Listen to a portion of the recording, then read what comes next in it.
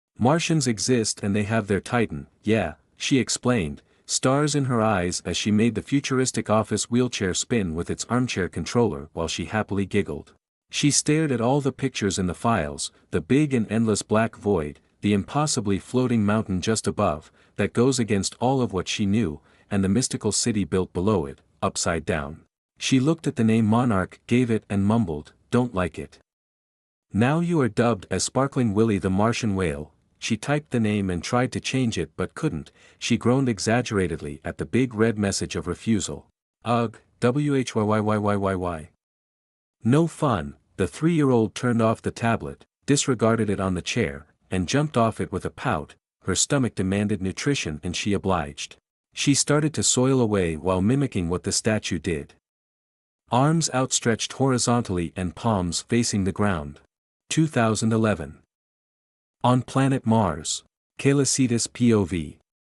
Half a year passed, and I can tell how much time has passed if I use the stars and other celestial bodies to compare with the orbit of Mars around the Sun. Also, I have a sort of internal clock. And I can't get lost and can always wormhole back to where I want. I can also sense that each part of space has its own unique feel, and it's marked in a sort of mental space map, though that is relatively useless to tell where am I exactly in the solar system since it constantly moves at incredible speed in the Milky Way. Nevertheless, it can also be used as a way to tell how much time has passed. The rover stopped working. Very, very sad. It was truly tragic. I didn't even know its name. So to pay my respect, I threw it in the Abyss. A very apt utilization of my creation. Mars was still changing. It started to rain more and more. The main reason was the billions and billions of tons of ice just below the surface that started to melt slowly but surely, with the new atmosphere making the overall temperature of the planet rise by quite a lot.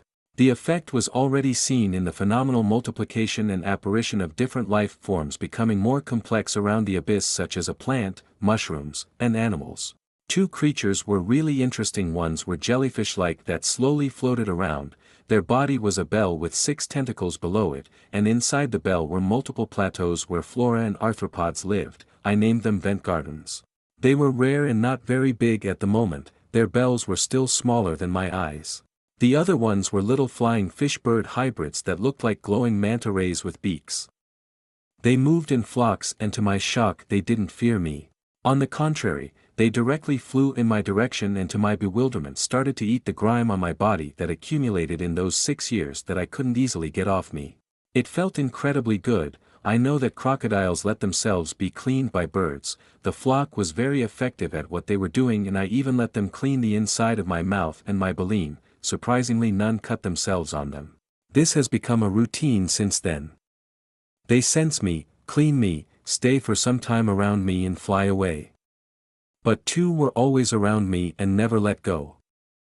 I found them funny and let them do what they wanted.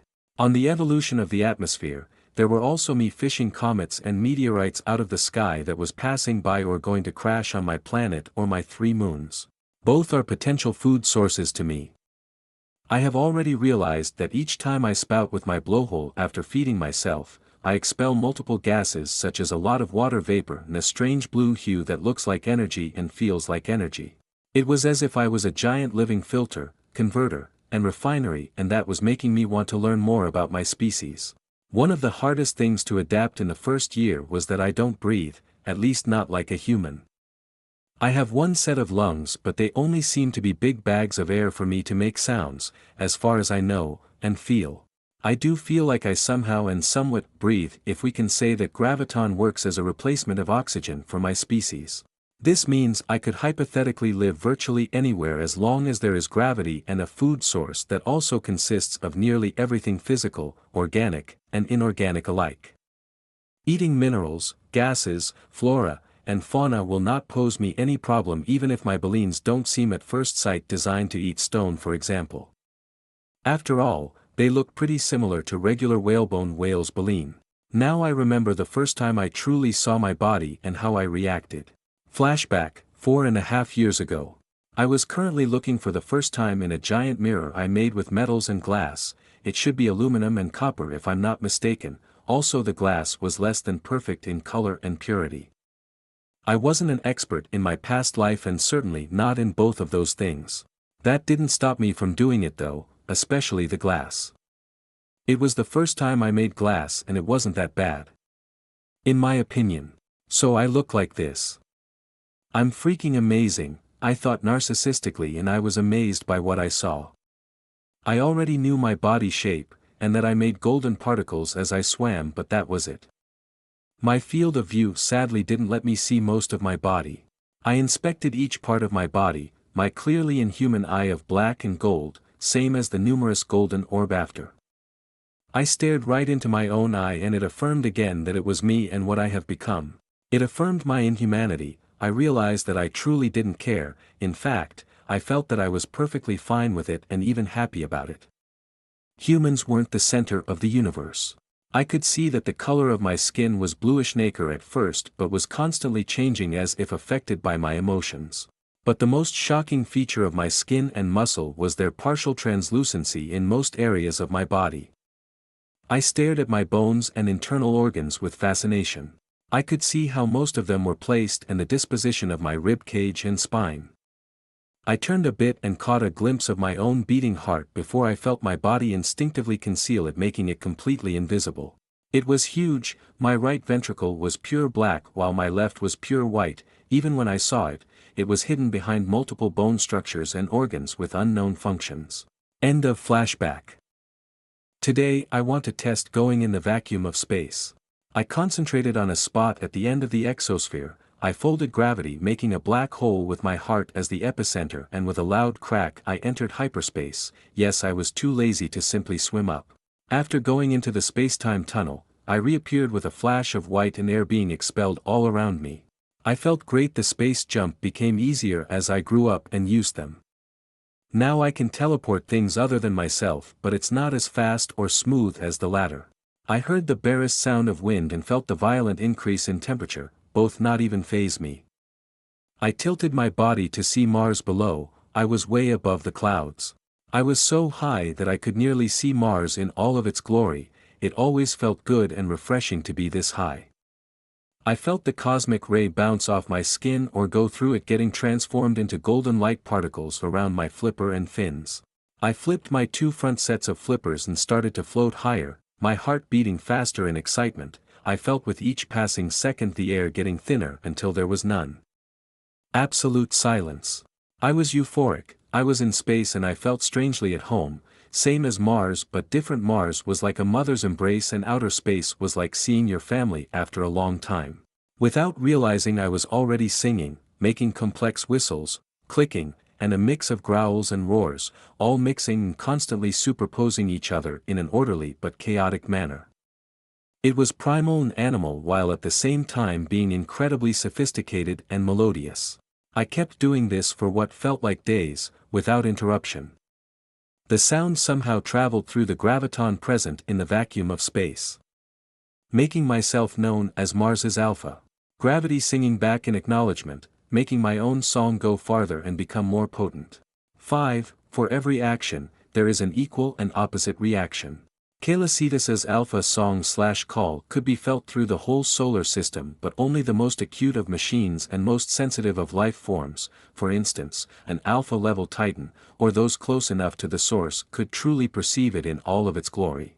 The ripple of the dubbed Orchestra of Gravity by humans in the future transpierced each celestial body without a certain amount of gravitational force, atmosphere, and magnetosphere. The one that had them, like Earth, might reduce and muffle it while also potentially altering the song in the process, but its nature remained untainted, a unique and powerful but soft and rhythmic pulse of gravity with a fraction of psychic power using it as a means of transport. In the center of Deimos, one of Mars's 3 moons, hidden and isolated from the outside by a facility made of different geometrical alien structures, that were themselves made of rusted and archaic black metal carved with strange symbols and accompanied by a flickering and weak toxic green light. The biograviton psychic pulse passed through the million-years-old facility without an itch and caused the already weakening psychic seal inside to weaken even further. It was brought to existence by the pure vengeful hate and utter spite of the previous Mars inhabitants before their ultimate demise. The one sealed in question was a strange beast of gargantuan proportion. This creature was a three-headed dragon, each head black and having two slightly curved spiky black horns at the top. Their body was sporting two pairs of stocky legs plated with black scales, all with three-fingered talons that ended in razor-sharp claws and one pair of bat-like wings with red-orangish membranous skin behind their shoulder blade. Their body ended in a tail that had membranous skin similar to that of its wing between each of its upper spikes, and it stopped with a two-pointed end similar to that of a centipede tail. Suddenly a tiny flex of their forked tail happened. Descadora were gradually stirring from their forceful and 65 million years long comatose while also being trapped in isolation in each of their respective minds. Now, only time was needed for them to be free and be able to eat again. The Martian facility's different captor sensed these abnormalities and sent a pulse of greenish light back to Mars in futility. Their civilization was buried under dozens of kilometers of stones, and the last architect's mind would likely not even be able to intercept the signal, even less react to it. At the same time on Earth, in a remote place in Antarctica, a large glacier hidden from the world started to show little cracks.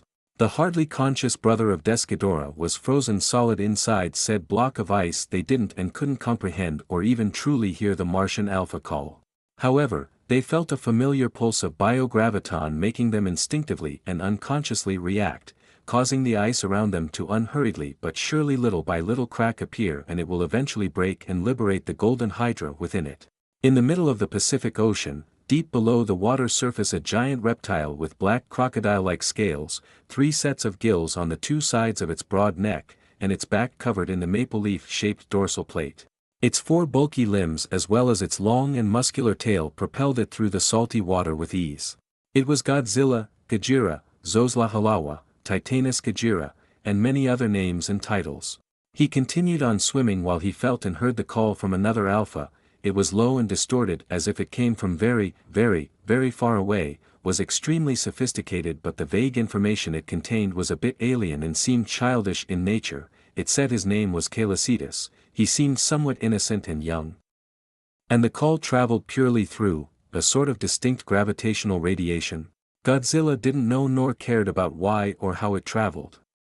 He only cared that the call was from supposedly another alpha, and that made him furious, even more, if we had the fact that the one doing it is a whelp of a titan and it felt alien, just like Ghidorah. He was going to roar back at the little shit that dared to go against his rule and beat it into pulps, but halted himself as he realized in confusion that the call wasn't even from Earth but from, what was this planet called again? He looked up in contemplation as his reptile's brain was in the process of going through a senior moment. Nope, it didn't come back. He wasn't the queen of monsters, he was the king of monsters. He certainly was smart but not that smart. He preferred to solve problems by using violence. And the current problem was out of his expertise, but an alien titan was always bad news as far as he remembered. If only she was currently awake she could have explained to him what it was. Alas, Mothra was still in an egg at the moment. In the middle of the South Pacific, on Skull Island, a giant gorilla was seen snoring as he was sunbathing under the heat of the sun. He scratched his hairy butt as the space kaiju song passed by his island. He didn't sense it all, he was too weak, too young, and even if he could, he wouldn't give a single fuck. If the other didn't mess with his turf he will stay neutral and let the other titans take care of whatever it is. Moving to another place yet again. In the middle of the Bermuda Triangle, Outpost 54, Castle Bravo. Scientists and engineers of different domains were studying and recording everything that was happening on the dozen screens. They were fully focused on what Pequod was sending back to them. She was the result of cooperation with Monarch and NASA.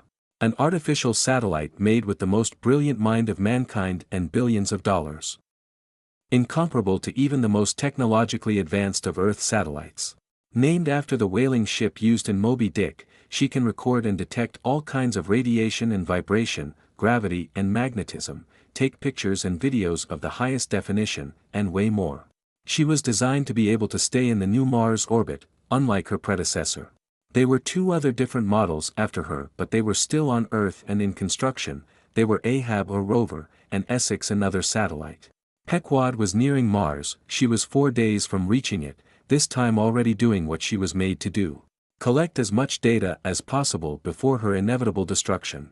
The human looked at the data, strange gravity as expected, it was the only thing for the moment. Until the 4 screens were lines comparable to that of a heart rate monitor, but they were indicating changes in gravity, it goes up and down showing notable abnormalities but nothing out of their expectations. Then all lines simultaneously became completely zero in what they measured. It was like this for 2 long seconds before everything did go absolutely crazy. The line was as if a kid with multiple hands had a stroke while drawing multiple lines on a piece of paper. All 4 screens showed different diagrams but they mostly were incomprehensible. One sound engineer declared with disbelief, "That looks like sound frequency. But, that shouldn't even be possible." Murmurs started to envelop the whole room and were shell-shocked for multiple minutes until all of the diagrams on the 4 screens stopped evolving, caused by the 4 quantum gravitometers on Pequod breaking at the same time working, due to the strain that the strange gravitational put on them. Some gravitometers all around Earth also started to be destroyed. "I have an idea. Maybe we could try to convert all of this into actual sound," proposed an excited Dr. Mark Russell. He was a tall human male with brown hair, brown eyes, and tan skin. Everyone looked perplexed by what he said, but that won't hurt anyone to try. 12 hours after the recording and translations of Kaelacidas's Alpha song. In the Temple of the Moth. Emma Russell, a woman with fair skin, blue eyes, and golden brown hair, is the mother of Madison Russell, wife of Mark Russell. She was currently studying the translated song of Titania-Cetus, called Orchestra of Gravity. Due to its complexity and length, she was beyond ecstatic. It was from an alpha, distinguishable with the unique sequence they have in their voice compared to other titans.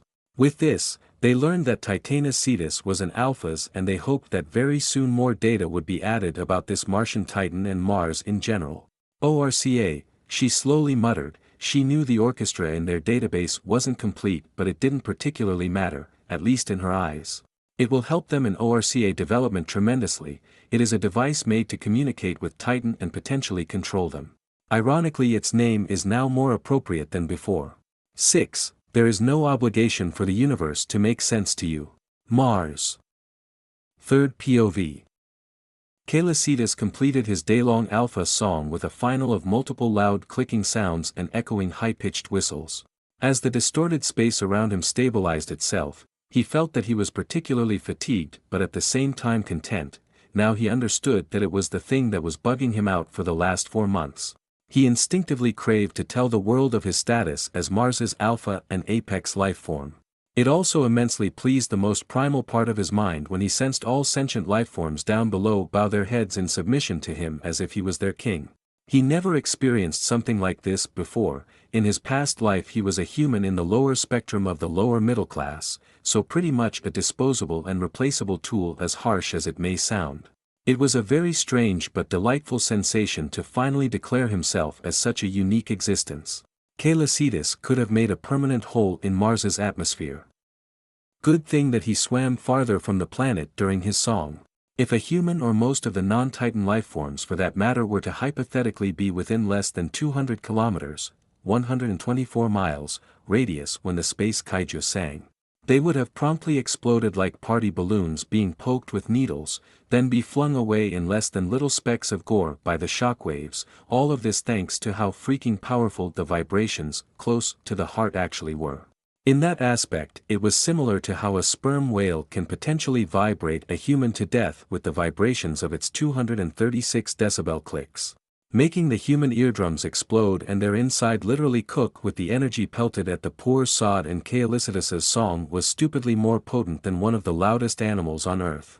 For comparison, Godzilla's roar on land is 174 decibels. LOL, Krakatoa volcano eruption in 1883 was approximately deduced to be 310 decibels, while Kaelacidus's song would be around 320 decibels if it was measured in the air of Earth, and it would have been heard from all around the globe, non-stop, for multiple weeks.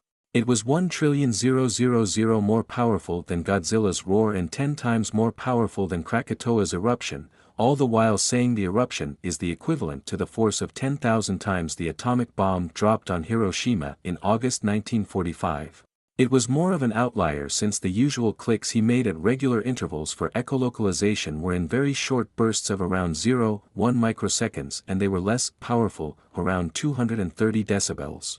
The Titan could obviously change the power/intensity and aim wherever he wanted. One day later. Calicitus POV. I still feel sore as fuck, I thought. It was a mix between as if I yelled too long and too loud and worked out way too hard. And it was with most of the organs and muscles close to my pair of blowholes and throat, evidently enough mostly inhuman in nature such as the monkey lips, if I'm not mistaken. Who would have thought that doing so much noise for an entire day would have strained me? I was in outer space but I still could hear the echo of my voice, it was everywhere on Mars and that made me happy in a very narcissistic way. I was currently eating an entire swarm of grape shrimps, which tasted like fried chicken. Each individual getting shredded by my baleen before getting swallowed. They were a bit annoying since they moved everywhere. Even if I was like a vacuum cleaner. Normally I will stun the whole swarm with 1 or 2 powerful targeted clicks, but with the stunt I did yesterday my aim will be less than accurate, same with the power needed. I don't particularly want to kill random animals and it frankly is a minor inconvenience that will be gone at the end of the day. My attention was caught when I noticed with one eye a lone grape shrimp desperately trying to float away. Strange, I noted. They aren't that smart and are pretty much suicidal. I was going to catch it with my telekinesis to eat it but I stopped as I saw a purple and blue starfish with a yellow eye attached to its side. My mind froze as I stared at the clearly familiar starfish. It looks like the starfish from Suicide Squad. I'm 100% sure I'm not in the DC universe. There isn't any shape-shifting mind rapist Martian. It's enough proof, I rationalized before any sort of panic may happen. Or I'm in an alternate universe, no bad thought. Earth is the only thing that will easily indicate to me where am I thought as I slapped the mere idea of being in DC away. Those universes were scary. The starfish was also staring right into my golden eye as if pleading with me not to devour it. Sigh, I made the equivalent of a sigh of resignation which was a very low-pitched whistle. I could sigh while feeding. The little parasitic starfish was too cute. It made adorable little squeaky noises of happiness before floating away with its mind-controlled vehicle. I will name it Peach, I firmly decided. It wasn't the same tortured thing that was killed in Suicide Squad and the name is quite comical since it's the name of the pink starfish in Nemo. If it survives, good, if it doesn't that just mean it was too weak and that I wasted food. That is something I noticed, a lot of species appear, and just as much disappears. As if evolution is sped up. This is due to the pleasant radiation Mars release and the energy I release when I eat. It's the only thing that I could come up with that makes a shred of sense. I'm a reincarnated human as an alien whale on Mars, why wouldn't this argument work with those conditions? I have also different hypotheses as to how and why life is here in the first place. First, the less likely, the present life was magically created with Mars and I energy. I don't like this one since it insinuates that I'm some kind of god of life bullshit. Which I'm not.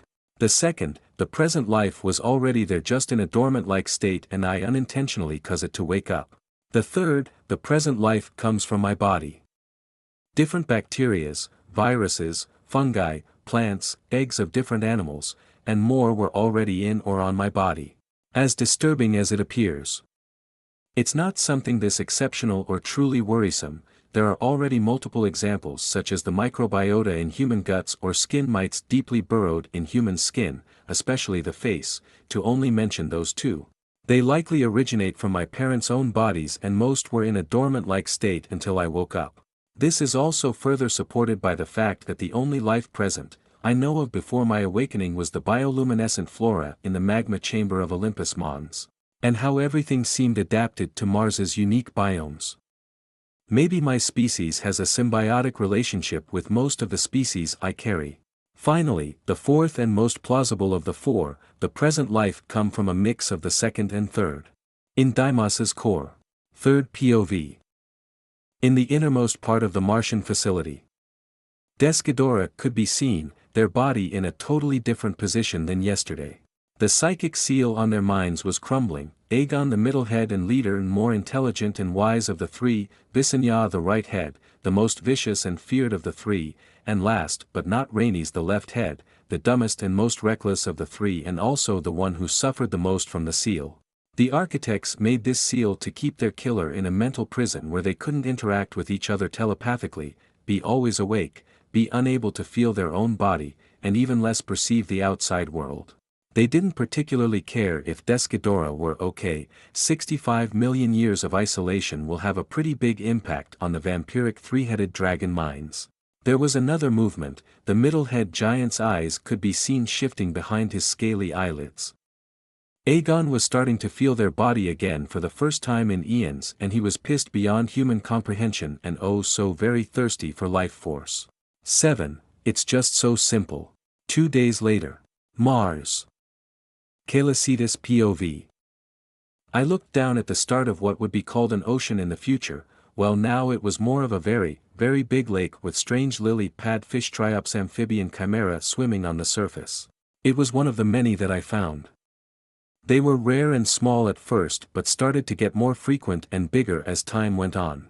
Life gathered around them like an oasis ranging from small strange white-quilled porcupines with red bowling balls serving as heads that eat algae the day, to six-legged, blind, and covered in black chitin lizards seen during the darkest of night. These two species moved through a series of tunnels from the surface to the abyss. To dozens of different plants and mycelium of all sizes and shapes. Very different from any place on Earth that I could remember. The signature harsh unforgiving red sand of Mars started to get progressively covered in different types of grass, they were mostly purple and blue, glowing flowers, strange trees, and giant mushrooms started to pop up more and more making beautiful forests, swamps, and bogs, and many other flying plants went from one floating island to the next. It was very peaceful and magical, I could hear the flapping sound of wings of a part of the flock nearby, the sound of insects and various exotic animals around. Also my voice was still being hearable in the howling echoes of the Martian wind. It was completely serene until I sensed something, wrong, very wrong. I don't know how to explain it. Then I sense it again, then again. The first few times I thought it was just my imagination. However, I was proven wrong when I looked at the starry sky of Mars. It was the middle of the night. I couldn't find the moon Deimos, the smallest and farthest moon on Mars. It was supposed to be seen from this angle but it wasn't there anymore. I could only barely see its rocky remains floating around. I was confused. Very confused. Then I noticed something enter the atmosphere, it was on the other side of the planet. It was fast, extremely so. Then I heard a big boom as if multiple nukes just exploded on the ground. I started my space jump at the same time as I felt Mars cry in agony, making all of my instincts flare up in outrage. With a violent cracking sound of space tearing apart, I entered the black hole. I zipped through hyperspace and reappeared the next instant, exiting the white hole with the same sound I entered each counterpart but it was in reverse and what I saw, made me feel something akin to fury. No, it was more. Way more. It was something akin to pure, primordial unadulterated wrath, stemming from the deepest part of my being. The cause of these emotions was before my eyes, 200 meters, 656 feet, below was a three-headed, four-legged, winged, black and red-scaled chimera of a dragon, slightly smaller than me. The middle and right heads were biting the ground stealing Mars lands of its vitality. The two heads had a look of bliss in their blood-red reptilian while the third was smashing itself against the ground, repeatedly, and with a happy but idiotic glint in its eyes, its forked tongue lolling out as it made dust clouds around. The body shape seemed familiar but I wasn't in the mood nor was it the time to remember things. Just seeing them made me want to delete them from existence. Everything around them was dead, a volcanic dull gray wasteland of death and fire, the radiation of Mars gone, unnaturally sucked in by them. It was a hellscape. And it was, growing in size, spreading just like an infection. Hundreds of micro-black holes were forming and evaporating around me at the same time, gravel, trees, and more were floating chaotically as the wind started to pick up. As I will the whole dead region with the source of its depth in the middle, to be removed from Mars' lithosphere, an amputation of sorts. Said region was the size of multiple small islands combined. The reverberating sound of stone ripping apart, the soil splitting apart around it as I mentally lifted the billions of tons of rocks that made this part of the tectonic plate. The usual molten rock in the gaping hole below was missing, only sluggishly getting replaced by the excess from the sides. It was devoured by the three-headed parasite. I snapped at that. They were killing the planet, my planet. How dare they? And that's why I felt it weakening. I realized. All of my fins were intensely glowing and quivering, preparing for another jump as I swam closer. The parasites finally realized that they weren't getting anything from Mars anymore. The three heads stared right at me. Insanity was in the three pairs of red eyes, especially the left. Third POV. Click click asterisk row hair. Asterisk, Calicetus clicked then reared at Descadora. Directly indicating his statue as Mars Alpha. It was straightforward and basic, the exact opposite of the sophisticated sound he usually made. It was two impossibly loud clicks that made two shockwaves pulverizing everything in their path, followed by a whistling sound that has more similarity with a Tsar bomb explosion than anything else. And it ended in a sort of growl. The three shockwaves slammed against a strange thermal shield that Descadora had always erected since their awakening to protect themselves. Aegon learned from their past mistakes. It wouldn't have killed them even if hit, though, and if it harmed them, they could have healed themselves with the plenty of energy they had in store. This made the whale kaiju's golden eyes go wide in alarm. It explained why he had difficulty sensing the exact location of the dragon and the difficulty manipulating gravity within this small sphere-shaped shield. It was as if everything inside was a blurry, unrecognizable mess. Aegon and Visenya stared in surprise at the titan before them but put themselves back together rapidly after. This clarifies the strange familiar echoes they heard when they entered Mars's atmosphere. Roar, Descadora's three heads roared back in hostility at the young king's insolence. They would kill him slowly and eat him alive. Their roar was akin to the distorted sound of hundreds of trumpeting elephants. Calicetus changed strategy by starting to crush the thermal shield of its enemy, hoping to crush the three-headed dragon while at it and pelting hundreds of boulder-sized stones at match 90 in their direction. Some of the projectiles passed through the thermal energy shield but barely made the other alien titan feel anything as they simply bounced off their scales. Descadora had enough of the stupid stalemate. It was angering them, and Visenya in particular was getting angrier by the seconds. They were trapped by a calf of a species that was in an eternal war with their own, but this species was supposed to be extinct, but there was one specimen in front of them. One was a planet eater while the other was a planet farmer, but the problem stemmed from the fact that both were planet conquerors. They knew Calicetus was way too strong, way too aggressive for a calf of his age. He wasn't even a millennia old for their grandfather's sake. Even if the young whale seemed strangely way older, his body size, voice, and smell told another story. This phenomenon was in fact caused by the millions of years of cryptobiosis that Calicetus had gone through. Not that any of the four presents knew. He was also way too apt at using his ability, and to add salt to the injury it seemed purely based around gravity instead of a hybrid ability between gravity and something else, making it more powerful. It was a threat, a very big one. They will eliminate him at all costs.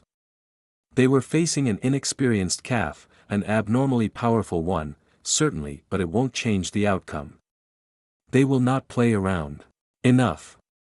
Timmy, Aegon and Visenya simultaneously psychically shouted. No humans would have heard it, their deep voices mixed together, both draconic and rumbling in nature, one strict and cold while the other playful and sadistic. The third, Rhaenys, shouted in delay something else with a completely childish but still deep voice, resulting in something quite unique. This enraged his two brothers. The damage by the seal was quite severe.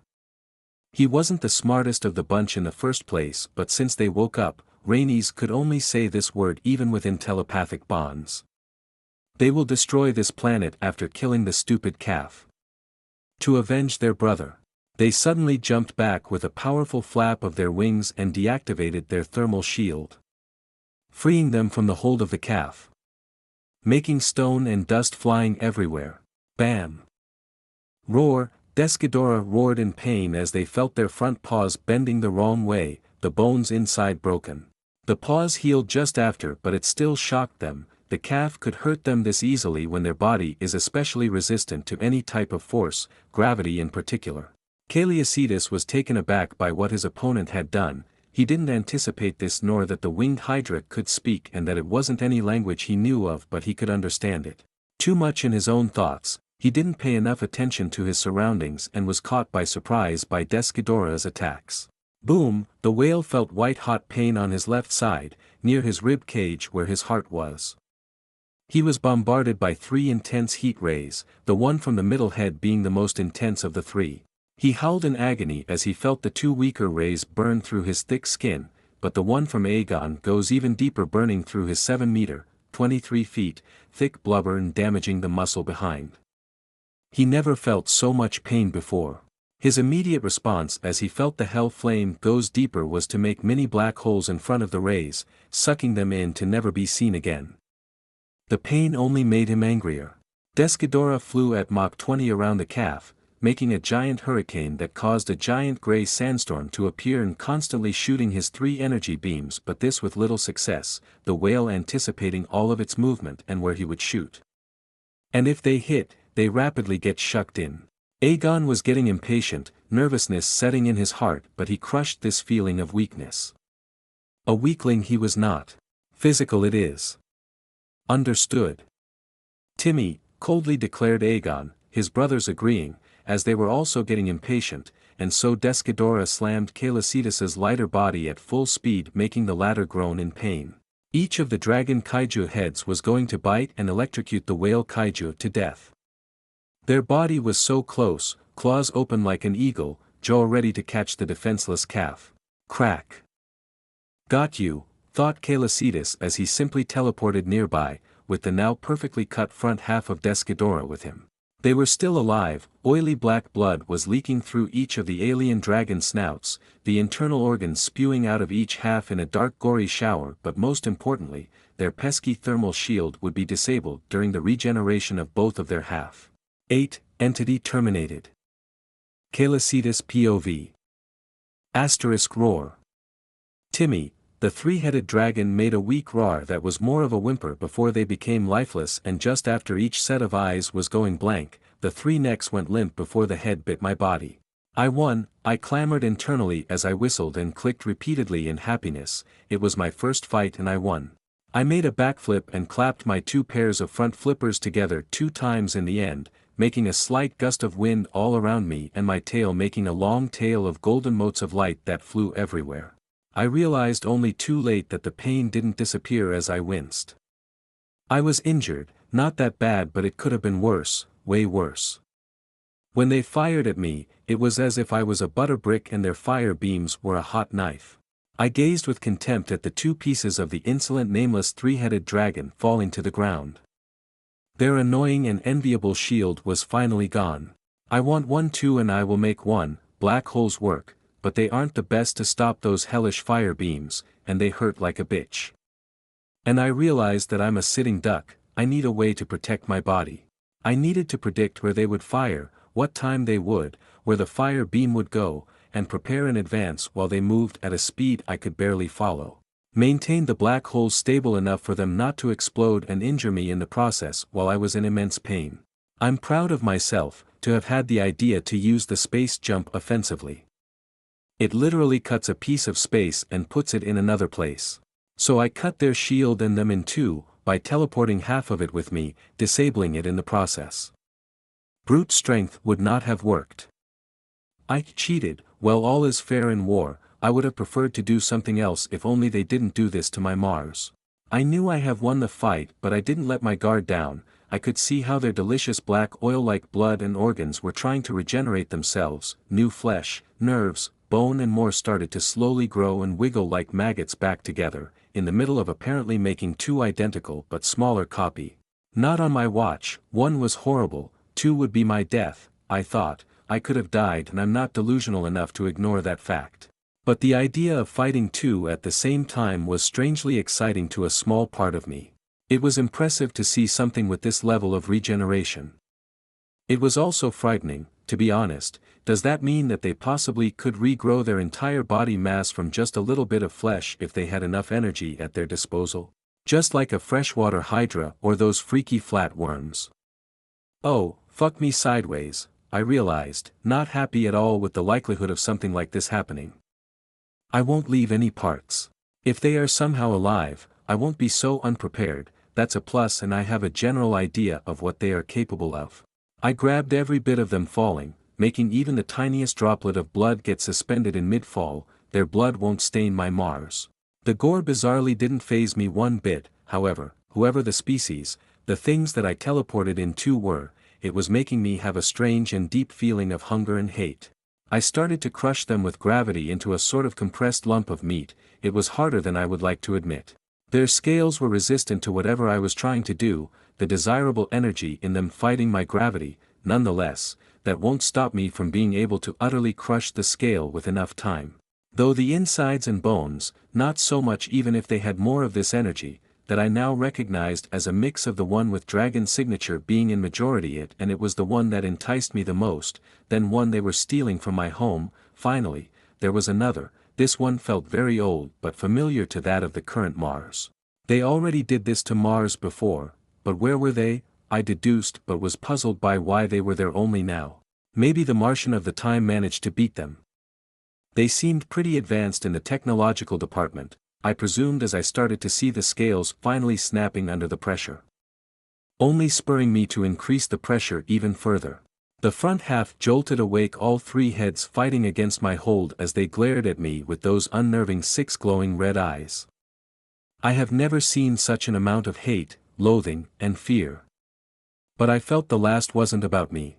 Then they let out an ominous shriek and declared in with their rumbling thunderous draconic voice, all slightly different. The three heads were in tandem and this time didn't have any problem in their sentences, as if in trance. We are Descadora, the harbinger of the crush asterisk. I increased my pressure tenfold, not even waiting for whatever bullshit they were going to spout out. I do not care about your self-biography. Die. I talked in this same strange language for the first time. It came naturally, but my voice was super weird. It's very deep and very high-pitched at the same time while having a strange melodious echo to it, as if multiple people sang simultaneously in a chorus.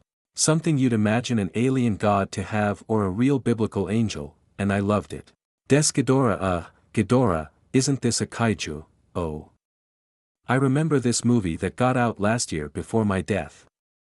The plot was subpar at best, but the titans were really cool. So I'm in this universe or a variant of it, I thought with a bit of relief. My full intention was on to my next meal. I made the 2 compressed pieces of Descadora full of energy and got closer to my jaws. I opened it and swallowed the 2 at the same time. My mind blanked out. It was indescribable. I felt a surge of energy go through my entire body. It was a delightful tingling sensation, especially around my whole nervous system, heart, and the set golden orb directly behind my eyes. Gravity was getting erratic, and the energy from Mars that Descadora had still was getting expelled, while their tainted energy was getting eaten by me, and I couldn't believe how delicious it was. My rostral was pointing to the sky as I shifted my body vertically.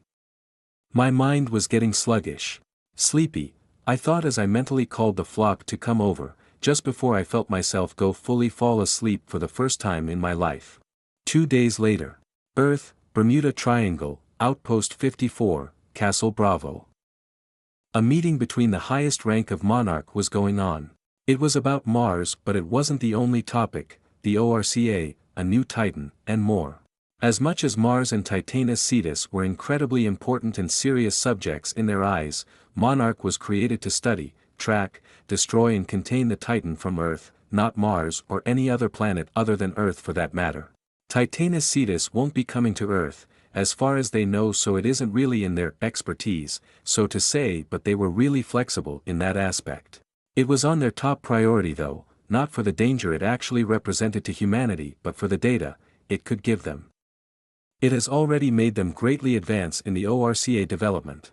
However, the possibility of an alien civilization more advanced than theirs was also worrying. Mars Titan was only that, a Titan. Sure, it was extremely smart as far as the data goes, it could play with the rover spirit. But it wasn't as smart as a human, it was a beast after all, maybe on par with King Kong. It was what most thought anyway. The only advantage they had against this godlike beast was their human-level intelligence, and just the thought that one might be as smart or smarter than them was quite the terrifying prospect. They preferred to completely forget it could even happen. After all, if they ignore it, it won't totally come back to bite them in the ass later on. This is the current Mars soil. As you can see, flora seems to grow and develop at an extreme pace. Water is now found in great quantities, said a Japanese middle-aged man with graying hair while he pointed at a hologram of an incomplete map of Mars, zooming with the help of a metal stick.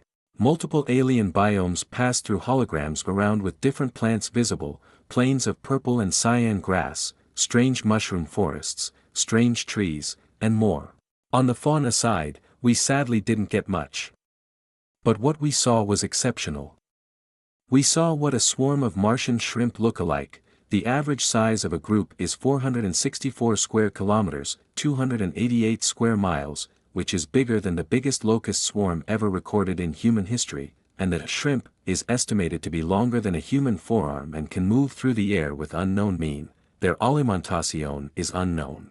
Most only nodded, no massive outburst of emotion visible this time. Even if most were like little kids at their birthday party, so much possible for humans. Even if the swarm was a bit of nightmare fuel. No sign of Titanus cetus for the moment, but a strange gray floating island was detected. We only notice a little part of it. Unfortunately, Pequod would not pass over it unless we modify its current orbital course. I would like to propose a vote. Lift your hand if you believe that Pequod should be ordered to change trajectory at the risk of a shortened lifespan and potentially less data, or we could have more than we could ever imagine. The same Japanese scientist proposed with a thoughtful look on his face as he made a gesture, to show the con and pros of changing the satellite. 2 minutes later, the majority took the risk. Pequod was designed for this, and Ahab or rover was already in the testing phase. In less than a year it will be on Mars soil. Also, Essex would be launched the same year. They can take risks. They continued to discuss and debate about Mars and its ecosystems, geology, climate, and the random floating island they Pequod photographed with her first orbit. A red-haired woman with amber eyes stood up, as it was her turn to talk. She was very nervous. She joined only 2 years ago, and now she is here in front of potentially the most powerful people in the world. Good afternoon, everyone. I'm Dr. Santos. As you probably already know, I and my team have discovered why this city, she said as she pointed at a particular point on a map of New Jersey on the holographic screen, and its surroundings have the highest percentage of mental issues per person in the world. It was a mystery until 4 months ago. This phenomenon is caused by the bioacoustic of a newly discovered titan. It has a very similar in morphology to that of a bat. It is presently residing in a giant cave deep below this same city. It could have hidden from our sight this long with this same unique bioacoustic. She continued to describe and explain their findings. I'm sorry if I ask too much. I would like to ask to study this bioacoustic in more finer detail and see if they are usable in the development of ORCA. The majority agreed to the proposition with a simple, then she went on. Thank you for listening to me, she finished and made a slight bow before walking to her assigned place. The meeting proceeded on its and ended with a quick but worrying mention of something big shifting in Antarctica and a mission to check what is going on there. 9. Peeping Human. End of 2011. Earth. Third POV. This is a god, an alien god. This is fabulous, mumbled Ishiro Serizawa with fascination, as he gazed at the first picture of the mysterious extraterrestrial titan. It was only showing a part of the head, the rest of the body covered by a flock composed of hundreds of colorful fish similar in size to that of a manta ray while also in shape, and they had a hint of a hummingbird in them. Ishiro named them Kase Colibri. They weren't hummingbirds, but since when naming new species need to follow logic, they made him think of hummingbirds and are on Mars, so he named them like that. They were all here as if to cover or protect the Titan by flying in circles around it. Maybe a sort of symbiotic relationship. But it didn't stop the humans from glimpsing at what looked like a humongous ghostly divine whale. Ishiro was the lead biologist of Monarch, the one who made the presentation of Mars fauna and flora last week. And he didn't regret what he asked for. They hit the jackpot. Yay, yay. More like Flipper the dolphin on radioactive space super steroids. In my opinion, declared Rick Stanton as he examined different screens while typing at incredible speed. The old man grumbled under his breath as he tried to make sense of what the actual fuck the satellite sent them back.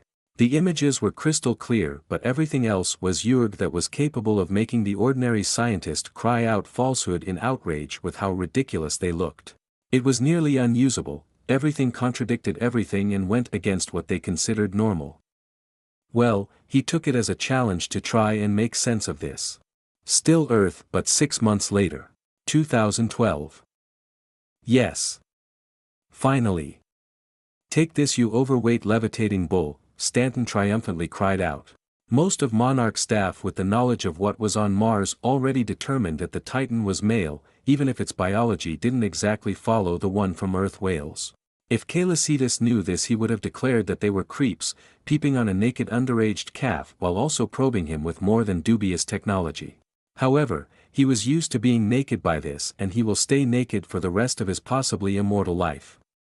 And why would some ant's opinion suddenly make him shy or should even matter? No. They didn't. Dr. Stanton was a mess, his hair was sleazy, heavy bags under his blood-filled eyes, and then he promptly fell asleep, his head smashing next to the keyboard. He was working with a team and Ishiro on making sense of the different scans of Titanus Cetus they got for the last 2 months and finally did it. He was overlooking himself, by working harder and harder as Pequod was starting to get dangerously close to Mars. And it was mostly the Titan surface, most of the internal organs being clouded, like what they assumed was the heart or its equivalent for the Titan. It was constantly and steadily pulsing with an ungodly amount of unspecified energy. Coffee. Oh, you did, wow, the lead biologist announced joyfully as his body moved automatically to the screen where the different but incomplete gray 3D models of a certain space whale could be seen. I'm deeply sorry, my friend, he excused himself as he rashly shoved his fellow doctor aside. Too impatient and excited to be polite. He looked excited over the information, some he already knew, like how the inside of Titanus Cetus is as cold or even colder than liquid hydrogen while his skin is randomly fluctuating from Mars ambient temperature to gold melting point temperature. He isn't an adult, just like King Kong. But he is growing, incredibly fast, he noted and smiled while trailing his finger on the screen. The last 3D model was 34 longer than the first. The first being at an impressive 162.531.5 feet, meters in length from the very tip of the tail to the very end of the rostrum, and the last was 55.08 meters, 187 feet, longer, standing at a whopping 217.08 meters, 712.2 feet. Making him the third longest Titan discovered until now, Titanus Tiamat being the first. She is 372 meters long, 1,220 feet, and Titanus Gajira being the second. He is 274 meters long, 899 feet. The model all also had those peculiar straight marks on the skin. They slowly faded from model to model but never truly disappeared. Those are fresh scars from a battle, and they look like what a surgical laser would do or a breath attack from another Titan, he presumed, and continued on his train of thought. Then does that mean that this floating piece of tectonic plate is the result of a fight? Terrifying. Truly gods compared to us. And how the dead rock got covered in life by the simple presence of Cetus. The Gajira fanboy then zoomed on the blurry root-like structures. Set's roots never touched each other, and started at 3 different areas, each also blurred. The first was in the cranium and was medium-sized compared with the 2 others. The second was behind the supposed heart and below the spine connected to it. It was larger, while the last was the smaller of the 3, and it was located below the relatively small dorsal fin. Though, the smaller one was a tiny bit bigger than a big pickup truck. Meaning the 2 others were way bigger. And he concluded that they were brains. Very, very big brains. So big that they represented roughly 29 of the Martian Titan's total body. Not mass. Cetus's weight is unknown and will likely stay so. This is a lot, especially for animals and vertebra of this size. He was sure that the Cetus's brains were as complex or even more complex than a human brain. Adding to that each seemed separated means that Cetus's brains could effectively have independent thought. Also, each area around the brain where the coldest temperatures were recorded. Here, he didn't know why. On another note, Ahab the rover was finally launched and on its merry ways to Mars. And the NASA detected little dots moving in groups and on their way to Mars, they were coming directly from Neptune and they were fast. It was intriguing but they couldn't do much but wait. Mars. 1 earthly month later. Cetus POV. I opened my 4 eyes. I paused. Wait. How? What? When? Since when do I have 4?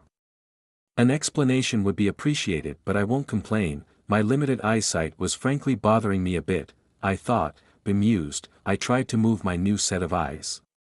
Just above my old ones, they replaced the glowing golden that I had. Conclusion. I can see more. For example, I could now finally see a bit of my back and my ribs through my transparent glowing skin, my 4 frontal fins, and the scars left by Desghidorah on my body which I didn't particularly dislike and overall simply just more. I was bigger, I could now perceive life on Mars way better than before as if I was blind and gained a new pair of eyes, heh. I also felt a sort of weak connection to heat, in general. Interesting.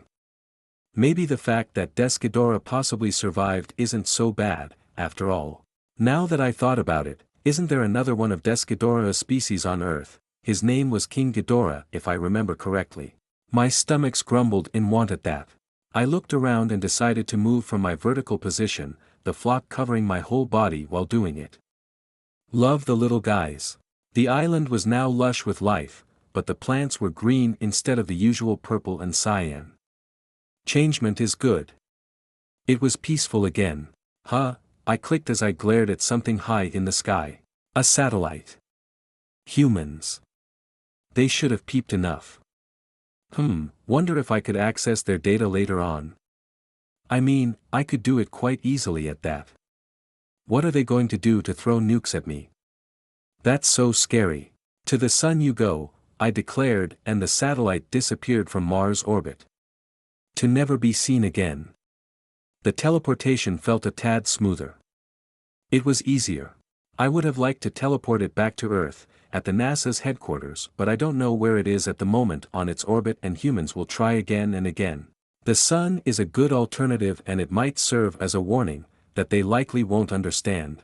I will simply wait for their new toy to come and play with them. Now, I need to repair Deimos or maybe make it into something like Saturn rings. So many possibilities. 10. It's inevitable. Mars. Cetus POV. Hello there, Peach, how has life been treating you? I greeted the one-eyed starfish that was gazing at the starry sky with my booming and echoing voice that was a mix of a little boy's high-pitched voice, a man with an ordinary male voice and a very deep male voice, startling the shit out of the poor thing in the process, heh. I need to do this more. I can agree with him, her, it, them. Don't know. I'm going to go with it. I can understand its fascination with space.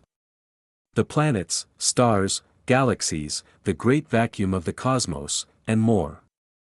It made me feel small, insignificant, like a speck of dust in the grand scheme of things. Humbling. I want to be more. More than when I was human, which I already am, but I'm greedy. I was above the starfish, my belly facing the night sky, all my 4 eyes staring at its one eye and a trail of goldish clouds behind me. We were high in the sky, and a literal sea of clouds is below us. Peach was attached to the biggest vent garden I have seen so far, it was 2 times the length of one of my front flippers. Even if it cheated with its tentacles since they took 70% of its total body length. I evolved during these 3 or 4 months of slumber, Martian month, it's his POV, for lack of a better term, and so did Mars and the life on it, and they continue to do so. EK. Alfalfa, Peach squeaked and stuttered, its voice was young and androgynous. The way we talk is very different from humans. It is more of what we want to convey that is translated into this strange and archaic language for the other to understand. We don't need a mouth or anything of the sort that less are being needed. My voice, when I thought, has also changed to my current one. I was thinking with my human voice until now, but with a bit of whale and dolphin sound in it, and those two are still here, in fact even more present. My changes from my past life go way deeper than simply my species. Also, only a few could communicate like this, as far as I have seen since I woke up 2 months ago. The second time I spoke was to a cute little pup of unknown species. Flashback. I was making a thin layer all around my body. This layer was made of black holes, well, not really black holes, but the gravity in this layer was the same as a black hole. Not a supermassive one, obviously, but it was strong enough to bend light, which will likely not block what Descadora spews at my face. It was my first try doing it. It was also the first version, simply crushing everything going through in its vicinity with dumb brute force, except me, of course. It was like a bubble around me for the moment. I have in mind different types of shields, first crushing with black holes, the one I'm doing, second repulsing with white hole with dumb brute force, third absorbing everything coming my way with wormholes, basically a death mirror. There are way more than I can possibly do, such as slowing or even stopping time by greatly increasing gravity. Sadly, I'm not at that level to stop time intentionally, yet, one thing at a time. I know that I will eventually be able to do something like this, just like easily controlling dark matter. It's bound by gravity but on another wavelength or layer than ordinary matter. It is there but not there at the same time. I recently started feeling it, sometimes even glimpsing it, and it's not dark, it's a beautiful combination of ever-changing colors, though everything is rainbow-colored everything. If I was human I would have died of epilepsy. Or making that gravity doesn't exist for my enemy, which should kill them and even delete them from the existence or something like that. Gravity is one of the nuclei of the universe, one of the 4 fundamental laws of physics. If it stops existing, everything stops: fate, time, space, destiny, death, life, 5th, 6th, and the other dimensions above and below. Non-physical things like souls or whatever mystical or divine bullshit will disappear as well. It can be twisted, changed, altered, or corrupted, but would and will always exist. It's a constant, a pattern. Nothing escapes gravity. If one of these 4 fundamental laws, like gravity, were to disappear, the reality, universe, multiverse, or whatever after, will disappear as well. Like a card castle with a missing card at the foundation, it will crumble apart. Though that is only my opinion and I might be wrong. Only retards think they are always right, and I don't want to be one of them. On the topic of what gravity can do, the time in the abyss is distorted due to me spamming black holes to make it. I think I distorted up the fundamental law of gravity in it, and it's not the only strange thing happening. Zone where gravity is 100 times or more than that of Mars, wormholes connecting to the deepest layer of the abyss and randomly appear in every layer. Though every abyss inhabitant and myself sense where they will appear, and I can obviously control, trigger, or stop them at will. I don't even try to stabilize it since I can study it. Also, I don't even know how to properly do it in the first place, and if I could, I wouldn't. It's a very cool and beautiful place. Nothing more is needed. However, I can easily contain the damage in the abyss, which I did. Chaos is good, but ordered chaos is better. Going back to me practicing my gravity shield. I was on my Mars, specifically on its icy plane. I didn't do it in space, for the moment. I want to see how it reacts on a planet with a certain level of atmosphere. I formed a veil of crushing force around myself, yet it wasn't dark inside, my body being bioluminescent and all. Good, I noted, it stops all light getting inside, but I could still see outside. That's nice. Even if I couldn't see, I can feel nearly everything around me, like the most advanced of sonar. My sight isn't my primary sense anymore. Yeah, I have 4 eyes and they are basically telescopes, but they don't come off as important as my new primary sense for what I currently am. It's a mix between hearing and sensing gravity, graviton, and temperature variation like infrared, but without eyes, life force. This one is still a bit confused about how it works. And now dark matter with another strange one, maybe. No, it's more than likely dark energy. It's the energy that makes the universe infinitely expand, and it's simply wow. And I want and will be able to control it. I might not have hands nor what makes a human, well, human, but frankly. Hands are pretty lame compared to controlling the expansion of the universe. And even if I could go back to something sort of humanoid, I wouldn't. I'm a whale, I feel better as a whale than I ever was as a human, and I will stay as a whale, period. Everything in my body, mind, and soul screamed in unbridled disgust at the mere idea. On something currently happening.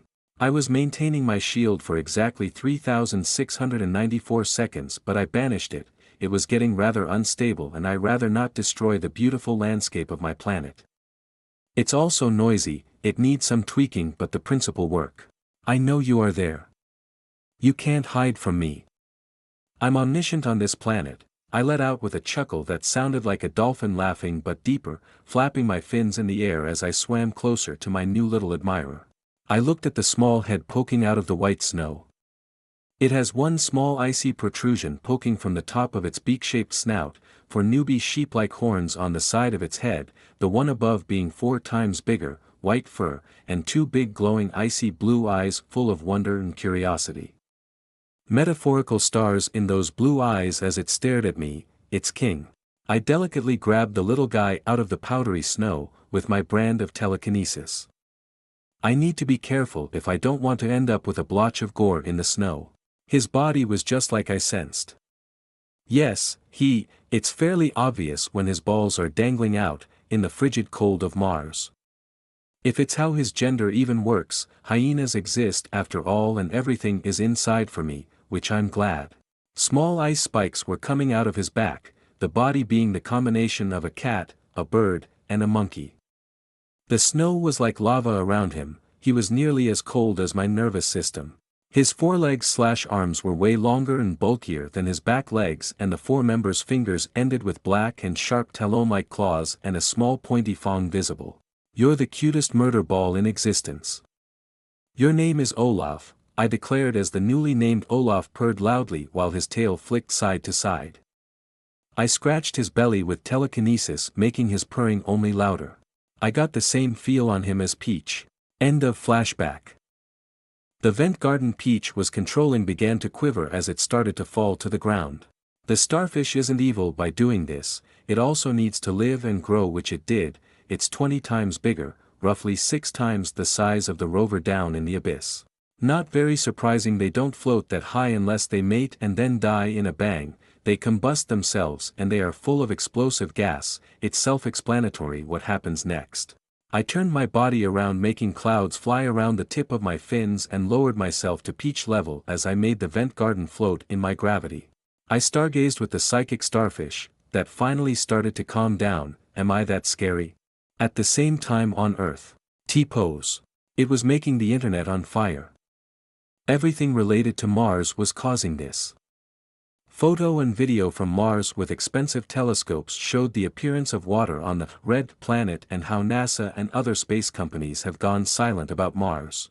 So when one little girl made a video on YouTube explaining what she was doing, she called it T-pose, and that it was the way Martian greeted or imposed dominance on others. The latter was for fun. And she posted a picture of the statue with it. To prove that she was right, many didn't believe it at first, but it was proven it wasn't fake. The video was deleted by the government 3 minutes later, but it was already too late. The cat was out of the bag. You don't control what is on the internet, people will always have a copy and restart everything all over again. It was the futile effort of the different governments that spurred the keyboard ninja to work even harder. Her head was blurred, voice distorted, she wore a green suit and the account was anonymous. It was obviously Madison Russell, now older, entering her rebellious phase, and she wanted to have fun, and have fun she did. It was stupid to do that, but she didn't give a fuck. There already were multiple cults and religions that formed around the god the statue depicted. Like the cult of the whale, they made living sacrifices of whalers. Also, theories were wildly being created at unbelievable speed. It looked like an Egyptian god. Self-explanatory. Martian existed and we're or still are on Earth. The reactions were mixed: disbelief, euphoria, panic, hysteria, outrage, fear, and many more. Most wanted to know what more was hidden from them. Even if ignorance is bliss, sometimes not knowing is better.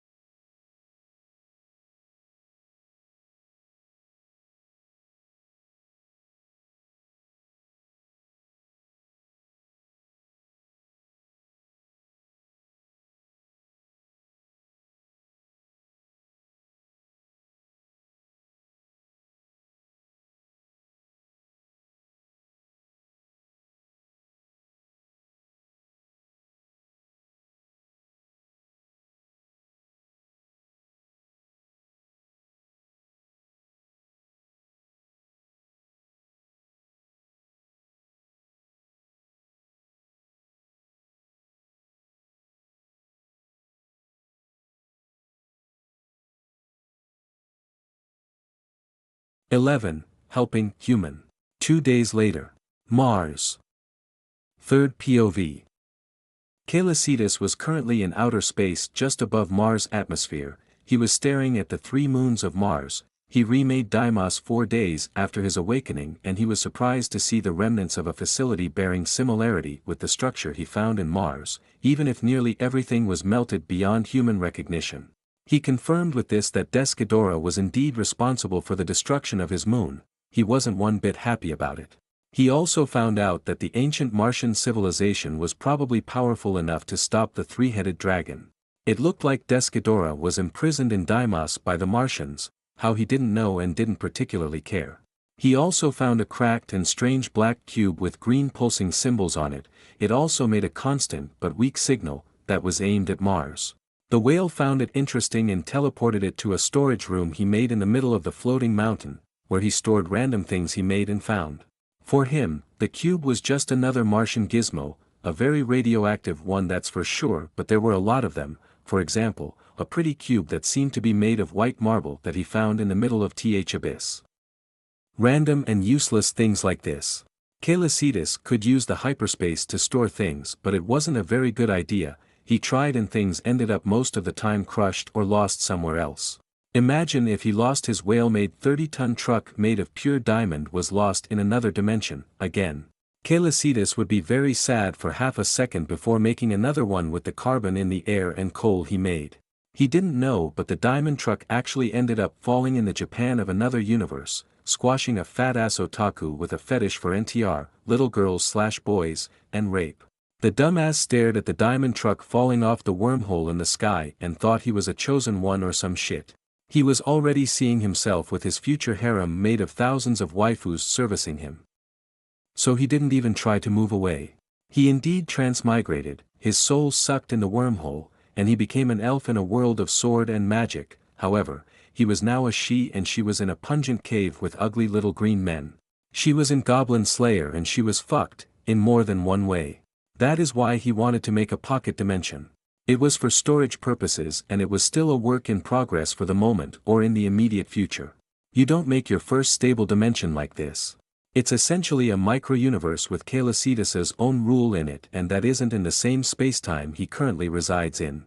And he also needs to connect the two via a wormhole to transfer things from one universe to the other without making one of the two interact more than needed, or the smaller will likely collapse or fuse with the bigger, potentially destroying everything in it, in the process. It's more complex than that, but it's basically this. He needed a lot more power and control to even make one the size of Mars. Nevertheless, with his current power and control, he deduced that he could make one the size of a small house. It's easier said than done. He needed to create everything from scratch with only the things he got from fiction, theories he knew, and pseudoscience. But he was progressing. Back to the calf peeking at the sky, Celian could see the blue planet, Earth, yet even with his sight, it appeared small from here. As if he was staring at the moon from Earth as a human. His fin around his tail and most of his body started to quiver faster and faster. Golden light filled his surroundings whereas space distorted. Crack, and with a silent crack he disappeared. Only to instantly reappear on the moon. It is his longest jump so far and it was easy to do. Celian looked at the bare and boring soil of Earth's only natural satellite. He currently was above the Sea of Tranquility. He sensed everything above to make sure they weren't any satellites. And they were just not close to him, but the sun is more beautiful anyway. They were all teleported to the heaviest object of our solar system. The sun or your mother depends on who you are asking. Celian looked back at where Mars was and he felt exactly like when you go to a foreign country alone for the first time. The feeling disappeared as fast as it came when the calf spotted one aluminum bag, then another, and then another, 93 others later. Isn't this the waste of the first landing on the moon? Celian wondered as he opened one of the surprise bags. Yep, it is, he muttered as he saw the multiple decade-old feces of the first human to have stepped on the moon. There was a little sticker that said who was from who. I remember they wanted them back. I'm a magnanimous whale.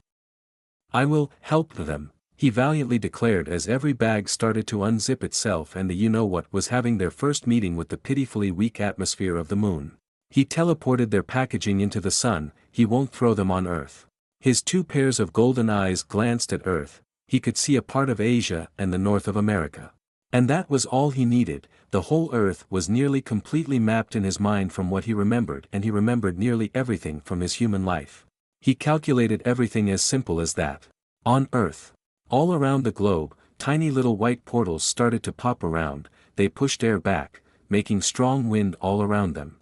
They were mainly seen above important locations, such as the NASA headquarters, in fact, half of them were above the NASA headquarters. People all around the globe started to take out their phones, taking pictures and videos. Was this the government, aliens, maybe Martians? Was this an attack, an attempt at communication, a present? They didn't know. The one that realized what the portals were, was ecstatic, they were wormholes. Then dread and terror filled their mind, they were wormholes. Something that was only a theory until now, a very probable theory but still one nonetheless. In a country just above its most successful South counterparts. An Asian man could be seen, he was fat, ugly, and showing his glorious body in its most primal and natural form, he also thought of himself as the living incarnation of God. The pig of a man waddled with difficulty towards the wormhole in front of him that dared to wake him up. He put his arm in front of his face. The wind was pushing his naked body back, making his hair, fat, and divine tools erratically sway backward as he persisted. No pesky portal would stop his divine slumber and not be punished by death. He wasn't the sharpest tool in the shed. A case of too much power and non-existent intelligence. In the middle of the Pacific Ocean, Godzilla glared at the strange, infuriating and loud thing above his head. It felt familiar but he forgot why, so he was going to bite it. Maybe it will make him remember. Violence works and so violence he will. Back on the moon, Kalecita stared at the hundreds of wormholes that led to Earth. He also blocked most of the void from affecting the things on Earth. The presents were loaded, ready to fire. Bang, he declared with a loud clack of his jaws. 12, whale, hello there. Moon. Kalecita's POV. That was very childish of me, I thought. Well, it needed to be thrown away, but I could use something less, just less. What is done is done. I closed every wormhole I opened, and one smaller but very intense blue beam passed through and continued its way into empty space. Oh, this is Godzilla. Did he just, yuck. Very, very sad for him. I froze as I saw a chubby human arm cleanly cut at the shoulder and floating around. It wasn't dirty or anything, just not where it should be, or the rest of the human was missing. Did someone actually put his whole arms through a wormhole? On what level of stupid is this? Ah yes, human, I thought, amused as I grabbed the arm. It was small, but with this, I know that I'm 434 human arms in length. Yay! I'm a big boy. Then, I suddenly opened my maw and ate the chubby arm. It was really nothing compared to my body, barely a crumb.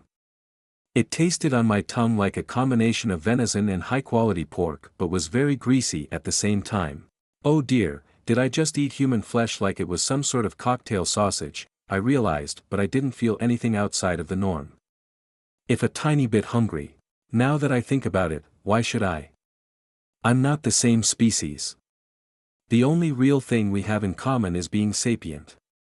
And why would a sapient life form be more valuable than another? Also, meat is meat.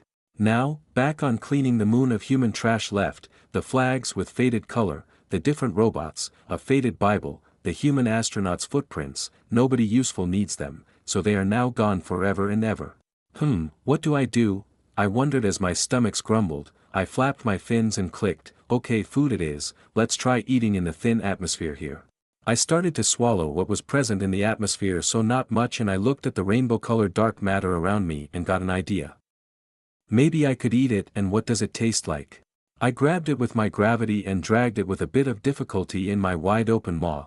It could interact with my body when I interacted with it this way, that I already knew. And well, it tasted kinda funny. Like strawberry cotton candy, salted caramel, and cola, but at the same time not. It tasted like I would imagine a rainbow would. Feel full, I thought, and stopped my feeding while I instinctively emitted pulses of bluish energy from my body. This was happening since my awakening. It was the same energy that I emitted before and that I now recognized as a type of life force. It was found in celestial bodies, not all of them like Deimos and Phobos, something that was nearly absent here, only the core had it and it would have been the same if it wasn't there in the first place. I was at the same time blowing way more ordinary matter than I actually ate. I already made more than 10 moon atmospheres.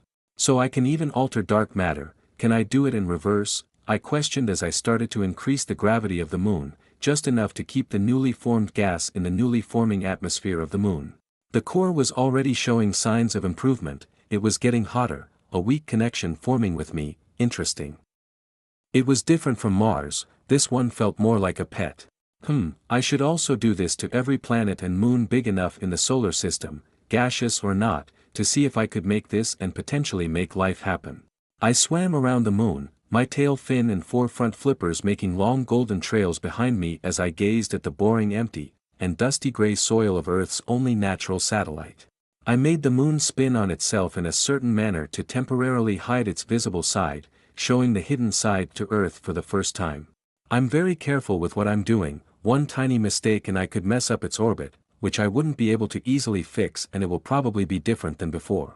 In the worst case it will make the moon go kiss its genitor, Earth, in a fiery explosion of death and apocalypse, and I'm not sure that Godzilla will be able to stop that, but I'm sure he will be able to survive the impact. On the other fin/hand, I don't know about him doing the same in outer space. Yes, I could destroy Earth just like this, very easily at that, but why should I? It's such a huge waste, at least that's what my instincts tell me. It was a hard and tedious process, the moon is huge after all, and I never shifted the rotation of something this massive and with the necessity to do this with this level of accuracy. I started to draw or more accurately sculpt the visible side of the moon while I was still in the middle feeding, 1 star, 2, 3, 4, 5, etc. until there were 15, all connected in a particular order with straight lines. It was a certain constellation connected to me. It should be visible from Earth. Circles, half-circles, and other geometrical forms were also sculpted deeply on the moon's surface, they were what humans would call crop circles. I made 3 of them and they were smaller than the constellation. I made a smaller T-pose statue similar to the one I made back home but with 2 pairs of eyes, and I also sculpted it in Braille. Whale, hello there human, I learned it in my human life, for my late mother she was suffering from deaf-blindness. I made the text way smaller than the crop circles and it was just below the constellation, it should still be visible from Earth. I looked at my creation, wondering how the human will react, and teleported back to Mars with a crack. Home sweet, home, I said as I whisper and clicked to announce that I was back. The planet seemingly vibrates happiness. I was above a lake, the lily pad triops fish swimming around they are 153 human arms in length, crustaceans with 4 long spindly legs covered in mushrooms, ones with a tail ending in a claw and clover leaf-like structure in its back while the others only had long spikes on their back. Their main body is approximately 34 human arms in length. I love Mars, I thought as I gazed at the ever-changing life of my planet. Earth. The United States of America. In the morning. Third POV. Is why the Democratic People's Republic of Korea officially declared war on Mars and all of its inhabitants. The TV presenter, a young Caucasian woman named Karen Red, she was tired, her beauty sleep was interrupted, her makeup barely hiding it. What in the actual fuck happened tonight, she thought in utter shock at the bullshit she was reading and announcing while her blonde eyebrow twitched. Each news seemed more insane than the last, she was fuming. North Korea declared war on a dead rock and its non-existent inhabitants. Okay, maybe this one seemed possible. This didn't seem so far-fetched. But 40-year-old astronaut wastes, that were left on the moon by Apollo 11 astronauts falling from the sky all around the world through white holes, what the fuck were these things in the first place? All satellites around the moon disconnect at the same time. They were satellites around the moon. She didn't even know that. Then the moon apparently made 180 degrees, the first showing its hidden face, the second making it go back to how it should be, but it now sported strange markings and symbols that dared to go against her worldviews. She will hide all of this fallacy from her little Timmy. And will fail miserably, she cannot hide the moon from her child eternally. She finished everything she had to say, she stood up, furious, and started to walk away, quick and strong in her step, but she fell and cried out in outrage. Her stupidly tall red stiletto's heel broke, not making it possible for her to walk properly. While on the internet and in most parts of the world one word would describe the current happening: chaos. Some show this as a divine message from their god, some as the advent of the apocalypse predicted by the Maya, and some as a warning about an alien invasion. 13. I'm your. The night the moon changed. Earth. Skull Island. Eileen Andrew is a British woman with brown hair. She was in her 30s, she is an anthropological linguist working for Monarch, and she was gawking at the hidden face of the moon. Her knee buckled as she fell on her ass. The Momuon eye is spinning on it itself, she stuttered out as she pointed a shaky finger at the rocky satellite that was doing something clearly abnormal. She didn't notice that the Iwi bridge she was on was slowly getting swallowed by the salty water of Skull Island or the heavy footstep of Kong coming her way. Then she felt a small hand tap her shoulder, making her jolt back to reality. Back. Water. Danger, dash. Eileen looked behind to see her mute 2-year-old adopted daughter, Jia, signing to her with her little hands. She dumbly nodded and made a yelp of surprise when she got grabbed by a big smelly hairy hand, the hand of the young alpha of Skull Island, King Kong. She was shell-shocked by the action of the Titan. She thought in panic, please don't crush. Please don't crush me. All three looked up at the moon and noticed its change. The giant gorilla frowned then grunted in annoyance as he glared at the moon, recognizing the symbol in the middle to be very similar. No, it was exactly like the 14 small luminous dots he sometimes saw in the sky. Jia on the great ape's left shoulder was gazing with childlike wonder at the moon. She didn't see clearly the new marks on it, but she liked the new look of it. It was always a bit plain in her opinion. Eileen was gawking. Again she was in the same boat as Jia in terms of eyesight, but her mind was working very slowly at the moment. She felt King Kong walk, making the now reducing water level around move noisily. While Kong was already realizing how much of a pain in the ass it is going to dry water and trash-soaked fur. I just want to be left in peace, the Skull Island Alpha thought with irritation, nearly clenching his hands. That would have, well, Eileen would have become a red paste. He glared even harder at the moon responsible for this mess. He would have thrown the woman in his hand at the moon if she wasn't that important to his little hairless monkey friend. Earth. USA, Florida. 2 days after the moon terraforming. Third POV. A big decrepit building in the middle of a forest could be seen. Inside, approximately 100 humans of all races, ages, and sex could be seen, all dressed in black hooded robes that hid their faces, with 2 pendants around their neck, one representing the constellation of the whale, Cetus, and the other is the miniaturized T-pose statue revealed to them by the great oracle of the divine whale. Nobody knew of her real identity, but since the revelation on the internet, the little girl, Madison, unknowingly became an important part of the many cults all around the world focused on Cetus. They didn't know his name yet.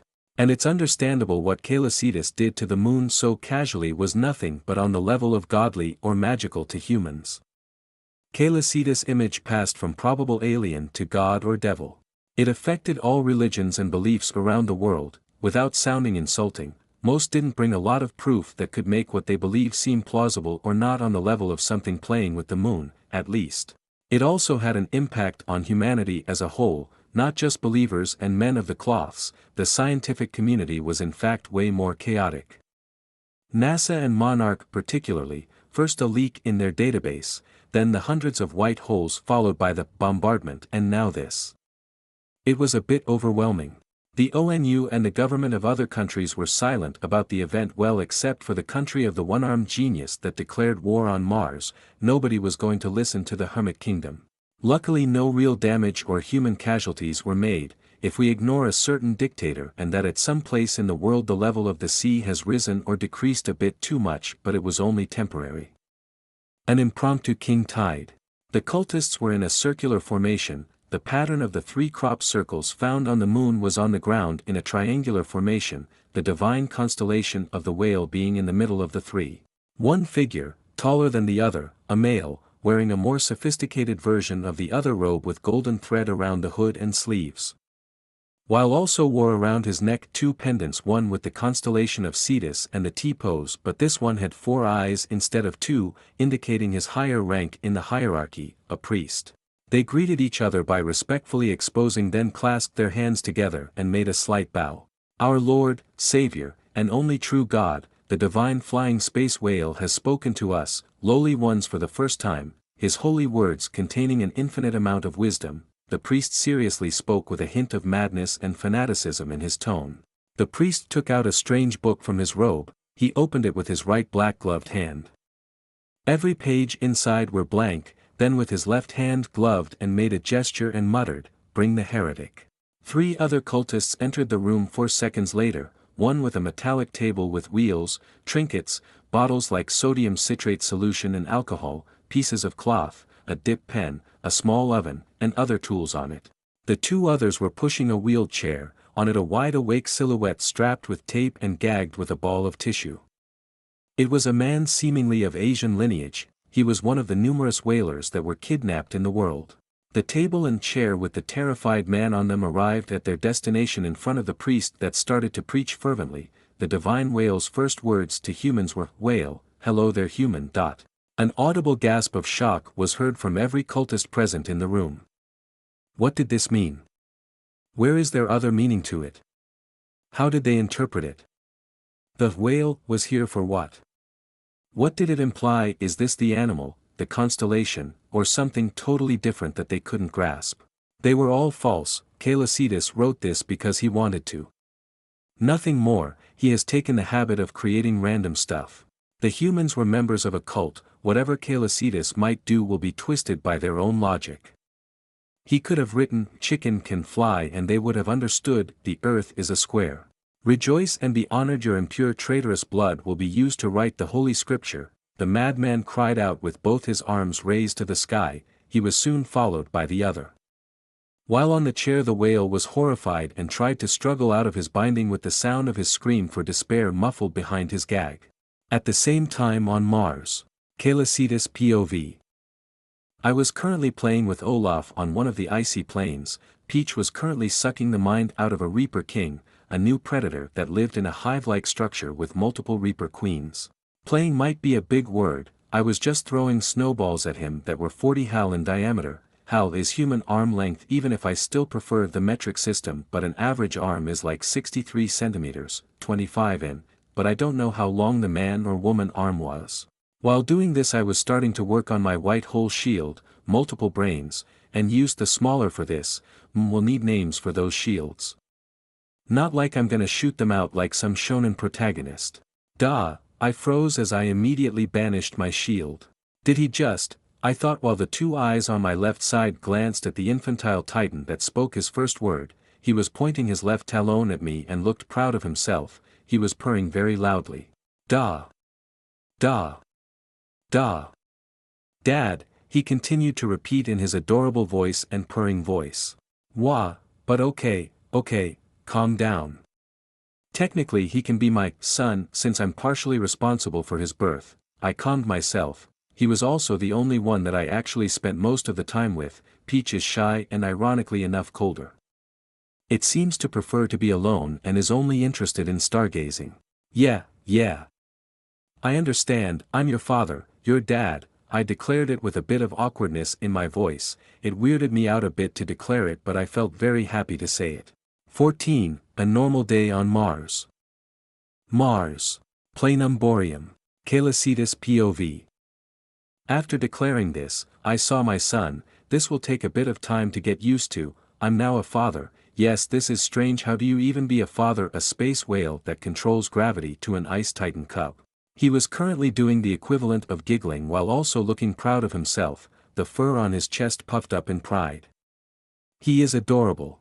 That's why I threw him the biggest snowball so far. Well, big for him. It was 80 hal in diameter, 50.4 m or 165.35 feet, and Olaf was 29.35 hal, 18.49 m or 60.66 feet, from the top of his front newbie ice horn to the base of his back talons. His electric blue eyes goes wide in shock as he made a high-pitched screech of surprise when the medium-sized snowball smashed into him with a loud BAM and he was buried alive under a pile of snow. I waited a minute, 2 minutes, then I spoke with clear amusement in my voice, knowing he was alive and perfectly fine.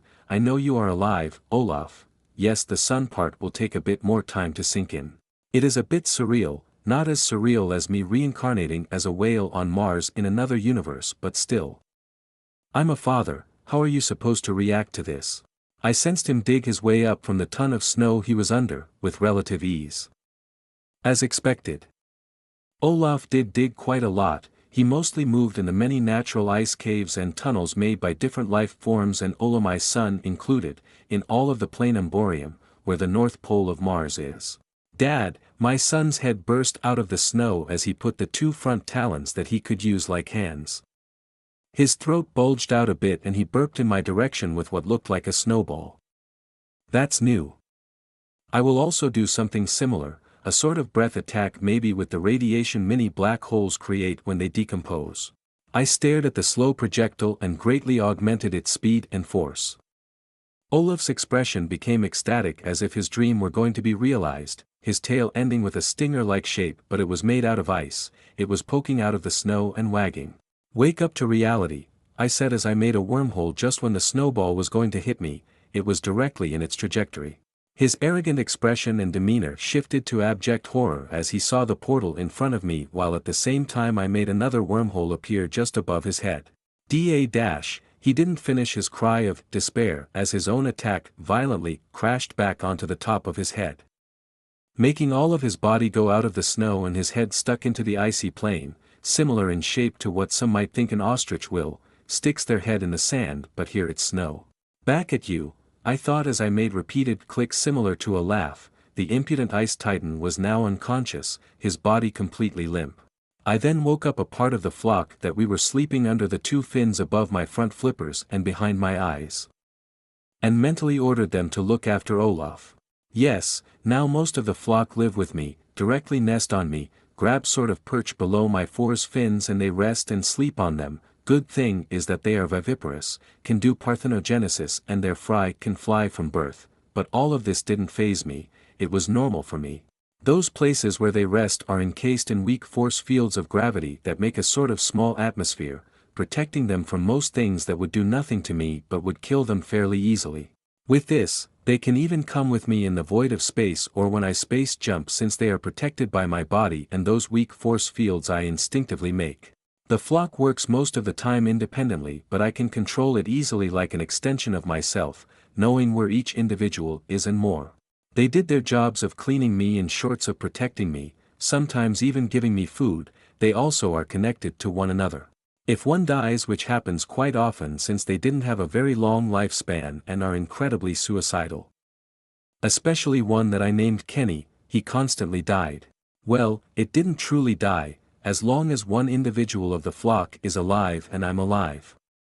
They all will be reborn and the flock will be back as good as new in a short amount of time. Hive mind for the win. I know those facts due to my psychic bond, that is what I suppose it is, that I have with the flock, and that I also tried to understand the symbiotic relationship between me and them. One of the conclusions I came up with was that the flock has evolved to be and is meant to be expendable, as cold as it sounds. I then made a space jump to one of the bottom levels of the abyss. Mars. The abyss, approximately 190 kilometers, 118 miles or 3,159 how, deep. Third POV. Caelicitus reappeared just after with the usual reverse cracking sound of space. His 4 golden eyes looked around the remnant of the ancient Martian civilizations. The black and metallic facilities were mostly covered in green vegetation and white coral-like structures. Some waterfall with the water going up instead of down, while clouds were also seen floating between the mostly destroyed buildings but still rhythmically pulsing with weak green light.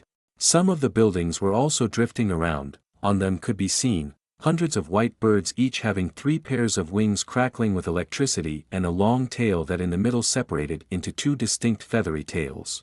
The whole area was eternally bathed in a strange ethereal light similar to sunshine. This same light was originating from the layer above. The atmospheric pressure and composition here hardly differed from the one on the surface, however, the time here passed 100 times faster.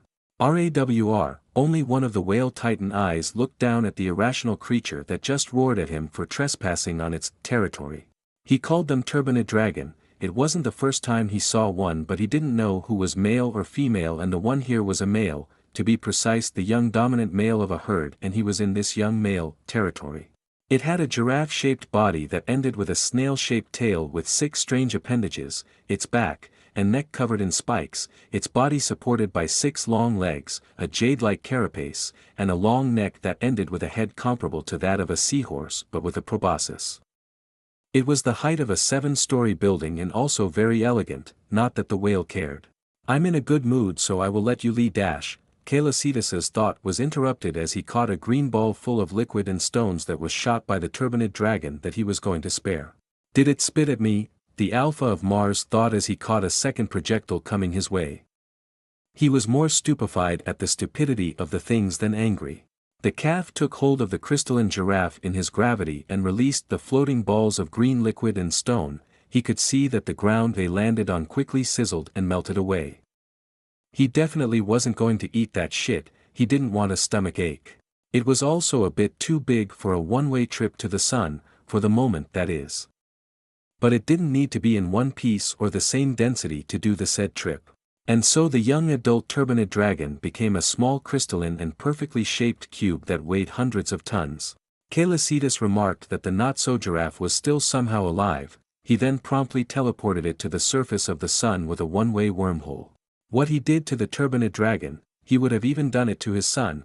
If Olaf had the intention to kill him and acted upon it, the Ice Titan would have had the same fate as the turbinid dragon. If a member of your family wants to kill you and really act upon it, then they cannot be considered family and everything goes if it isn't family. That was what his human grandma used to say, and he agreed with it. It will hurt to do it, but it's better than dying. Back to why I'm here, Callicetus thought as he swam to a Martian pond out of the wall of the abyss. This one was void of any flora and fauna and in a very good state of conservation compared to the others. It only emerged from the stone 4 hours ago in normal time. The calf then teleported the green cube he got from Deimos. The strange door of the facility immediately opened with a loud sound of air decompressing as a green force field immediately appeared. Evidently, the Titan couldn't enter. The door was smaller than his eyes. The whole structure was smaller than him. He also noted that the cube was indeed the cube was more than fancy lamps. He knew he was big, very big, but it hit really home when he compared what a door for something that wasn't that much bigger than a human was to him. As a human, he was 1.86 meters, 6.1 feet, tall, so 2.95 how, meaning he was in body length the equivalent of 147 of his human self laying down together in a straight line. "Oh, but it isn't that I'm especially big, just that humans are small," he admitted as he opened a small wormhole in front of one of his eyes and one in the middle of the Martian facility. Now he could peep inside. 15. Meeting with Mars' last surviving inhabitant. Mars. Abyss. Callicetus POV. I floated above the void of the abyss as I looked through the wormholes, making a new one in front of each of my 4 eyes. Changing where they lead at regular intervals, meaning I saw 4 different things simultaneously. Each room was constantly changing places and was all similar, made with the usual black metal with the green light pulsing. Different containers filled with transparent liquid were objects that looked like different body parts, such as a horned head made of metal, and trinkets could be seen slowly drifting in them. And the things that interested me, the main room or control room, whatever. It has a pedestal with a bluish and translucent dodecahedron. It was held by 2 robotic arms that made it levitate by using some sort of powerful magnet. Behind it, were the blue line of an octagon on the wall. In front of the dodecahedron was a control panel, more like what I think was a control panel. It was on a pedestal and had multiple symbols, probably in their languages. Now, how do these things work? I thought as I inspected the things. I was like a senior trying to use a smartphone for the first time. I then brought the green cube and put it in front of the control panel. Nothing, not even when I passed in front the short of black magnetic lock in the form of a square. Tech these days. And so I forcefully opened the magnetic lock. magnetism might be stronger than gravity in this case, but that doesn't stop me from simply utterly crushing the lock. Here violence proves it's worth it again. I'm not gonna look around to open some puzzle, it's real life, not a video game. An alarm started to blare as the sickly green light and force fields became a deep crimson red, but I completely ignored them.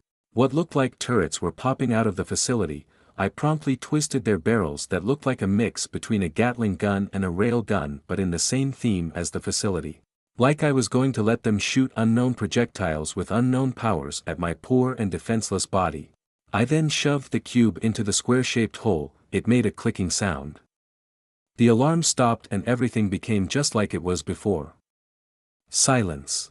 All wormholes shut down at the same time as I jerked back in shock. Something was alive inside and not at the same time. I instantly calmed the whole flock down, but Kenny still managed to fly like a rocket and die by slamming on the wall of the abyss. Now he was in the form of a purplish stain in the now dented compacted stone. I felt something touch my mind, making me shudder, trying to get inside. It was sneaky but not enough, so it failed. I sensed through the brief link that the thing that tried to do it was even more shocked than I was. I didn't let it in my mind. It was foreign and it felt wrong to even have something like this in my mind. That is why I sent a mental probe into its own probe, overpowering it easily. I have the equivalent of 3 superpowered minds and an entire hive mind of undying flying fish at my beck and call.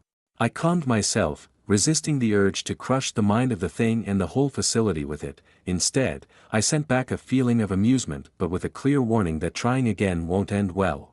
I didn't know what it was, but it wasn't weak. Not at all, just that it was taking more than it could chew. It heeded my warning and reseated its mental probe and sent another mental probe. This one was clearly announcing its presence, and I sent one of my own to meet it. Not letting it enter my mind. No matter how harmless it seemed or how weak it was, one slipped up from me at the wrong time and I could become a vegetable. Arrogance works if it is backed by the capability behind it. Hello, strange creature. My name is Alan, the last architect, and I deeply apologize for my rash decision to even attempt to attack your mind. I telepathically heard him. It was a male voice. His voice was very respectful, was a bit robotic, and he seemed curious and at the same time incredibly terrified of me. He also didn't lie, and he couldn't lie to me even if he wanted to. It's the intention that is translated when you talk by telepathy. If he lied, I would have known, and it wouldn't have ended well for him. I also didn't hide what would have happened if he did that. Greeting, Alan, last of the architect. I also apologize for damaging your strange metal box. My name is Kalacitus, the sovereign of this planet and also the most powerful being on it. I thought to him, it clearly must have sounded arrogant, even if I didn't try to particularly sound arrogant. It's like nearly everything I say, no matter the way and context, will always sound arrogant. He was even more terrified now, but he kept himself silent. I could sense him thinking a lot, as if he was going through his memories. Where is the 3-headed black flying monster? He asked me. He was starting to have a mental panic attack, as if he was going through a trauma. Which he probably was. Understandably, his whole species was exterminated. I reopened multiple wormholes in the control chamber and saw something quite interesting. Eaten by yours truly. Now stop this. Your body is getting created. I gave him the equivalent of a mental slap. I then heard him profusely thanking me for avenging his species. I didn't try to clarify his delusion. Why should I? It's his fault, not mine. And it's better to have him grateful. If he realized later on, he could only blame himself. In the decahedron, a robotic body was getting built. Alan body, each piece, an object I saw earlier, getting grabbed by robotic arms and brought over to the control room. Arms, hands, legs, artificial heart, torso, barrel, and a horned head with a purple visor that served as a face. It was essentially a robotic centaur that was 3 times higher than a human. 2 minutes later his new body was finished. He froze as he saw all of my 4 eyes through the wormhole, looking at him, and he broke down laughing like a madman for 20 minutes before suddenly regaining an approximately normal composure. Did I break him already? He was testing his body while speaking a language I didn't understand. 6 arms appeared with different tools and floated behind his back. Suddenly, he glitched in and out of existence and nearly instantly appeared in front of the control panel. He didn't teleport, he just moved incredibly fast. However, he was still scared shitless of me, his body hiding it easily but not his mind, as he still didn't break the mental link. He wants me to decide. I wonder, do you have data about what happened in the last million years? I curiously asked the robotic centaur that passed through the 5 stages of grief in record time. His robotic body was clearly at play. And I didn't have much hope for what I asked. Yes, Your Majesty. The archive contains what happened after the day of the apocalypse. Oh, this is. He trailed off as he started at empty space and Your Majesty. Did he submit it like this? He didn't need me to hammer it into his head for years on end. Anyway, I wasn't exactly used to others calling me like this, with very little social interaction and talking in general. I still cringed a bit. I was pleasantly surprised that they indeed were something, and going to say I didn't see anything but stopped myself when he pressed a button and a hologram appeared right in front of one of my eyes. All of my eyes went wide in stupefaction.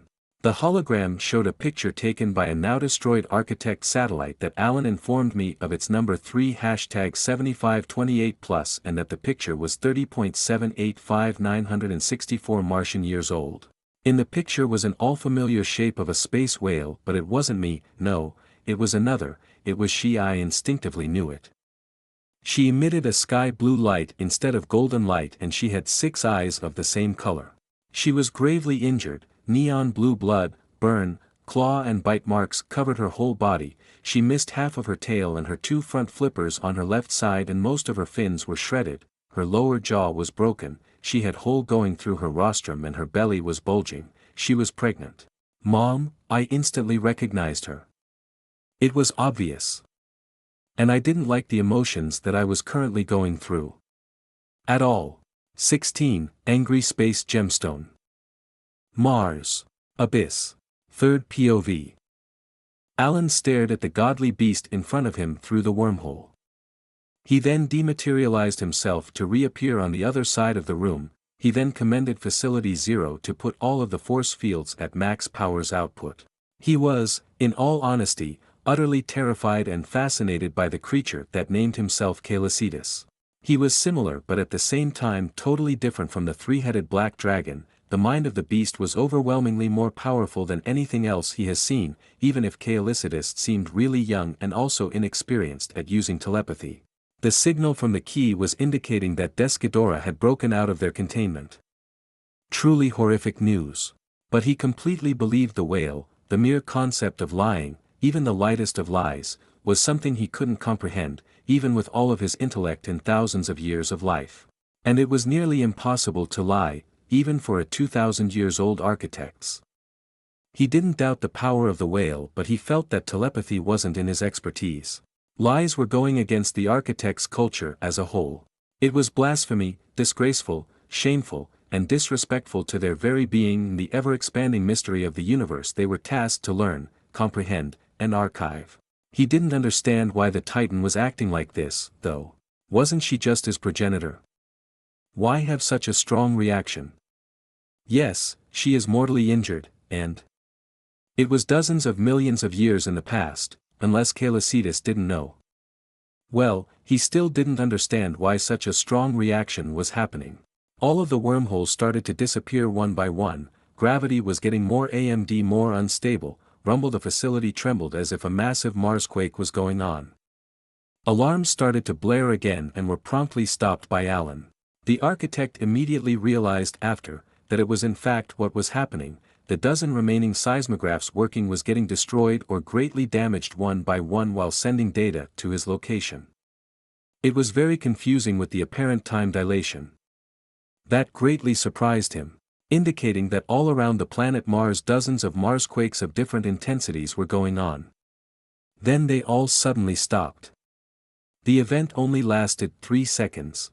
Crack, he saw on one of the cameras he was connected to that Caelicitus just disappeared. He slumped on his rump.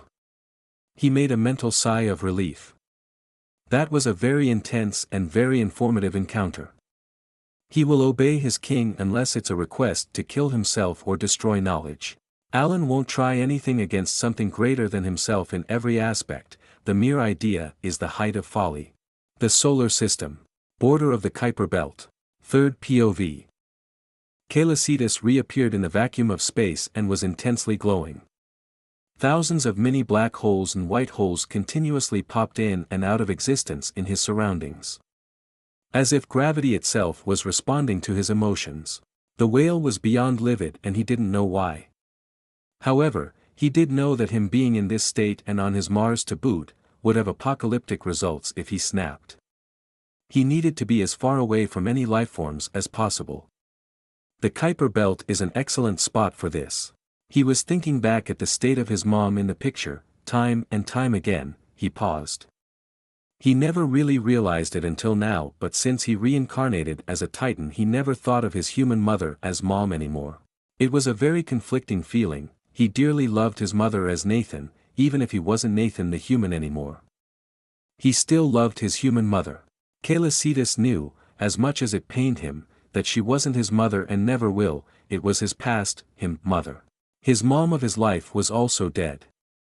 He wasn't depressed or anything of the like. The reason? He didn't know her and will never know her, and that is what made a big part of his being mad at whoever the fuck even dared to do this. The other was more senseless and primal. She was dead, sacrificing herself for him, period. She probably ran away from whatever happened, gave birth to him on Mars, put him in this cryptobiosis-like state, and died quickly after. If she was alive, she would have been with him. It's Descadora species. It's their fault. I'm sure of it. He darkly concluded that he was going to kill them all, and from his memory, they were all evil and destroyers of worlds. It also correlated with the instinctual hatred he had for the species in general, and it apparently was mutual. Celian knew it was wrong to judge a whole species by the actions of a few, but frankly, he couldn't care less. Calm yourself down, he berated himself, making multiple clicks that traveled through the graviton, flapping his flipper as he swam deeper into the Kuiper Belt. Anger was in most cases bad, and it was one of those cases. He didn't want to snap and do something stupid like making every planet smash into the sun. A slight and calculated tilt in their orbits is all is needed. Or even play billiards with moons and the smallest planets. For shit and giggles. He was swimming quietly for days at the modest speed of 10% of the speed of light, trying to calm himself. He wasn't that fast normally, but he could just infinitely accelerate. Though this method of relaxation wasn't very effective, it helped but not much. At least the micro black hole and white hole stopped randomly appearing. He passed by the dwarf planet, Pluto. He stopped himself while silently bellowing in annoyance and glared at the hundreds of asteroids thousands of kilometers apart from each other. One of them was very wrong, unnatural, somehow alive, and it was hidden in this area. A punching bag was the first thought of Celian, searching for where the thing was hiding. He didn't find it and was too lazy to search more, but he got an idea. A very destructive one. Inside of his closed mouth, he was continually shaping thousands upon thousands of micro black holes. They were just at the top of his tongue. All of the black holes continued to decay as fast as they were created, building up an enormous amount of gamma rays and particle-antiparticles. All chaotically bouncing in the whale's mouth, yet he wasn't hurt by them, only a bit strained and slightly exhausted by the energy he was expending. He was at it for multiple minutes now. Celian then slightly opened his lower jaw, enough for his whale baleen to be fully seen but nothing more. Then he used a muscle at the back of his throat that he never used before. No sound. Only a golden light as intense as the sun with aurora borealis qualities. It was in the shape of a crescent, composed of thousands of extremely thin beams with a height of 27 meters, 88.58 feet. The beams atomized every asteroid they passed through, clearing everything in front of Celian. The whale titled his rostrum in the direction of the thing he was looking for, transforming everything in its way in its most basic particles. And Celian didn't have any real control over what he was doing. He was only orienting the beams. Luckily he knew how to aim, and he wasn't in general the direction we're in the middle of the solar system. The beams only spread farther with distance, hardly losing power, and they didn't have a limit in range. Might be overdoing it a bit, reckoned Celian, but he continued. Until there were nothing left in front of him but one very angry but undamaged gemstone lizard glaring daggers right at him. Also, Humans will notice that 23% of the Kuiper belt has visibly vanished somewhere. Different conclusions will be made from this event, some more plausible than others. 17. To dust, you shall return. Location: the Kuiper belt. Third POV. The space whale gazed with his two eyes on his left side at what appeared to be the love child of a porcupine, an iguana, and a glowing crystal of quartz but with a relatively small yellow crystal crown on its forehead. They were dozens of kilometers apart. Not it mattered or was a great distance in the vacuum of space. That came out of a particularly large but now disintegrated asteroid. It was probably hibernating in it, and it was very angry, to the immense amusement of Calicitas. The remnant of the young Titan's crescent-shaped breath attacks beams was bouncing off in outer space thanks to an invisible geometrical shield around the now wide-awake Titan, but not without losing most of their energy in the process. The few ones going in the solar system direction were caught in wormholes and sent back at the crystalline reptile. Their near speed of light was completely meaningless in front of Calicitas, since the whale could exactly calculate and anticipate where they were going. The barrage of light beams continued for a whole minute. It has vague similitude to Godzilla. Oh yes, isn't that Space Godzilla? This thing has telekinetic powers, right? Wondered the whale as he saw the last beams of light bounce off the noticeably cracked telekinetic shield. Then he waved his two front left flippers in a friendly greeting gesture. That earned him in response a yellowish-orange beam of energy and telekinetic power coming from the wide-open jaws of Space Godzilla. Aimed at him.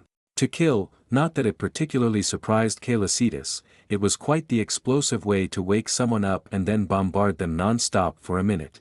He also sensed that the creature was wrong and shouldn't exist here, and the appetizing crystals that were full of energy on its back were very endearing to his stomach. However, the fucking electromagnetic waves it continually emitted were disturbing to his ultrasensitive senses. Nevertheless, they were laughable compared to Desghidorah with their thermic shield. And the telekinetic shield was not blocking his gravitokinesis at all.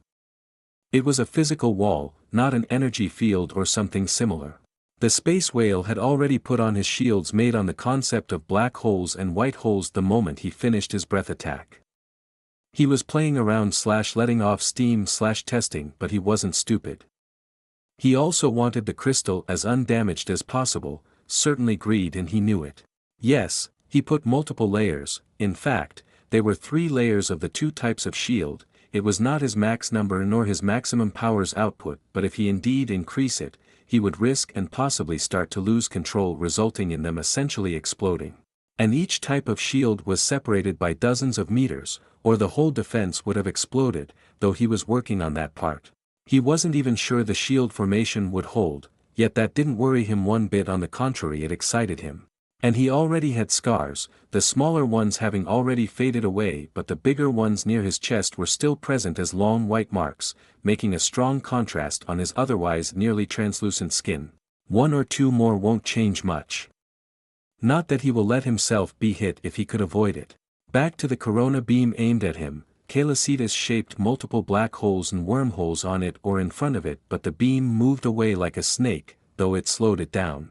It was controlled by Space Godzilla, to Calicitas' unhidden annoyance, the former also greatly annoyed by the young Space Titan, adding to his rage.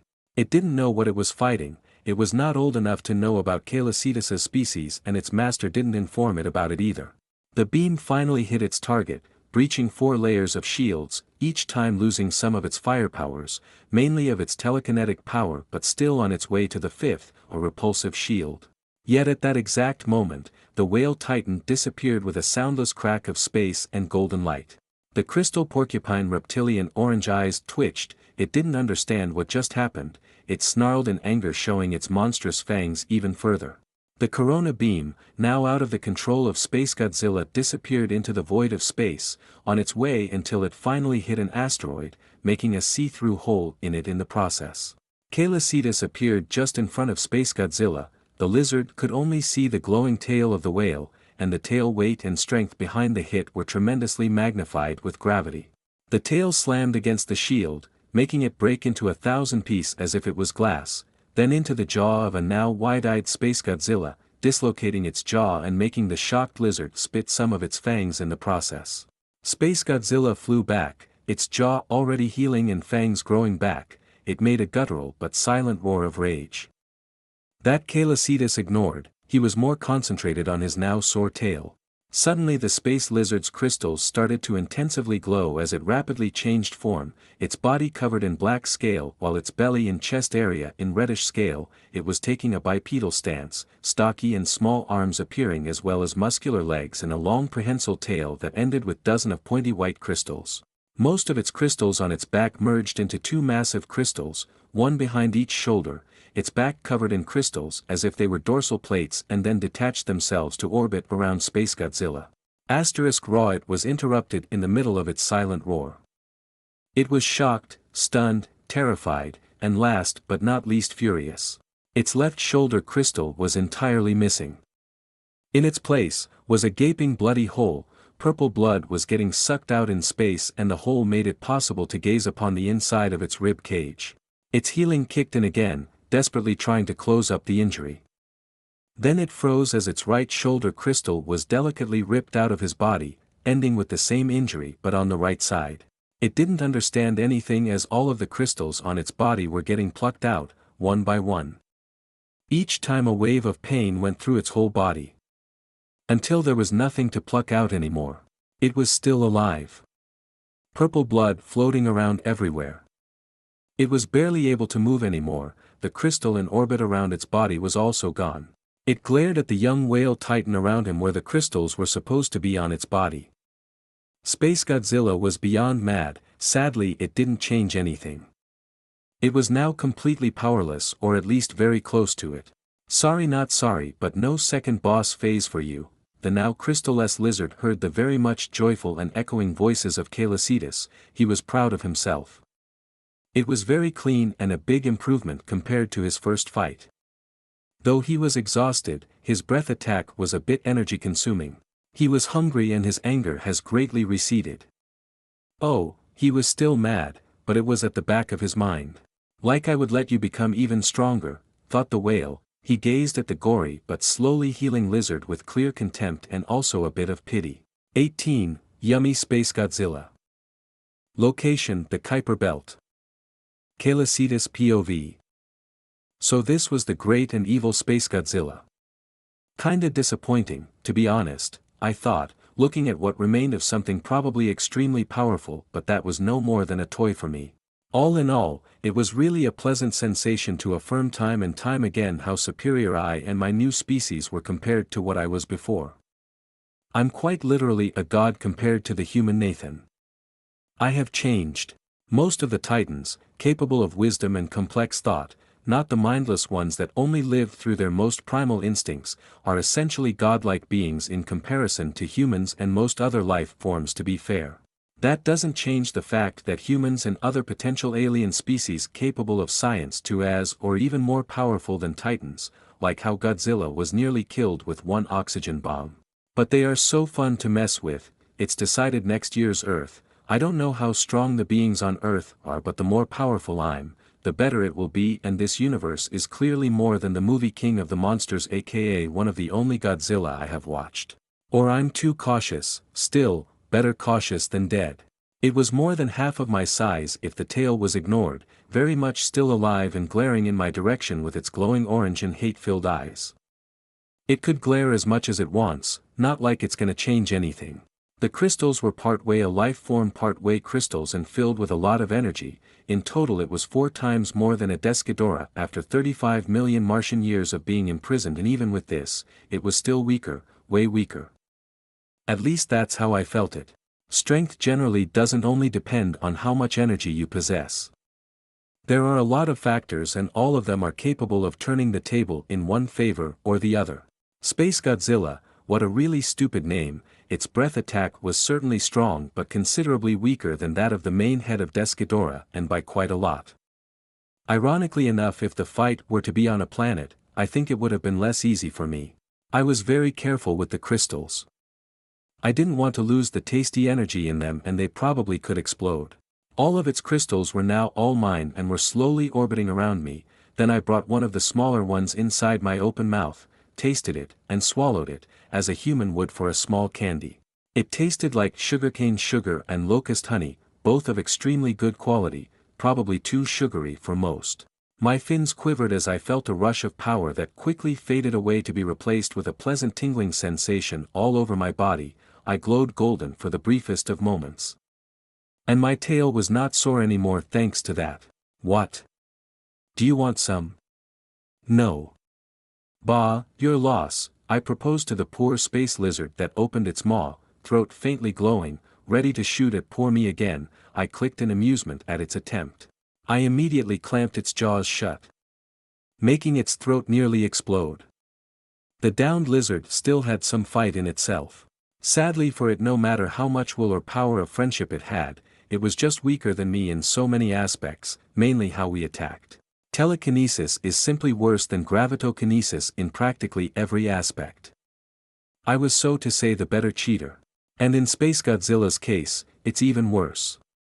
It seemed, as far as I could observe, it absolutely needed those crystals to have those telekinetic abilities and its main source and reserve of energy. Well, in and of itself it isn't that much of a problem. After all, I also need different organs such as my heart and my 3 brains to control gravity. The problem is that those crystals are literally targeting only wanting and waiting to be destroyed. I twisted its stocky muscular and scaly neck multiple times, its body twitched and spasmed, and his limbs and tail trashed around in the empty space before I finally took its head off, but yet it still managed to make a nearly mindless psychic shriek of rage before ultimately dying. Not ominous, I remarked, brushing it off immediately. I ate another crystal. The same pleasant sensation went through my whole body. I wasn't going into hyper for the same reason that I want the crystals as intact as possible, and the 2 shoulder ones are a bit too big for me at the moment. And so with my snacks, Space Godzilla body, and the smaller crystals serving as a spice, I started to swim, my fins and flippers leaving a golden trail of light. I rapidly increased my speed more and more to finally stay at approximately 30% of the speed of light from the outer Kuiper belt to Mars, which should roughly take 22 hours. Probably totally failed the calculation XD, and it's in the best cases when Mars is at the closest. At the same time, 2013. Location: Earth, Monarch, Outpost 54, Castle Bravo, Bermuda. Third POV. In the control room, Rick Stanton stared at the big screen in front of him, his left eyes visibly twitched, a glass of whiskey tightly clenched in his right hand. He hasn't had much sleep since the moon redesign.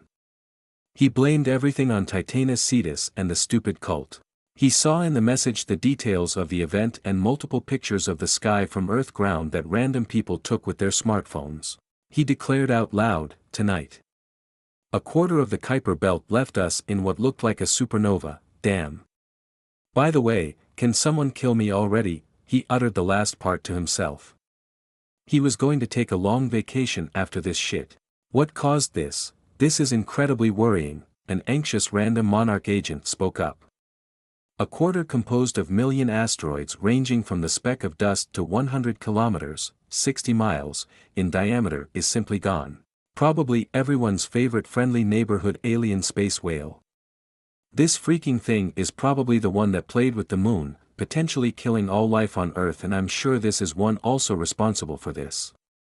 He is an orca and we are the powerless baby seal flung in the air. Your worries aren't unfounded, Rick not so calmly answered, pointing at another large screen that showed a different picture of the moon and its drawing. He was communicating with us, Rick. For what I don't know, Titanus Cetus isn't human, he doesn't think like us mere mortals. And here I don't know, said Ishiro Serizawa, frowned a little while he fidgeted in his leftover with the whale-headed cross one cultist gave him earlier this week. Those cultists weren't rare and were under different religions, such as the Divine Flying Space Whale Church, Culte de la Baleine Celeste, the Collective of the Divine Whale, Peace and Whalefare, Povo de Baleae Sagrada, Pactum Divinum de Cetacean, and many others. They were found all around the globe except in North Korea. He couldn't help but quietly chuckle at the ridiculous actions of this country. The biggest group was in Florida. More than half of the population was already converted, in less than 1 week. He couldn't believe it himself. But he could at least understand why Titanus Cetus was indirectly declared as a god. He globally agreed with this, but the definition of god varies from person to person. For him, a god was a force of nature, if not nature itself, which the Martian Titan goes beyond any other Titans in that aspect. The lead biologist of Monarch's favorite Titan may be Godzilla, but the whale was clearly superior. Tanking a nuke is impressive, but compared to moving the moon, you can't really compare. If Titanus Cetus decided that Earth was unneeded, he didn't want to imagine it. And power is only the less terrifying or fascinating aspect of the Titanic whale. The Titan knew Braille, English Braille, and so many other things deeply tied to human history. The whale had such an impact that they will be forced to reveal many they would have preferred to stay hidden. Asterisk alert: this is not an exercise. Outpost number 122 in Janjira has been breached. Tentative of termination has failed. This is not a Vivian, no, thought Ishiro, incredibly anxious about his assistant. She was the one responsible for the outpost when he wasn't here. 19, greetings human. 2 hours and 17 minutes later. Location, Earth, the United States of America, Las Vegas. Third POV. Crystal Methvin, it was her real name, she was an accident, but they loved her anyway. Her parents wanted her to be special and she was too young to change it or understand what it means. Anyway, she just woke up, they were heavy sleepers, and she was staring at where her school should be. From her room on the 4th floor, in its place was a long trail of debris and dirt with fire and smoke mixed in. She felt the floor under her feet vibrate and vibrate again and again, as if a giant was tramping through the city. Trinkets, pictures, and others were falling to the ground. The people were evacuating and or running away from Las Vegas and the giant monster. The sound of cars honking, firefighter sirens, humans crying and running like headless chickens, helicopters flying in strange animalistic robotic noise coming from a strange insect-like shape of a giant creature that was far away. It was utter chaos. It stressed her quite a lot. She was only 10. Mommy? Where is the school? Did the space Nazi take it away? She nervously mumbled, tears threatening to fall. Having no response, she looked behind and saw her mother in a sort of trance. Clutching her mother was clutching a new necklace from this new religion her parents recently joined, while she religiously recited something about a whale saving the universe and God, all of it in sign language. Mommy? Mommy? Are you here? Hello? She said while trying to get her mother back. She huffed in annoyance and rapidly abandoned the idea. It only made her anxiousness grow. She looked up to the helicopter-filled sky, and her whole body froze. A big circular portal was present. It was humming a strange melodic sound, aimed at the ground, just above the noisy helicopters. It looked out of this world. In the middle was a venta-black orb, a pupil and iris surrounded by an intense golden and shining color, the scara. It was an eye, a giant eye the size of a medium-sized house, no bigger. It was a giant golden eye staring down at them like a god. The little girl's mind nearly broke down at what she saw. Her parents weren't insane. They were something godly outside of Earth. It was Cetus who was bored. He did get bored pretty fast, and now that he was calm he wanted to do something else than stare in the vacuum of space. It was beautiful, but he has 4 eyes, he could spare some. That is why he made wormholes to look around and play while eating. He was still moving at 30% of the speed of light, meaning the wormhole was moving with him. Well, they always moved in either case. He could also create wormholes nearly everywhere in the solar system, and where it was before in the Milky Way, also probably in the galaxy too. He just had to calculate where it is. For example, Las Vegas should be with the rotation of Earth on itself, its inclination, its orbit around the Sun, the movement of the solar system in the Milky Way, and the movement of the Milky Way in the universe. If he saw one pale, even on a picture he supposed, he could simply teleport to it, which he didn't in this case. He was also careful that the wormholes didn't let air pass. Emptying Earth of its atmosphere in space was possible for him. It will take time, but he could do it. The whale was interested in the flying toys he recalled as helicopters. Everything seemed so small, fragile, and insignificant compared to a titan like him. He also noted the partially destroyed city and the titan he recognized as a female MUTO from his memory, and the space whale let her go. The poor thing was terrified of him. He wasn't going to kill the thing, it was pointless, and he wasn't hungry. Killing is okay if you eat after or there is a reason behind the act. And for the human, what? The Titan is going to kill some innocent and poor hairless apes. It very much wasn't his problem.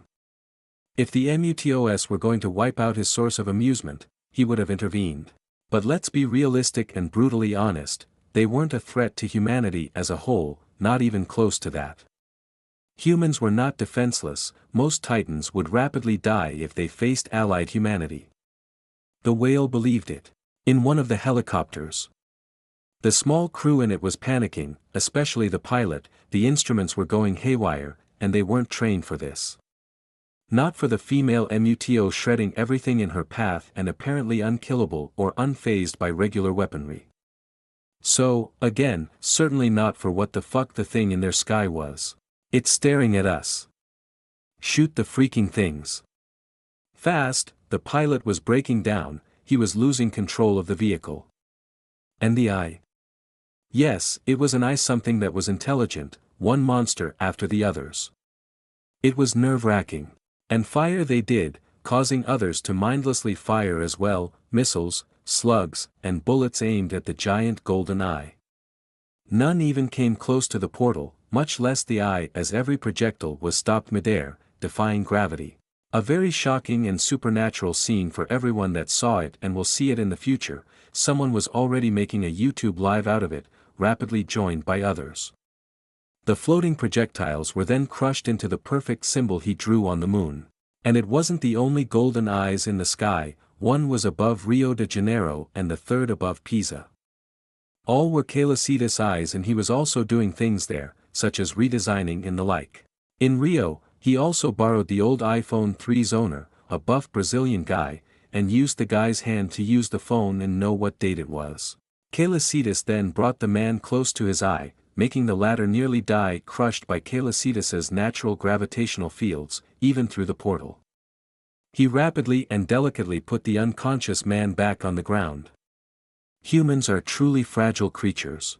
It was the 25th of November of 2013, before Godzilla and the MUTOS. It didn't follow the movie to Calicidas's non-existent surprise, not like he cared about the plot in the first place.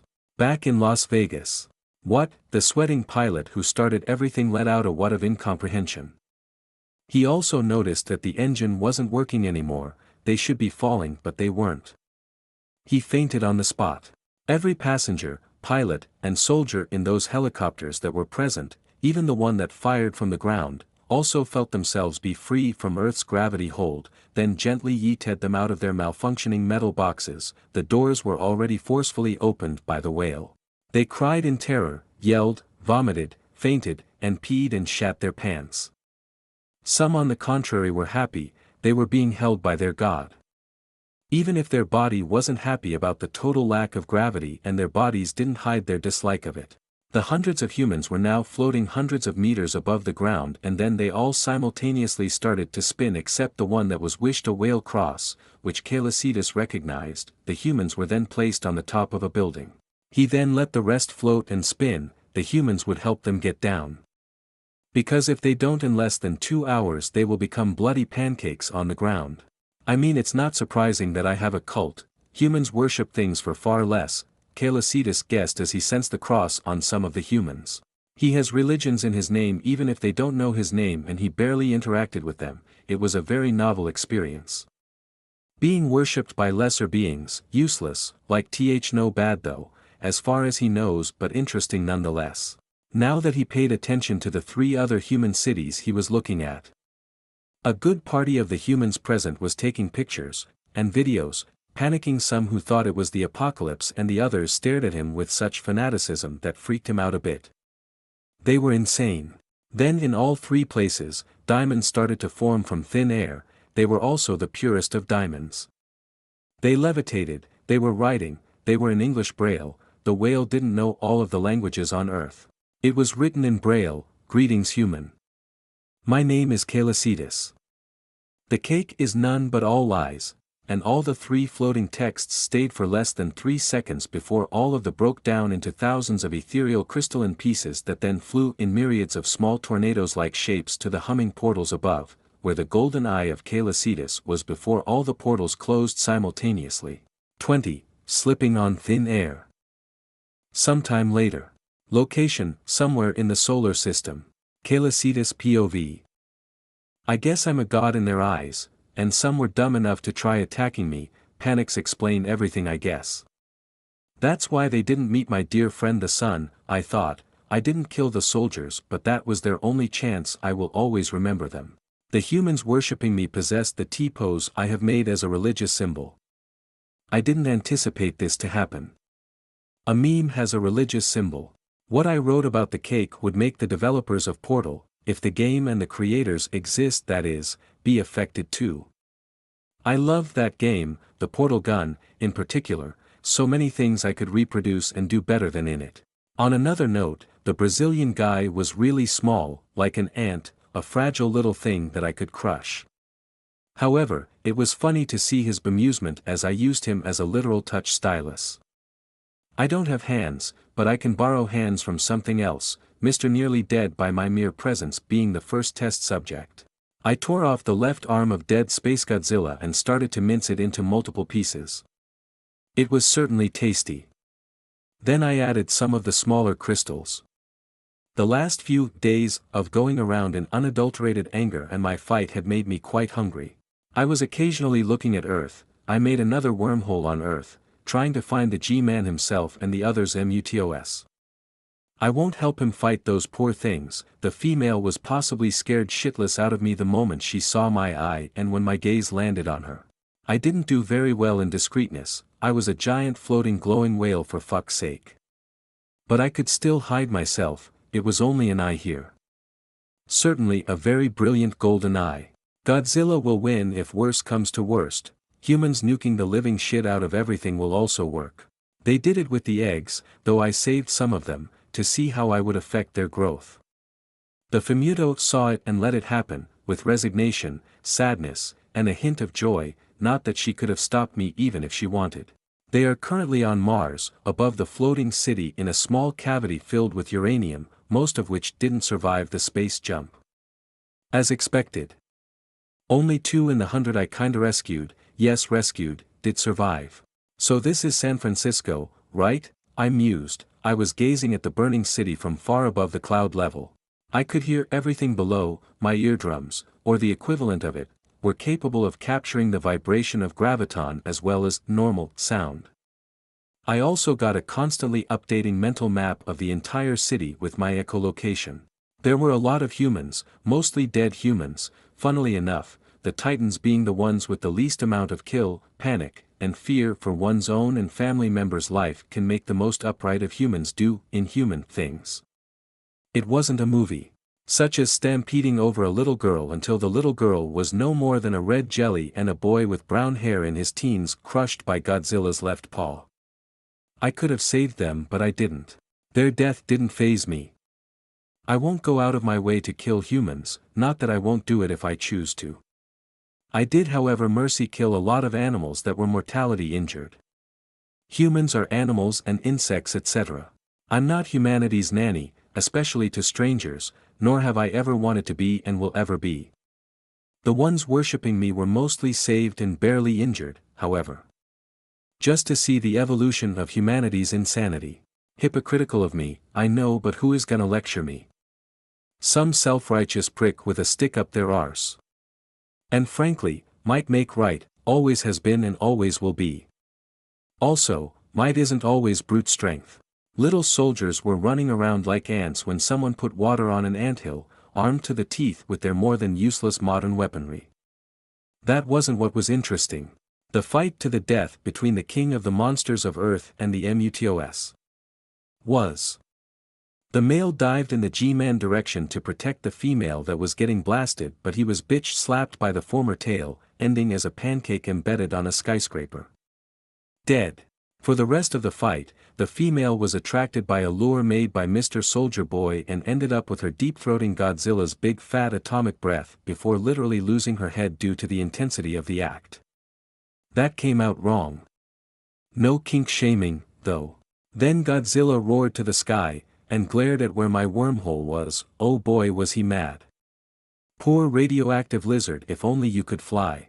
Each of his steps was heavy, he was walking with difficulty before falling unconscious due to the heavy injury he suffered. Luckily nobody was where his body fell. Enough people squashed into a bloody paste in one day, like it should be 12,368, no, one more died by a truck this time. 2 hours later. Location, Earth, USA, San Francisco. Sarazawa POV. I walked through the ruin of San Francisco, with a heavy heart. Families were destroyed, innocent people were killed, and so many died, all of this because we couldn't do our damn job. I passed through firefighters, doctors, etc. A mother was desperately looking for her little girl. And she wasn't the only one. In the report we estimate that more than 10,000 people died and it was constantly increasing. The Titans only caused 126 deaths in total. We weren't prepared at all. Monarch failed, and I failed. Titanus Gajira, I thought as I walked faster toward the Titan body, we were all like mortals, no ants, in front of a sleeping god. Uncertainty mixed with fear was in my heart. He was alive, just unconscious. I gently pushed the people in front of me aside and climbed a small pile of stone, in front of Godzilla's head. He was breathing, weakly. I unconsciously released a sigh of relief. He protected us all. The earth trembled as Godzilla stood up, his body towering above us, not even glancing at us. Too focused on something. He was glaring with his orange reptilian eyes at something high in the sky. A deep rumble escaped his throat before he grunted and made an earth-shaking roar. I smiled. He was majestic. A king, the king of the monsters. I looked where he was glaring but only saw a little golden dot that disappears just after. I blinked in confusion. It was my imagination. I didn't sleep the whole night. He then walked to the sea, his step making the ground shake. People were getting riled up. Then I heard behind someone shout, "King of the monsters." Yay! Then others started to cheer. I smiled wider and started to cheer with the crowd too. Godzilla left foot was going to take another step. I watched in confusion as he slipped on thin air, defying gravity. His eyes went wide in shock before comically and slowly falling to the ground, his arms and tail desperately trying to gain a semblance of balance. In vain. Everyone stopped cheering and clapping. Immense confusion permeated the scene. We were all looking at the king of the monsters struggling against nothing. Silence. All the majesty was gone as he slammed face first into the ground like a cartoon character, all of his body parts spread and his body shape cleanly embedded into the city. Did it slip? He, one little exclaimed with a mad giggle. It was as if her voice was amplified as the 1,000 people present heard her.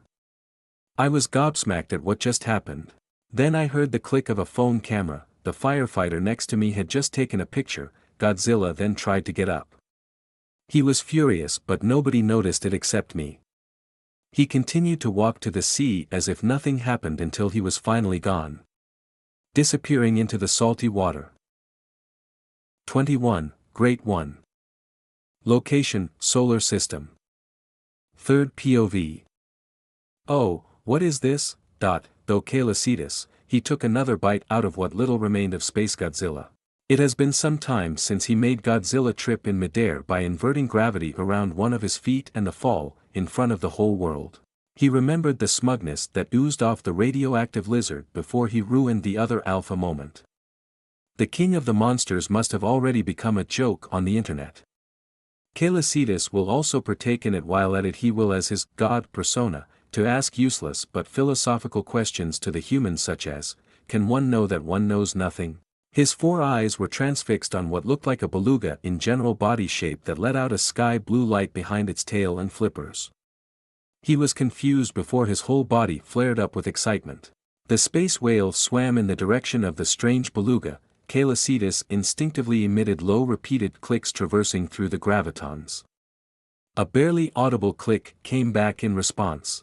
Celian made a portal in front of the beluga who swam right through it, effectively moving it in front of him.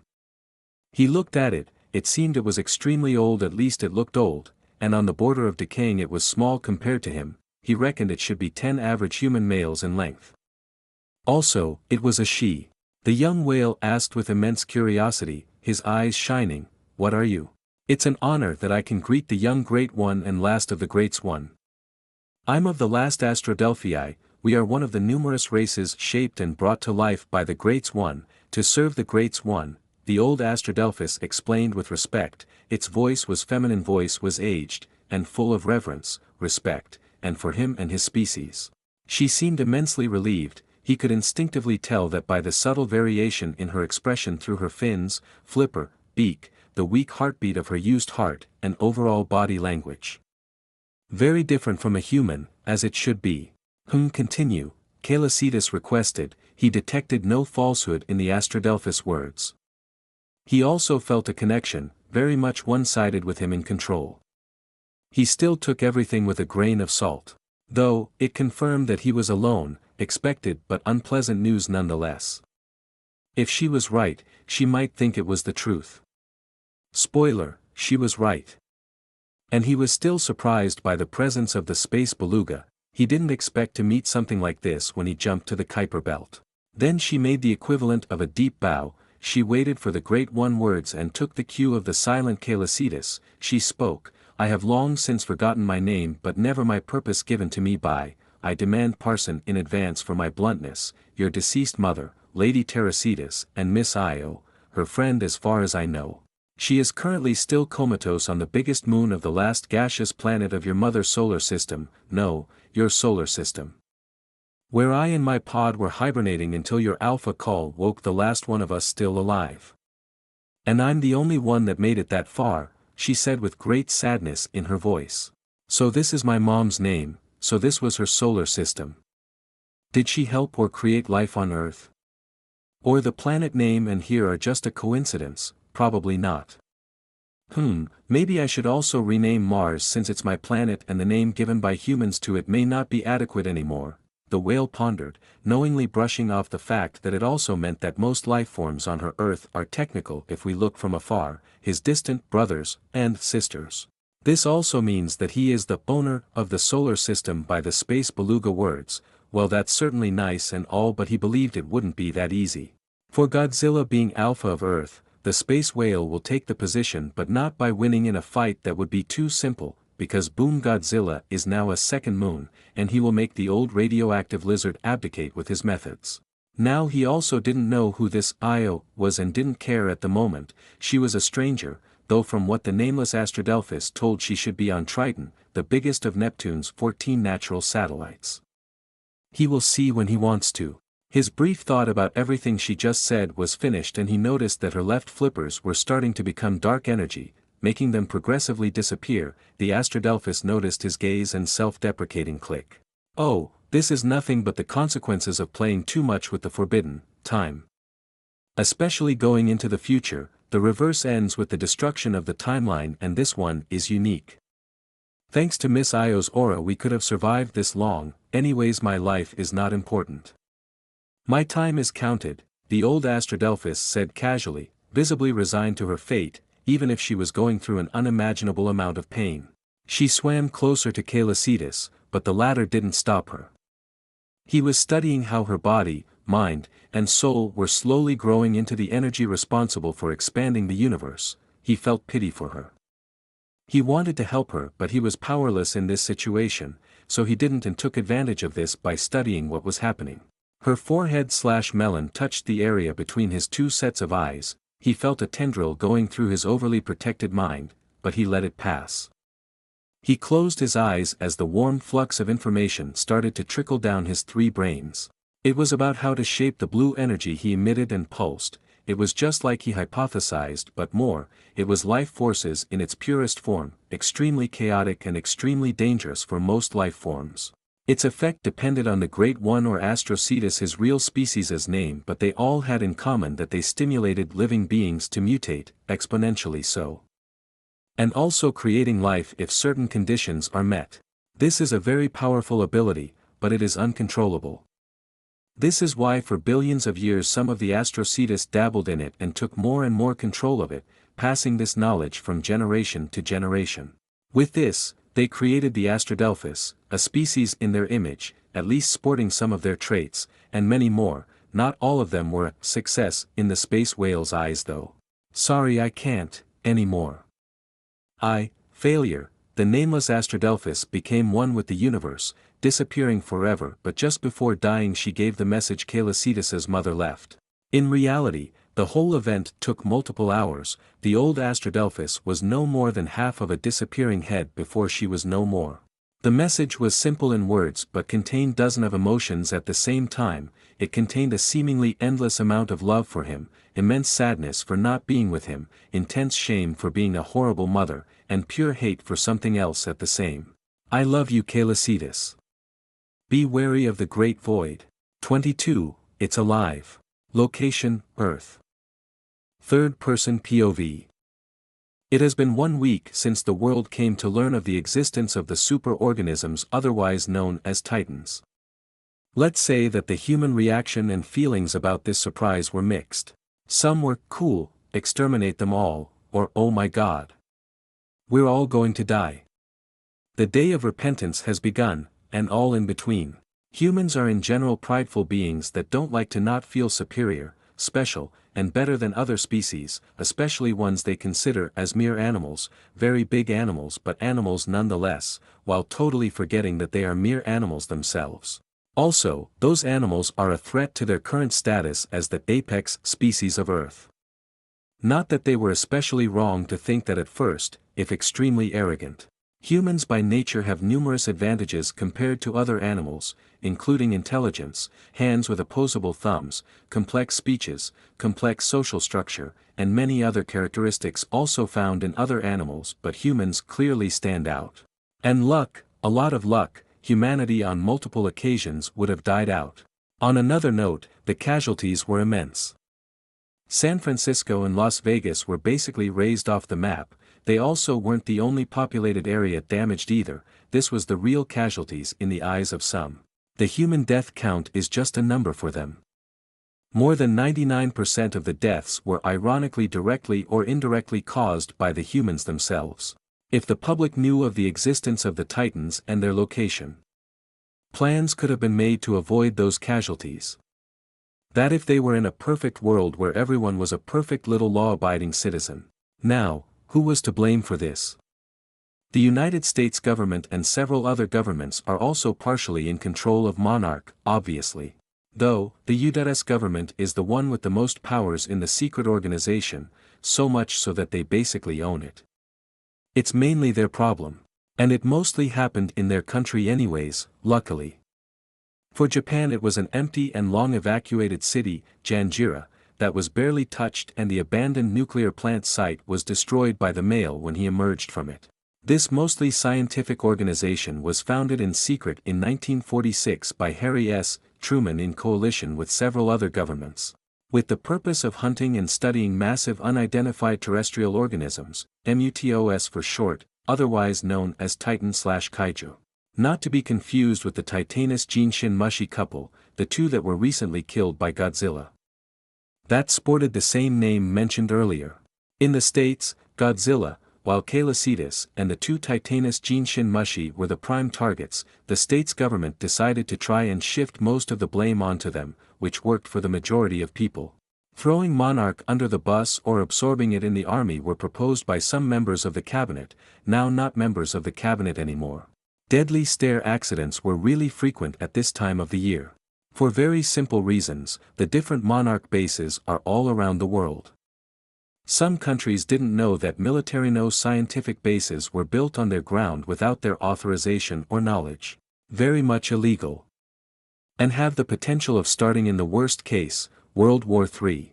However, they still revealed Monarch's existence to the world with the agreement of the other governments in it, such as Germany, the UK, Russia, France, and Japan. Politics. They revealed that it was an international organization that researched Titans. And what were Godzilla and the two other Titans? With plans of evacuation and rules to follow in case of the appearance of other Titans. Nothing more. The Monarch was forced to disclose to the ONU that they had a way to control the Titans, to protect said Titans and the world from a nuclear winter. True fear is something foreign to most humans, and humans destroy what they fear. Anyways, it was still a delicate and touchy subject. Celian. It was the name of the extraterrestrial creature that played with the moon. Many of the world leaders preferred to believe it was being controlled and was just a pet or a robot. Honestly, it was more frightening, depending on the person, but for them easier to accept in their minds than a literal god with control over gravity. Also, that was responsible for the Tower of Pisa being straight and modified with whales as the main theme. The Christ Redeemer had now become the exact copy of the statue on Mars, but with a unique mirror that made the shape of a strange whale appear in the night sky when there is a full moon, as far as they saw. Then at Las Vegas, the soldiers that attacked the space whale survived but are in a coma with more or less permanent sequelae. Surprisingly, human physiology isn't okay about trying to imitate a Beyblade. And are in mortal danger of getting killed and kidnapped by fanatic believers, at any moment. The three eyes of Celian appeared all around the world as if a god looked down on them from his realm. Were quite impactful. The glowing golden color and slow musical hum of the portal helped a lot. If it was a dark purple that wouldn't have the same effect. Though the one that directly stared into the eyes most of the time didn't fare well, because of how beyond them was the being on the other side. Some did go completely bonked and fanatically obsessed with Celian. The most important part is the fact that nearly all the ones in possession of a cross of Kale didn't die or were only lightly injured. In total, more than 609 people without discrimination. The people next to those not having a cross also survived, increasing the count even further. The cross is a miniaturized version of the one on Mars and the main religious symbol of the belief around Celian. Adding to that report of supernatural events at the time around them, such as floating cars that were going to crush them, buildings falling backward, etc. It exponentially augmented the number of believers and will continue to do so. The blame of killing humans and not saving them by the USA on Celian was interpreted as the humans being heretics and as such receiving divine punishment. And it had quite the big backlash if the millions of death threats and multiple attempts to enter the White House were an indication. The whole belief around the divine flying space whale passed from flying spaghetti monster level to oh fuck. It freaking exists. Aha. And it can communicate. It also made every religion and belief of humanity that existed for thousands of years pass as an immense joke, a very bad joke but a joke nonetheless. It displeased the believers of the other religions, greatly. Who tried to explain and twist things to try to illustrate what the whale was for their religion, with varying degrees of success. 3 days later, in the Monarch's base located below Rio de Janeiro, Brazil. The last 2 weeks were unpleasant. One of their best assets, Dr. Mark Russell, left after the death of his son, Andrew Russell, the bloody stain on Godzilla's feet. It shook some of the members, especially Serizawa, who was like an uncle to Andrew. Yet, he didn't blame Godzilla and the Titans in general for the boy's death like his friend. One good thing is that they are now getting more funds and help. In Gillerman's opinion, he is the director of Monarch. Something good came out of this fiasco.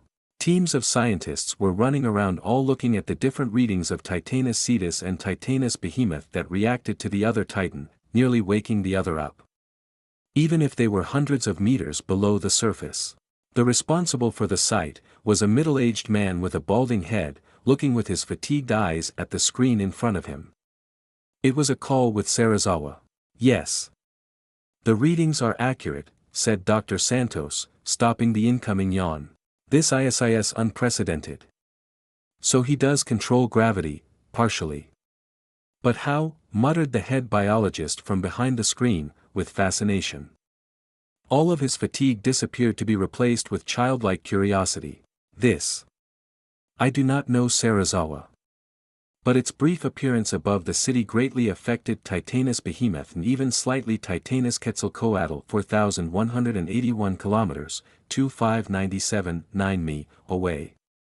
Without counting the other dozen of Titans still unknown to us, he took a sip of his coffee from the cup his daughter gave him when she was 13, written on it was, Te amo papai. The two Titans showed a great increase in their heartbeats as if they were scared or excited. Also, their blood test showed an increase in dopamine. Titanus B * rumble * while going to call back later, said Dr. Santo hastily, ending the call. Serizawa, confused on the other side, only saw furniture move, as if a weak earthquake was going on. He deduced that Behemoth was trying to wake up, good thing that they have multiple ways to keep him asleep. Location, Mars. Calicitas POV. It has been 2 weeks since I came back to Mars, now renamed Celian, very self-centered, I know. I did because I can. The name of this planet given by the architects, Alan Species, was the word home in their only language. I have pondered on what happened in space, especially this great void my mom warned me about, and came to one conclusion. Well, fuck. I suppose it is the third cause of my species' extinction. Making me hate it already, and it's probably tied to the Ghidorahs too. Multiplying the hate. Anyway, it is way stronger than me, and I will see and search for mention of this great void. Alan didn't have anything about it, or if he did they were destroyed. Though he remembers Ghidorah talking about a void before the whole architect species killed themselves to power up the mind seal on Ghidorah, Alan being one of the failsafe if they escaped the facility. I was currently working on creating life.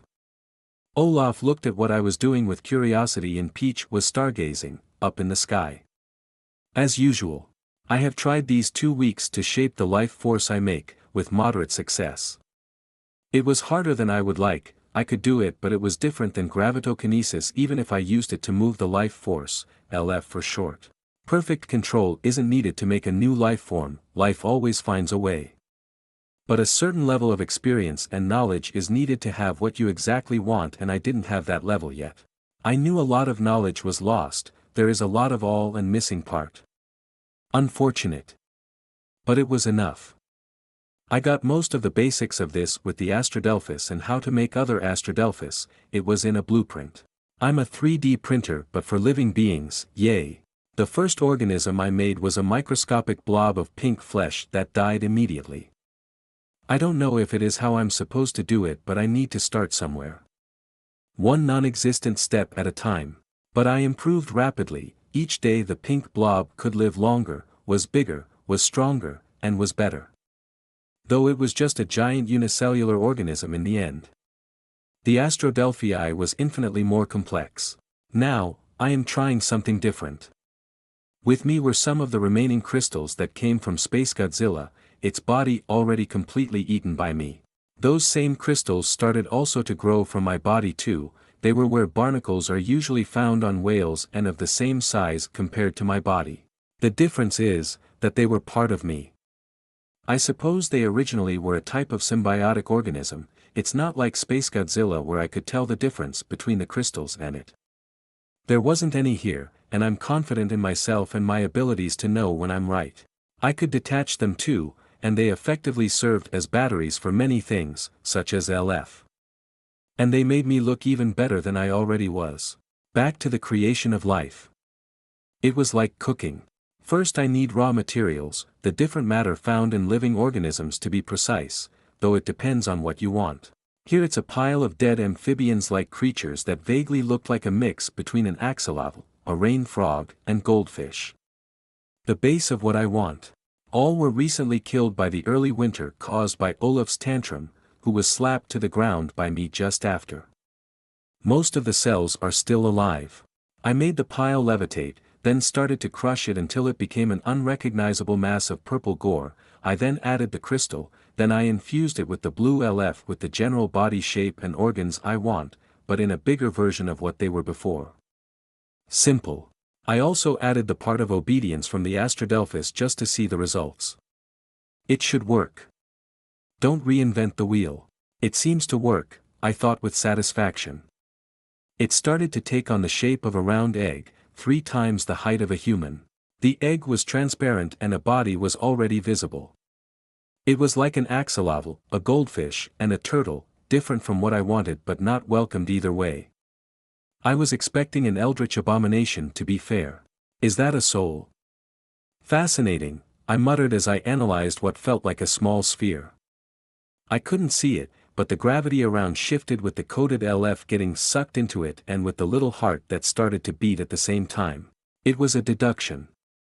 Soul exists or something similar because I reincarnated and this soul started to form with the first beat. And that means I directly created a soul. Cool. Dad, food, the Ice Titan cutely demanded, pointing his right talon, with visible hunger in his blue eyes as he stared at the egg. No, I blankly state, directly crushing all of his hopes. He looked down, his tail swinging back and forth on the grass, doodling with his left talon on the red sand of the beach. He tried to play the pity card. I said, no. If you are hungry, hunt, I repeated, this time with more firmness, increasing gravity enough for him to know who is in control, making him bow his head after I released him. Playing cute and the pity card won't work with me. At least if you try to manipulate me. Something that greatly displeases me. I let him go because he is young and mentally a child and it wasn't his intention in the first place. He just wants to eat, then he hunts himself. This is also the case for everything living on this planet, born from this planet and me. I'm the Alpha, you shall obey me, I stated, then made a low repeated click with the alpha frequency. I felt it again, the satisfaction of sensing every living being no matter the species, doing the equivalent of bowing down to me. Even the unborn titan in the egg was unconsciously doing it. 23, Woman. Location, Celian, Mars. Calicetus POV. I looked from above at my creation, he was born 2 days ago after 3 weeks of incubation. He won't become the second coming of Einstein. He was not dumb, just special. He liked to glare at the purple grass very, very intensely with the equivalent of a scowl on his muzzle. As if the grass personally insulted him or he was trying to win a staring contest.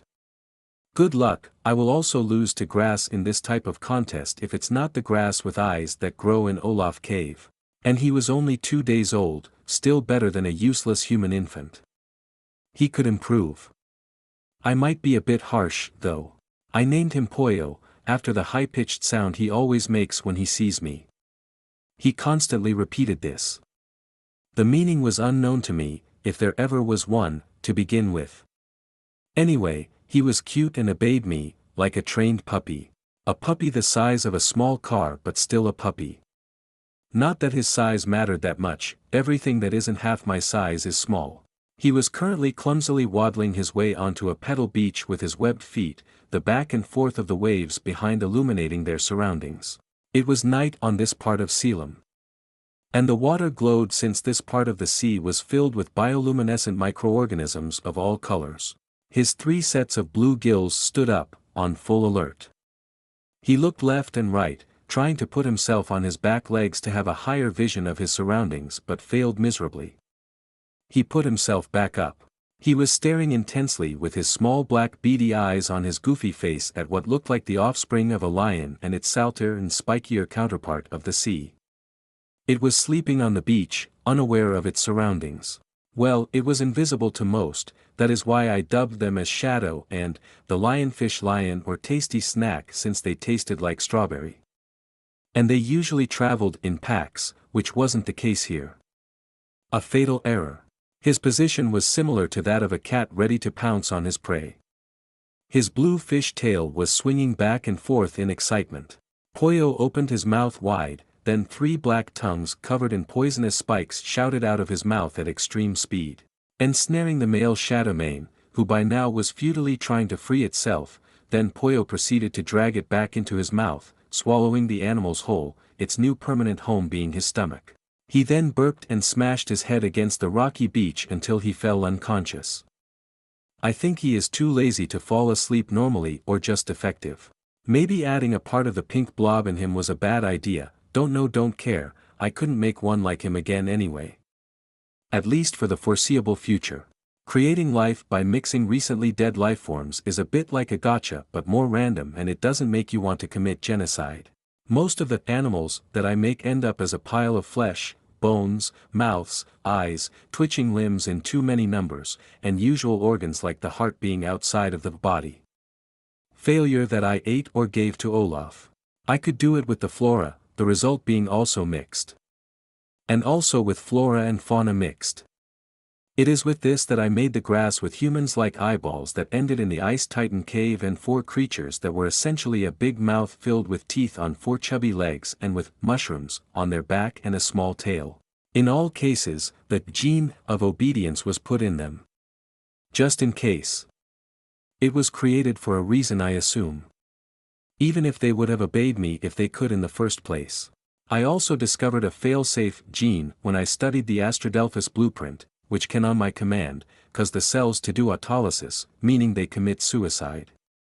Killing the individual with that gene in the process.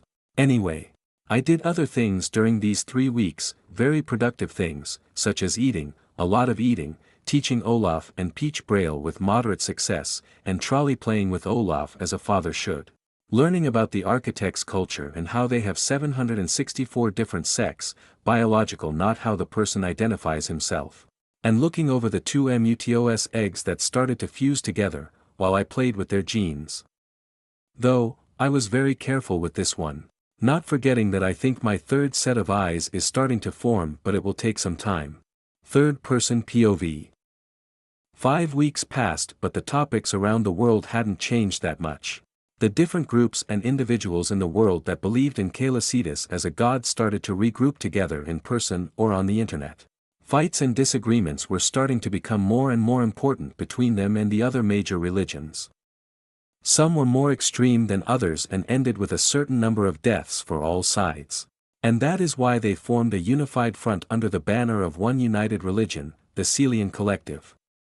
The supreme leader of the religion was still anonymous, but whoever it was, the person was a billionaire and extremely powerful public figure with hands everywhere. The rover Ahab is 3.5 meters, 11.5 feet, in height, 5 meters, 16.4 feet, in width, and weighs more than 2 tons.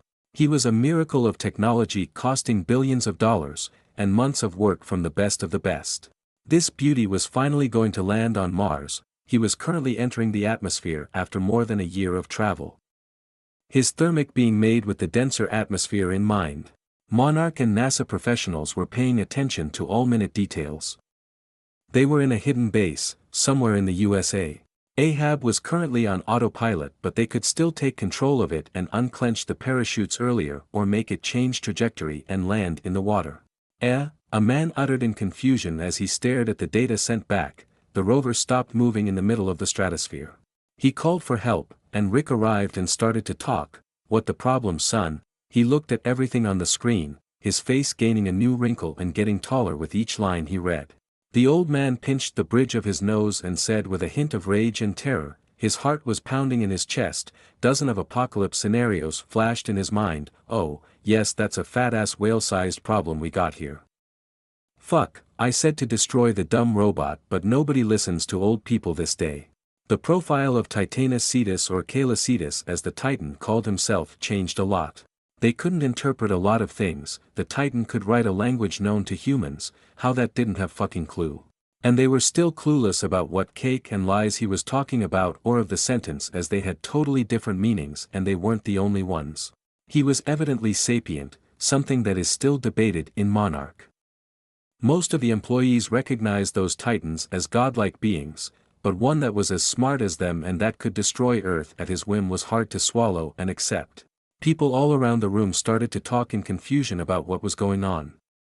A middle-aged man in an expensive suit said in a calm voice, "Don't worry, it must be a bug, a perturbation, or something like that. I don't think you understand the gravity of the situation, Mr. Simmons," Rick retorted. He didn't like the guy one bit. He didn't like the mask he was constantly wearing. Haha.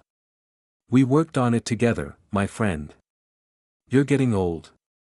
Oh, it's a back look. Back to work, people. Advancement depends on us, Walter Simmons heartily laughed and said with a gentle smile. He was a charismatic man, showing a visage of nobility, but in truth, he was one of the worst. He wanted humans to stay the dominant species on Earth. He hated Gajira and every Titan. Certainly, the dull sparkling whale was more powerful, and he acknowledged the immense danger of this extraterrestrial abomination. It was a threat. But it was just a bigger obstacle in the grand scheme of things. Humanity will advance and sacrifice no matter the cost of human life where needed, and will happen.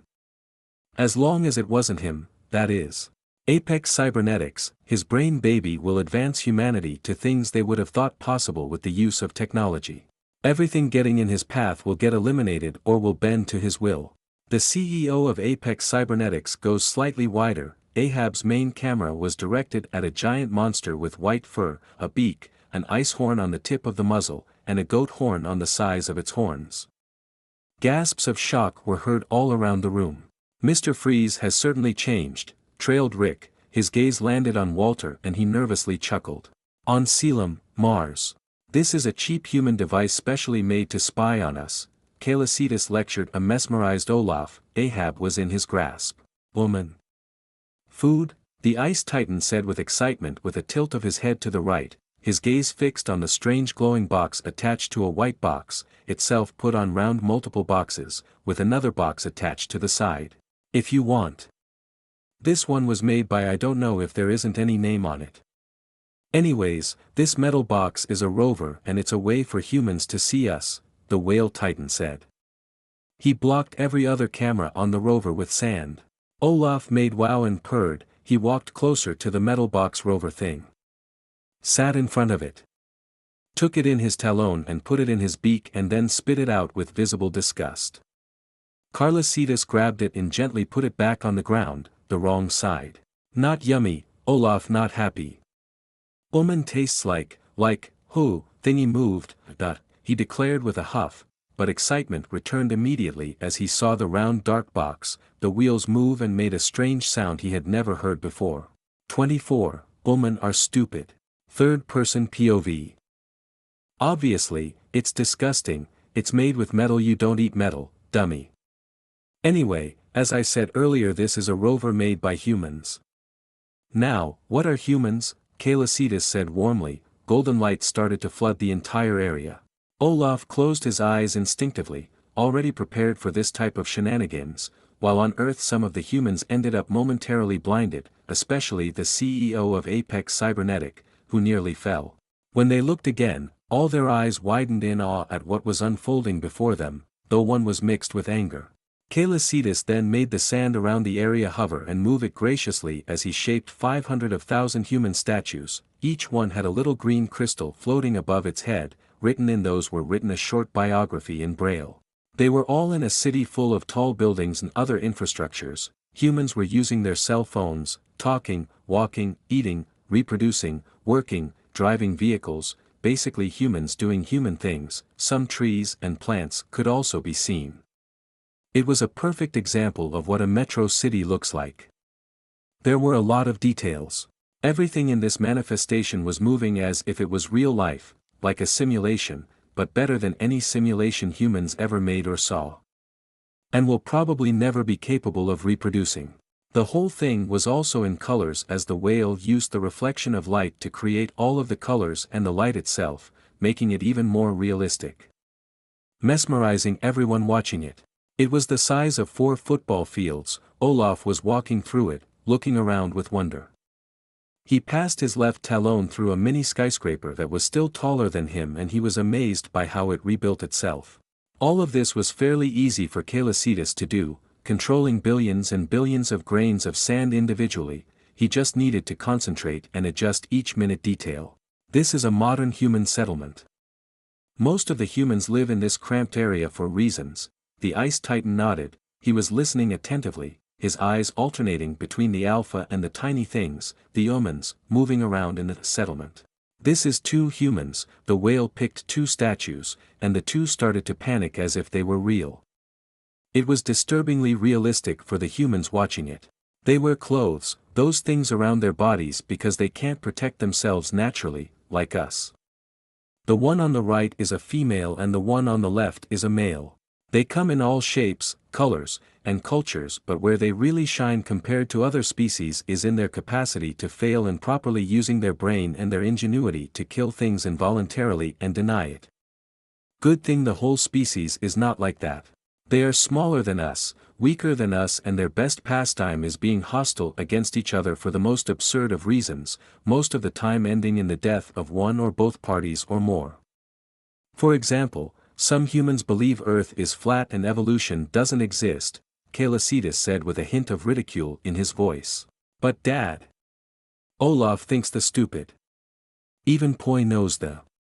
"Probably," Olaf said with incertitude. "Poyo 2 kilometers away, glared at Olaf with his beady eyes looking in two different directions. He was scaring no one. They were on a plateau and he heard Olaf say his name, not that he understood. He glared at everything except Celian. Most of the conflict stems from baseless beliefs, and that is why humans are funny. Happy to not be one of them anymore, Astrocetus all the way for whatever how long my life is going to be, the whale thought and nodded at Olaf's word. The ice titan was improving in his speech. Then he made the whole city and the fake life inside morph into different types of civilization, all from the past, from the most recent to the older to the most ancient of civilization. The older the civilization was, the more things tied to titans and his species were added, all having relation to the current myth on Earth. Each civilization was destroyed with different scenarios, the modern one by a vague shadow of what looked like a giant three-headed dragon, one by flood, one by a volcanic eruption, by a long winter, extreme drought, pyramids falling from the sky, diseases, aliens kidnapping humans before bombing the humans, etc. Most of it was bullshit on the space whale part, not that it was meaningful to him. Humans will probably fill the holes themselves with whatever madness they came up with. They are still dangerous. They are good at killing things with their main strength, technology.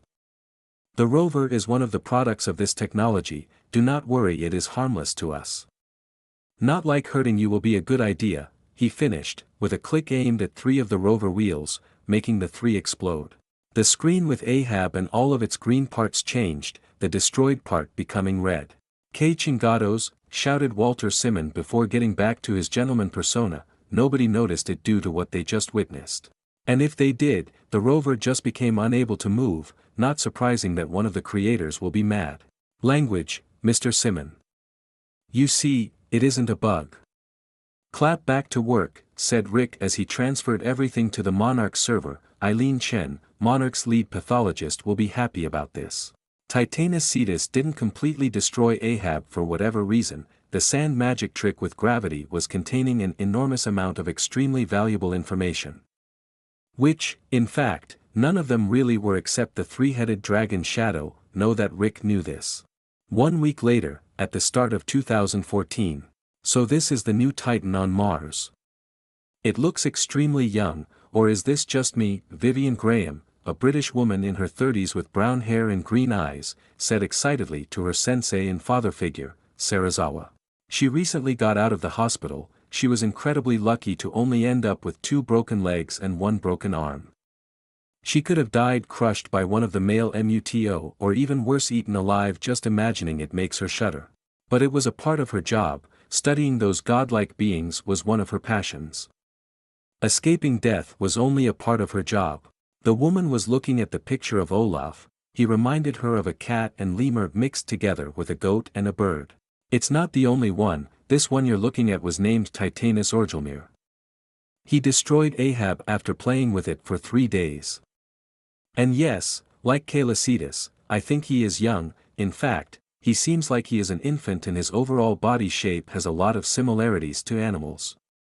Coevolution or something else is at play. This we will probably never know, Sarazawa replied, as excited as his ex-assistant about the new Titans. It's the name of an ice giant in Norse mythology, right? It's Elene who named him, right? Minus 150 Celsius on average.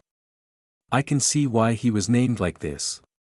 And play, yes, I can see that, she said as she continued to read. Ahab was pushed by the ice titan in the abyss, while the latter looked at the camera as if he knew what he was doing. And then the rover mysteriously got back on the surface. Then getting flung between him and another unknown and nameless titan that looked like an axolotl, that she found was absolutely adorable. The two broke the multi-billion rover beyond recognition. That, she couldn't care less. It wasn't her who paid, and it was to be expected that Ahab would have been shredded apart.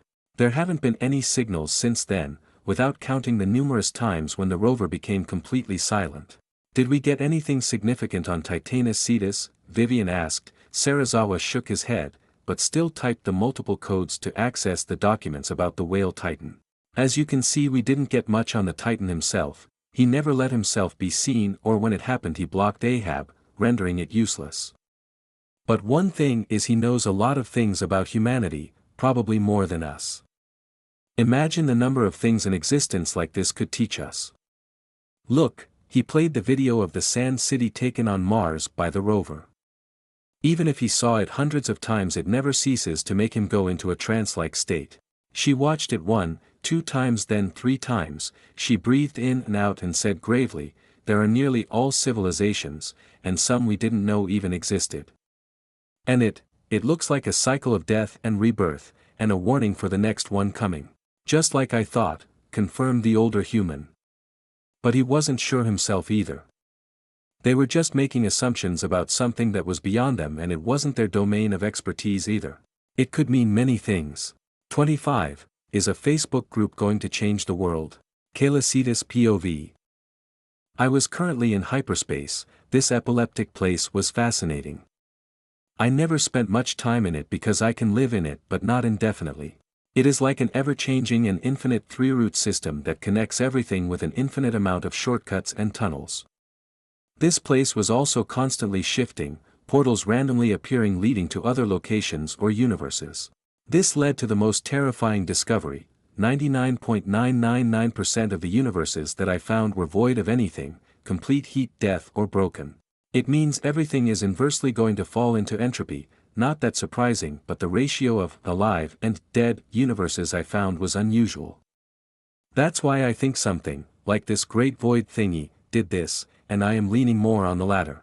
And the last 0.0001%, that was still hundreds and hundreds of universes. Those universes were like an ever-expanding sphere connected with this all-encompassing veil, the hyperspace, something out of the space-time continuum. Each universe affects the surrounding hyperspace, making it have its own unique flavor or smell, the latter being a sense that I mostly lack with how shitty it is for my species. I was going to enter one of those universes. It's not the first time I did this either, but this one seemed interesting, and time doesn't pass the same in it. In this one, 1 second is equal to 2 in my own. Not like the number AB11092202 where 1 second in it was a billion years in mine. I entered the universe with mild difficulty, as if something, a force, was trying to stop me and was visibly failing. I swam through, my entry point apparently being a galaxy, twisting my body as I looked around. Gravity was strange here. It felt, not different in its essence but imbued with something alien to me.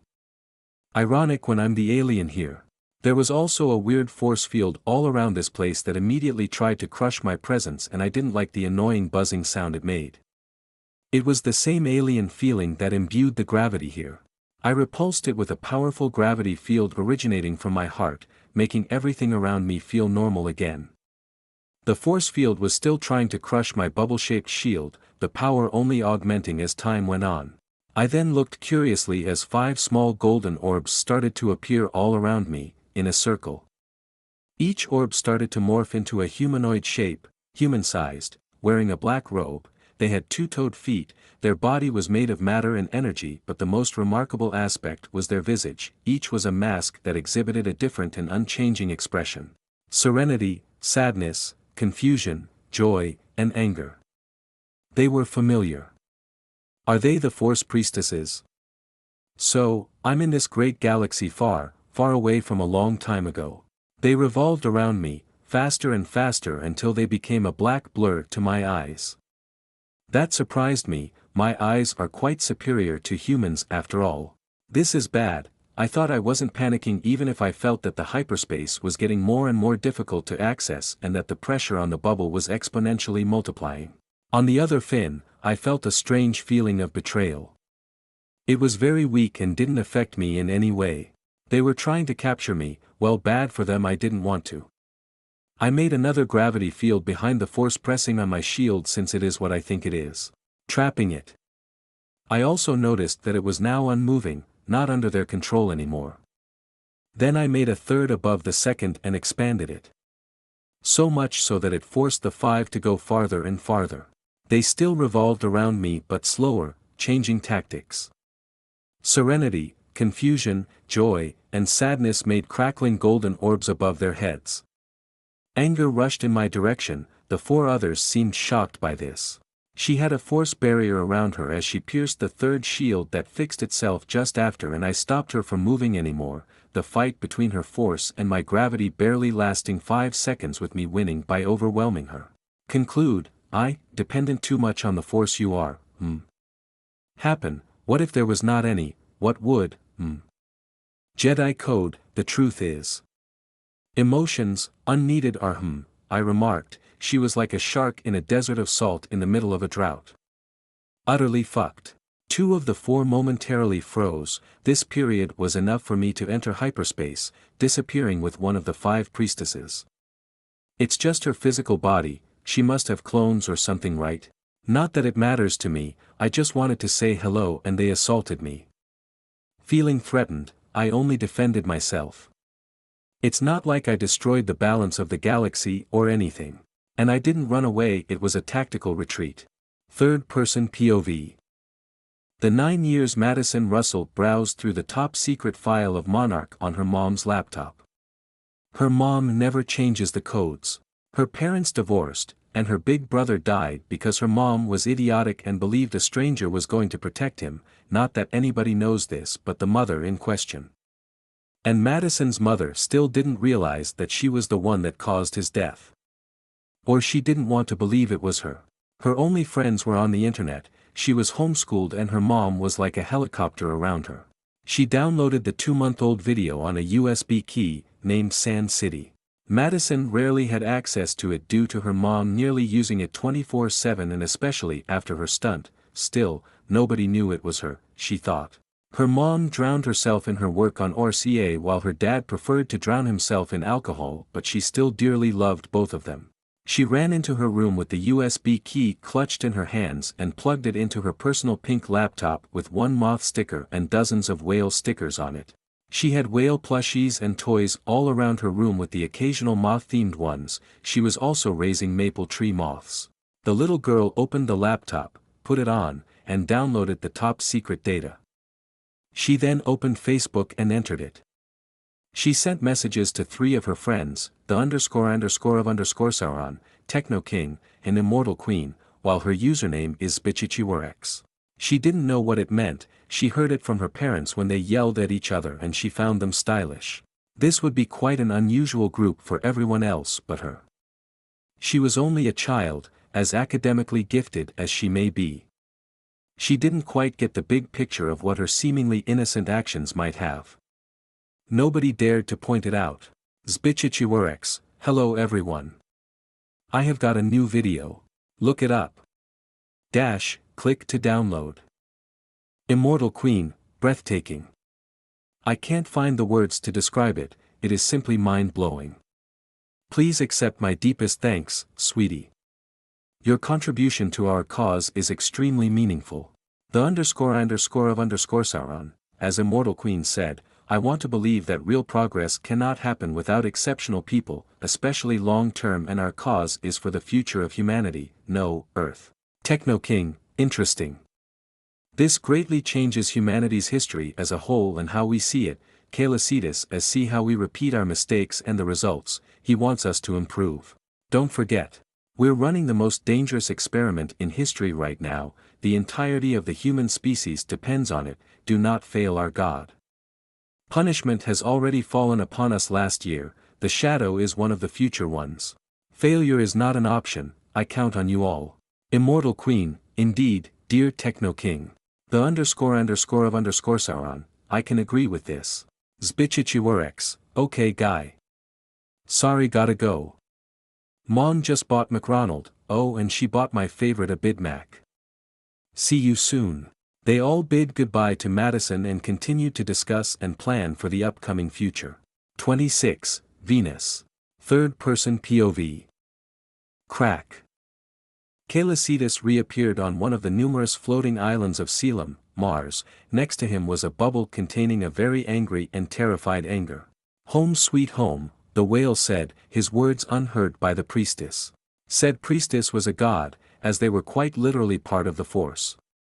Problem is, that the Force didn't exist in this universe. So her divine status was moot. Their names weren't trivial either, meaning he kidnapped the literal manifestation of anger out of the Star Wars universe. It would cause great perturbation in the Force until anger was back or her sisters revive her through backup memories, making a copy of her, a fake. It would not be ideal but better than the emotions anger-related being muted in the whole galaxy. They also had other roles such as connecting the living force, life, to the cosmic force, and death. The two make the Force. This is evidently simplified. The Force has a will, and this will is essentially fate and destiny since it controls nearly everything in the galaxy to attain its objective. Nothing happened by accident until the space whale appeared. Celian being out of the plan of the Force will, and so by extension, the Force priestesses was perceived as a threat to be assimilated or eliminated. Normally the Force priestesses didn't manifest themselves, only in cases like Celian. The Force didn't do very well with the unplanned. So, she was powerless in front of Celian, and pretty much anything physically stronger than a pug will overpower her connection with Force being cut off being the reason for her current state. He then banished the gravity bubble and she fell to the ground like a turd, unable to levitate. She ended up with her head planted in the soft soil. She slowly pushed her head out of the soil, then tried to get up, failing miserably in the process, as if she never walked before. Which was the case. Come on, you have 2 legs. You can do it.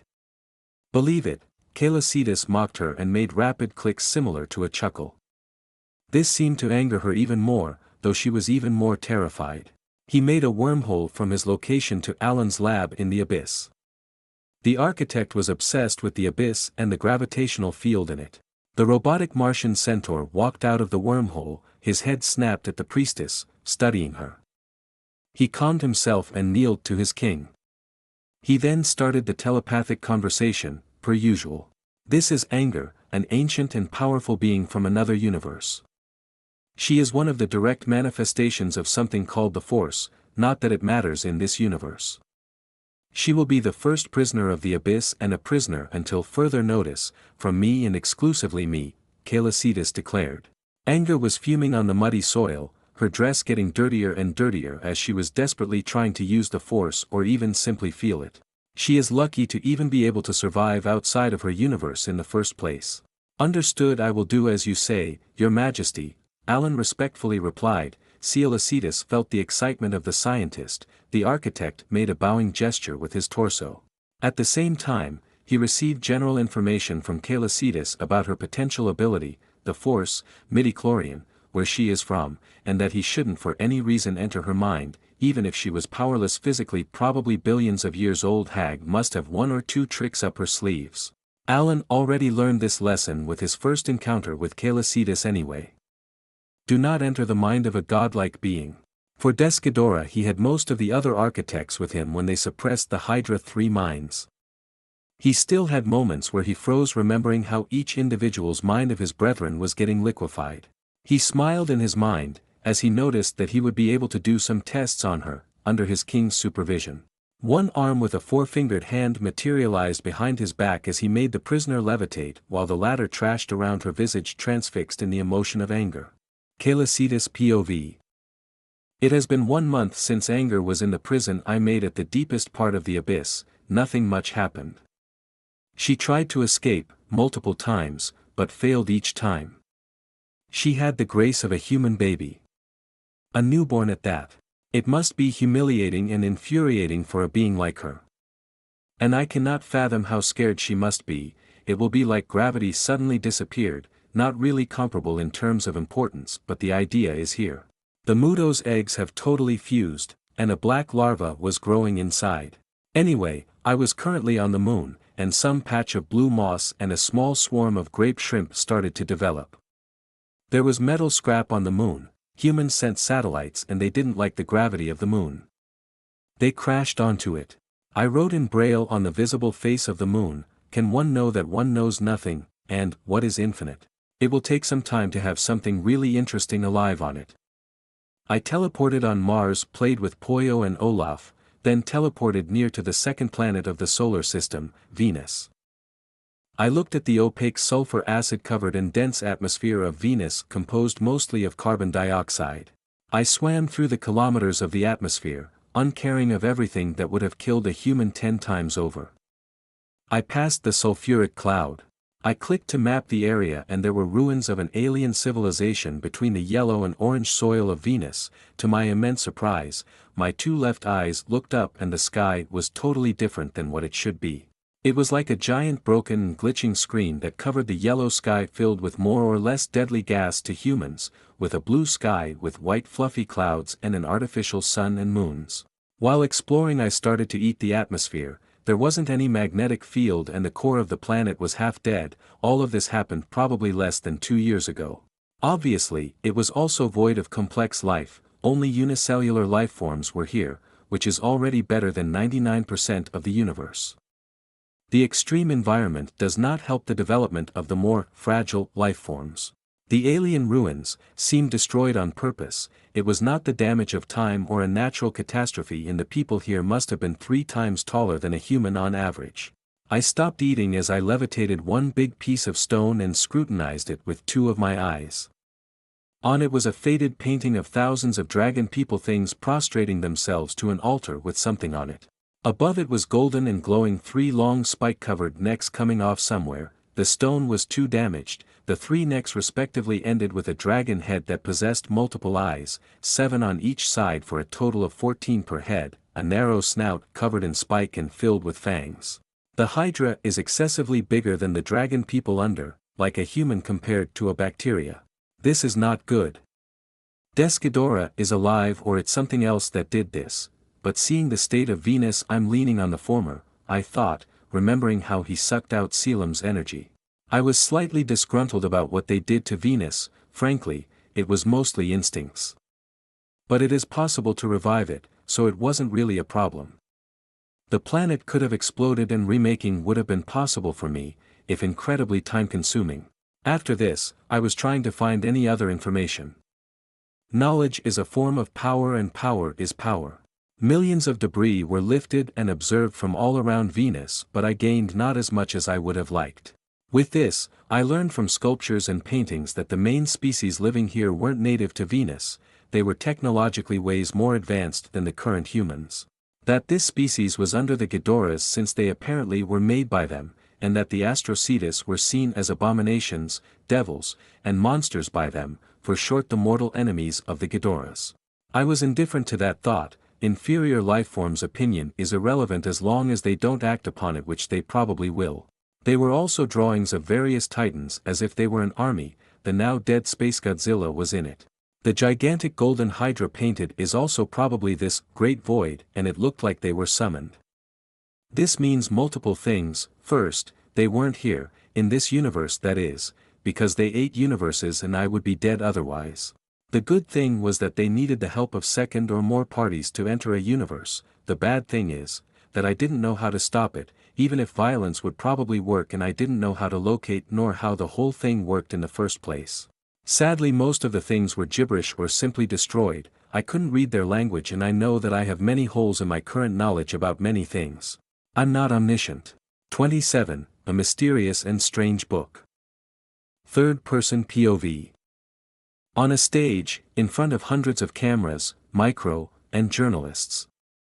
It was also lived on all social media and platforms. Millions of humans from all around the world were watching this. And half of them were recently bought by the boss of Facebook for unknown reasons. Of course, this displeased some people, but did the reptilian care? No, it was for the Earth's future, something more important than some teenager tantrum zero. On this stage stood a Caucasian middle-aged man with brown hair and brown eyes. Around him and hidden in the crowd were hundreds of mercenaries, all fanatical believers and part of the Celian collective, ready to protect the current supreme leader of the religion at any moment and any cost, even their own life. For very simple reasons, he will reveal information that many would prefer that they had stayed hidden. Such as the video sent by Zbichichiwerex. He didn't know her personally and thought she was a teen or young adult behind her internet facade. He didn't know how she got that information, but they were real and that was what mattered. They preferred to wait 2 months before they revealed the video to the world to prepare everything. The man on the stage was dressed in a golden suit. Embroidered on its front was a triangle with the constellation of the whale in the middle, and all over the suit symbols of whales were present. Hello, people from all over the world. You must already know me, I won't reintroduce myself, he said heartily with a light chuckle in his Tesla Micro. He then made a T-pose, and 1/3 of the crowd responded by doing the same. He didn't do any sign languages, dozens of teams were working in real time, translating into different languages and sign languages. To affect a maximum of people. Around the man's neck was the cross of Kale, and another B-less with the symbol of moon, and the same symbol was embroidered on his suit. Today I want to show you something, he declared, spreading his arms as he walked to the left of the stage. The wall, not the giant screen behind him, turned from black to white, then to a photo of the current Mars, celian, taken with the newly developed technology of Tesla sold to Monarch. The crowd gasped in shock. On Mars, there was a lot of water, so much so that it looked like Earth, but the land mass was arranged differently, and it was not all green, they were blue and purple, which added to the beauty of the planet. This is the planet that we humans call Mars. Yes, that might surprise you, but this is the same red planet. Then the screen changed to images of the moon with different data. The crowd gasped in shock yet again. The moon was different, only a bit of plant life was found, but there was an atmosphere dense enough to matter and liquid water. Same as the red planet, life is developing. You might ask yourself, how is this possible? As a man of science myself, I can confirm with certainty that this is due to the divine intervention of our God, Celian. He brings life. The screen changed again. A video started to play, the one given to them by Expichiwar, aka Madison Russell. For the duration of the video, there was absolute silence in the audience, but the reactions were more explicit on the internet, and with important figures such as the President of the USA, who spitted his tea as he heard from his hidden headset about what was happening in the country of freedom. He excused himself. Queen Elizabeth II only chuckled at his reaction. As if she knew what happened and knew she did. Back in the USA, this is an endless cycle of death and rebirth for humanity. Celian has known humanity since our first civilization, one that we, the most powerful race, didn't know until now. The sarcasm was clear in his voice and body language. This offended a lot of people. One mother on Twitter was already insulting Elon Musk by every name, and she wasn't the only one, but they were as many if not more defending him and their God. Do you all remember one of our God's first sentences? The cake is a lie. And our current society is this cake, a lie made by the old generation and their parents, the parents of their parents, and kept until now. The future generations will also act this way. We like to be stagnant. Some tend to think that, it's old so it must be true, and I think that people that continue to say this need to be set on the right path. A faint smile appeared as he heard the feedback from his headset. We hide what we do not like by saying it doesn't exist, using censure, or fear it, like racism, homophobia, transphobia, and I could continue on like this for multiple weeks, no, more like years. Humans are fascinating, right? But we aren't here for this. These problems will take time and effort to solve, and everyone will need to work on them. I know the world of humans is not ready for this. But it is needed. He walked back and forth, sometimes stopping to search for simpler terms. Humanity will soon enter an age of change. We are not the dominant species anymore, we never were to begin. Another example of cakes, something sweet while it lasts but ultimately fake, he said, a gesture of his hand that made the screen change to see everything that the whale wrote, even the two new sentences. Celian sent us a warning, something grave will happen and we must be ready. May you join the Celian collective, and even if you don't, the divine whale is always watching. I bid you goodbye. He finished with a T-pose. More than half of the audience cheered while the rest murmured, most angry, feeling insulted, and the ones that were part of Monarch were alarmed by the fact that there was still an intruder among them. This new religion vexed many. Elon then walked away, ignoring the pesky journalists with their more often than not retarded questions. He needed to move fast. Prison was far from where he wanted to go, or had a surprise stair accident. On the other side of the globe, a pudgy, one-armed man was scoffing at the American words that were directly translated to him in Korean. He could understand English, but why should he bother or even listen to this primitive language? He heard it too much already in his youth. He was seated in front of his personal desk, something made for a god, made with the finest wood and metal by the most talented of people. An invaluable piece of art. He absolutely harbored this stupid cult that was believing in a monster, the monster who stalls his arm. He also hated Godzilla and the other titans, but to a lesser extent. Though, he was smart enough to understand their danger. His declaration of war on Mars was made hastily, but what's done is done. He passed for an idiot to the entire world, but it was like he always acted like that. You underestimate people you think are stupid. He was bred and raised to be like this. He was always right anyways. Slav people, yes, people saying the contrary will be eaten alive by his rabid dogs, and this is when he felt merciful, which happened every 30th of February. He culled the advancement of this cult in his beautiful nation. It was easy since his country was one of the most isolated in the world, and he held an iron fist on the populace and everything going in and out. A servant walked into his office. He didn't react as he knew what she was bringing. Behind her were dozens of guards. However, he was getting excited. In her hand was a strange book. It seemed old and mesmerizing to every human around it. The dictator resisted the urge to jump at it. On the cover were 3 golden heads intertwined together. He blinked as he thought he saw them move. There also was a strange circle made of multiple triangles with an unknown language around it. As agreed, Mr. Kim Jong-un, the woman spoke in perfect Korean, and placed the book on the table. Her eyes became reptilian for the briefest of moments. This was unnoticed by the dictator, and she was running out of time. She then walked out. She walked faster and faster, and her skin started to peel off. In its place were blue scales.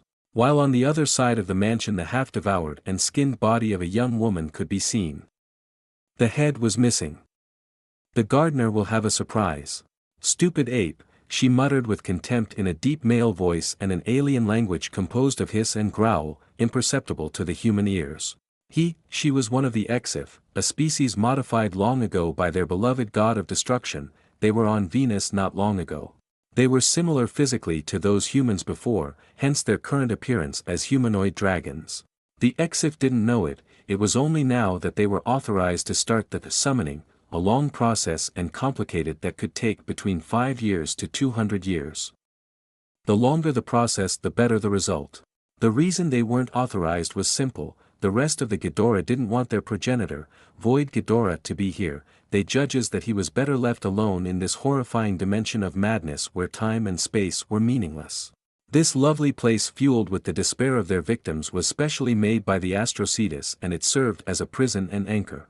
Ghidorah might have overreacted and might attract the ire of the others when they learn of what he did, and he wasn't surprised to start it either. Not the Exif knew. The summoning can still be interrupted anyways. 28. A world leader's secret hobby.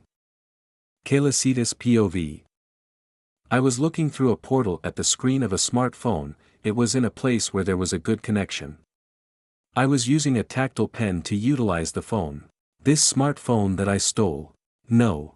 I borrowed it without his permission and for an undetermined period from the president/dictator of a country where vodka is water and bears are pets, otherwise known as Russia.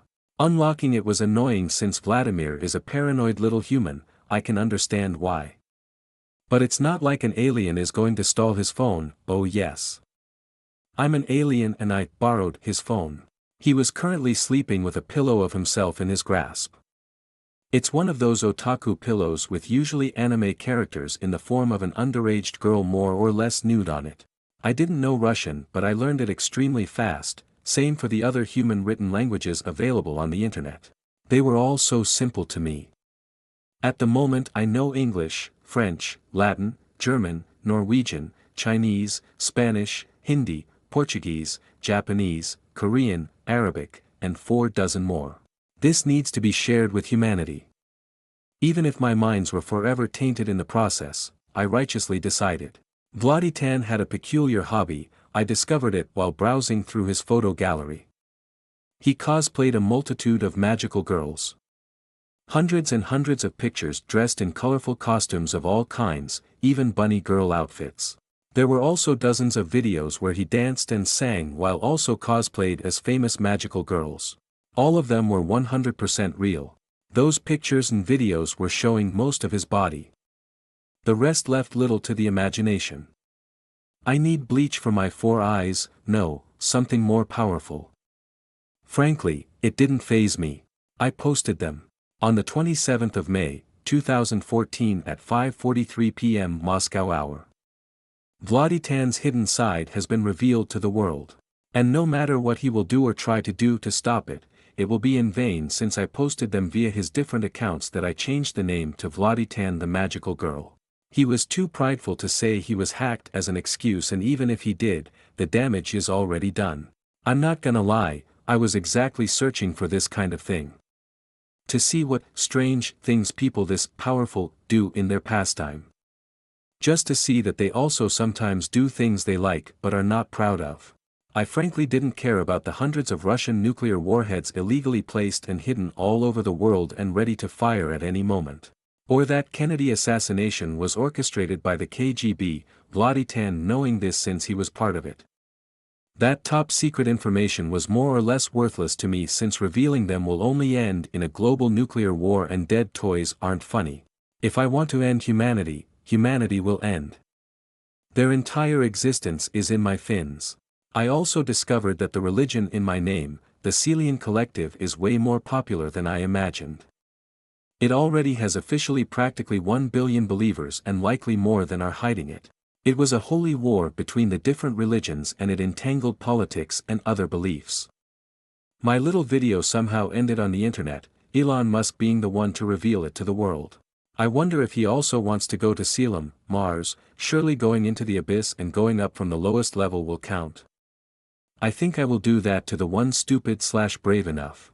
I discovered that North Korea declared war on Celian some time ago. Good for him. I don't care about his insignificant existence. Speaking of Celian, I wrote in Braille on the moon that it was the planet's name and not Mars. By the way, Celian means the sky and heaven. I didn't even try Rule 34, I'm an underaged calf after all, and humans are degenerate. What are they going to do when they see the other titans? Only their horny minds know. Godzilla must already be popular. Good thing the grand public doesn't know about my body. I will make a rule that they shouldn't even do it, but I know some will still do it even if it costs their lives. I cannot imagine how a celebrity must feel to have porn made about him, her, but it mustn't be a pleasant experience. Some must be into it though. Archive of our own, 90% smut with every fetish you might ever imagine. They love to use celebrities. I deleted every important piece of data on the phone, replaced them with Rickroll, and changed all of his alarms with the song of Edward Kill. The famous Trololo. I then placed the phone back. I didn't steal his phone, I'm not a bad whale. Though I still permanently borrowed half of his nuke, I want to taste one. Anyways, Vladitan won't be the only one where his secret will be revealed. I teleported above an empty floating island. It was only covered in blue grass and rainbow mushroom. The flock flew around my body in 2 distinct swarms. They were going to hunt on my order. I took one of the smaller ones and also weaker nuclear bombs and crushed it with my tongue.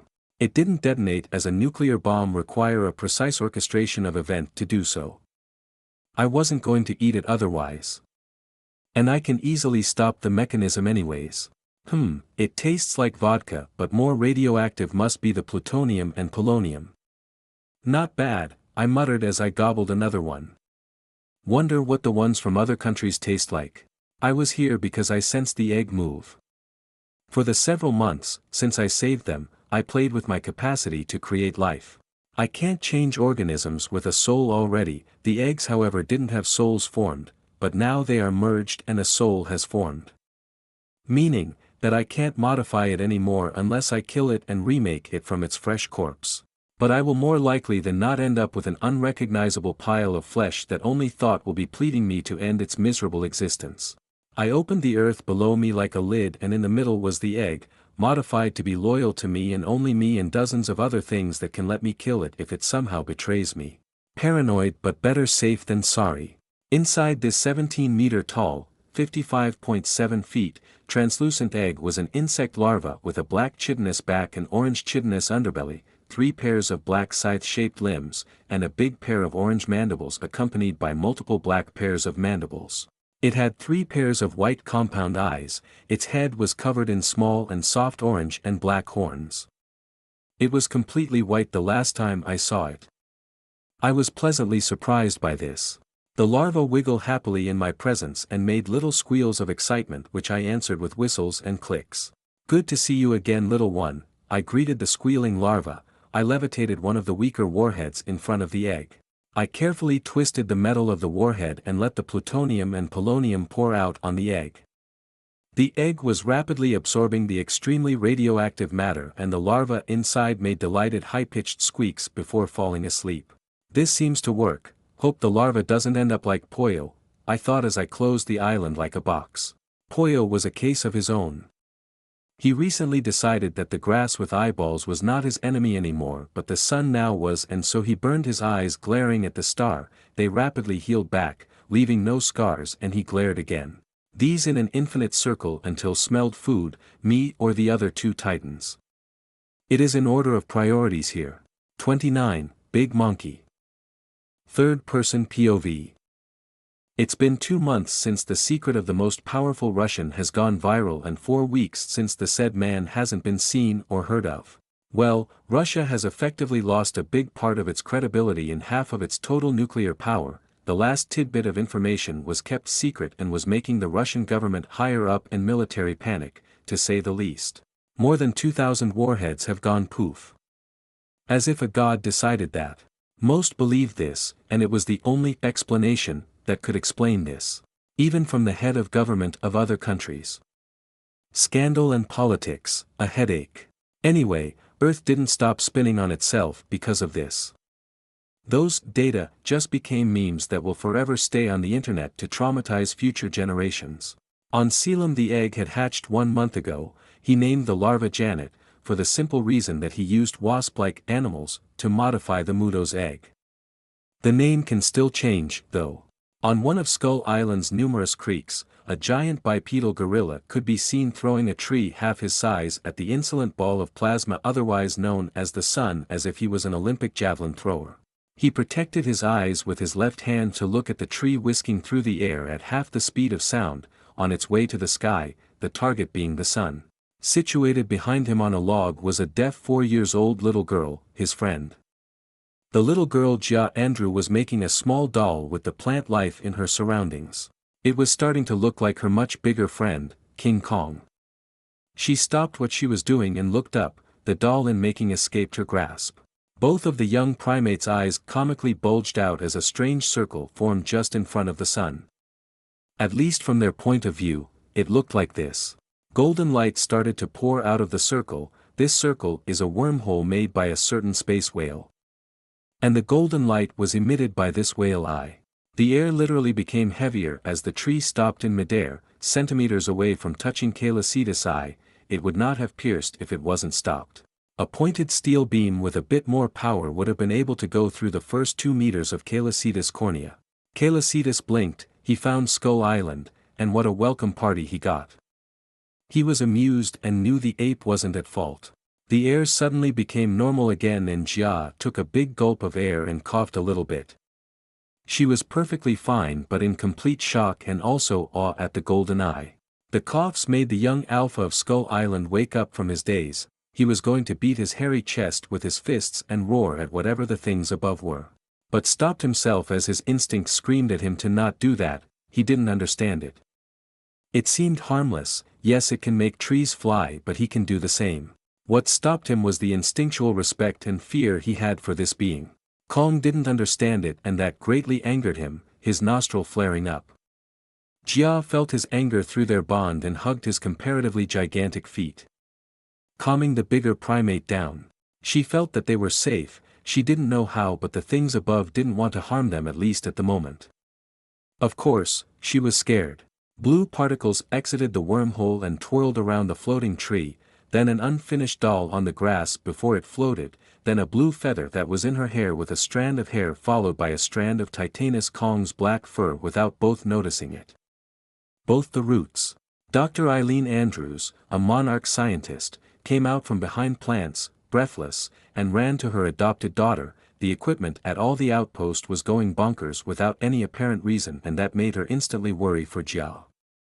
Something was happening on the island. The British woman's entire body and mind froze, her face paled as she gazed at the golden eye behind the wormhole. She knew the being the eyes belonged to. The eye full of intelligence then slightly moved and directly looked in her direction for half a second, and she felt that was the longest half a second in her entire life.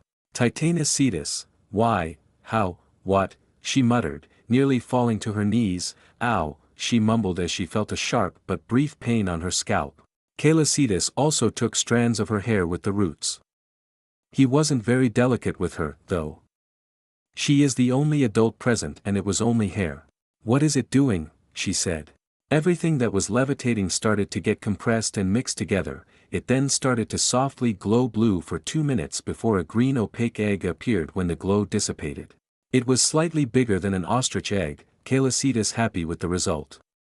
He gently levitated the egg to the ground. The green egg then immediately started to grow thin roots on the soil contact. The two humans and the great ape were also looking at the strange egg. Kong tried to stop himself from crushing it and he succeeded. What can two humans mix with another primate, an unknown bird, and a tree that looks like the hybrid between a pine tree and palm tree, do? The space whale thought from Celian, Mars. Poyo. Puyuyu, Cetus heard Poyo bellow him exclaim in curiosity. The whale then made a wormhole only big enough to fit in the axolotl titan head. Poyo squealed and immediately pushed his head through the wormhole, as if the risk of losing his head was totally unimportant, which it was. Most of his brain was in his shell. And so Poyo's goofy face appeared from midair on Earth. He was drooling. The strange pink things seemed tasty, but he couldn't get past his head to his immense confusion, and they were out of reach from his tongues full of teeth. Of course, that didn't go unnoticed, but it was less shocking compared to Cetus and the sudden apparition of an egg by space whale magic. And now Titanus Venerabile, bloody hell, Dr. Eileen Andrews answered, and her left eye twitched. She had already abandoned trying to understand. At least Jia wasn't in imminent danger if Titanus Cetus's behavior is as they suppose. Which didn't really mean anything, but it at least made her stress less. At least it looked cute, which is the reason behind its name, and this, she understood why. Though the way its black beady eyes, void of anything but hunger, were looking in two different directions was incredibly unsettling. Her intention was brought back to the egg, as it was cracking. Everyone also looked at it. Crack crack asterisk asterisk crack asterisk. A green head covered in plant-like green fur popped out, and on its head was a tuft of blue feathers, and two big fluffy ears. It sported on its face a black beak with two big and round brown eyes. It was the size of a bowling ball. K Tolu Meta, the things coming out of the egg said in a high-pitched voice, its gaze falling on Eileen. I see you. The woman in question was already at her wit's end, and her only thought at the moment were, don't look at me. She was slowly making her way to Jia. The hatchling gaze followed her, and it said in this same high-pitched voice, Ka. Mine. That really looks like a Furby. Okay, so I can also influence the result like this. Or it's still totally random, meh. The whale noted this, taking Poyo's head out of the wormhole, and then he banished both. On Earth, King Kong breathes an immense sigh of relief. He felt his whole tense body relax. 2 seconds later another wormhole appeared, and 3 nearly adult skull-crawler was seen disappearing in this same wormhole. One was going to become food/host to a very hungry larva. And the other 2 will also become food, but to Cetus. The 3 were pretty much already living corpses. 30. A new pair of eyes. Third-person POV. King Kong stared at the strange and disturbing creature that was created by the golden eye. It smelled like him, Jia, Eileen, a bird, and the tree he was throwing earlier. He looked down at Jia, who also looked up, and he signed to her that the creature smelled strange. 3 days later. Yes. I'm sure of what I saw.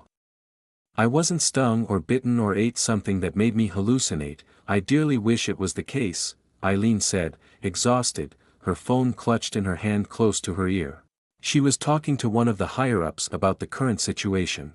The anthropologist was currently in one of Monarch's outposts on Skull Island close to one Iwi settlement. The event 3 days ago was still affecting her. She didn't inform Monarch the same day because she simply couldn't. So she was forced to wait 2 days until everything was fully operational again. The creature made by Titanus Cetus had quite literally shaken the mind of Monarch scientists who learned the news. Of course at first they didn't believe her, and many still don't. But she had photos, sounds, and videos recording of the specimen. It was for the moment nameless, but it always made those ka-dawe. Me genius, while turning itself with its creepy feet that looked too human. She also had multiple samples of feathers, fur, eggshells, and saliva, but she didn't have the necessary equipment at the moment, and even if she did, she wouldn't know how to do it either way without messing up. She isn't a geneticist. Sadly, Eileen didn't have a video of the moment the chimera was created, but the event for sure made her rethink if the Celian collective were really insane to worship the Titan as a supreme deity. Celian created right in front of her eyes. Humans could also do this, but there was no comparison. Religions and worships around Titan are pretty common in human history. The Iwi tribe treats King Kong as a god, for example, but there is a god and god. The report she sent this morning was Island Andrews, from Skull Island Outpost 3. Discovery of specimen, dubbed Dawe. This creature clicked TOC. Height, 15.4 centimeters, 6.06 inches, no sign of growth since hatching. It was created through an unknown process by the Titan, Titanocetus, whose eye appeared through a wormhole 2 days ago between 4:30 p.m. and 5 p.m. and stayed approximately for 10 minutes. The Titan disappeared and took with him 3 young adult specimens of Cranium reptant, skullcrawler, for unknown reasons. Apparition of Titanus venerabile, Poyo, via a wormhole shaped by Titanocetus. The specimen has a pattern in the sound it makes. It has a certain level of consciousness and self-awareness. It doesn't eat or drink like an animal, and it seems to be biologically similar to a plant in that aspect. End of report. Eileen Andrews. Understood. In 24 hours a team will be here and I need to prepare everything, she said before ending the call. She turned her head and screamed bloody murder as Dawe was staring right into her eyes from the window. Then it crawled away but was caught by Jia, who ran away somewhere with it in her hands. The creature made a squeaking sound which fell on deaf ears as she continued to run. I'm going to sleep, she said to herself. She was creeped out by the creature. It was always watching. Celian POV. The skullcrawler tasted like roasted eels with a touch of spice. They could talk but most were gibberish, and the only thing meaningful they said was how hungry and how much they wanted to eat everything. That must suck to be one of them. Lucky me I didn't reincarnate as one. Having a constant and endless hunger that renders you insane and can make you become a mindless beast. My minds are the most important thing to me, losing it is the same as dying for me. Anyway, that's their problem, not mine. Janet, the larva, absolutely loved its new housing. It could control the skullcrawler that was obviously still alive. I put it unconscious before putting it where the egg was. The larva hatched 2 minutes later and the rest is history. That is why Janet could be seen slithering in its new meat suit. 1 month and a half passed like this, with me doing round trips between Celian, Earth's moon, Venus, and Mercury, trying to bring life to the last 2. Mercury was more or less unlivable, simply too close to the sun. The surface of the planet is a lost cause unless I changed where the planet was in the solar system, which is a very bad idea, since it can cause unwanted consequences. That is why I molded with my gravity the inside of its crust, making giant caves where conditions for life are met, and my simple presence with those conditions already made life appear. It's still extreme for most life forms though. All of the fauna and flora, which wasn't much to be fair, were using iron in their biology, much like the volcano snail on Earth. Mercury's total weight is 70% composed of iron after all. Venus was seeing the apparition of what, but the water must have a high concentration in sulfur though. The magnetic field that was absent before was now present, serving as a shield. Same for the atmosphere that was less filled with CO2. Still too hot for liquid water, which is why it got the same treatment as Mercury, but this one will have life on its surface. I flapped my 4 front fins, swimming higher close to where Celian's atmosphere became the nothingness of space. I paused and took in the beauty of space. It never ceases to amaze me how incredible it is. With my eye, I could see the different constellations, stars, astral bodies, nebulae, and galaxies. It was for most the image of the past, light taking time to move. Those galaxies and places that humans will never go to, which wasn't the case for me. I continued to swim, taking speed until I was out of Mars's magnetic field. I then put myself into orbit. I was here because I felt this itch just behind my second set of eyes. It had been itching like this for the last 2 months and it got worse today. I closed my eyes as I felt the energy in the crystals on my body start to fill my body, and the itching was slowly replaced with a warmth that soon turned into something hotter and hotter. Then it totally disappeared. While like this I didn't feel time pass, it was like I was half asleep or drunk. I opened my 4 eyes again, then 2 more opened on instinct, disorienting me for half of a millisecond. This is nice. Oh, and I was like this for 3 weeks, I thought, instinctively and immensely pleased with my new set of eyes. I didn't feel particularly different from before. I could feel dark matter easily, it was easier to control, and I was certainly bigger, but that doesn't affect me much since I'm constantly growing. I currently must be more or less 235 meters, 770 feet, in length. I stopped using the human arm's length or how. First, it's based on Kim's arm, and that is all the reason necessary. As if I needed a reason in the first place. I don't use the freedom unit for obvious reasons, such as why would I use the length of the feet of a human king that died long ago as a unit of measurement when the rest doesn't follow a set of rules that actually make sense. That's plain silly. Plus I don't have feet. That's why when I discovered the owner of the arm I snatched a 1-meter metal ruler from a random math teacher in France and gave him a copy made of pure platinum that I made look exactly the same. It might be a precious metal to humans, but for me, it's arguably trash. It doesn't even taste that good. The metric system, while not perfect, is better in my opinion, and as a human I used it. Why change it? If it ain't broke, don't fix it.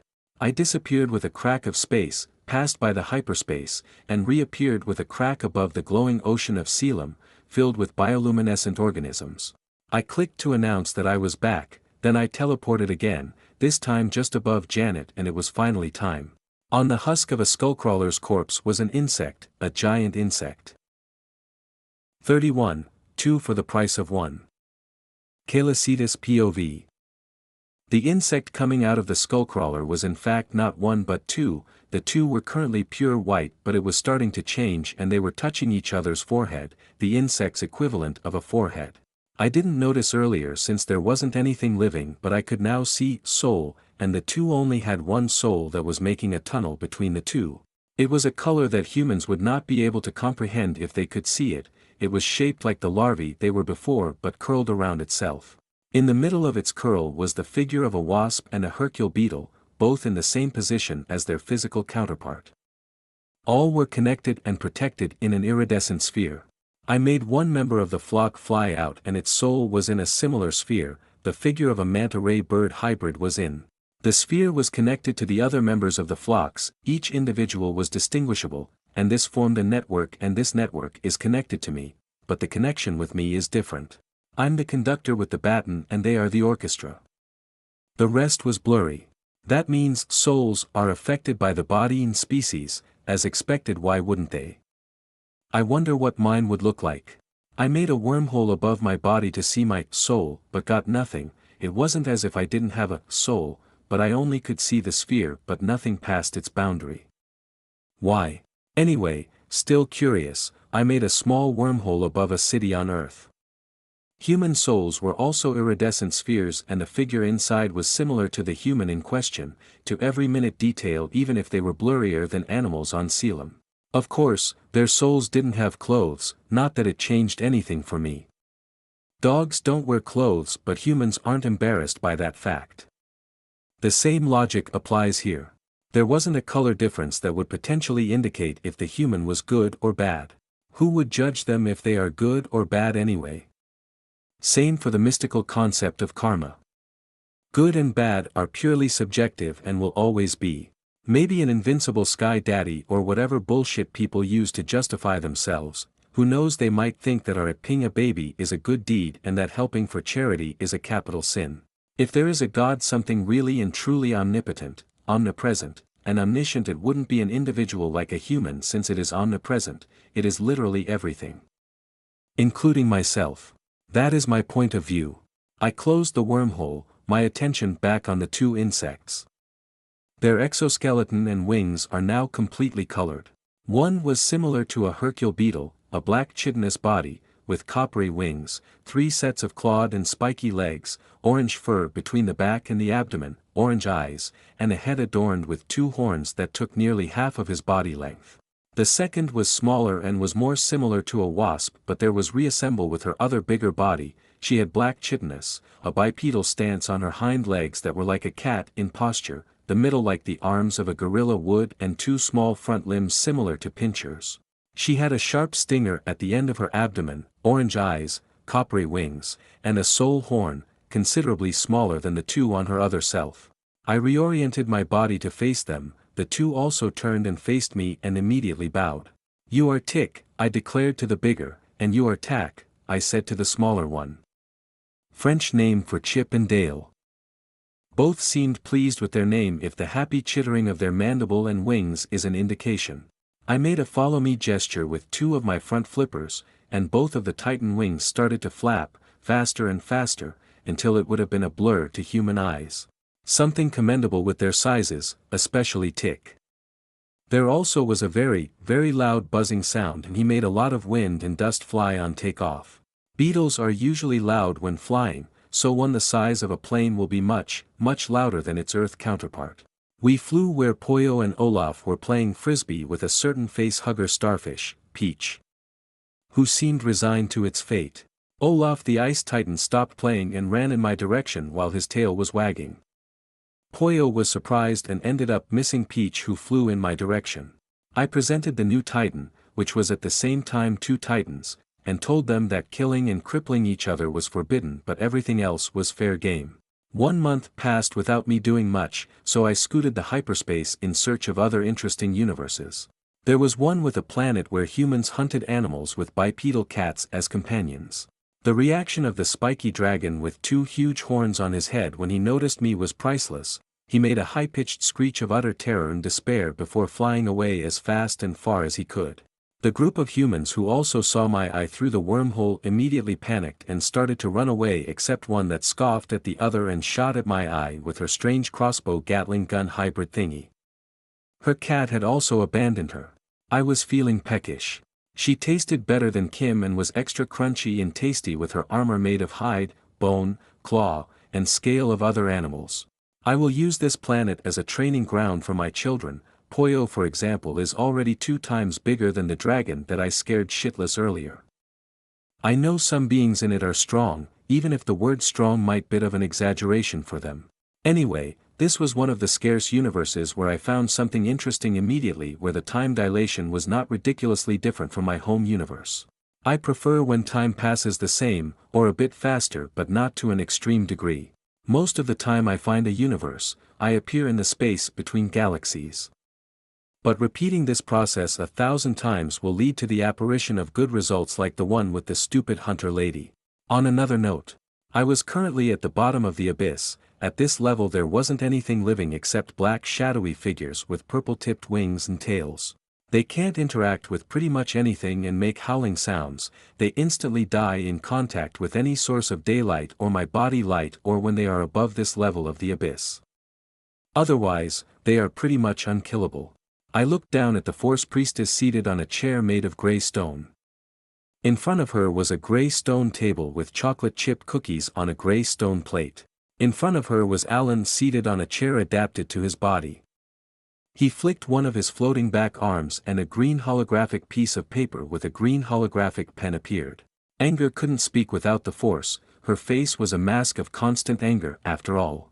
Though she could eat, her real mouth was below her chin. It was just not made to speak. She could only make gurgling sounds with meaningless clicks. She also learned how to walk, something she seems to despise while she is also proud of that at the same time. A 2-year-old human toddler was still better than her. That it will pass for an Olympian champion in comparison, however. It's one of the monthly sessions where we communicate. She learned to write in Arch, the architect's equivalent of English. I also learned this language while at it, and Alan took the metric system and mixed it with the architect's one. Anger took the pen and stared at it with contemplation. She was like this for 5 minutes until she wrote, "I will comply."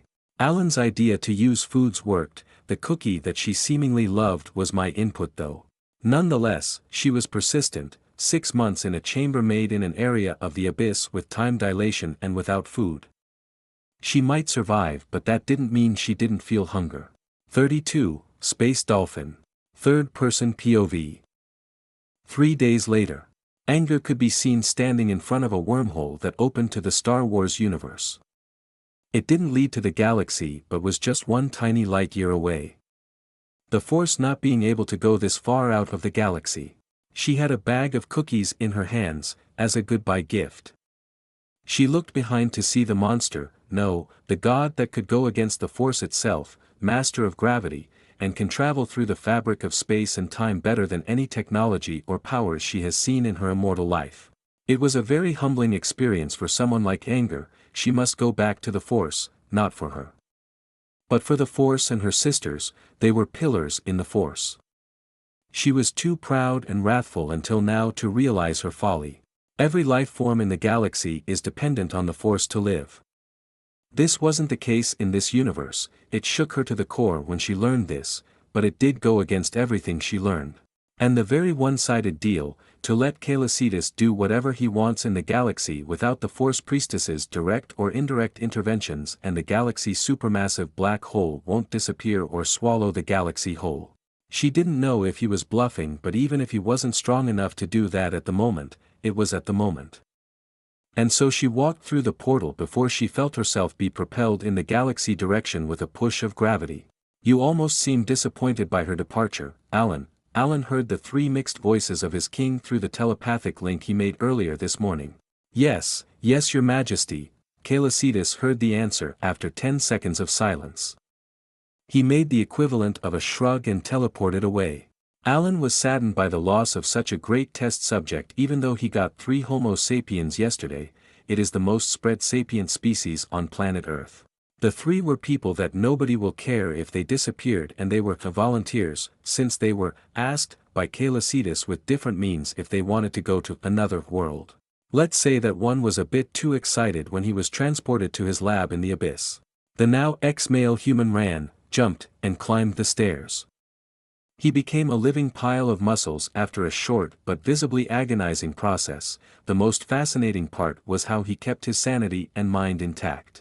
In the center of the Milky Way's space distorted as Celian appeared. He was 375 billion kilometers, 233 billion miles, away from the supermassive black hole, in its event of the horizon. This black hole is essentially the heart of the Milky Way and is equivalent to 10% of the galaxy's total mass. It holds everything in the galaxy together from flying into space. He could feel the incredible power of the black hole from this distance, not that he couldn't from Mars, but there was quite a huge difference. It was also bombarding nearly all of his senses. It is fundamentally more powerful than anything else he ever made until now. Though, he knew he could affect it in some way, but it was a bad idea since it would have a galaxy-wide effect. It's like poking a needle through a human's heart. He resisted the black hole hold quite easily for the power it had. He felt his heartbeat accelerate to compensate, and the instinctual feeling of excitement. Overall it was quite an intoxicating feeling. Celian's usual heartbeat was normally 1 beat per minute, and here it was 3. The reason for his excitement was that a sound through the graviton made by the supermassive black hole.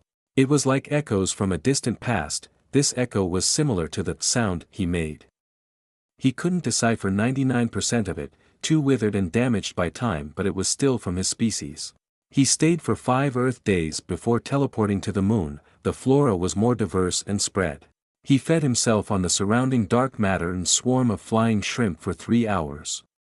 Expelling pure water from his blowholes and overall making the moon's atmosphere denser than it was before.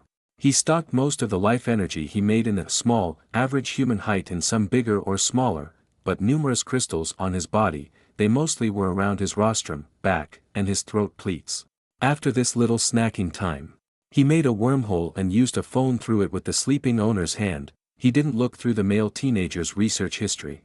He looked at every zoo, aquarium, aquapark, rehabilitation center, etc. around the world and their exact location, and made wormholes above every one of them. On Earth, SeaWorld Orlando. Madison Russell and her mother Emma Russell were looking with more or less disgust at the orca encounter, killer whale presentation. They were in the front row, the one closest to the pool where the killer whales were. They were here because Madison wanted to see killer whales in the flesh and it was her birthday. Her mother warned her that it might not exactly be like she dreamed of. She was young and naive. Emma also wanted to prove to her daughter a point was the reason they were here.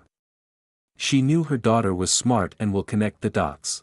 The performance was going as usual until the performer's head on the back of the killer whale suddenly disappeared in a flag of light.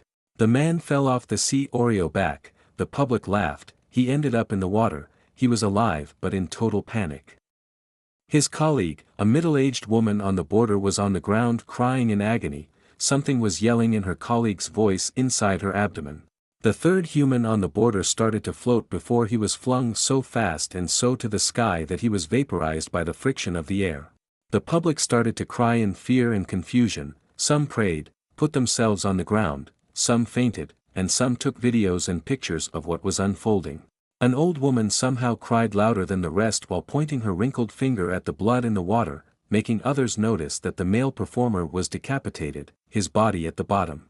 Madison was more shocked than horrified by what just happened in those 3 seconds. She looked up and saw a wormhole, a blue gaseous-like substance pouring out, then the 3 sea Oreos in the pool started to float. "Mom! Please look," she tugged her mother's coat making her look where Madison pointed. "My God, it's Titanus cetus," Emma muttered, her body trembling in fear and excitement. She was part of the one that believed their British colleague on Skull Island about what she saw. Of course, the killer whales were also in shock, but different from the humans. It was followed by uncontrolled senses of euphoria, and whatever they felt about the being that was causing all of this was an intense and pure sentiment of worship. This was happening all around the world. All of the cetaceans in captivity or in rehabilitation centers were seen floating with this same blue gaseous substance enveloping them, that coming from a wormhole in the sky.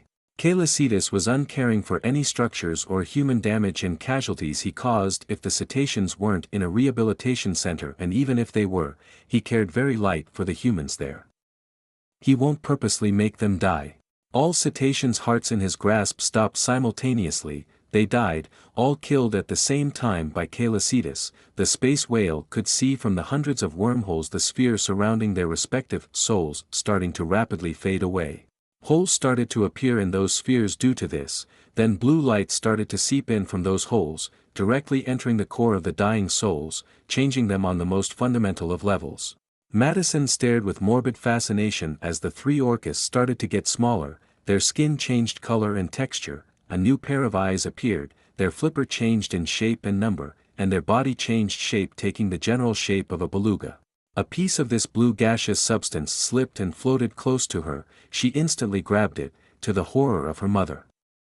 She looked at her hand and didn't see the blue life energy anymore. She didn't think much of it. She was back at staring even if her mother was dragging her away. Celian didn't know of this as he was currently reshaping the body of 2,569 cetaceans in their original forms at the same time, each one needing a certain degree of attention from him. Messing up was something he would prefer to prevent if possible. He was reviving the Astrodelphii after all. 33. Welcoming the Astrodelphii. Celian POV. I was concentrating on the rebirth of thousands of cetaceans all around Earth. It was a long and tedious process. It only worked on them because they must be the descendants of Astrodelphii. They had the same feel but were extremely diluted. Also, the cause of my outburst of violence toward the handler that was using them as circus animals, was it was the first time I truly killed sapient being, and it was just a very unpleasant sensation and experience. For me they were like a human will see an ant, they were the ants, and I was the human in nearly every aspect.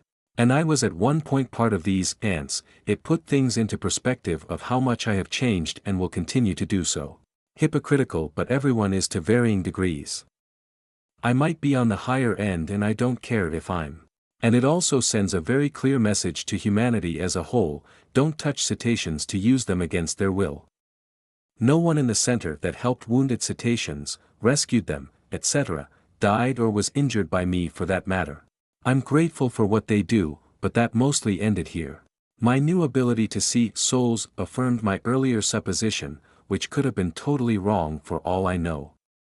I'm not omniscient and can be wrong. This discovery meant that at some point in time Astrodelphii were on Earth and went extinct.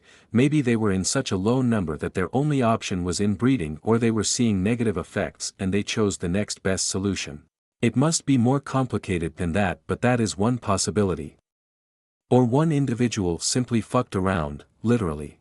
Anyway, I needed to kill them all, which I did by stopping their heart again. I didn't like doing it, but that didn't stop me. It was necessary to access the core, as far as I know. Then I quickly reincarnated them into the form of Astrodelphii, which was showing great success. If I don't do it fast, the core of their soul will be damaged. It's not instantaneous and might take between 30 seconds and 1 hour.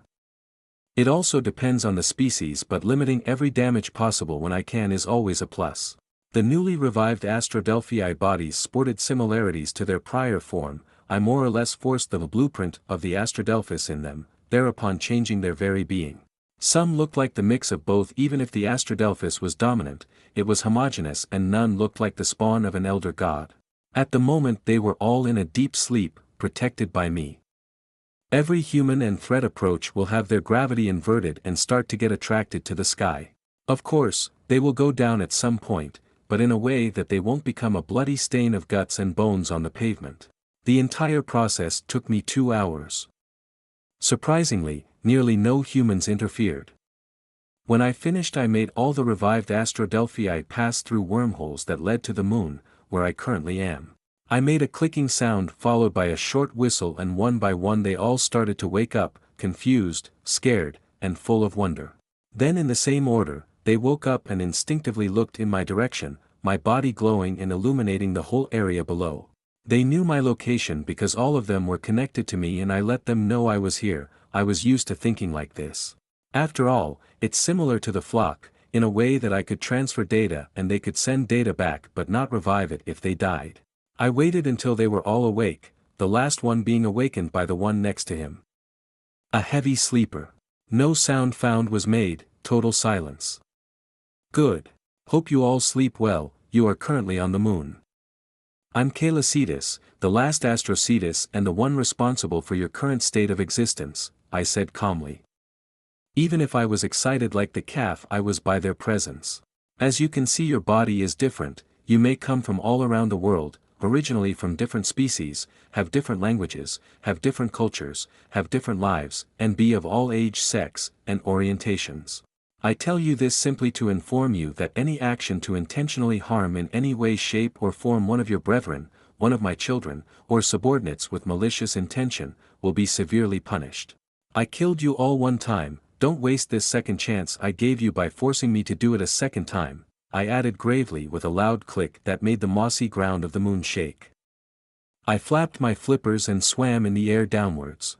They didn't fear me or what I told them, far from it. It only stirred the entire pod of nearly 2,500 to be happy, incredibly so. It was also mixed with a borderline outrageous level of respect and fanatical worship. It was overwhelming. All fangirl but hundredfold. Damn, is this level of worship even necessary? I thought, pretty much caught off guard, toning down the empathic link. I could tell a mother to eat her own newborn calf alive and they will joyfully do it as if it was the greatest of honor. Brainwashing seems cute in comparison, and it was just from their genes. It was their instinct that placed me and what I said above everything else. But they still maintained a personality and everything with it. They aren't brainless automatons. The nameless one that died must have felt that she was the worst thing in existence for failing Mom's mission, poor thing. It wasn't her fault. They didn't need a debriefing since most of the information was directly sent to their brains by me. I will let them do as they please, with certain rules obviously, such as not going to Earth unless I authorize it. Astrodelphii were made in the Astrocetus image. The best description of them will be a lesser version of an Astrocetus in all points. They even have a certain level of control over gravity. There was also a lesser version of an Astrocetus heart. Its power was only a ridiculously small fraction of mine. One Astrodelphus couldn't make a black hole or go into hyperspace, but I presume an entire pod of 10 or so could if I gave them the exact coordinates and important detail. Yeah, now I can see why they have this level of fanatical loyalty. It's quality versus quantity. And in the past, there must have been billions of Astrodelphii. With this power, they could have made the artificial black at the center of the Milky Way, for example. And yes, artificial, because there was no way it wasn't one, or the entire galaxy would get sucked in with its power. I don't know how dense it is, but it sure is more than Sagittarius A** from my past life. Also, artificial is a word I don't really like, since everything is essentially part of nature. Nature is the closest thing to God for me. It's not the Mother Nature or something that I found silly like this. The direct meaning of nature is, to put it simply, technically everything is natural. But one of the other definitions will insinuate that humans, or other sapiens being are above or separated altogether from nature. As if. That means that even humans and what they do is completely natural. The expansion of the universe, it's natural. Every kink of humanity, it's natural. Politicians, murder, are at PE, war, poverty, etc., it's natural. Pollution even from humans and GMOs is, ironically enough, completely natural. The Ghidorah species is natural. Being billions of times stronger than me, it's natural. Potential people seeing my reality as something fictional will also be a part of nature. Natural doesn't always mean it's good, as if it was righteous in the first place or wanted to do good for whatever something that subjective truly means. It's something that greatly angered me in my past life. It's not because it's natural that it's fucking good. It's not hard to understand. Nature isn't, oh, the pretty little forest with little birdies singing on them and everything inside living in complete peace and freaking harmony. However, humans, oh human, they are unnatural monstrosities and should all die and burn in hell. Nature is neither ultimately good nor it is ultimately bad, it is both of them while also being neither and more. What matter at my scale is living how I want. I established my perception of nature in every Astrodelphii, they will interpret it themselves. Welcome to your new life as an Astrodelphus, I declared while pushing water out of my blowholes to add a dramatic effect. It even made a rainbow. Then I space jumped to celian. It will take more time to teach my children not to eat the Astrodelphii. 34. The Hairless Ape's Reaction. The humans on Earth went into another uproar. They were even more common than usual. Caelicidas had killed in total with this event 16 humans, all deaths being gruesome in some way. Ranging from vaporization, hiding as a popsicle while playing hide and seek with the penguins in Antarctica, becoming a cube, to being impaled on one of the Eiffel Tower's many metal structures. Some, like Popsicleman in the middle of Antarctica, were still missing. The humans only found 10 bodies after all. The cetaceans reincarnated as Astrodelphii was seen as the equivalent of angels for a good majority of humans. This amplified the already wave of hate for wallers and people with jobs or culture involving the harm of cetaceans. Certain devout people of any belief can be extremely violent if something goes against what they thought was right. Let's say that they will have more blood to write their scripture with. It's a difficult process needing special tools, techniques, and the fresh blood of heretics, preferably directly coming from the source itself. It's something that stayed. It is pretty light compared to some of the other religious ways of treating heretics. The fact that the 10 found were all handlers of parks not known for their remarkable ethics, only furthered this earlier belief. Of course, the Celian collective took advantage of this. It made them even more credible than they already were, for one simple reason: they have authentic proof. The only thing they missed was what Caelicidas truly looked like. Not that it is fundamental when they have so much proof, and as if proof were even needed to make a religion. It wasn't science. That is why they generally don't go hand in hand. So a religion with factual proof exploded even more than it already was. The death of those humans by their god, while sad for some, was seen as a divine punishment for nearly all of the celian. You see, Dr. Ilan Andrew was right. This thing can make life, no, create life, said an exasperated Rick Stanton with bloodshot eyes. He was always working, and one of the new projects he was working on was the new aerial base for Monarch. Essentially a futuristic giant plane. A flying fortress. Rick remembered the first time he saw Specimen Dawe. It's still on Skull Island and he hoped to never see it ever again. It was, to put it simply, incredibly creepy. It was harmless, but there were a lot of times where it was found where it shouldn't be, like his assigned chamber, for example, somehow evading all cameras and captors of the base. Anyway, he was still shocked by the dozens of videos of what happened yesterday. It again utterly violated what humans thought possible, not that it wasn't new with Titans. All of them did the same to some degree. Just Godzilla was still a mystery about how he could even survive his own weight, and that wasn't the most unique thing about this Titan. But Titanus Cetus certainly did take the cake. Bend gravity to his will, create/modify living beings at whim, what more? Travel to other universes and bring back fictional characters, as if. How does he do this? Serizawa muttered with fascination, stars shining in his eyes. It was more than impressive to see it happen. No matter how many times he saw. He would have preferred to be here in the flesh, but at least Emma Russell with her daughter at one of the locations, and she was one of the few that directly saw it in the entirety of Monarch. Emma didn't tell anything about what Madison touched. She didn't want her daughter to be dissected on a surgical table. She had faith in Serizawa for not saying anything. It was one of her friends after all, but the fewer people knew about this the better. Emma also hammered that fact into Madison's head, meaning her ex-Mary was in the unknown. He will go bonker when he learns about this little detail. For the moment nothing seemed wrong with her daughter, so she was mostly calm if extremely worried. It might affect her daughter at any moment in her life or not at all. This was extremely stressful for a mother who already lost a child to boot. Serizawa was also one of the few with access to specimen Dawei DNA.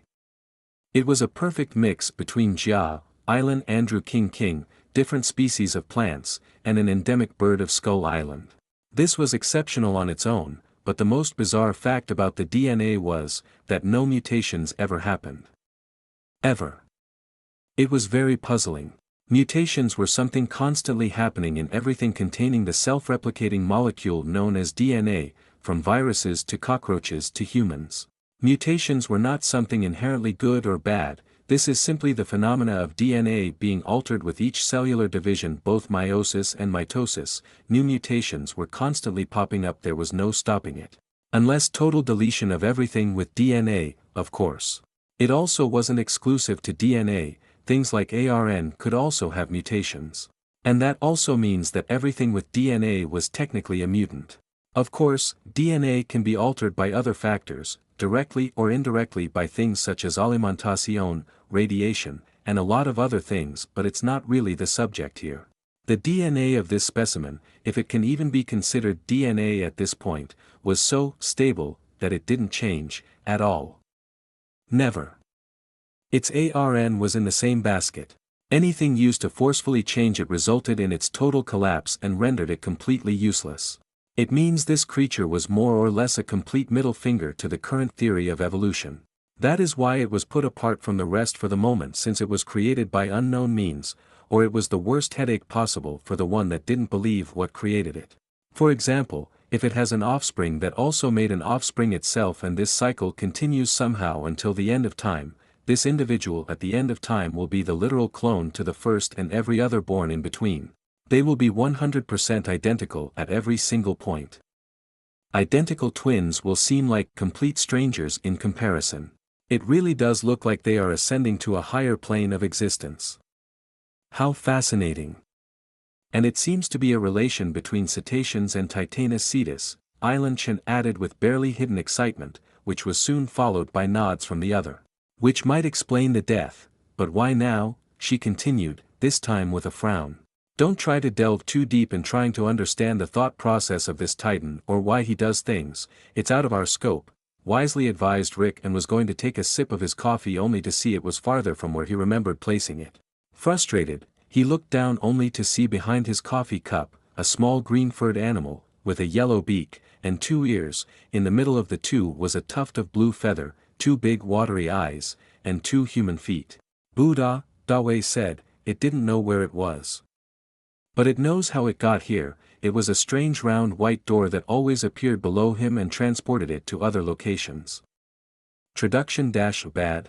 What the fuck? The old man jumped back, something he thought impossible for his age. His yell was fueled with terror, attracting the attention of nearly everyone on his person. Look, it's freakin' here, he said while pointing a finger at nothing but his empty cup. His mind come to a stop for a split second before the image of a certain whale passed in his mind. Yes, it's your coffee cup, and We have more important things to worry about than your coffee cup, said a puzzled and slightly annoyed Vivian Graham. On the other side of the globe, Madison Russell was back and was currently observing the pink moth on her hand. The moth moved on the palm of her hand where a very thin line of golden light appeared to instantly disappear just after. Must be my imagination, time to sleep anyways, she said, put back the moth in its terrarium, and jumped in her bed before falling. She had a dream about space and things in a language she didn't understand, that she will not remember the next day. 35, they didn't change that much, huh? Calicitas POV. The pod of Astrodelphii divided itself into smaller but not because of internal strife or anything like this. It was because they decided with my accord to be the overseer of the planets I was alpha of. The moon was never a jail to keep them in, to begin with, just a place for them to acclimate themselves to their new lives. Teach them, make them meet with my children, and overall it was a success. Except for Poyo, he didn't learn to not eat the Astrodelphii. Sadly for him they know this and stay far away from him.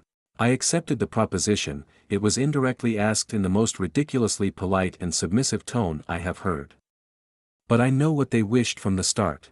That is why now Atradelphii are found on the Moon, Mars, Mercury, Venus, and on a few other planets of the Milky Way. I can't be everywhere at once and at the same time, so that helps the flock can do the same but they die off without me. And they also discover a lot of things I didn't know, such as which animals, plants, and mushrooms are poisonous and venomous. The reason for this research was quite obvious. They are pretty resistant to toxins, venom, poison, and everything foreign and harmful to their health and they know it. Yet that didn't mean they were exactly immune either. With knowledge of the ones that weren't born in captivity and also mine about biology and things like this in general, thanks to this they learned the joy of drugs and that not the only joy they discovered or rediscovered for some. They are free to do whatever they want within the few sets of rules declared by me, so they mostly do what they want. It's not like they can hide anything from me or the others for that matter. And I safely say that I know too much about their private life, the price of my paranoia. I think they are equal in their degenerate potential with humanity. At least their population will increase. Not that they necessarily do this with that in mind. They are very open-minded and they don't have the same social norm as humans, they are very direct with one another. Anyway, they disliked humans which is not surprising. They can share emotions, memories, and feelings with the hive mind, but they know that not everything is not black or white. Speaking of the hive mind, I recently felt a strange but brief connection that happened 1 month ago. It felt to me like a blurred radio signal in the hive mind and it only stayed for not even half a second before disappearing. It was slightly worrying but I still could trace its origin and it was from Earth. For a brief moment, it stayed. I could sense that it was a strange Astradelphis, a very strange one, barely an Astradelphis. I instantly realized with this that I was responsible for whatever was going on, which greatly decreased my worry. But I still searched for the origin anyways. I didn't find it, I didn't even know what to look for, to begin with, this is why I was using one of my brains to its nearly full capacity to detect any perturbation and catch the thing that did this if it was on purpose or not. I know where most of Monarch's bases are now, thanks to the Furby abomination. I simply followed with a wormhole where their vehicles went. That is why some Monarch's employees mayhaps has felt that objects have changed places or spontaneously disappeared before reappearing. I didn't really care about the organization, certainly, one of their goals was for humans to try and live in harmony with Titans but let's be real. Probably the only reason they aren't extinct is that most Titans simply do not care about them or simply found them interesting because it was sapient species and humans have numerous advantages that make them surpass the other. The fact that humanity causes global environmental and ecological problems is, I think, pretty meaningless to them. They are for most extremely old beings, another mass extinction won't change much. Life will flourish again after. What is the destruction of the Amazon forest to a random titan older than it by multiple times? Nothing, that's it. It will continue to live as if nothing happened or regrow another forest. At least that's how I feel. The lives of others I don't know. It has become even cheaper to me since I can make life happen in even the most inhospitable environment, only the planet in itself has value and in the future, I could probably make one too. Life is believed to be extremely valuable because it's believed to be unbelievably rare. So changing its believed rarity caused its value to change, to go down immensely. Emotional attachment and culture also play a role in its value, so it counts, but it's variable. The problem with the Titans in general is that they don't consider humans as a potential threat to their life. Even me, and I know every sapient species like humans, if under the right condition, have incredible potential and can be considered a potential threat if left totally unattended. But not all Titans can survive multiple nukes like Godzilla or me, who can simply stop them and send them back to the sender. My body is allegedly not the most physically resistant thing in existence. I know I tested, and the surface of the sun is damn hot. Of course, it was because my shields were deactivated at the time. I could make an impermeable bubble of wormholes that suck the heat and everything else to transport it elsewhere and move to the core like this. This is in theory, since there is a ridiculously high chance that the sun's gravitational pull fuck up my shield in some way. Not counting that this shield is still a work in progress. And that the plasma, being millions of degrees Celsius, will pour into my protective bubble, and I think this level of heat is a tad too much for my poor and innocent body at the moment. Going back on the topic of nuclear warheads, I ate all of my stock, the ones that I permanently borrowed from the motherland. Next, I will try the one from the land of freedom and oil, then the one from the land of baguette and omelette au fromage, the one from the land where everything remotely phallic-shaped is considered an aphrodisiac, without forgetting the last of the top 5, the island where the being probably older than time itself reside.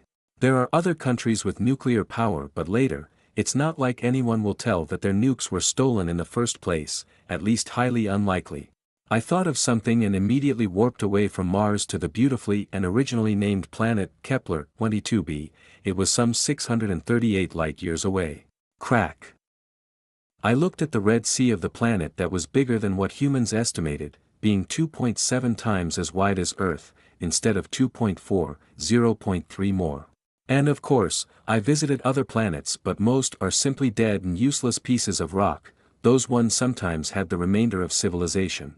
It was the second planet where life is present without my direct intervention, the first being Earth. My presence still greatly affected the life on it. Species went extinct and new species appeared at an accelerated pace. I swam near the sea level, making the water full of red microalgae go against the planet's gravitational pull. This is due to my personal gravitational pull, the one that keeps me levitating and, as I have seen, potentially mortal to a human. I guess the human body is not made to be pulled into two different directions, or doesn't like sudden changes in gravity. The planet was 100% covered in water, but only a third of it was deeper than 4 meters. The most common life form other than the red microalgae were headless three-legged animals, with 2 tear-shaped ears, a spine, and a strange back that let them filter and feed on the algae. Also, they followed the color theme of this planet, red. Hundreds of astrodelphii were moving, building houses, statues of me, temples of me, pretty much everything as me in it. I'm still not used to this level of worship. They worked in small groups, everyone being in perfect synchronization thanks to the hive mind. They were creating a city. The start was rocky as they didn't know anything about it. I didn't give them the knowledge about this. If I continue to give them everything on a platter, they will become lazy. Even from this distance they still could communicate with the ones in the Sol system. 36, biggest moon of Neptune. Calicetus POV. I was looking at a universe through a wormhole in hyperspace. This was one of the universes with many neighbors, and it was a strange one. Neighbors in a sense that it has an intricate connection to others, one with Mecca, one was a nearly exact copy of my old one, and a dozen more. First, it was made of only one planet, which was flat by the way. It was enclosed in a multilayered sphere that was protecting it. It also somehow connected every time period of this world together. It was a bit similar to a river with millions of branches. Because it was literally one. And most of the strangeness is explained by the fact that it's a Xianxia world, precisely the Reverend Insanity universe, or it's one really similar to it. It was so unusual that the only possible way it could even exist and not immediately crumble on itself is that it was created by something making it possible, which proved that I could make my own universe.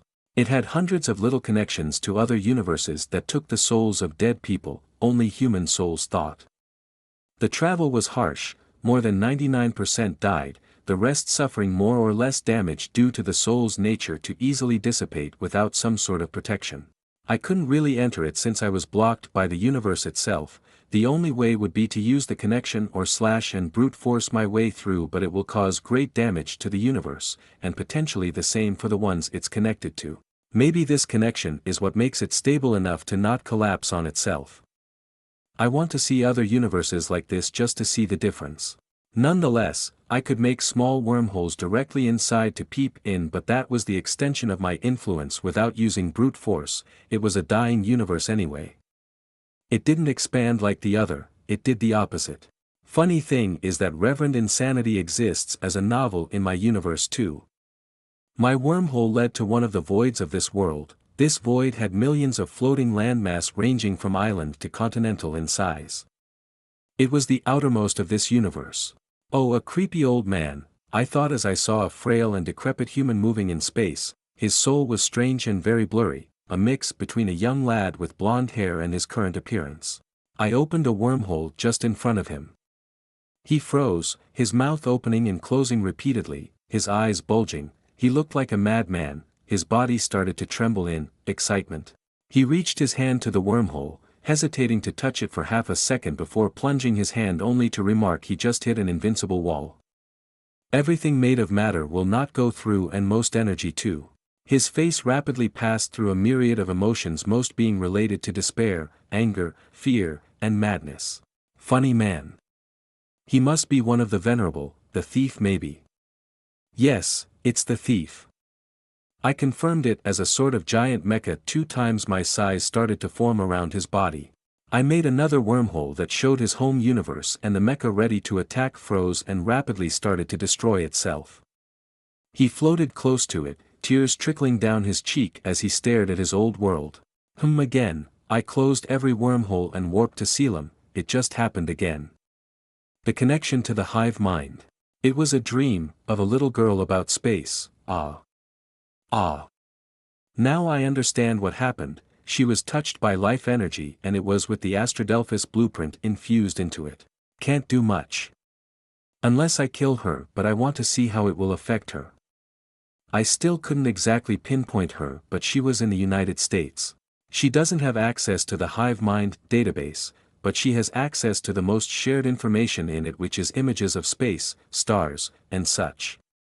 If she had access to more, her brain will likely melt due to the information overload. Good could have been way worse, I internally thought. I looked down to see Poyo roll in the mud. Ignoring him, I warped to Triton, the biggest moon of Neptune. It's the second time I have come here. There is this same all-encompassing presence of peace. It's weird, I feel calmer here, and it's not affecting or even touching my mind. I just feel calm here. I was here to find this Lady Io, the nameless Astradelphus talked about. There is something here, but exactly where in Triton I don't know. That's why I'm excavating this moon, taking a big chunk of ice. Some Astradelphii were also here, doing the same but at a smaller scale, and compared to me they could go into the numerous caves found here. I'm simply way too big for this. I took another chunk of ice, throw it away, and could finally see liquid water below, an ocean covering the entirety of this moon. I entered the ocean head first, making hundreds of tons of water fly everywhere. It was dark, the only source of light being me. I was a golden disco whale in the middle of the ocean. I emitted clicks at regular intervals to map out the surrounding with my echolocation. The deeper I goes, the stronger the aura of calmness amplified. I didn't like it, and so I resisted it, making everything seem clearer. Come here, Corky 2, and with your squad, I called one of the Astradelphus through the hive mind. She was a captured orca and was in a sea park before I revived her. She chose to not change her name as a reminder of her past. I know every single one of them better than themselves, from their every like and dislike to their hobby, secrets, and beyond. That is why I can safely say that I know too much, but I can't even physically forget, and I'm the source of the hive mind. I have access to everything inside.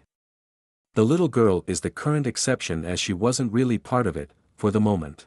I'm on my way, Holy Emperor, she replied with enthusiasm. Corky 2 is one of the older I revived. she is if we keep her age before she was revived 49 years old. And she called me like this, which I didn't have a problem with. Each Astradelphus has its own way of calling me, but every one of them was respectful and showed their extreme devotion to me.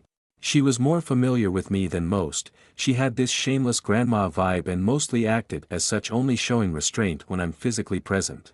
She was relaxed and calm in my presence as she knew I was young and took pity on me. Since I'm orphaned, everyone knew about this, but most simply deeply believed that pitying me was like they insulted me in the worst way possible and the atrocitus with me, or that I simply couldn't have any fault.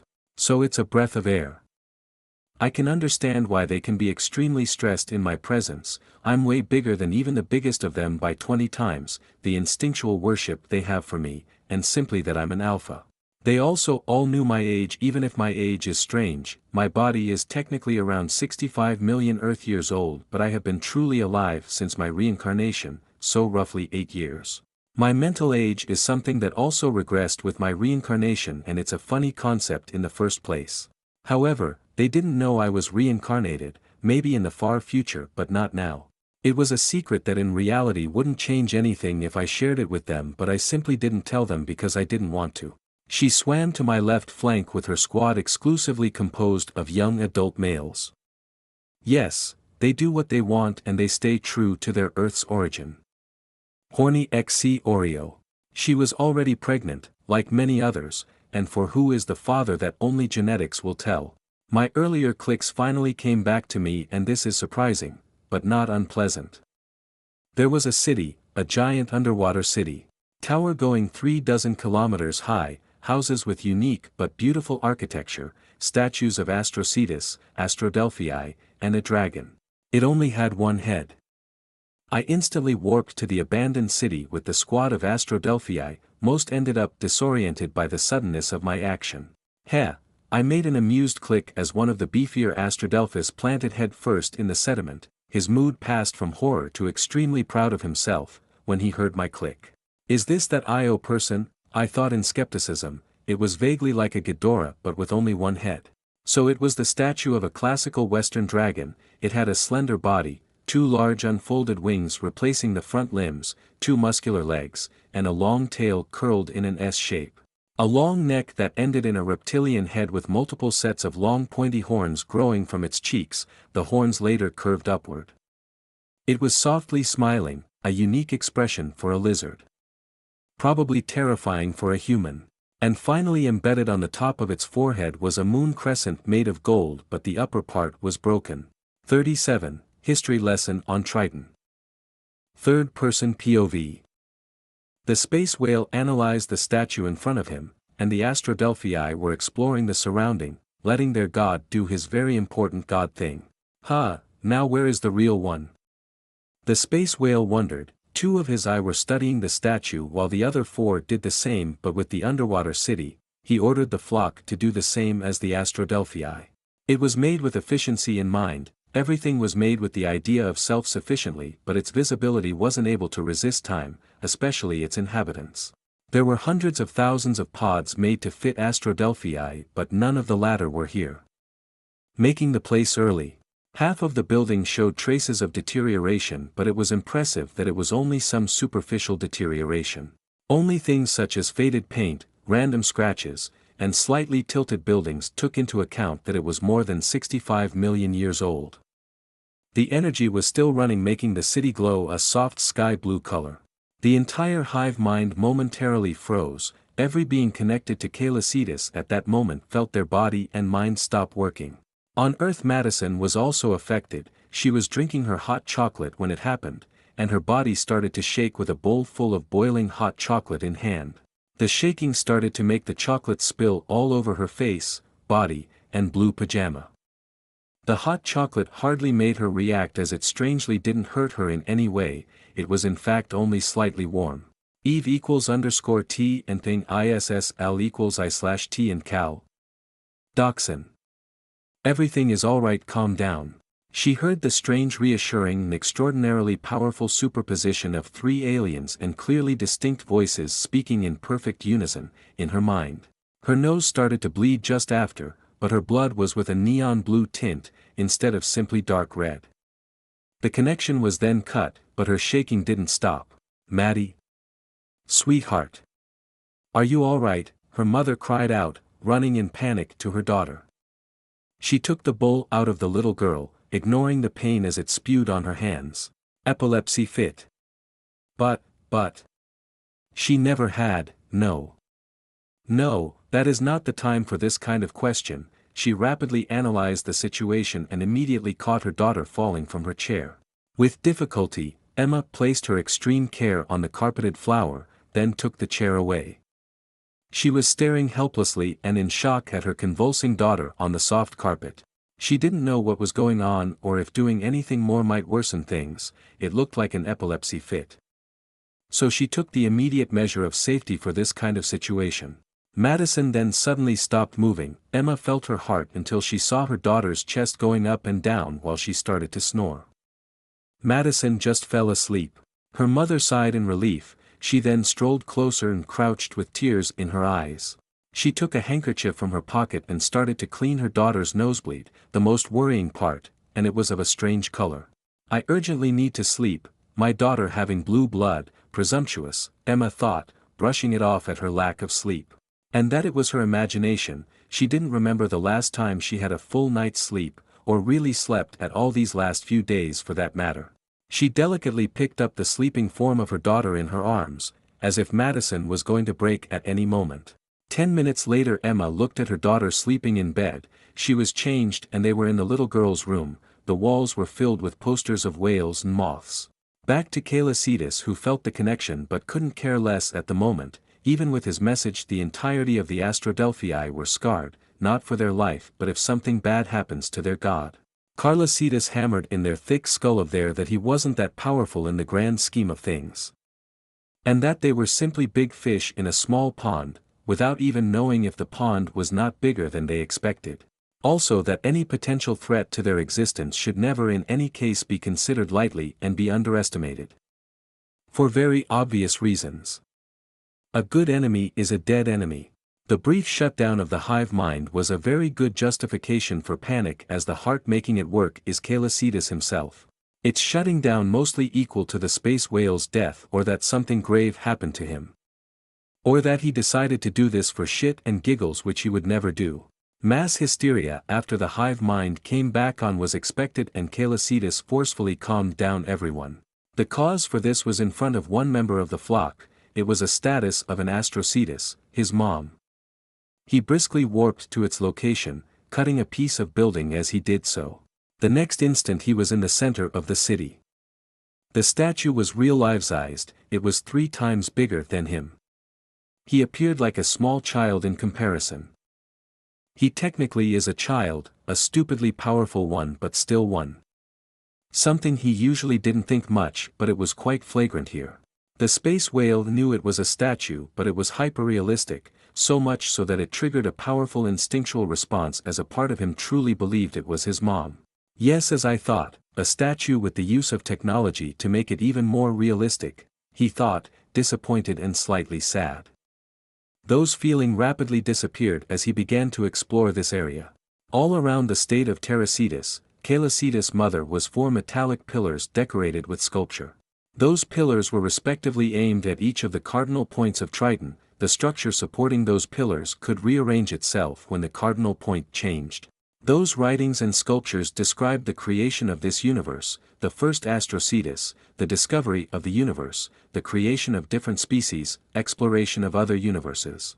The first encounter between the Ghidorah and astrocetus, which surprisingly didn't end up in bloodbath encounters with spacefaring civilizations that ended most of the time badly for them. One of the first meetings ended with a calf killed and her heart taken and used as a way to travel through hyperspace. It could warp the entire planet the size of Jupiter away. Of course, it was only used 1 of 2 times. It wasn't enough to escape the wrath of the mother. It wasn't the only one, others particularly aimed at the young one. It was suicidal, but they didn't care. Those civilizations that did have successful hunts were soon completely eradicated, but that didn't stop others from trying. Far from it. A juvenile astrocetus heart has the capacity to infinitely generate energy as long as it's best and generate gravity that could be controlled with certain tools, and this is just some of its peculiarity. The creation of the first Astrodelphus was soon followed by billions of years-long war between the Astrocetus and Ghidorah caused due to the rising tension between the two species. It caused death and carnage on both sides. It ended with the strange Ghidorah he saw on Venus sealed in another universe made by the remaining Astrocetus and the first Astrocetus. Celian noted that it had 12 eyes and not 14. This universe/dimension created was the definition of hell, insanity, and madness. It was a broken mess where everything was real and not the same. Thoughts, dreams and nightmares became real and at the same time nothingness and insanity.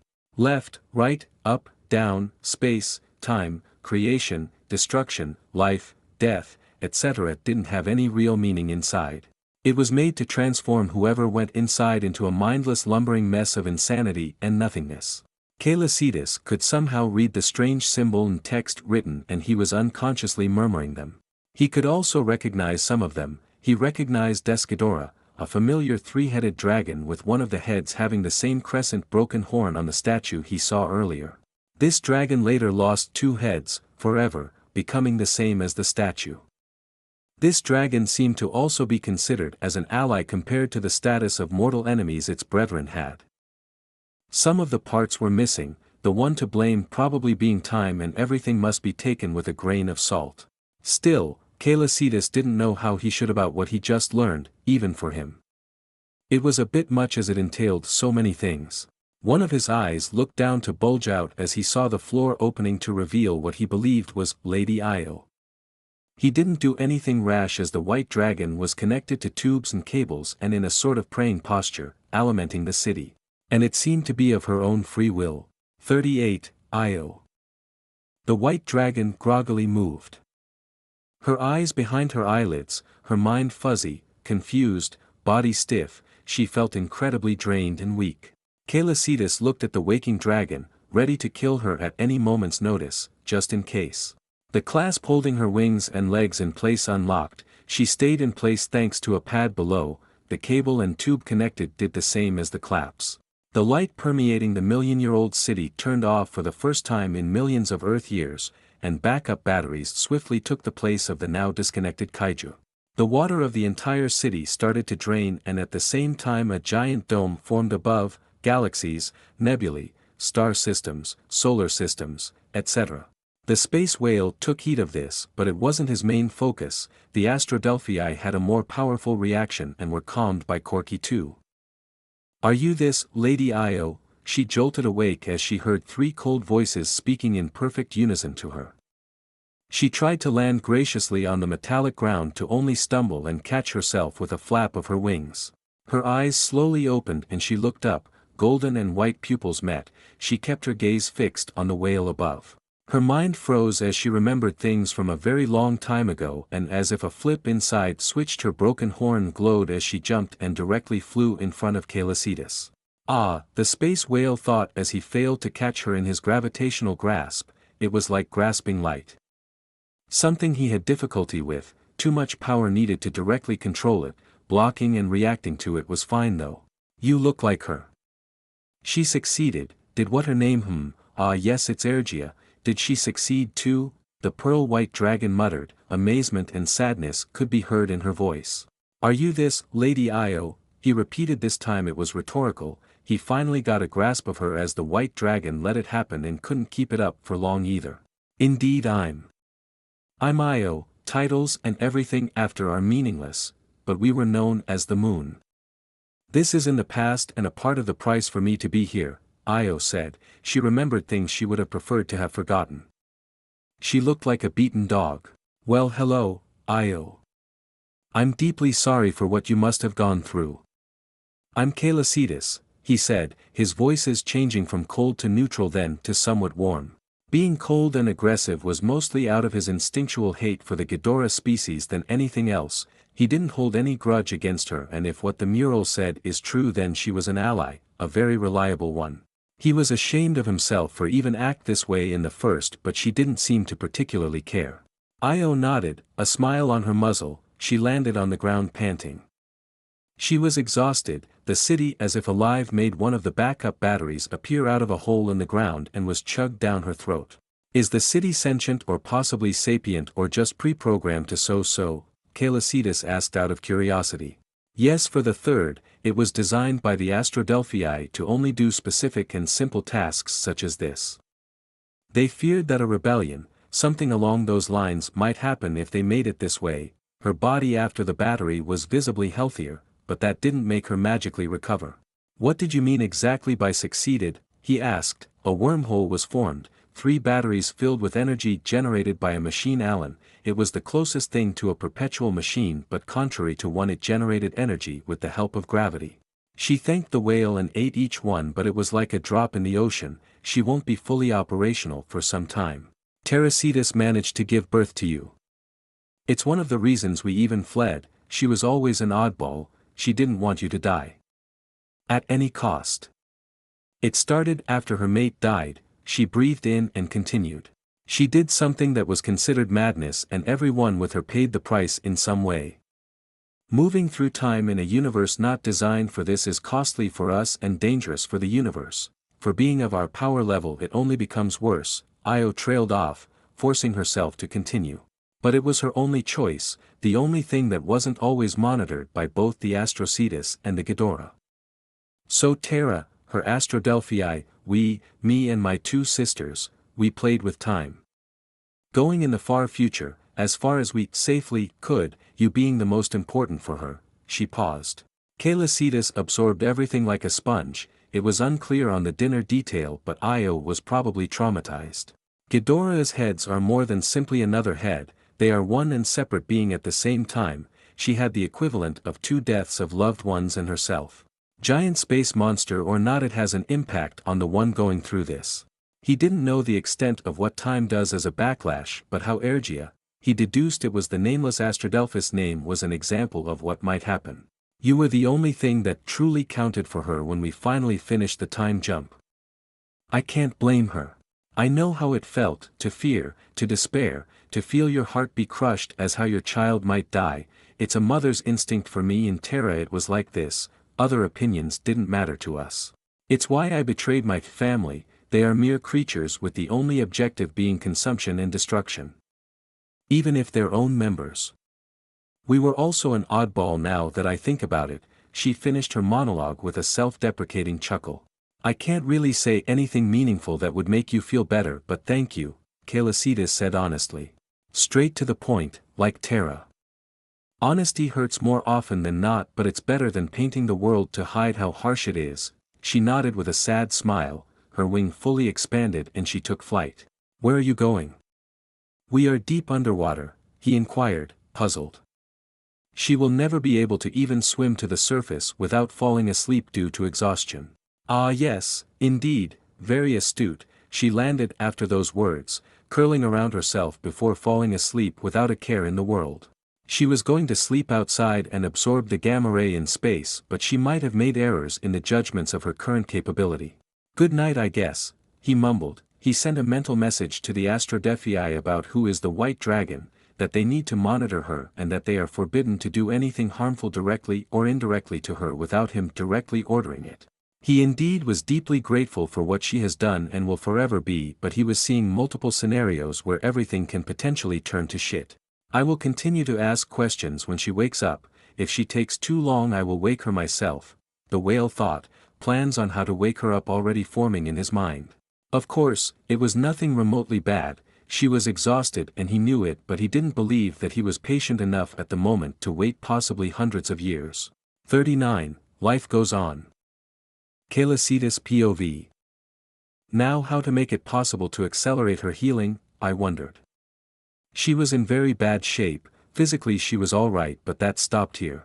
I could see that her soul was damaged and healing. She would already be healed if she didn't serve as a generator to the entire city for millions of Earth years. Io fed on energy, so potentially making wormholes from here to the sun should help her recover. Granted that I know shit about the Ghidorah physiologies, but I can already make theories on what should help her.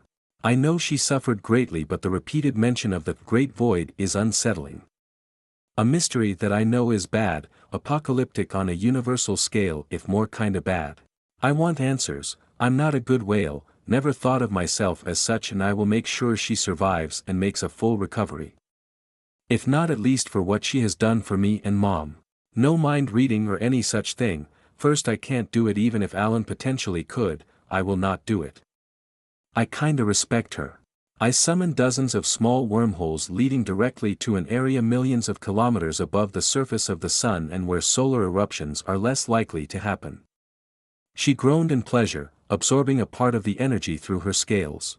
I stayed like this for 5 weeks, sometimes teleporting to the icy surface of Triton to eat the atmosphere and warped back down there.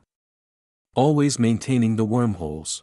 At the same time, I worked with a group of Astrodelphii to make permanent portals between the different celestial bodies inhabited and claimed by me. Basically Stargate, but better and bigger and restricted to certain individuals for use. The Astrodelphii can solicit, more like pray to me, not really my fault, for me to create a wormhole from point A to point B. All of this through the hive mind, only when it's necessary they do ask. As if I'm gonna be offended. They are essential to all my children, but that's why the Stargates, it's mostly for them to feel better about themselves. They can make wormholes to travel through hyperspace, but it needs a squad of 100 strong, and the jump can barely do Celian, Mars, Earth a small distance even in the Sol system. Protect Lady Io from any harm at all cost and don't hesitate to call me. That's an order, I informed Corky too, my body glowing gold ready to space jump away. It was routine. Also, she prefers red suns and thus where the current wormholes lead to. I need to always be on alert. Space isn't fixed, everything moved. At your order, my emperor, was her immediate reply. I could hear her bark order in the buzzing background that was in my minds. Never alone, ever again. It feels so right to have that constant buzz of talking, debates, discussions, sharing, and arguing in the back of my minds. Something that would probably make a human go insane in less than a minute, but I'm way past that point. I could feel the trace of fear and arousal from one quirky male Astrodelphus as he was ordered. Quirky as in he had machine guns attached to his body, his name SDMG or Space Dolphin Machine Gun, like the weapon in that video game called Terraria. He is one of the most normal ones, if anyone can qualify as this.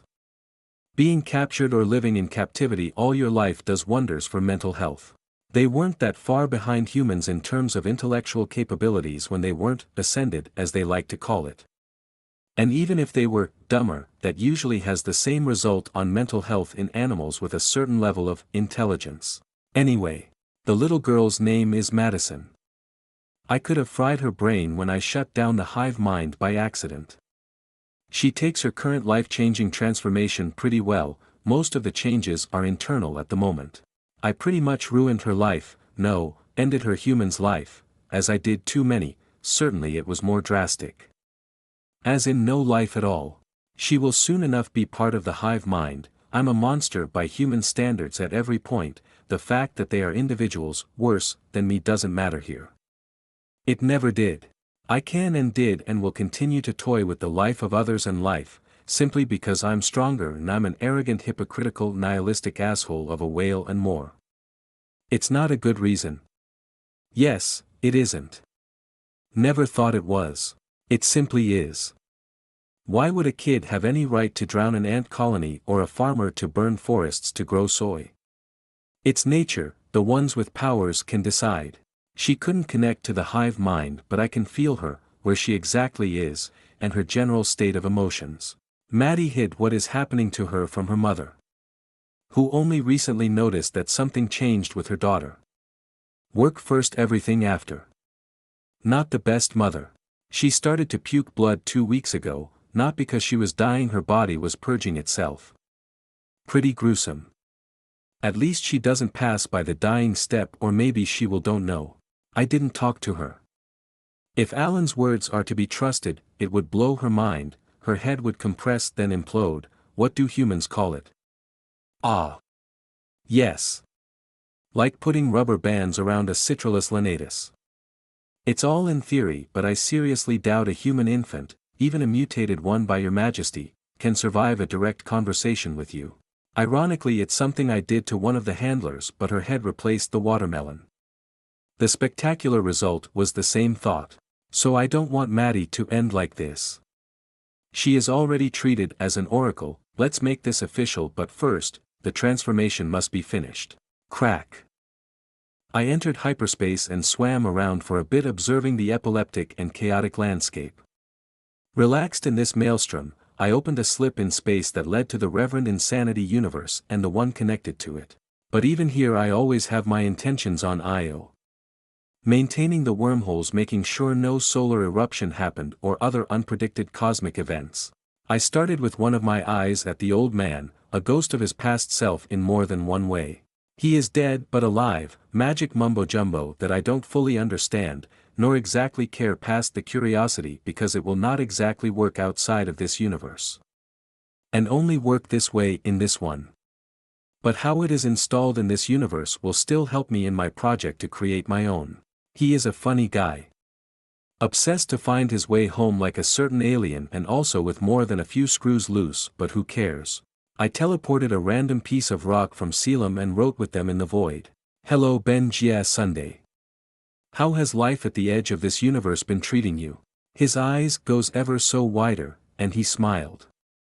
He moved his left hand, and a strange animal that looked like the eldritch spawn of a crane and a starfish appeared. In the same manner, he wrote in front of the wormhole. Good. Boring but good. And UK Li Che Toche. Ah. His name is so hard to write, he is doing it on purpose. Right. Supreme Grandmaster of his art, I thought, amused, the ever so slight and irritating smirk visible on his wrinkled face. Millennial old fuck. 40, Kaiser. Ben Jia Sun, also known as the Thieving Heaven Demon Venerable, a 7 millennia-old half-otherworldly demon, was giggling as the great space whale made a wormhole that led to a planet called Dirt in front of a certain evil protagonist. It was more of a screen than a wormhole due to certain limitations. He found the name of the planet silly, but what did he know, is the worst after all. It still baffled him that this creature could tear and travel through the fabric of space and time with no real technique but his natural capacity to do so like a bird. A being he was not sure of beating even when he was still alive, something at least equal if not above a venerable. How enviable. Celian was also the key for him to go back to his world, but he could wait. See, this is where the effeminate guy is from, Celian wrote. The wormhole was in front of the said guy, a young human male, with jade-like skin, black hair, and deep black eyes. He was himself starting the portal. Face blank, void of any emotions. Fong Yuan was confused, something he rarely if ever was. Ah, by the way, everything from this universe is merely a story in another. Whatever you struggled, worked, lived, dreamed, thought, or loved can always be considered made up, and such can also be considered meaningless. Also, if you want immortality so badly, why the fuck you don't do your magic mumbo-jumbo with genetics? Easier said than done, but you are smart and extremely talented, don't tell me this is too much. And this is just an option for many. Don't be the puppet of the heaven and earth blah blah blah.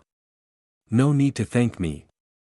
By the whale merely wrote with the flock, to Fong Yuan before the wormhole disappeared into nothingness.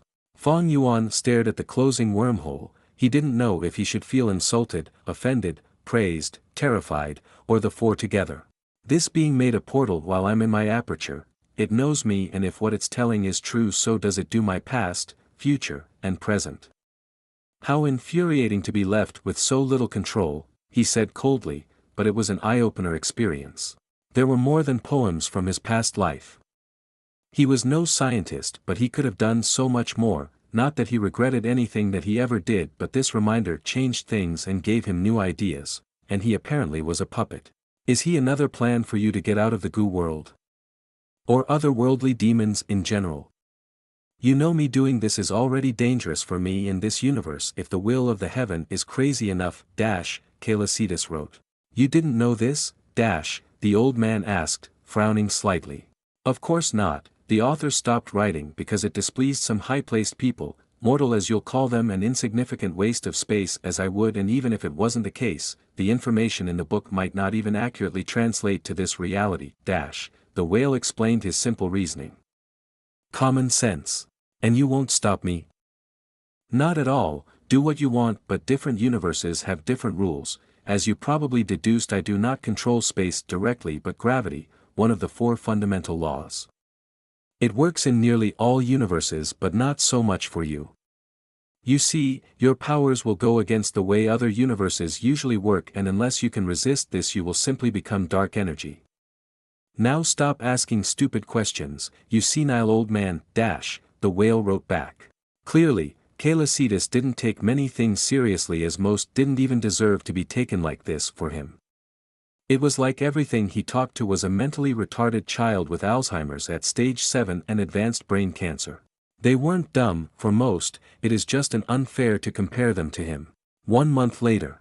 Madison Russell, just having woken up, was in the bathroom staring at her left eye in the mirror face in disbelief. She knew she was changing, but it never really hit that hard. From her blood turning neon blue and colder than the freezing temperature of the water, but still somehow kept her skin as warm as normal humans would, and the vein kept looking human. It didn't change how she looked, but this. The girl's left eye was not how a human eye should look like. The white part, the sclera, was venta black, sucking in the surrounding light, while the pupil was glowing golden. She blinked and it was back to its usual color, brown eyes and white sclera. Do I tell Mom? No, that's a bad idea, she mumbled, heart thumping in her chest from fear and apprehension mixed with excitement. It's a slow process, though Celian, for the brief time her eye changed, he could see through it like it was his own. Very disturbing to see the world from such a small, insignificant point of view. Humans were so small. Far away in a corner of the universe, the cry of Space Godzilla eventually arrived where it was intended. Deep inside the core of a long-dead planet was a black and golden 3-headed dragon. Their body shapes are similar to Descadora, sporting 2 long tails covered in ragged black spike, a pair of golden bat-like wings, for scaly and muscular limbs, the 2 at the front strangely looking like humanoid arms, 3 heads each with a distinct crown of horns, the middle one with the most sophisticated. Each started to emit a bestial growl from their respective head, making the earth surrounding them rumble and break apart in response. The middle one's pure red eyes slowly opened, revealing a blood-red slitted pupil, awakening from his billions of years-old slumber. Black forked tongue flicking out, tasting the dusty air, the middle head suddenly moved aggressively, biting the throat of the right one. Immediately fully awake, he hissed in anger before taking a more submissive position when he was roared at the back by the middle one. The left head, uncaring at what his brother was doing, grumbled, groggily waking up he yawned. Our pet died, the middle head said, his voice slow, ancient, and earth-shaking. Like the trash it was, what a disappointment, continued the left and right in perfect unison, their voice being nearly identical. We will see what happened, and punishment to the one who dared to do this will be done, the middle one affirmed, barely holding his urge to lash out at everything out of anger. Their body was slimmer than usual, band borderline skinny, indicating that they needed nutrition. And the sun of this stellar system will do wonders for their endless hunger.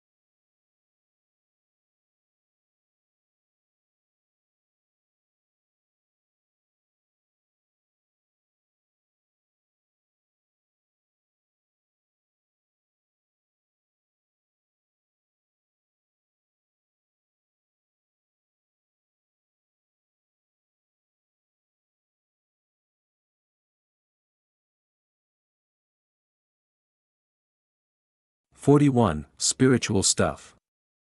Celian POV. I flew above the moon, and one of my many eyes zoomed on a small rover with the symbol of NASA, ISRO, and ESA painted on it. It must be fresh out of the factory. Well, aren't you a sneaky one, I thought, warping right above, the newly developed animals of the moon fleeing as I did so. Usually, I sent those types of things back to the human via wormhole, play destroy eat them before they arrive at their intended destination. Destination is one of the celestial bodies I rule over. The more expensive of those toys must at least each cost the whole GDP of half of the countries of Africa. They know they get intercepted and destroyed by me, but they continue to send more.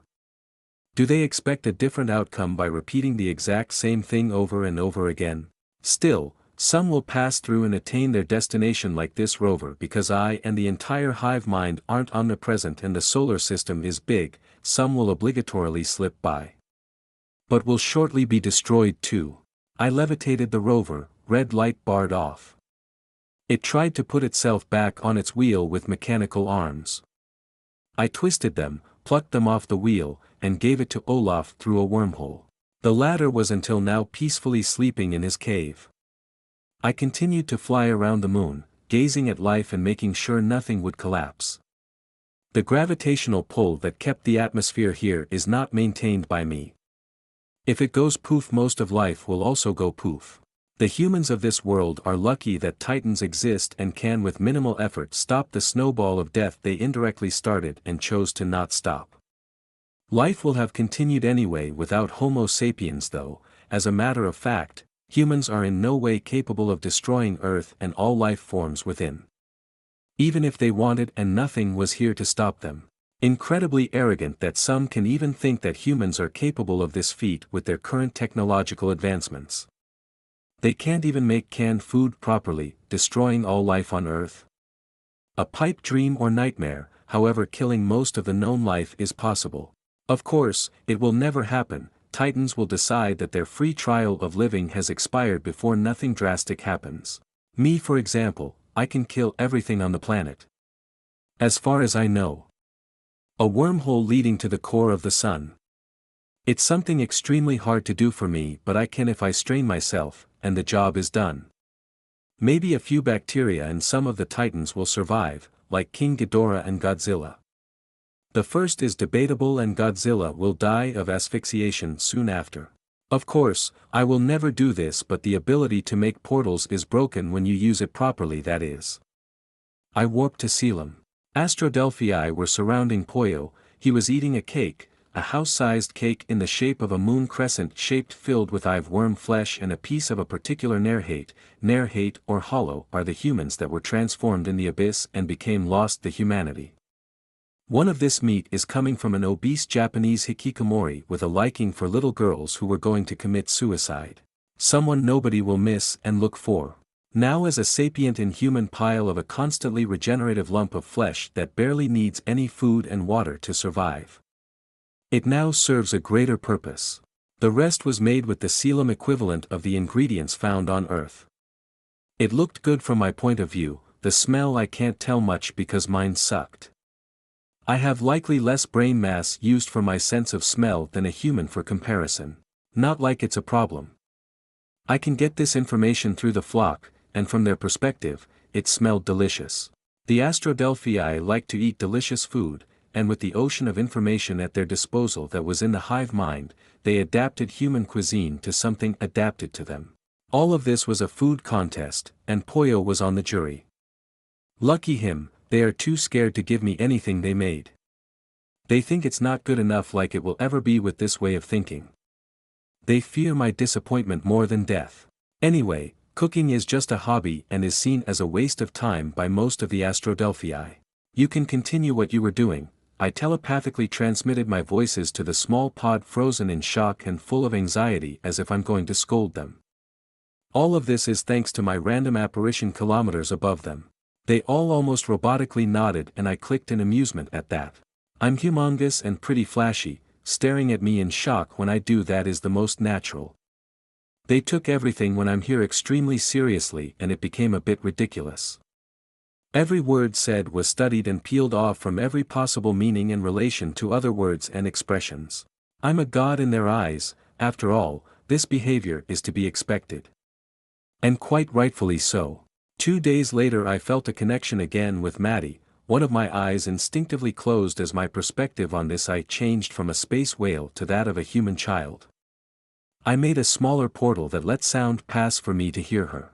Are you here, O grand divine space whale, weaver of the primordial chaos and creation? She hesitantly asked, scared and excited at the same time. Of course, she will be. And a funny title, by the way. In front of her was an Ouija board that had seen better days. Ah, well, let's play. Her hands were on the planchette. I mentality yanked it and pointed the arrow on the no. Maddie screamed in surprise but immediately muffled her voice by putting both of her hands against her mouth. She started to breathe faster and faster. I waited until she was calm enough for her to ask something else. But you are here. You answered, she said, visibly indignant. Gone was the fear and all that jazz. Kid, and not realizing what their action entail, if one of the Astrodelphii heard her she would suffer a fate worse than death. She stands up on her bed pointing at the levitating planchette, trying to grab it. She failed as I put just high enough for it to be impossible for her to grab. I closed the curtains since it was only sunset, and the door was already closed. Immediately after the room became dark, her gold eye was the only source of light. Toys, clothes, bedding, plushies, and electronics started to float and orbit around the bed, and that also started to take off the ground. She was gobsmacked and down on her ass staring at everything with more wonder than terror. The room trembled as I made a bubble-shaped wormhole that trapped the bed and the objects orbiting around it within. And then it collapsed on itself. Then with a soft crack and careful control of my power she was on the moon, a shield around her that kept the moon's air, gravity, and other potential hazards from affecting her. In any way, shape or form. She turned around and incoherently mumbled, "That's the moon and that's home." Her gold eye flickered back from gold to its normal color for a brief instant before turning to human again. Instant where she fell unconscious. She was fine, just in shock. I teleported everything back to her room, put everything back into place, covered her body with her blue bed cover, and unlocked the door. I wrote with the calligraphy possible on a piece of paper in Braille, "This wasn't a dream or a figment of your imagination. The moon and earth, everything, you, Madison, lived through this." I neatly folded the paper and slipped it into the drawer where she put her diary. Tucking it in. 42, Frozen Alien. Madison. Emma knocked on the door 3 times, having no response she opened it and entered the room. She heard sounds coming from the room and that worried her. Her daughter acted bizarrely these last few months. Wearing hoodies any time she was with her, sometimes even eye patch, staying most of the time in her room, avoiding her, and having a random fit of panic where she ran and locked herself in the bathroom. There were several reasons she could think of. The most probable was the divorce and such lack of a paternal figure. Nothing could really be done here since Broder was all alone in his corner and she didn't want her daughter to be around that man. Maybe she watched too much anime, and has gotten the things called the height grade syndrome. Or maybe in the current state of the world, Madison was always a perceptive and smart individual. She could understand that the tension between countries is in no way good news. After all, more than half of the nuclear-powered weapons vanished. It mortified every country with such weapons to have them be divided in half. Those weapons were their only defense against the potential threat to humanity that was the Titans. At the moment, new armament was already in development but in need of improvements such as the oxygen destroyer and/or the use of tungsten beams shot from satellites in outer space. They couldn't keep that secret for long and measures needed to be taken. Yes, Celian was liked by most of those to a point beyond fanatical. Godzilla was also liked, but that didn't stop the governments to see both as a potential threat, the whale in particular. A godly alien being who could make the dinosaur extinction happen all over again, but with humans this time. Celian could erase human existence by roaring on the planet too, no need for space rock. It's really easy for him to do such things. And the Astrocetus of the past did just this to an innumerable number of planets. Just like how a gardener will weed any of the plants they didn't want in his garden. Good and bad are subjective concepts. All countries pointed their finger at the whale, being solely responsible for this. He was but saying it's him did fuck all in the scheme of things, because that didn't bring their precious weapons of mass destruction back and calmed no one except the fanatic that worshipped the whale as God. Worship that didn't stop spreading, exponentially increased every day. Nothing could stop the collective belief from spreading. Beliefs that were not always peaceful. For example, the people on the Faroe Islands were slaughtered, and nobody was spared from the elderly to newborns. As to why they did this? Simple, they had a tradition of slaughtering hundreds of pilots, whales and dolphins known as the grind. Before the collective existence, it was already hated by literally everyone that had a lick of empathy and concern for wildlife. So yes, when a group of fanatics with money and powerful backing this type of thing would happen. A modern crusade. This wasn't the only case. Everywhere in the world where cetaceans were hunted for X or Y reasons were 99% of the time massacred. They were labeled as monsters and eco-terrorist. Not that it stopped the collective either. They did other things. They actually helped people that weren't deemed heretics. Heretics. The ones deemed as such were the ones that harmed, maimed, and killed cetaceans, so it is very specific. People could see the rising of the ocean and growing plants on the moon even from the naked eye. If even after all that happened this wasn't a sign, nobody knows how it was possible, simply because it shouldn't be with their current way of understanding the world. Science was available, but that is what makes it possible to improve compared to stuck people that believe in a book as the absolute and undeniable truth. There is no perfection. Perfection is death. Data from Earth's only natural palette other than visual were extremely hard to obtain. But you can still get plenty of usable data from this and make hypotheses and theories about how this is possible beyond simply saying that's the whale's divine will that permeated this. The humans weren't the only ones puzzled by this, the king of monsters and Kong were too. To a minor degree, both are smart as they couldn't comprehend how impossible this should be. The world for humans was becoming more and more chaotic. Her daughter undergoing a species change was entirely out of the question. The big maybe that it's also was her becoming a woman even if it was very early. "Good night, Maddie, have pleasant dreams," she murmured, putting the converter on Madison's body and kissing the girl's forehead. Smiling she walked out. It soon disappeared as her work phone rang. "Good night, Dr. Russell, it's Ishiro. I'm deeply sorry to bother you by calling you at this hour, but an expedition team finally pinpointed and discovered the source of the numerous unknown magnetic anomalies in Antarctica." Closing the door of her daughter's room in a hurry, she spoke with barely hidden excitement. Already anticipating what it could be. Any new titans discovered was big news. You don't need to apologize. What is the source? A new titan, the biggest we discovered, even bigger than Titanus Cetus and Titanus Gajira. You must already have the current data on it. They should be sent to every abled personnel about right now, he said, shifting in his chair on the other side of the globe. Looking through a camera he could already see dozens of choppers taking off to specified coordinates. A three-headed dragon, how can it move? How does the body coordinate itself with its head? Is this a case similar to bicephalous animals? She shot question after question, eyes fixed on her tablet, picture, and diagram that showed the general body shape of the titan in question and what current information they had. They knew it was enormous, roughly its anatomy, that it was in a death-like state with its heart stopped, likely frozen, and that it was emitting electricity that caused electromagnetic anomalies in the surrounding hundreds of kilometers. I thought of the same things. Reptiles have a lot of cases of axial bifurcation, but to see this on a titan not with two heads but three. Something thought of impossible to naturally occur. Humanity is really ignorant. We have so much left to learn. Oh. I almost forgot. I deduced that this specimen might be an ancient alpha, a potential rival of the Titanus Gajira species.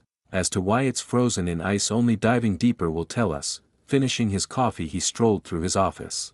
In ice, frozen, does this mean that if it were to melt with the current increasing temperature, the titan will supposedly wake up, right? Being frozen should not kill one of those being, she thought aloud. A few seconds of pending silence later she heard Dr. Sarazawa swear in his mother tongue, Japanese. He would pay any price to see the titans fight, but humanity being in the middle and ending up extinct not so much. 43. Yeeted to another universe. While Monarch was preoccupied with the discovery of a new titan and what should be done, Calicidas was more or less doing whatever was on his minds, and there always was a lot.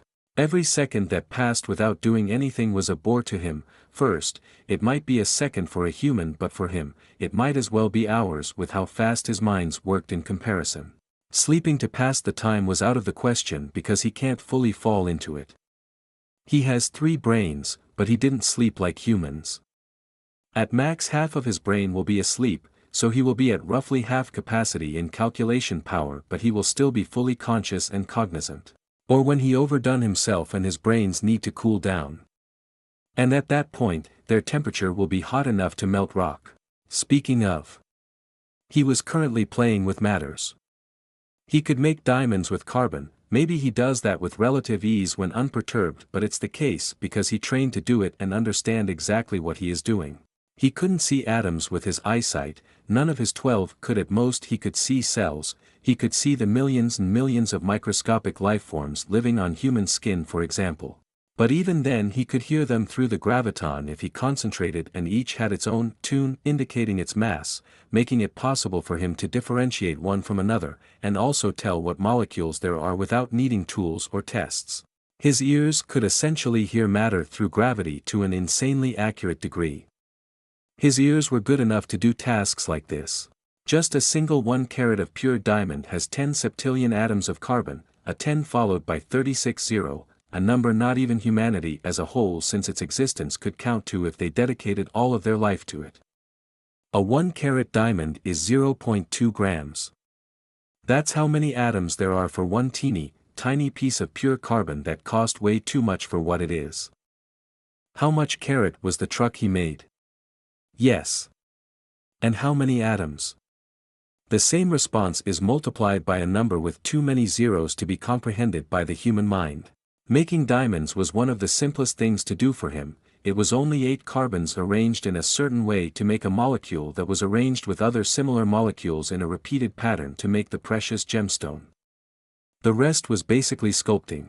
Noting that atoms were hard to control because they were extremely light and so not affected by gravity as much, and for the electrons orbiting around they were even lighter, and thus even harder to influence with gravity, without a lot of power and fine control. He can't do his magic trick on matters in the middle of a fight. His power over gravity would be utterly useless if he didn't have the brain's power or understood what he was doing to back it up. It did come instinctively, but it was for the basics, such as warping and levitating, not something like a very limited imitation of matter manipulation. This logic applied to other powers such as biokinesis. Without near-perfect knowledge of biology and training most of its life, the one having this power is trash and will likely kill itself or others by mistake. Anyway, back to the space whale. He was trying to do something even more difficult. Tearing apart and adding neutrons, protons, and electrons from an atom, can destroy it or transform it into another one. It was hard, took a long time, and needed him to expand a third of his attention, all of this for one measly atom. Not like this, yes, no, a bit more power here and there and bam. Gold shall now be lead. With those thoughts as if a puzzle was finished, the gold atom became a lead atom. Opening a wormhole to the largest storage of gold in the country of guns and freedom and not free healthcare, he permanently borrowed 3/4 of it. The multiple 100 billion worths of gold evaporating into thin air didn't go unnoticed and sent the country's government into a state of panic. He needed resources to improve his craft, preferably not from his stash. The 1% of 1% humans that are rich enough to care and their little tantrum about their gold money vanishing be damned. It's just gold. Gold that was lying here uselessly and they can easily live without it. The potential consequences he had already predicted were none of his interest either. Maybe also change the petrol and other of this kind into diamonds and helium. Yeah, that's a good idea, he thought, patting himself on the back with his left flippers through a portal. Portals/wormholes were extremely versatile and one of the best tools to troll in his opinion. On a warm sunny morning in the south of Celian, in a dense forest growing above a swallow sea, a biome blends between an Earth's mangrove forest and a redwood forest. Trees with sequoia-like trunks easily going higher than 15 stories tall were everywhere, their twisting roots going 5 times deeper in the soft soil and spreading just as far in a circle around them to give them a powerful anchor against the powerful current of the weekly high tide that could nearly touch their whipping willow-like flamboyant crowns full of bioluminescent leaves. Human-sized crustaceans like animals of all shapes, some flying with their iridescent membranous wings or jumping from tree to tree, the flying one often diving in the shallow water and hastily flying back up with bird-like fish in their mandible and chelicerae. Amid this alien forest, a gigantic axolotl the size of a big blue whale, he has marine blue skin, a long goldfish tail, and stumpy legs covered in scales that supported a ragged lavender-colored turtle-like shell.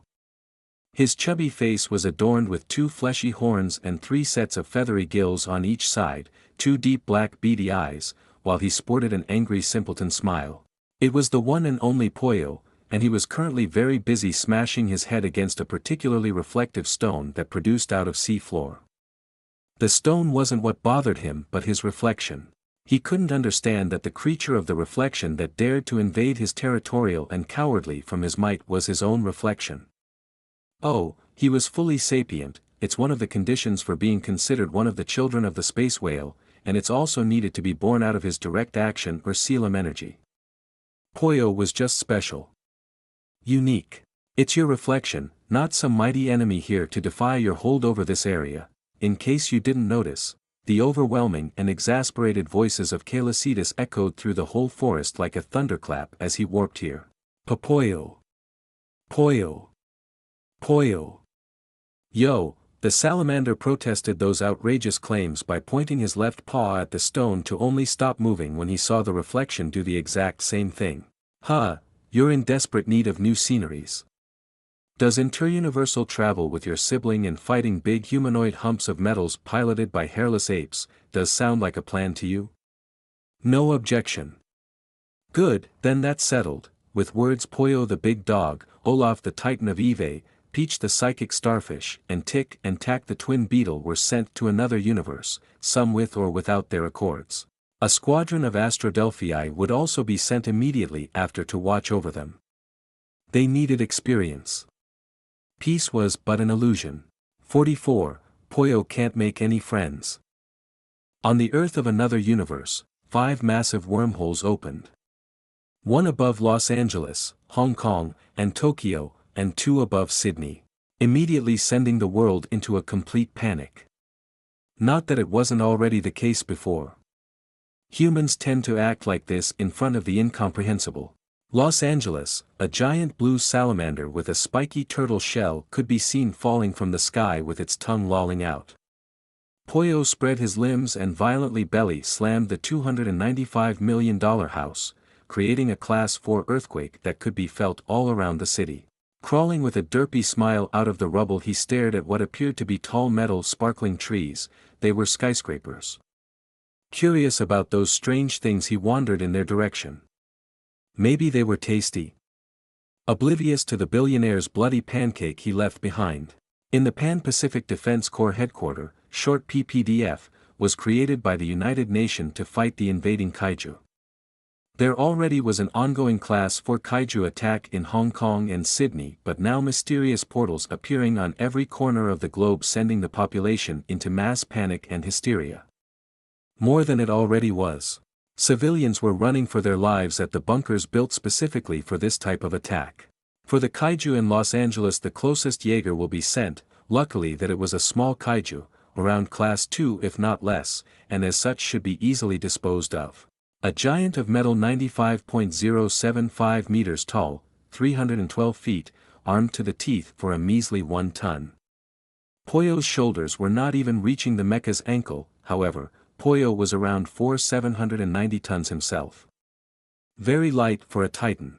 The ground was not caving under his weight thanks to Celian who fiddled with gravity a bit. Different universes, equal different ways the laws of physics will work. The 2 pilots of the Valor Blade, Alfred Walker and Joshua Walker rapidly approached their target, and each of the humanoid mecha's large steps shook the ground and destroyed the concrete leaving footprints behind. Poyo's head turned in their direction as his chubby left front paw crushed a car, stopping the annoying sound. Feathery gills flaring in curiosity, tilting his head to the side like a puppy he blurted out. Poyo? He questioned in a high-pitched voice, slowly turning his body over in the mecha direction. -1 Malawian Kwacha Hellfire fire missiles shot from the Jaeger launcher exploded uselessly against his shell. He cried out happily as the dozen of explosions took care of an itch he was feeling since he arrived. Not taking this as a hint to change tactics and run the pilots inside the con pod where they controlled the mecha moved and the mecha repeated the movement. The blades on its forearms extended, skidding against the concrete. The giant of metal turned on itself and jumped into the air, gaining immense momentum and power. The sharp blades were ready to leave the strange kaiju's head in half. Poyo, happy to have made a friend this early, couldn't help but wag his massive tail. It was just like those funny hairless bipedal creatures that cried bloody murder and ran from his majesty and pure awesomeness. They were just shy. He was sure of it. The wagging and turn of his bulk made it clear from a third-person point of view that the hundreds of tons of bones, muscle, and scales that were Poyo's tail will slam into the 1-ton mecha.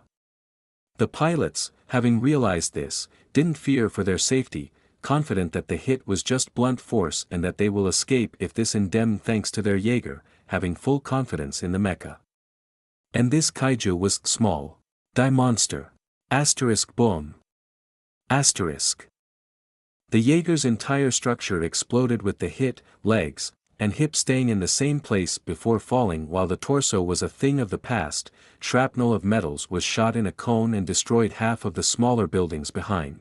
The head of the mecha was flung so strongly and so high that the pilot inside of the conpod only registered what just happened when their insides exploded and they become bloody splotches on the side thanks to the forces generated by the accidental tail slap.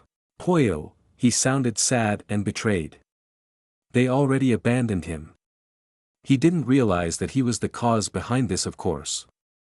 His tail was slightly burned, near instantly healed, nothing indicating third-degree burn could be remarked anymore. He walked deeper into the city already having forgotten the mecha. Funny thing is that even if they managed to cleave his head he wouldn't have died and it wouldn't even have been a mortal injury either. They died. 1 second we had their vitals and the connection with Valor Blade was stable and the next nothing. Silence, a man behind a monitor said with disbelief and terror. What the actual fuck is going on? Someone just betrayed us.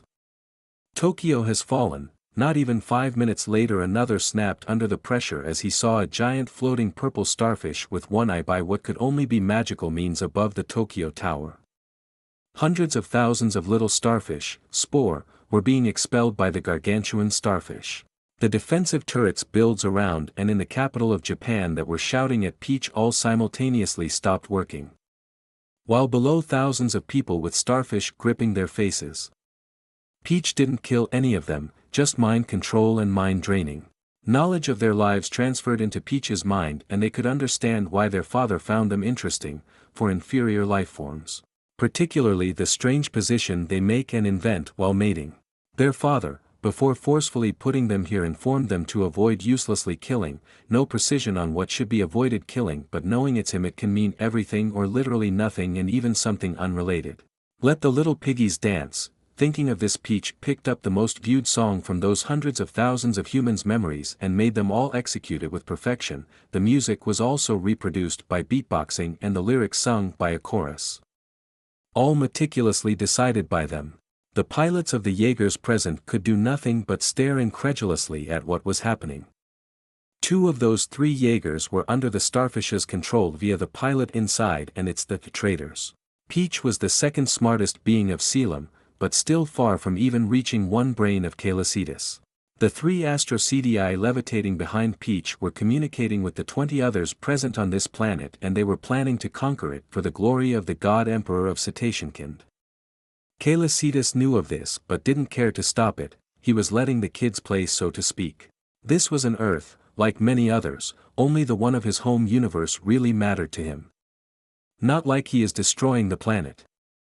Though the idea of collecting planet Earths from various universes was amusing and pleased a part of his instincts. Right, this planet is connected to a realm of some sort, the Antiverse it is called, warping to said location from Callum. His many golden eyes studied the barren wasteland, storm clouds, red-yellow sky, and towers of many colors were the precursors, spindly bipedal creatures reminiscent of aquatic insects, transparent shells revealing their internals, and they were 3 or 4 times the size of a human. Nightmare fuel for humans, but nothing exceptional for the space whale. One of his eyes looked at a membranous sac bathing in a thick liquid. Inside was the developing embryo of a kaiju.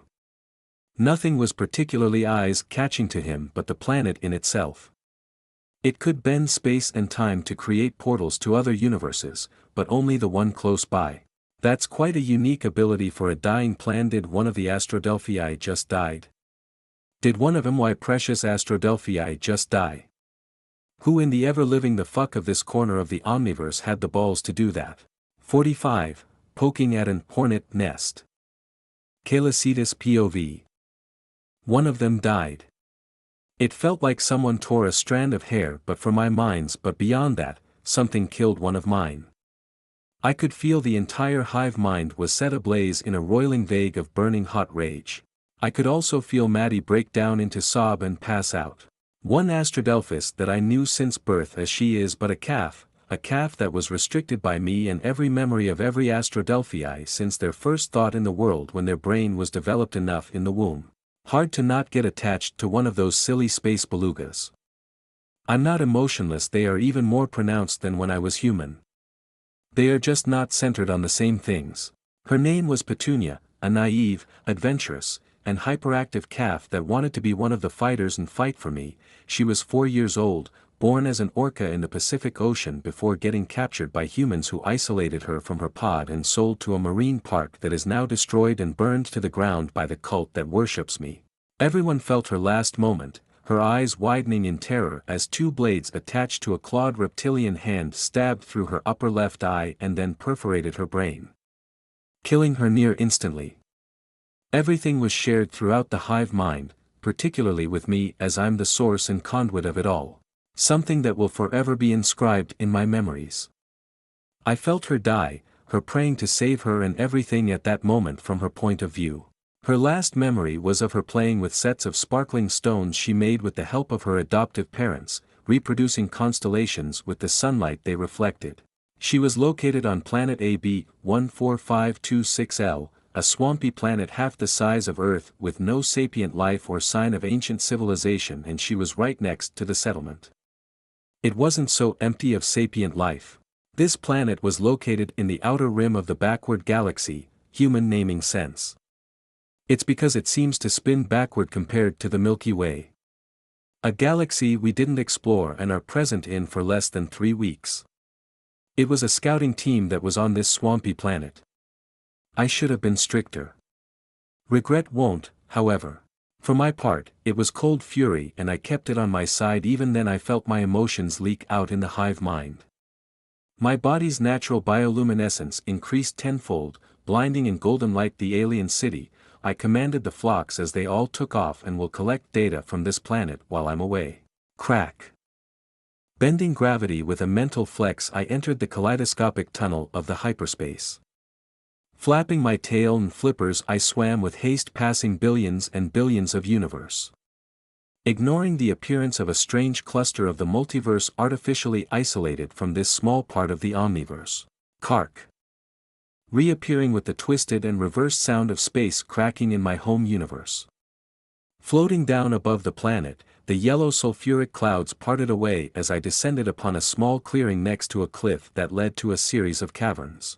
The temperature greatly decreased, the air getting progressively heavier, and the sound of critters from this continent all simultaneously ceased as my 6 eyes, normally unfocused on a single point, all fixated on the headless body of Petunia. I have seen it from the hive mind, but to see it for real was different. A small bellow of sadness escaped my body at what I saw and was responded to by every Astrodelphii of this planet and also of the universe via the hive mind. I didn't like this feeling. I moved even closer to her, while I levitated her head and mutilated body from the dirty soil and delicately touched her forehead with the very tip of my rostrum before floating back to a higher position, keeping her from being in contact with the ground. She was small, no bigger than a common bottlenose dolphin, which is 4 meters, 13 feet, in length. I shaped wormholes from my middle right eye to the front of the body. Red-crimson blood leaked out of the body from the dozen of ugly wounds as if killing her was simply not enough. The cut was precise and done by something clearly experienced. Her soul was already dissolved beyond what I could repair, but her memories were stored inside the hive mind and currently in a mental safe. I heard a click of mandibles and all of my eyes snapped in the direction of the sound. Here laid bound in the air by an invisible chain of gravity made by 3 wounded Astrodelphii hovering around a black armored figure, invisible to human eyes but not mine. Their wounds ranging from simple first-degree burns to loss of eyes and flippers didn't help me calm down in the slightest. I could see every spectrum of light, dark matter, and even soul, and the sight of his soul immediately reminded me of a Yautja because he was exactly just that, and there also was another soul forming in his guts, a xenomorph from the look of it. Oh, the poor guy. I didn't know much about this species besides that they are separated into clans, they follow a code of honor, and were basically poachers/hunters that mostly killed worthy prey for the thrill of it and their nonsensical honor. I would not have cared about their species if this attack and murder didn't happen. I do not care that I don't know their civilization and how they lived, or if this one was an exception and that the species are a bunch of space hippies. And if this happens once, it will again, since it indicates that a not so small amount of their population will see my Astrodelphii as worthy prey whose skulls would do wonders as decorations in their living rooms. The problem is that the roles are not set in stone. Scratch that, they might even consider me as prey.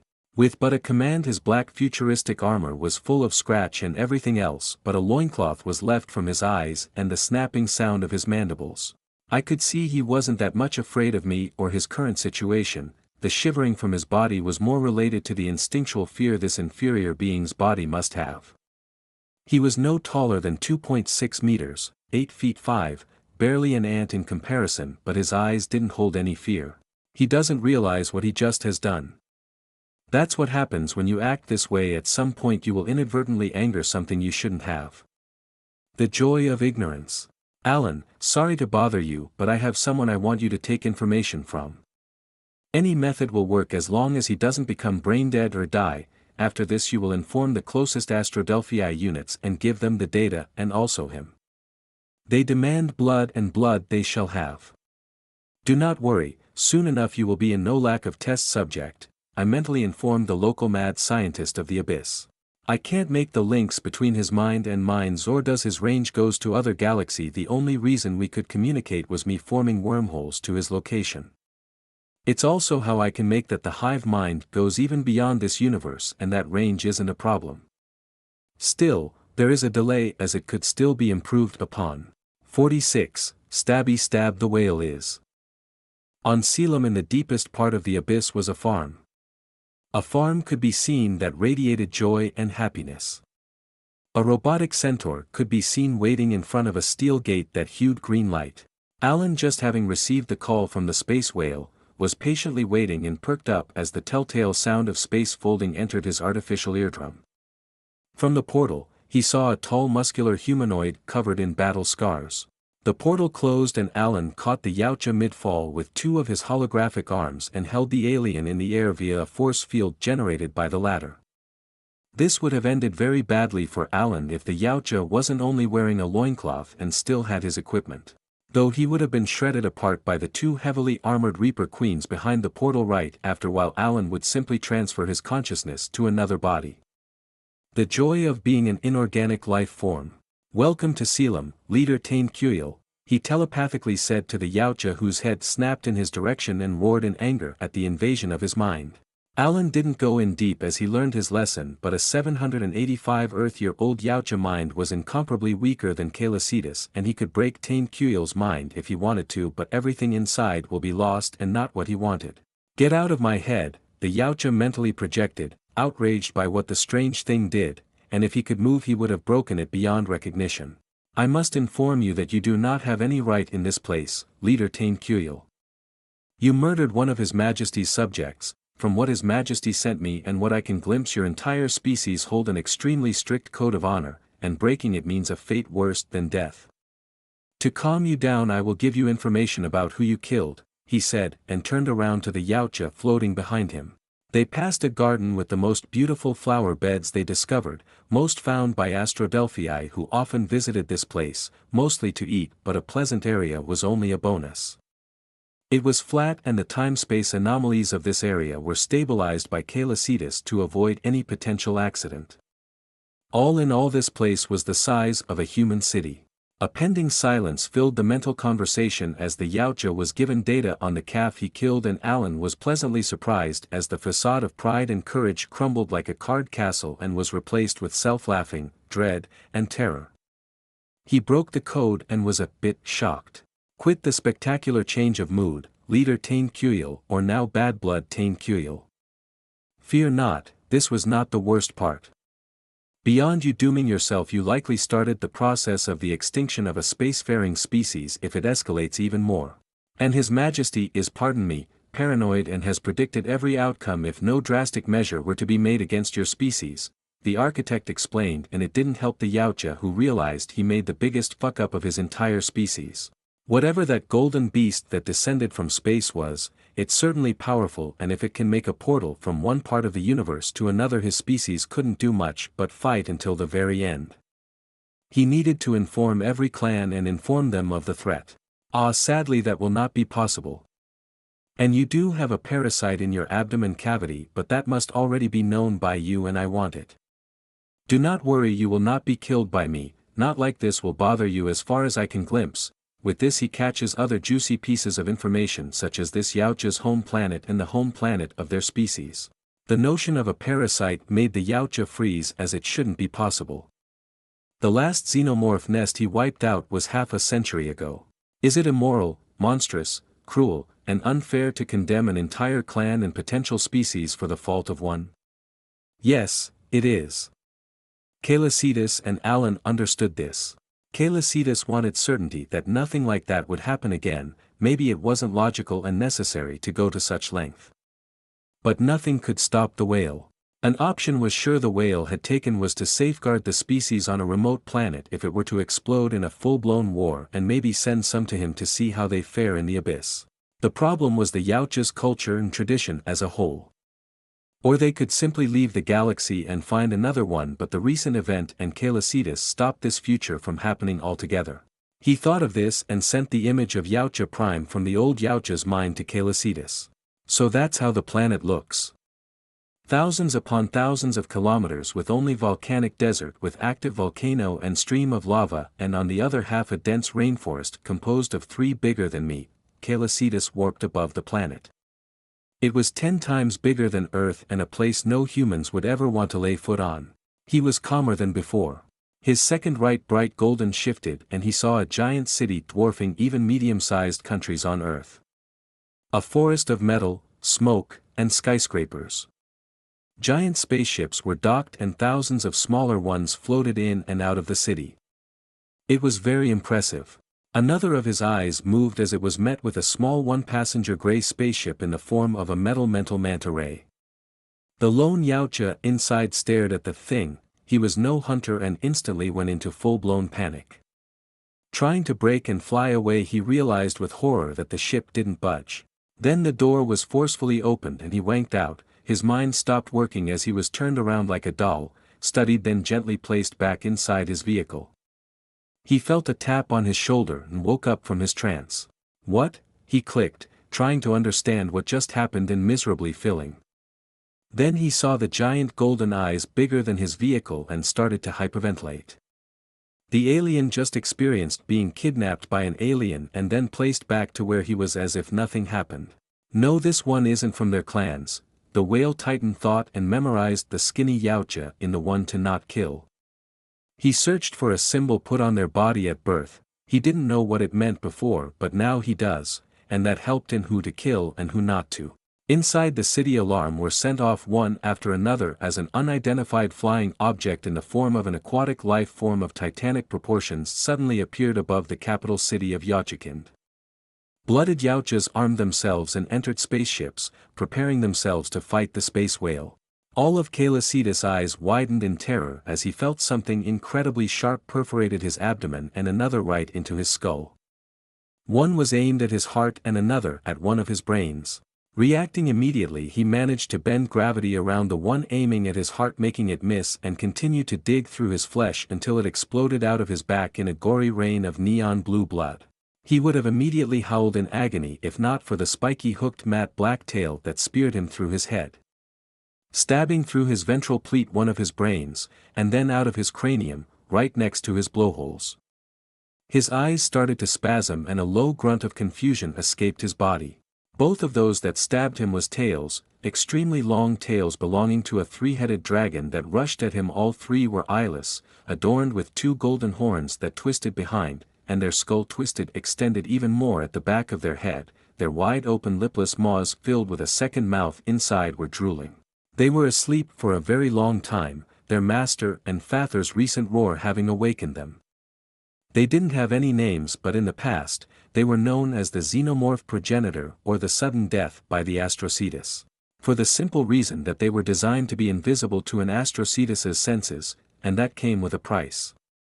Being completely invisible to one of those beings is extremely difficult, and to put it simply was its only true strength. And wasn't this little one a good breakfast? Why would a mother leave her calf like this? Not like they cared. A meal was a meal, even if that meal somehow deviated the blow from his heart which would have stopped them from bending one of the 4 fundamental laws, but it was but a calf. He should be already too much in shock to react, and the smell of fear was delectable.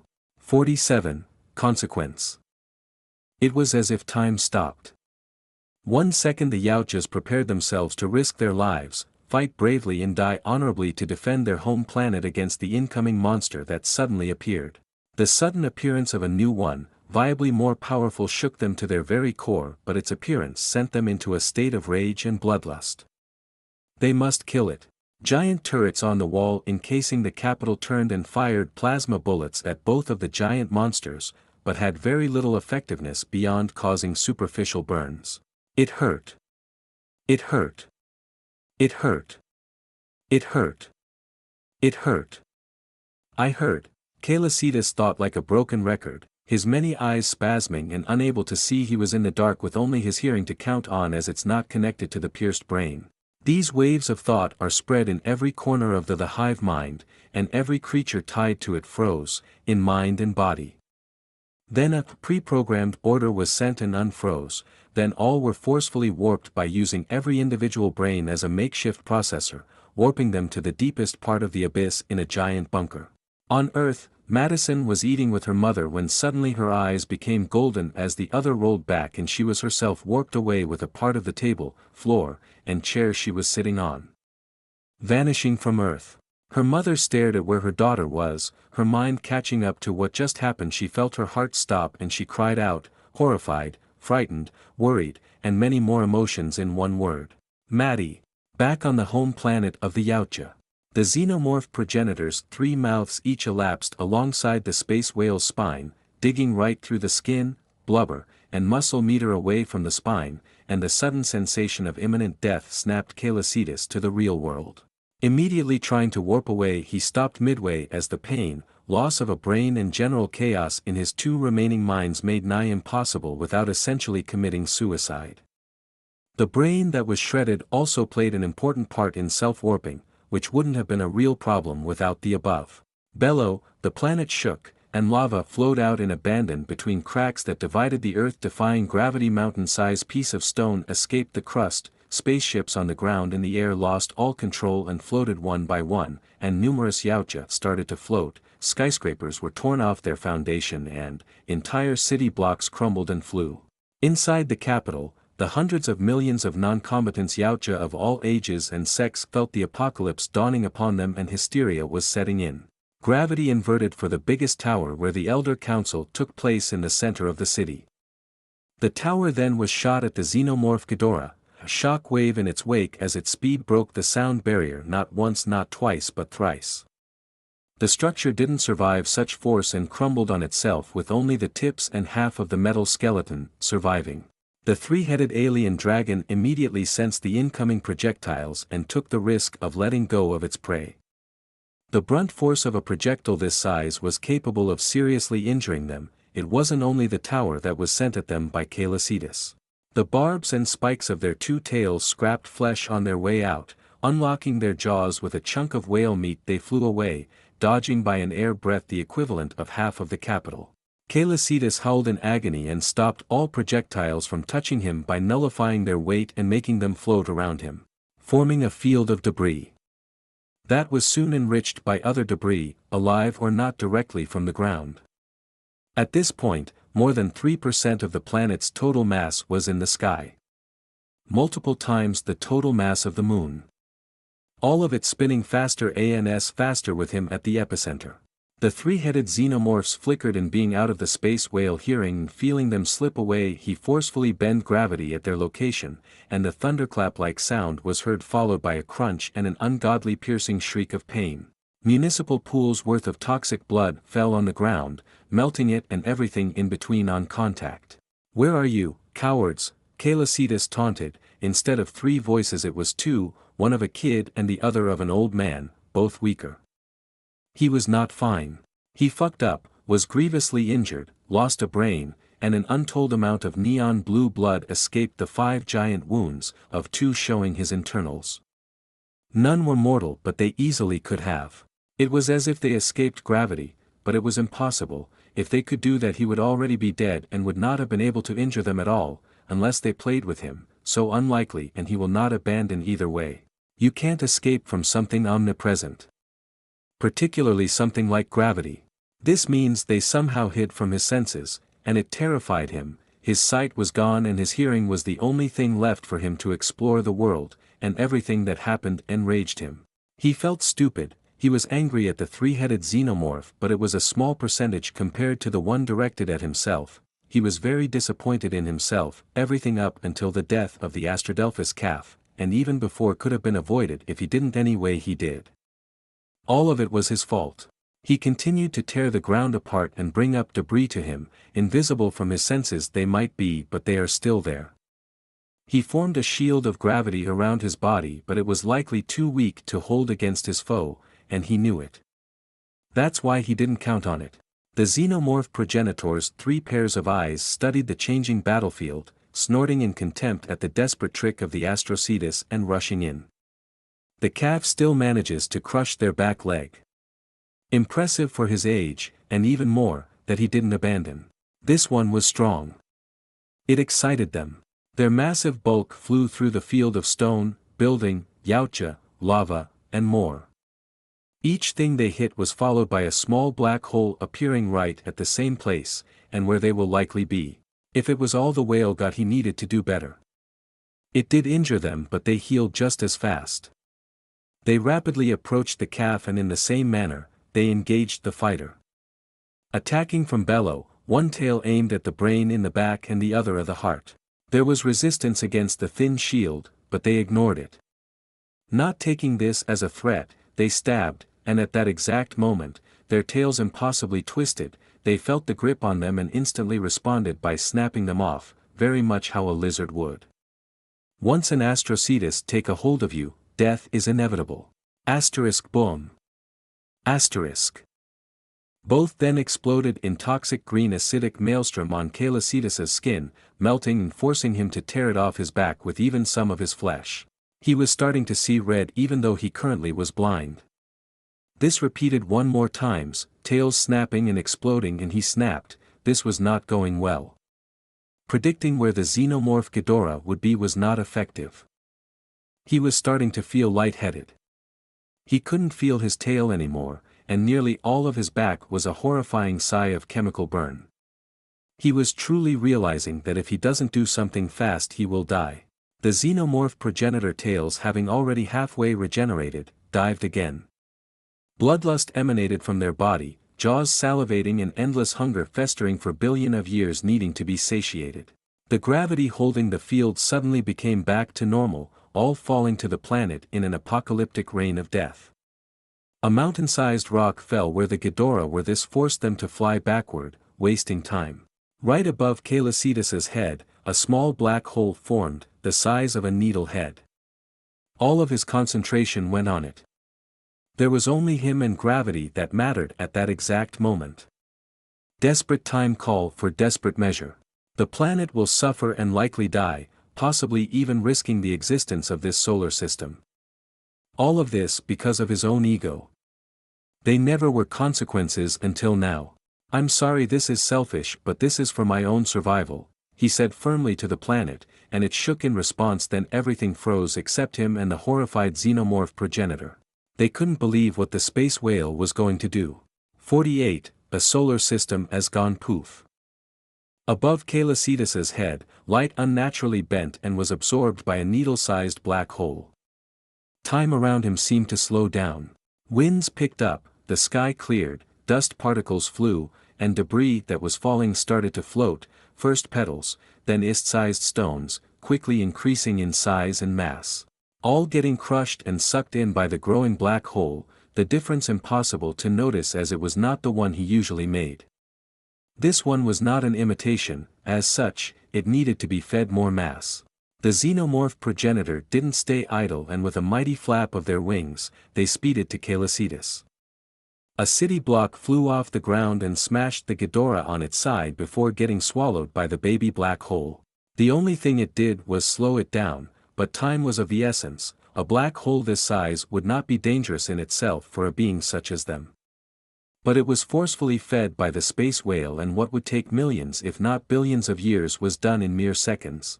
Volcanoes awakened, lava flowed, earthquakes shook the planet, and every living being on the planet felt their doom approaching. The Yautja capital was now mere rubble getting eaten by the black hole. The only Yautjas left were on the other side of the planets, floating to their death or flying away from the planet. However, doing so was no easy task as the gravity of the planet was acting irregularly and constantly fluctuating. The xenomorph progenitor dodged another massive piece of stone and roared in anger. It was shrill, inhuman, and high-pitched, not dissimilar to chalk friction on a blackboard accompanied with thunder. Then they rushed in Celian's direction, bladed tails spread, they dived, aiming at the middle brain. Suddenly the suction force of the black hole increased, a bellow of the earth and a part of the crust was torn off. Instead of piercing the space cetacean, the tails deviated. One was shredded by the black hole while another cut the two left front flippers in half before digging into the flesh, alas, without doing anything more than skin damage.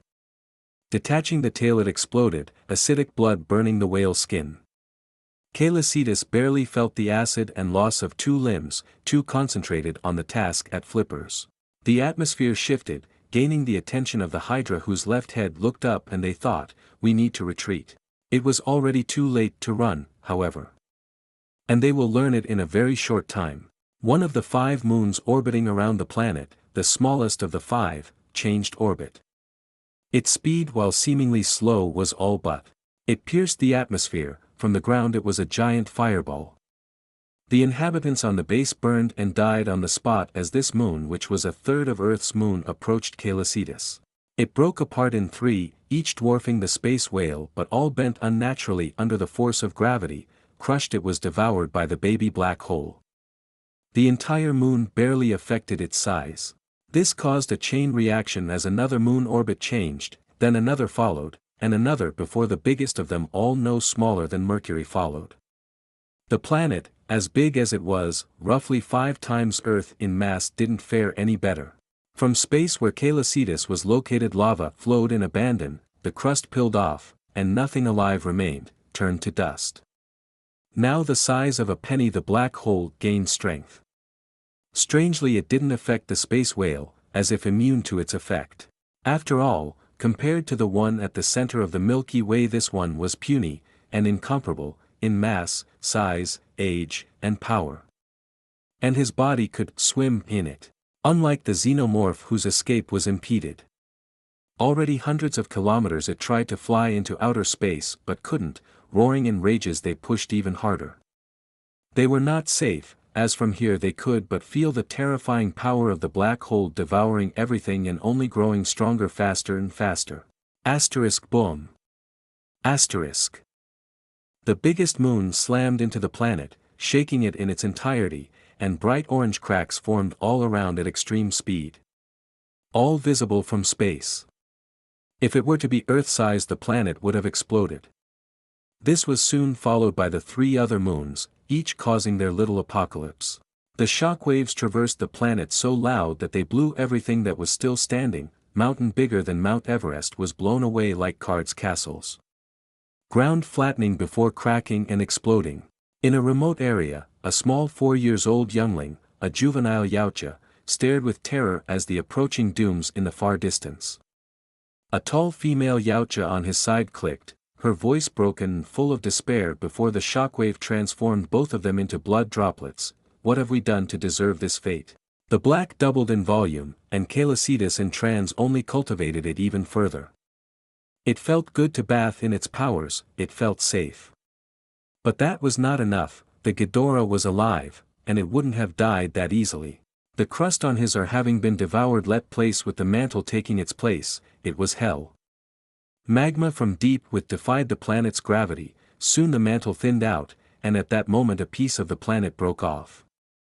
The cry of agony would have been heard by him if he wasn't in that state. The black hole now the size of a watermelon continues to grow, crushing the part of the planet that breaks off. The xenomorph progenitor already hundreds of thousands of kilometers away felt themselves being dragged back. To their despair, any force pushed into their body did nothing to stop it. A rhythmic thrum vibrated through the graviton of this solar system, originating from Calicitas' heart and only amplified by the black hole. At that point what remained of the planet was no more than a broken melting ball of iron and gold, and with a last silent cry, it was devoured by the black hole.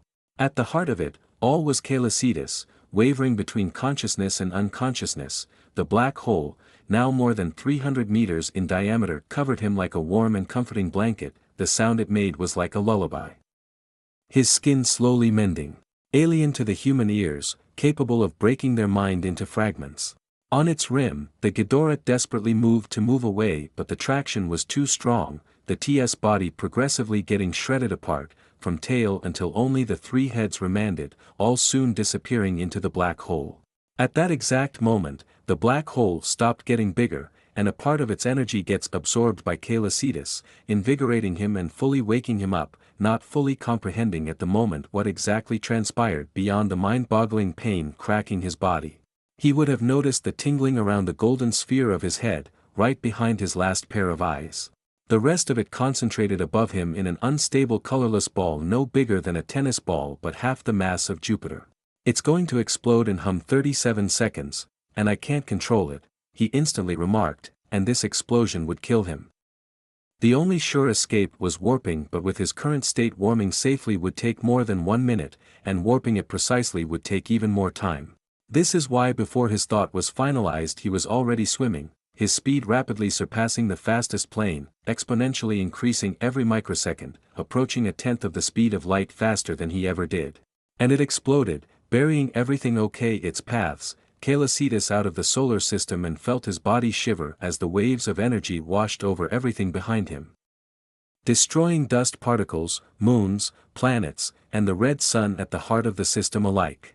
If he could see he would say, the entire solar system is covered in a bright, somehow black and white light, then nothingness. Though, he could feel it and was horrified, not only by what happened but by himself. What have I become? 49, let's survive. Calicitas started to warp, taking around a minute to do so. Between his state of mind and grievously injured body, it was hard. Now that the fight was over, the only thing taking place was the buzzing of the hive mind. Ignoring, he finished his calculus and warped back into the Milky Way, where every Astrodelphii and one very confused and scared human was. Maybe it's not good for the morale of the pod with what he was going to do, but the sight of what happened to him will only help in the long run. An inverted crack of space resonated in the giant bunker and Calicitas appeared. No one could believe what their eyes showed them. It was a sight of horror, nightmare, insanity, an impossibility of the highest order. Neon blue blood trickled down on the grass down below. Each droplet instantly froze patches of it. No sound could be heard besides the blood raining down. What happened to him? Madison said, voice quiet, barely a whisper. Her earlier worry and fear for what just happened were replaced with strange mutual feelings of great sadness, despair, and a burning fury. This is what happens when you act as I did. This is what happens when you only think to satisfy your amusement and satisfaction for your ego. This is what happens when you act on your emotions. This is what happens when you are short-sighted, reckless, and weak. Thinking it was all a game and I was above. I fucked up, badly. I should have done better, be better, smarter, wiser, stronger, but I wasn't and only paid a small part of the price for it. There is no excuse, no pity is deserved for my current state. I don't have the right to regret any of my actions. I don't even feel a shred of guilt for what I did. And the worst, is that I didn't change. I'm the same selfish, nihilistic, asshole of an astrocetus that will keep on acting the same as before. And what a shame I'm to my species for the last of its members. I'm only telling you all, my children, if you want, for me to feel better about myself. Images, feeling, pains, and sounds were transmitted throughout the hive mind. Every being was silent, trying to comprehend what happened, trying to understand their God. Celian was honest about all of it. His was unlike before. It was not three speaking in sync but two. It was majestic, godly, and alien but didn't carry the same tone as before. Mr. Sparkling Whale, everyone makes mistakes, even God. And everyone can grow from them, Madison, the first to snap back to reality, said. As smart as she is, she couldn't realize the real magnitude of those actions, but that wouldn't have changed her words if she did. That cute, but I'm no god, and I don't, arg. And fuck, that also warped her here.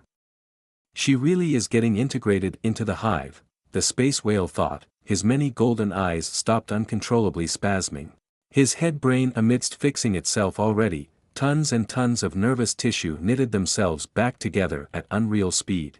The small white crystal on his rostrum and ventral pleats reduced in size, their energy drained by the whale and directed to his damaged brain and other major injuries. He possessed great regenerative capability, in particular for nervous tissue. It was not rare when he exerted himself too much for neurons or entire parts of his three brains to fry. Also, it made his three brains all the better, nervous tissue in a never-ending cycle of growth. After those words, Madison started to feel strange. She looked at her hands, and could only but wide-eyed at the scene unfolding before her. Her skin glows and emits light particles, some parts of it also become transparent, and she would see her muscles and veins full of blue blood flowing in them. At the same time, Celian felt the hitch on the pair of golden orbs behind his third pair of eyes, this time fully conscious and having deduced what was happening.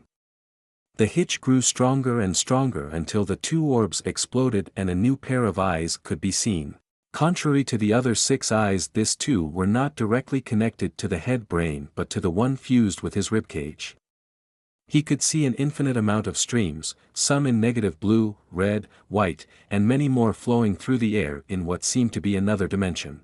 They connect everything together, the whale remarked in awe and wonder. Sometimes one of the streams will make waves as if something was swimming inside. My body feels lighter. No, I'm lighter. By half, but my mass didn't change. That doesn't make any sense. It's like part of my body is here but not here at the same time. Outside, the Astrodelphii put themselves in a perfect sphere around Celian, blocking any possibility for any creature to see him. All of their emotions in synchronization, going down a very dangerous path, mixed with bubbling rage, anger, at what harmed their creator, their God, and at themselves for not being here when it counted. The words of Celian echoed down their very being. Something needed to change. Feeling the building eruption, Celian stopped it before it was too late. We are at war, soon, I do not know when, something drastic will happen to this universe. We will not flee. We will not cower. We will fight. It was such a being who harmed me and nearly killed me if I didn't choose to selfishly erase an entire solar system with every living creature inside of it for my survival. Drive your emotion to something, a goal, a dream, a person you hold dear, for many will die. Luckily we are not alone, and one of them, as you know, is our ally and a member of this family. We will change our strategy. We will act and not react, unlike what I have been doing until now. Every calf Astrodelphii and Madison will be kept on the astral bodies deemed safe, no more meaningless death under me. The Ghidorah are spread across the universe and likely beyond. Extensive and extreme measures will be taken. Mistakes were made, but with each mistake, we will only grow, stronger, and better. We will use any means necessary for your survival, my survival, and our survival against total extinction. We are one, you are me and I'm every one of you and beyond. Let's survive the incoming war, shall we? 50. Madison's goodbye. Madison was experiencing many things, primarily fear, confusion and excitement. In front of her, there were thousands of Astrodelphii, the creature speaking all around Earth, the direct and indirect cause of many events both good and disastrous. Calicidas finished his speech. Silence permitted the area, only polluted by the sound of his blood falling. Then the girl felt her mind expand. Voices, emotions, images, places, and more all filtered through her mind. Soon she felt her mind be touched by something beyond her comprehension and two voices spoke simultaneously. Welcome on Celian and in the hive mind, Madison. Now, I'm going to be clear, as harsh, hypocritical, and unfair as it sounds, you will be going back to Earth in the foreseeable future, but exceptions can be made. It's related to your general safety. As smart as you are, I presume you can anticipate what will happen, Calicidas said, as much as he wanted he could not do much to change this. Madison nodded, it was a bit too big. And she was going to ask something when one curious Astrodelphus calf floated in front of her, then another one and two curious and overly excited voices spoke in her mind. Who are you? What are you? Do you want to play? Where are your parents? Feeling her increasing distress, the space whale isolated Madison from the two calves and strings of information flowed in her brain. I will teleport you to Earth, to say goodbye to your parents, or I can teleport both of them here. Would you like the first or second options? To speak you must project your thoughts to me. A pending silence, Calicidas waited for an answer, not glimpsing into her mind to have it. It was her choice, after all. Though he supposes she will choose the second. I want to say goodbye to them. Would they think I'm a monster? Her voice trembled as she realized the physical change she just underwent and the implication. She still looked like Madison, same face, and size, but her hair was a tint of blue, her right eye was permanently the same color as one of Calicidas' eyes, her teeth sharper, and most of her skin beside her face has become translucent, her glowing blue muscle visible through her skin. At least she looked human, in shape, which she partially was. That's surprising, Calicidas remarked. Well, it was not a final goodbye, more like a vacation camp kind of goodbye. You don't qualify to be a monster, it is by their actions someone can be considered as one, not by their mere physicality. I won't deny that your change of species will shock your parents, he said. She was a victim of circumstance and his own questionable choice. Madison nodded with a heavy heart. She knew thanks to the whale why she was like this, but she couldn't for everything feel any negative emotion towards him. And she also knew why, but couldn't do anything but accept it. It was brainwashing, no, something even deeper, something akin to fanatical worshipping mixed with absolute loyalty and obedience, as simple as that. It was done in such a way that it felt perfectly natural. It wasn't the space whale's intention for that to be the case, it wasn't him who made the blueprint of the Astrodelphii, but that was him who recklessly used it on a planetary scale on every cetacean held in captivity. Astrocetus could be compared to farmers, architects, builders, and more but benevolent, or even good. No, they were not. It was not black and white, evil destructive space hydra and good peaceful space whale. It couldn't be farther from the truth. Causing catastrophe that would make the asteroid that gave the coup de grace to the dinosaurs like it was a speck of dust. Just as a farmer would use pesticide, or species such as ladybug to get rid of vermin, but the garden for them were planets. His words about her not being a monster were very impactful because he was one. In body, mind, and spirit. This was an undeniable fact, but it was also the characteristic of a creature beyond mortal comprehension. A god for all intent and purpose in her mind and the general consensus of the hive mind and a bit more than a third of humanity. Right. How silly. Of course, I'm not one. I don't deserve to be considered one, she corrected herself, feeling her going cleared a full-blown smile showing her pointy teeth snake his way onto her face. Calicidas mentally sighed, this was not how a preteen having her life turned upside down, species force fully changed should react and feel, but here they were. I'm ready, she said telepathically. Space folded and half a minute later she was back on Earth, in the living room of her mother. She disappeared. I don't know how, Emma yelled through her smartphone to her ex-husband Mark. She didn't look at the absolute mess that won on her face. Mom, calm down, I'm here, she said awkwardly, only now noticing that she was at least half a meter taller. Emma's body froze, the angry and worried voice of Mark was the only one they could hear. Her head slowly and mechanically turned in Madison's direction. Maddie, Emma said in a trembling voice and without much thought, and hugged Madison like she was going to disappear again. The half-alien girl hugged her back, only Celian stopping it from turning to the worse.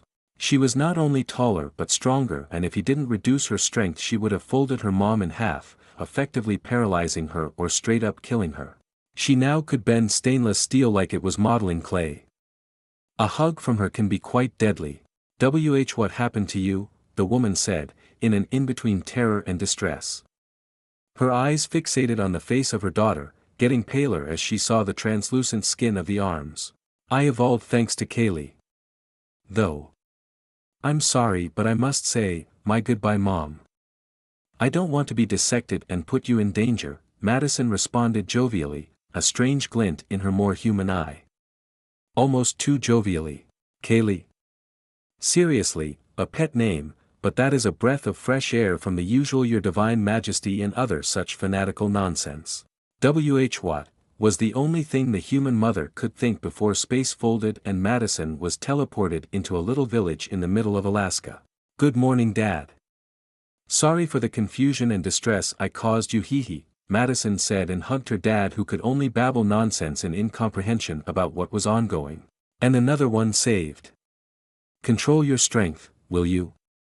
These are just fragile humans, think of them as, butterflies, extremely delicate butterflies, Celian joked that earned him a sorry from her, which he answered with a chuckle. Eric snapped back to reality, and she gave him the same explanation, forcefully stopping any attempt from him to make her listen to him. Suddenly the Russell family was teleported to the moon, Madison gazing upon Earth with familiarity from the memories shared by the hive mind. Both of the adults stared at their home planet, brains refusing to work. Madison's entire body language changed, body straightening in weird angles, and she said in a horrifying voice as if she was possessed. Instantly the air got colder and heavier, becoming almost unbreathable. The humans' hair stood on end, their heartbeats dramatically increased, and their bodies froze with primal terror. Do not worry, human Emma Russell and human Eric Russell. Your daughter, or should I say to be more astute, our, will not be harmed in any way, shape, or form. She is my responsibility, unless, of course, I were to die. In this case, this will be the last of your worries before this universe gets devoured, she said, or more like he, as it was Celian who spoke through her. And both were teleported back to their house with no explanation whatsoever. 51. Recovering. Celian warped Madison back to Celian and stared into space. He was exhausted. But there was so much to do, and so many things to take care of. His minds drifted to his injuries, the pain never having left, particularly for the holes in his head, chest, and belly. He took many hits, but luckily none were fatal. And I lost 2 flippers. I got out pretty easy, unlike everything in that solar system, the space whale remarked, though for all their worth beyond being aesthetic they didn't serve such an important purpose. Anyway, from the tingling sensation around what's left of them they will regrow. The missing limbs were still an annoyance, an organ, the brain in his head was rapidly healing back up, but the simple fact that he felt he became dumber, so to say, when it was shredded, it was quite horrifying. Beyond having your head stabbed, of course. Now what is going on with my body? He put his full attention on it. He remarked it earlier, but it was not the time, and what he noticed was strange, to say the least. Some internal parts of his body were in a strange mix of what appeared to be some kind of energy, that early resembled gravity, as strange as it sounded. But it was his body, trying to move the energy it stirred, and felt like a malleable muscle in between liquid and viscous.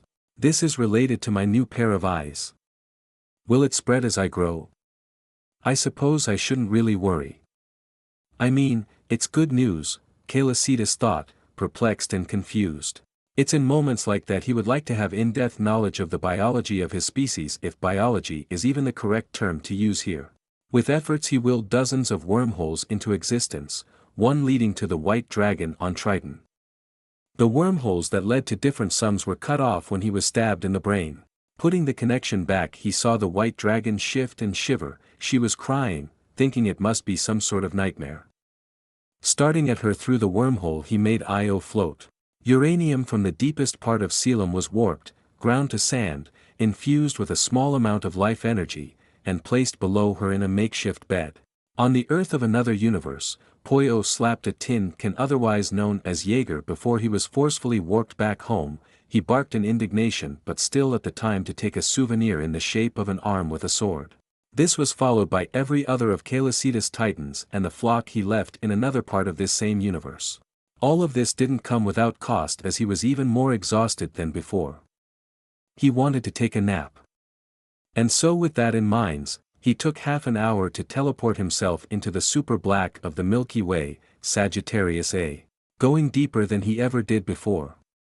Feeling the safe crushing embrace of the black hole, he fell truly asleep, the hive mind still working in the background, and he could still speak through it, as even in this state of slumber a part of his brains will always be awake. In one of the vast blue grassland of celian. Amazing, Madison said, completely fascinated by what she was seeing.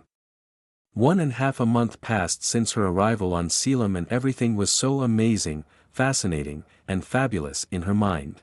What she just called amazing was a shadowmane pouncing on a two-headed white gazelle-like creature and proceeded to violently reap the two-headed creature's guts out and feast on its bloody inside. The eviscerated creature is still alive and desperately trying to escape. Behind her was an Astradelphus calf named Aelana that was staring at what was ongoing with just as much fascination. Then the ground shook, the telltale of heavy footsteps. Madison looked to her right and saw the blurry shape of what she recognized as an axolotl, but it was blue and with a spiky turtle shell. A metaphorical light bulb lighted above her head. Oh, that's Poyo, right? Isn't his territory on the other side of the planet? The hybrid girl asked the calf next to her. Yes. Nodding, Madison closes her eyes, concentrating as she feels her bare feet leave the ground. Hovering, she swayed a bit before stabilizing herself. Levitating was not easy, but damn was it one of the best feelings ever. Same as the other capacity she got, in no way was she powerful for Calicitas, but compared to regular humans she was. But it was against humans and not bullets or nukes and even various chemicals. The shadowmane lifted its head and growled and ran in her direction. Admittedly she panicked, scolding her eyes and waved her hand a bit too hard. This seemingly harmless action resulted in an audible squelch and crack accompanied by a whimper. Tentatively looking through her fingers she gasped and the flesh pancake entered her view. It was still twitching. "I'm sorry," she mumbled and flew away. Control was a thing she needed to work on. She could lift the equivalent of a full school bus. Admittedly, all this force on something alive the size of a horse will have less than positive results on the creature. "Poo-oh-oh-why-you-you," Poyo barked, a metal arm in his maw, which he was wildly swinging around.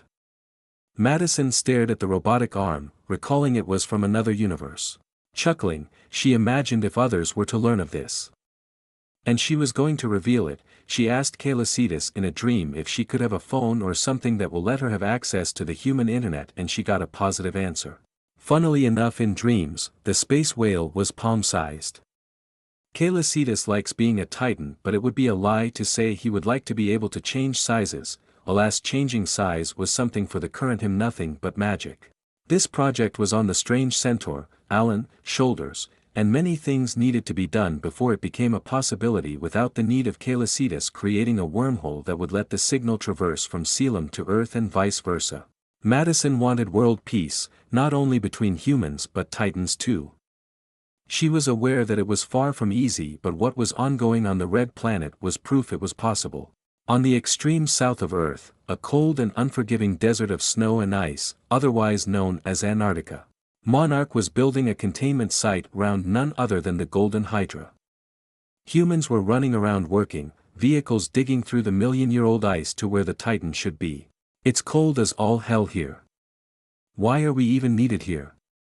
It's a building site in the middle of Antarctica. What worse could happen where we could even be remotely useful? A guard asked his colleague, all over his face behind his mask and goggles specifically made to barely survive the less than welcoming temperature. Would you please for the love of God shut the fuck you dash asterisk crack asterisk, did you just hear that? The man's tone of voice took a 180 degrees turn, from angry to terror. And frightened he was right to be. Luckily in less than a minute he would not be free of this unpleasant emotion ever again, nor his colleague will have to suffer through the biting cold winds of the Penguin Empire. 52. Calm before the storm. On Celian, Alan perked up as one of the satellites he sent to orbit around Earth sent him interesting data. There was a powerful electromagnetic signal originating from the south pole of the blue planet. What puzzled him for the first 5 seconds was that it corresponded to where the human organization, Monarch, discovered a new titan. It was even newer for them as he has more important things to do than monitor the hairless apes 24/7. Frankly, he didn't care much for the planet that much either. Moving one of the satellites closer to the area of interest. Zooming in saw a giant golden-headed hydra destroying and killing everything in sight. He froze. The shape of the beast remembered things he would have preferred to stay buried. Snapping out it he also read the apparition of another titan, this one extremely radioactive, so much so that its mere presence killed nearly everything in a 100-meter radius. Alan recognized the creature as Godzilla, and so the Alpha of Earth, or so Celian told. He didn't really understand why the space whale didn't directly conquer this planet, more directly because if he considered that a bit less than half of humanity fanatically worshipped Celian, it was pretty much already conquered. Alan also didn't consider the Titans of Earth a real threat, and he was right. None originating from this planet could hope to defeat the space whale. The only weakness he knew, or more precisely hypothesis of, was the senses, which was not far from the truth, hearing in particular as Celian greatly depended on it to attack and defend himself. The news that the space whale came back half dead was shocking and frightening because it affirmed the presence of creatures more powerful in this universe. Humans could be dangerous, as every species that has dominated a planet with their brains is. Humans were even more so with their self-destructive tendencies and creativity to do so. They were fascinating little critters in his opinion. He flinched when the middle head of the golden hydra, Ichi, snapped into satellite's erection and shot a highly concentrated beam of electricity at it, essentially deleting the alien satellite from existence. On Earth in the Monarch base of the Yunnan rainforest in China, Emma Russell stared at a screen that showed data on Titanus Mosura, her eyes empty and she was clearly showing signs of malnutrition. The last few months were, hard to say the least. She remembered all the moments when Hedison acted weird and all those moments that should have been obvious that something was wrong with her daughter. But she put everything on puberty and was too concentrated on the development of ORCA to use her time on her daughter. And now the only thing she could do was regret. At least Madison, if that was even Madison, seemed happy. But the thing, Titanus Cetus, was terrifying, even more than she ever thought could be imaginable. She broke down into a blubbering mess half the time she remembered when he talked to her and Mark. If Godzilla and the other titans could be considered as godlike creatures, she could barely comprehend what cosmic horror the space whale should be considered as a literal god. Emma was not privy to information on Venus and Celian/Mars and Mercury. If for example a Titan could destroy a country, Celian could play with an entire planet as if it was a simple sandbox video game. The worship of this creature was understandable in every aspect, it was destroying every other religion, or if it wasn't warped it was beyond what it originally was. If the whale wasn't a literal god in flesh and blood, she didn't know what was. And this being capable of such a feat spoke of a possible apocalypse on a universal level. The worst was that no one believed the two of them besides Sarazawa, and she could feel it was mostly out of a sentiment of sadness. Emma was going to get a closer look at the Titanus Mosura when she received a call, picked up her phone, and accepted the call. Monster Zero has awakened dash, she didn't even let the frightened man behind finish before she shut down the call. She couldn't believe it, she didn't want to, but it was real, her mind blank of any thought as she recalled the message made of sand by Celian. Breathing in and out slowly, she turned her head around and from behind a reinforced glass window, she could see a giant larva coming out of a giant egg. In other conditions, she would have been mesmerized, but sadly many things stopped it from being the case. One of them is the lack of a daughter and a giant golden hydra killing everyone and everything at the facility in Antarctica. Picking the mallet that contained the most advanced prototype of ORCA, she clenched her fist that was holding her phone and she thought with a deranged smile. She was not the sanest woman before and even less now. I don't have anything to lose. I'm sorry. In the center of the Milky Way, Celian slowly awakened as news of Ghidorah waking up on Earth arrived to him. His body in a half-curled position uncurled, stretching he felt his two cut front flippers showing good signs of growing back up. Minds getting clearer, he bent gravity and used the black hole he slept in to warp above the moon. That felt incredible and my body nearly doesn't hurt anymore, but still sleepy, Celian thought, golden light emitting from his body in more quantities than usual which he took note of. Filtering every piece of information he focused on the very last one. And this itty-bitty little piece of news was making his mood drop more and more. His mind immediately goes to him being stabbed, the pain of it, the fear of dying. Clicking in anger he focused on the task at hand. Every creature on the moon having a long run, flew, and swim away from him. He made a wormhole right above Antarctica. He knew what was going to follow and the ice continent will need some fixing after that. After all, at first glance it might seem irrelevant, it's an icy desert, but it was far from the truth and its destruction will alter Earth's biosphere deeply. Yet again something that is minor for him, but he was conscious that it wasn't so much the case for others. Just recalling how he played with the moon not so long ago and that one moment of inattention could have made the great dying passes for a joke. And this was even worse considering that an entire solar system was destroyed because of him not simply acting from another galaxy but going right in even before scooting the planet. Celian knew he couldn't have done much to know a creature like this resided here and that why he should have not have directly warped on the planet.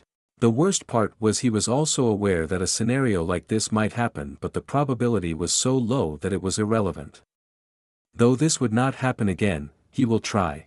Maybe I don't suffer for my action as much as I should, but at least I can try to reduce the damage caused by those consequences of my own actions. 53. Beginning of the storm. Boom! The base exploded, humans cried out in shock and the entirety of the personnel in the facility died, crushed by thousands upon thousands of tons of ice. From the ice one giant golden draconic head crowned with twisted horns of the same color exploded out. It was Ichi, the middle head. As he carefully studied his surroundings, a reptilian smirk found its way to his snout. Something was happening on this planet that couldn't make him happier. They could feel on the other side of this planet how the seal that was holding their progenitor was weakening. It's even weaker than before we were. Defeated by the arrogant creature of this rock, Ichi thought, this was good news, and even if the ritual to liberate Void Ghidorah was not ongoing, he would have forced the sapient creature of this planet to do it. It would not have been the first time, and each time the great void was freed, albeit temporarily, the seal would weaken, and now it was at one of its weakest points. The second and right followed, ice fell and people felt despair, electricity crackling around Ni as he did the same as his brother, a smile showing fangs bigger than cars. Sadistic pleasure filled him as he saw the hundred of small and weak pathetic bipedal creatures running away from their glory. Then the third head and left head poked out. San, he curiously looked at the ongoing destruction. Forked tongue hanging, he liked it and moved down to a man with his lower half stuck by a metal pillar. Wow! Brother! Can I keep this funny little creature as a pet? San asked. This came as a deep and terrifying hiss to the human in front of him.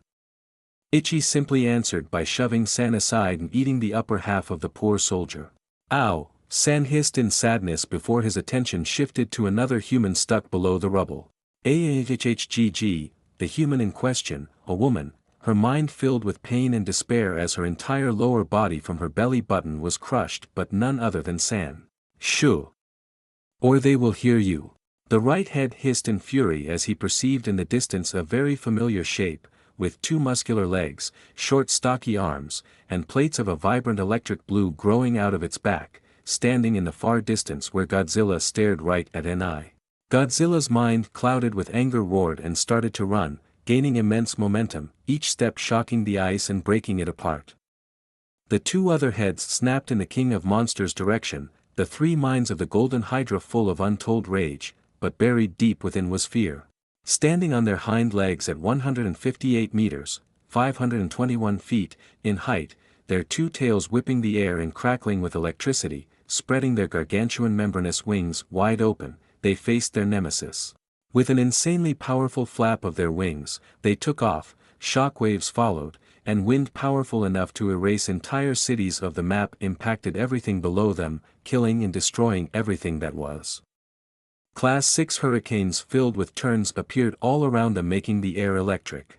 Taking in speed, they rapidly approached the King of Monsters. Potent electricity condescended in the throats of each head, and without wasting any more time King Ghidorah shot 3 hyper-condemned beams of plasma at the approaching Godzilla.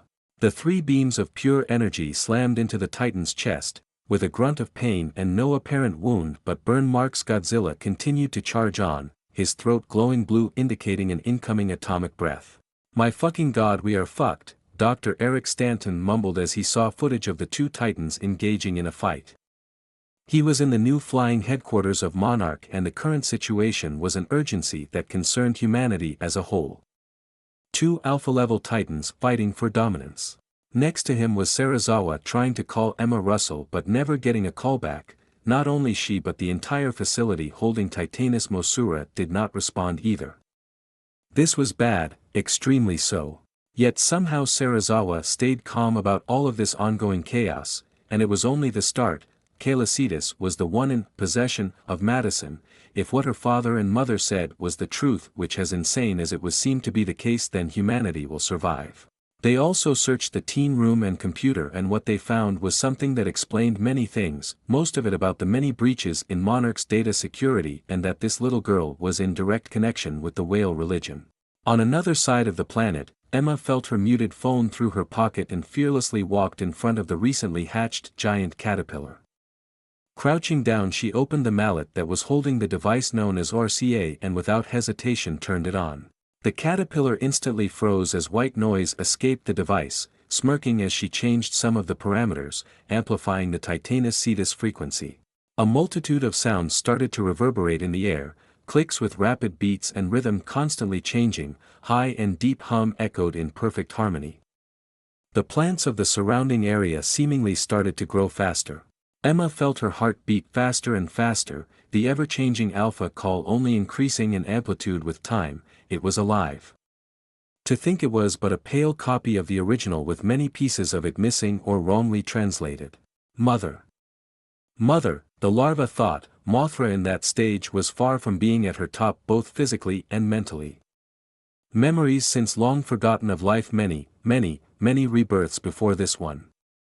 From a time when vertebrae still kept themselves to the seas, rivers, and lakes.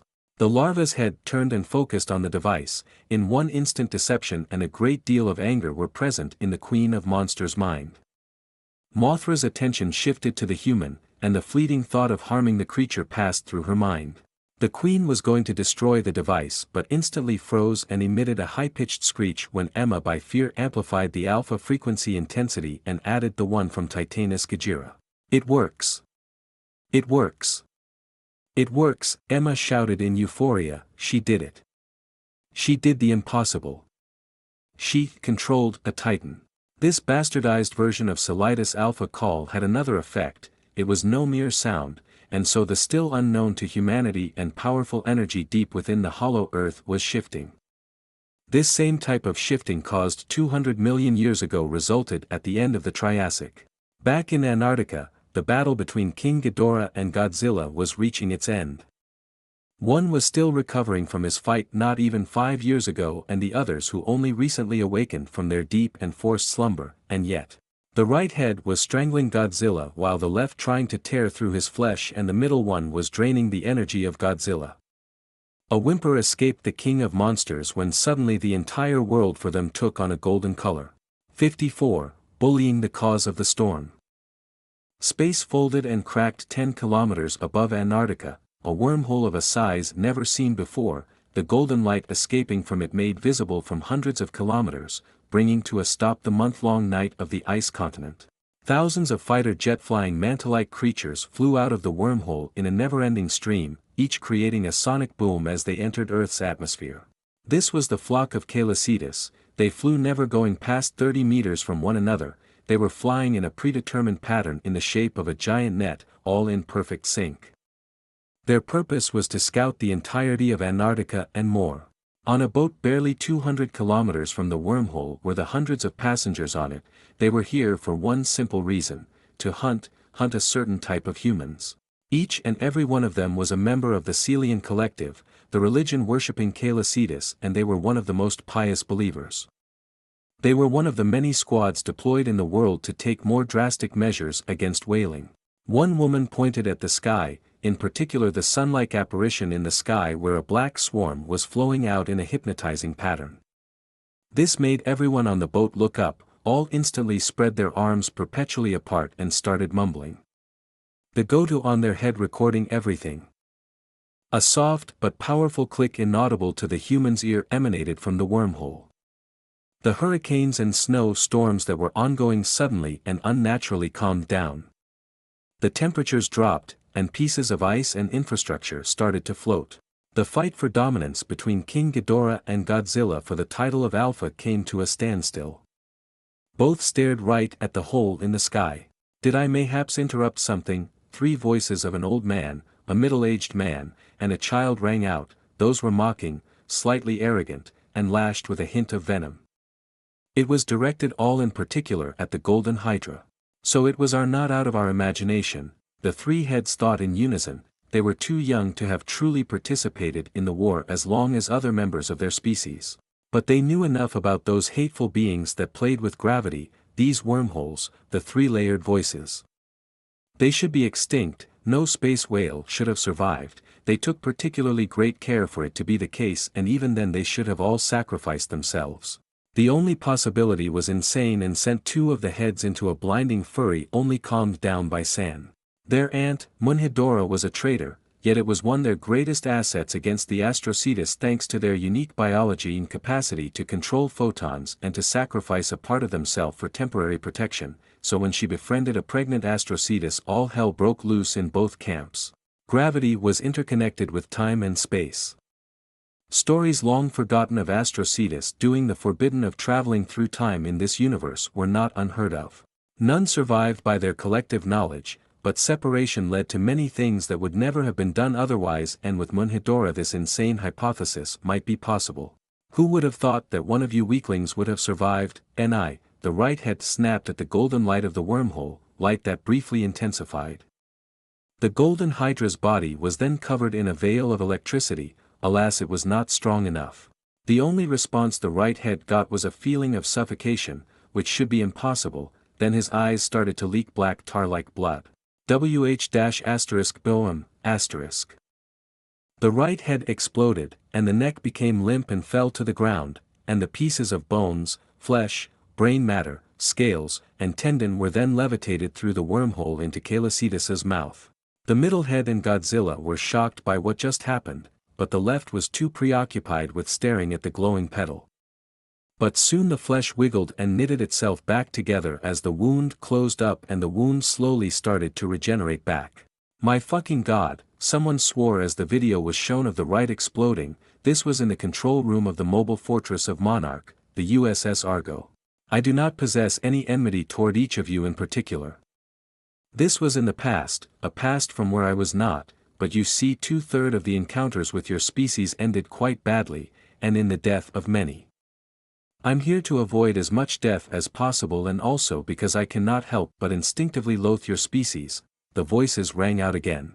Though Celicidus omitted something, he wanted to let a bit of steam off, but sadly without killing all living beings on this planet it will be impossible.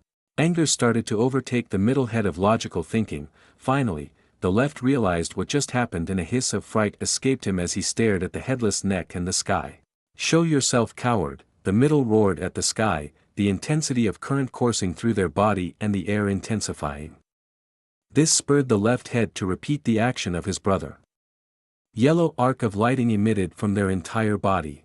Annoying, Celicidus thought from the safety of the moon. It was an annoying buzzing noise in his ears, but it wouldn't change much. This one was quite weak but he was wary, but it was satisfying nonetheless to piss off the middle head. Be there, done that, already said that. Didn't end well. Try again, I believe in you, the space whale responded calmly, remembering the fresh memory of warping directly on a planet. How dare you ignore me, the king in alpha of this planet, Godzilla on the sidelines snapped out of his daze. Both of these beings were trespassing on his territory and also blatantly ignoring him. It was an outburst driven by pride and emotions. So you want to fight me, Celian, an alpha of hundreds of planets and moons across this universe and beyond, the space whale answered, not taking the radioactive lizard seriously at all. Godzilla's only attack that could wound him without him going right above the ground was the atomic breath, but it was slow and predictable. The only way Godzilla could hurt him was if he let himself be hurt. The king of monsters realized that he might have bitten more than he could chew but still held a strong front as gravity pressed on him, his bones creaking and some blood started to learn from his nostrils and eyes. Hints of fear seeded in his mind as he recalled how one of the heads of his nemesis shows this symptom before exploding. Nah, just joking. I like you unless you continue acting this way nothing will be done to you, Celian said. He could care less about what Godzilla did and he understood why he was acting this way but he was stronger and a hierarchy must be placed. And the old lizard had a hard time understanding anything without violence and show of power. Back to King Ghidorah, the Titan's right head was still regenerating. With a powerful beat of their wings they took off aiming right at the wormholes, the two maws ready to spew their own highly concentrated beam of plasma. All changed when a wormhole of 40 meters in diameter, which was leading to the deepest part of the Mariana Trench was opened right in front of the Golden Hydra left membranous. Maybe directly controlling the gravity of King Ghidorah has become a hassle but who said he needed to bully them only with this method? 55. Yummy King Ghidorah. Celian from the moon stared with amusement at what he just did. The wormhole leading to the bottom of the Mariana Trench let out a high-pressurized beam of water that slammed into the right membranous wing of King Ghidorah, destabilizing the Hydra, but this loss of control was temporary. They stopped their imminent fall trying to regain it was impossible as right after another wormhole opened above the right wing, and another diagonally below the left. Ha ha ha ha ha ha. This is fun, the voices of Celian rang out, the young one particularly standing out with an innocent childlike glee in them and many repeated click sounding almost like a human laugh. King Ghidorah was kept in place, unable to fly. Their body, while mighty and extremely dense and heavy, simply couldn't keep up with the high-pressurized beam of deep-sea water, and their chaotic rhythm of apparition and disapparition. No physical damage was done, it was not Celian's intention. His objective was to affect the mind, and so King Ghidorah was kept grounded by the space whale like they were a petulant child. Godzilla on the side wasn't here to see the defeat of his nemesis, no, the king of monsters couldn't move. He wasn't paralyzed, he simply couldn't move, his massive scaly, and clawed feet unable to touch the ice below. He was levitating, or more precisely was getting a vita-ted not even 15 meters above the ice. A shield was all around him protecting him from stray blasts of water or beams of energy. The elderly need to be protected. Both of the titans were physically kilograms for kilograms stronger than Celian by not a small amount and the space whale for all intent and purpose physically beside his baleen being stupidly sharp and the potential tail slap there was nothing more, yet all those physical advantages were utterly useless here. Celian didn't exactly fight like titans usually do, because he has the means to do so. The most important aspect was winning at the end of the day, how you earn the victory is but a detail. This artificial stalemate continued for half a day until Celian noticed something strange, the molecules of water in his ears were more agitated. The water. It is rapidly heating, Celian thought this was odd. The water should be at max 4°C, and yet here from the wormhole the temperature was rapidly approaching the double digit, and soon the point of ebullition. At the bottom of the Mariana Trench, there were multiple dozen active submarine volcanoes, but he made no wormholes close to those areas. He couldn't have made an error like this, something was going on. At the strangeness of it all, he willed a wormhole to see what was ongoing in the deepest point in the oceans known to the human species. What he saw shocked him, lava was flowing out in abandon, wanting to know more. He mapped the area with clicks. There were strong earthquakes as the two tectonic plates, the Pacific Plate and the Indo-Pacific Plate. Normally it was the Pacific that was swallowed by the Indo-Pacific one, the two forming the Mariana Trench. But here it was the inverse, the Pacific Plate was gliding out with speed it shouldn't have. It was as if the two were separating, opening up a passage to a deeper part of the Earth. Observing many places on Earth, he saw the rising volcanic activity, earthquakes, tsunamis, and other catastrophes. He wasn't sure why it was happening. It was sudden, too sudden. Even a majority of volcanoes that didn't erupt for dozens of millennials and more showed signs of awakening. Celian was sure this little and intense bout of volcanic activity would awaken the various sleeping titans. He only limited the damage on life in general to these catastrophes, be it a human baby, a stray dog, a tree, a pigeon or a spider. All did not vary that much in worth to him. All were life forms. However, he couldn't be everywhere at once and had other things to do at the same time. Oh right, the head I blew up is back. Crazy regenerative properties you have, Celian said almost absent-mindedly, the young voice being the one standing out yet again. All wormholes that expelled water vanished at the same time. Not even half a second later a small sphere the size of a marble suddenly appeared. Light, space, and time bent around it, and wind instantly picked up, sucked in by the sphere. Ice and debris flew to its event horizon, adding to its mass. San, the left head, stared wide-eyed at the little black hole, not realizing, unlike the middle and left head, the danger it represented. They took flight almost immediately. The problem was that Celian didn't want it to happen. And so they stayed rooted on the ground, flapping with all their might, and didn't change any of it. Surely their armor of pure electricity hampered Celian's control over their gravity to a certain extent. But this one was nothing compared to Desghidorah. They were weak. Incredibly so. How, Ni, the right head demanded to Celian, anger and indignation clear in his voice. The answer he got was his head feeling the pressure of the air all around the right progressively increasing. That's all you've go *** splat***. He didn't finish. The pressure suddenly increased by 100,000 times, and Ni was crushed. That was Celian's answer. The black hole then slowly and delicately glided to the chest of the space hydra, ignoring their shield. Absolute silence. Then like a thunderclap the two remaining heads roared and hissed in utter agony as the black hole ate at their flesh. This time its mass didn't increase, as at the other end was Celian's stomach. The surplus of air was constantly getting expelled through his blowhole. Godzilla's entire being was focused on the spectacle in front of his eyes. He wasn't the only one. Serizawa and a dozen of other humans with the live footage of the ongoing chaos from a camera having miraculously survived and with a perfect angle. King Ghidorah's chest scales were the first to get shredded, the second was black blood followed by muscles, then the ribcage, and the organs inside, the heart, were avoided. While this was happening, the titans suffering through this tried to run away, despair in their inhuman eyes. Does it hurt? I'm sure it does, the space whales said, the middle-aged voice sticking out. The pain he felt when his head was stabbed and the brain inside shredded apart still echoed in his mind.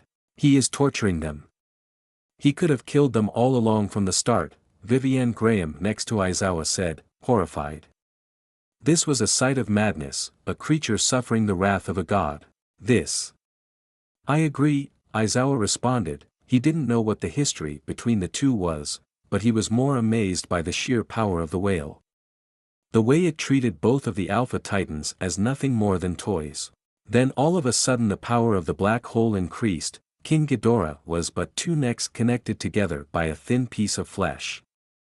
The next instant the black hole vanished and two fewer necks fell heavily on the ground, both of the heads connected to them still alive. But for how long? 56, Kevin. The wind could be heard blowing amidst the devastation caused by the space whale titan. King Ghidorah was but two disembodied heads with each a long neck, their regeneration, and alien biology being the only reason the two heads were fully conscious and aware. Their link cut, they couldn't communicate telepathically. That was easy, Celian's thoughts. Amusement filled his being as he saw how the two heads twisted and squirmed uselessly on the broken ice like the worms they were. He didn't delude himself, they were just weak and he would have more problems with a stronger specimen of space hydra, as all seemed to be Mgeniri to have an edge against Astrocetus in some ways. Mentally grasping the middle one, he willed gravity to compress it, and with a last hiss, it was crushed into a cube that could fit in the palm of a human child. San, the left and last remaining head of what was once King Ghidorah, stared in abject horror. A primal terror filled his being as the last of and strongest of his brother was killed, the one he believed superior. Crushed like a bug. Oh. Scarred, aren't you? I know the feeling. Will I die? Can the pain stop? Can someone help me? Don't worry, killing and then eating you will bear insignificant benefit to my growth. The voices of Celicetus resonated across Antarctica, in perfect unison, sending shivers down what little remained of San's spine. What interests me is what you have in your little mind. And if you can earn my trust, one promise to be merciful, the space whale promised. His action and enjoyment of what he did stemmed from his hate for King Ghidorah's species and not any grudge he had against them, or more like him now. Yes. I fully submit it to you. Please don't kill me. San instantly answered, fear past his draconic and hissing yet youngish voice. He didn't even want to fight the Astrocetus above him, to begin with, simply he was overpowered and had no say in the matter. He was the least intelligent of the tree heads, the type with 2 brain cells fighting to get third place. And mainly the reason why he was the weaker of the 3. San froze as he felt himself be unaffected by the planet's gravity, and then he was brought to the golden-bathed wormhole. Arriving on the moon, the head was met with the real Celicetus for 3 long seconds of pure unaltered terror before another wormhole appeared and he was transported to the deepest part of the abyss to his temporary room. A message was sent from Celicetus via a wormhole. I hope it doesn't bother you, but your name now is Kevin. Godzilla next to the scene was staring wide-eyed. He understood how outclassed he was, but now it was forever imprinted in his very being. His instincts screamed at him to submit right here right there, but his pride didn't let that happen, but both of the titans knew that it was already the case. Godzilla snorted and walked away. Godzilla, leaving already? That's your name, right? At least that is what the humans call you. The planet is awakening. I suppose it doesn't bother you if I observe the planet for some time, and then the wormhole closed, leaving behind the flock as they explored the world in the stead of their master. We might have underestimated it. A bit, Dr. Rick Stanton said, the hair all over his body standing on end, even if he was on the other side of the planet. It's not every day you see a black hole and a titan capable of threatening humanity's existence be considered a mere toy by a being that could control gravity. Amazing, Serizawa mumbled in a trance-like state, a childlike glee in his eyes. Next to him, his assistant Vivian was still trying to comprehend what just happened. So this is the real power creature who held Maddie, Mark Russell thought sadly. He was Monarch's senior anthrozoologist and all his knowledge about the behavior between humans and animals was useless here. This was a god, the animals or lower intelligence life forms were them in the equation. Sorry to burst your bubble, but I got a call from His Excellency of the United Nations. He isn't happy. As usual. Oh my god, Jen Foster, the pilot of the USS Argo, arrived in the room. Her stern voice trailed off as a video of the black hole and King Ghidorah getting swallowed by it passed on repeat. Jen came back to reality and continued. His Excellency asked Monarch to know what those unidentified flying object creatures were and what should each nation do. Tell all those Paras politicians to don't fucking shoot them, that will be a good start. Those creatures are from Titanus Cetus.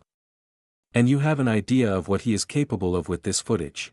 For what purpose we don't know, but by all gods or whatever divinities, any nation suicidal enough to do this will be razed off the face of Earth and history, that I can promise you. Let's not see how well Earth will fare. Against a black hole, Eric answered, horrified by the possibility of one trigger-happy dumbass killing one of the members of the flock and condemning an entire country.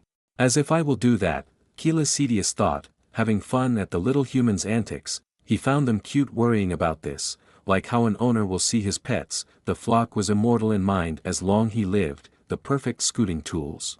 A human killing one will only earn the humans, or if she was obligated to do it, the one having ordered the command to be brutally killed. Humans were smart creatures and would see a pattern of death relying on the killing of flock's members. I'm truly a monster or it's just natural. Who knows, probably the first option. I don't have an excuse and won't try to find one, the space whale remarked matter of fact. He committed genocide on a planetary level, no star system level, as the Yautja were spacefaring and likely colonized their entire stellar system. All because of his recklessness, and even without the xenomorph Ghidorah he would have killed millions if not billions of Yautjas for the mistake of one. It was logical from a certain point of view but clearly extreme and emotionally driven when there were other less violent possibilities. Celian was growing for the better of himself and the worst of others. 57. Big Moth. The golden light washing over Antarctica progressively receded as the wormhole slowly closed, letting place to the usual darkness of the ice continent. The icy desert was desolated, and the center of Antarctica was destroyed beyond what humanity could hope to do with its current technological advancement. Videos of what was seen in Antarctica from the people in the far distance were already on the internet, with many more videos of the current chaotic states of the world. The Ring of Fire, a long area of great geological activity leading to earthquakes and eruptions, was a death zone for nearly everything but the superorganism known as Titans, whose slumber for a large amount of them was halted by great earthquakes that ravaged the lands. Yet all of it was reduced by the influence of Celian's gravity, greatly reducing the forces in the shift of the Earth.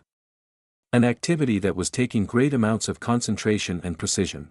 Many islands had already sunk under the flow of the ocean, villages and cities were ruined by natural catastrophes, and natural areas all over the world suffered just as much.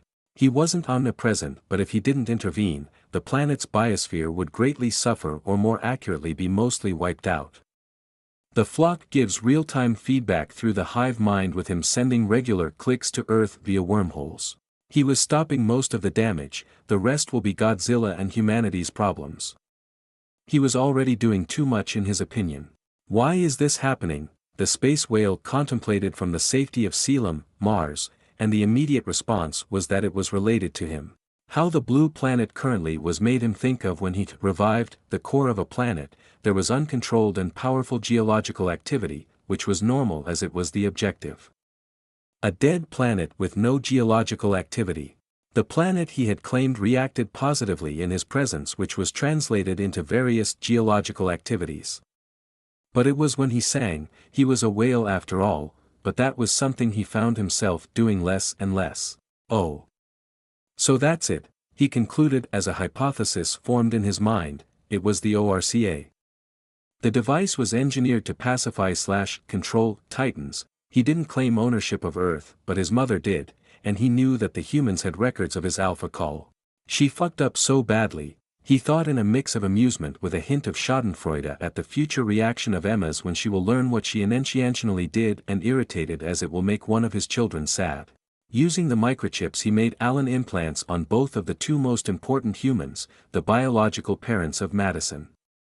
Instantly locating the woman, she was flying above as the passenger of a military helicopter above a rich and luxuriant forest in the middle of Yunnan province.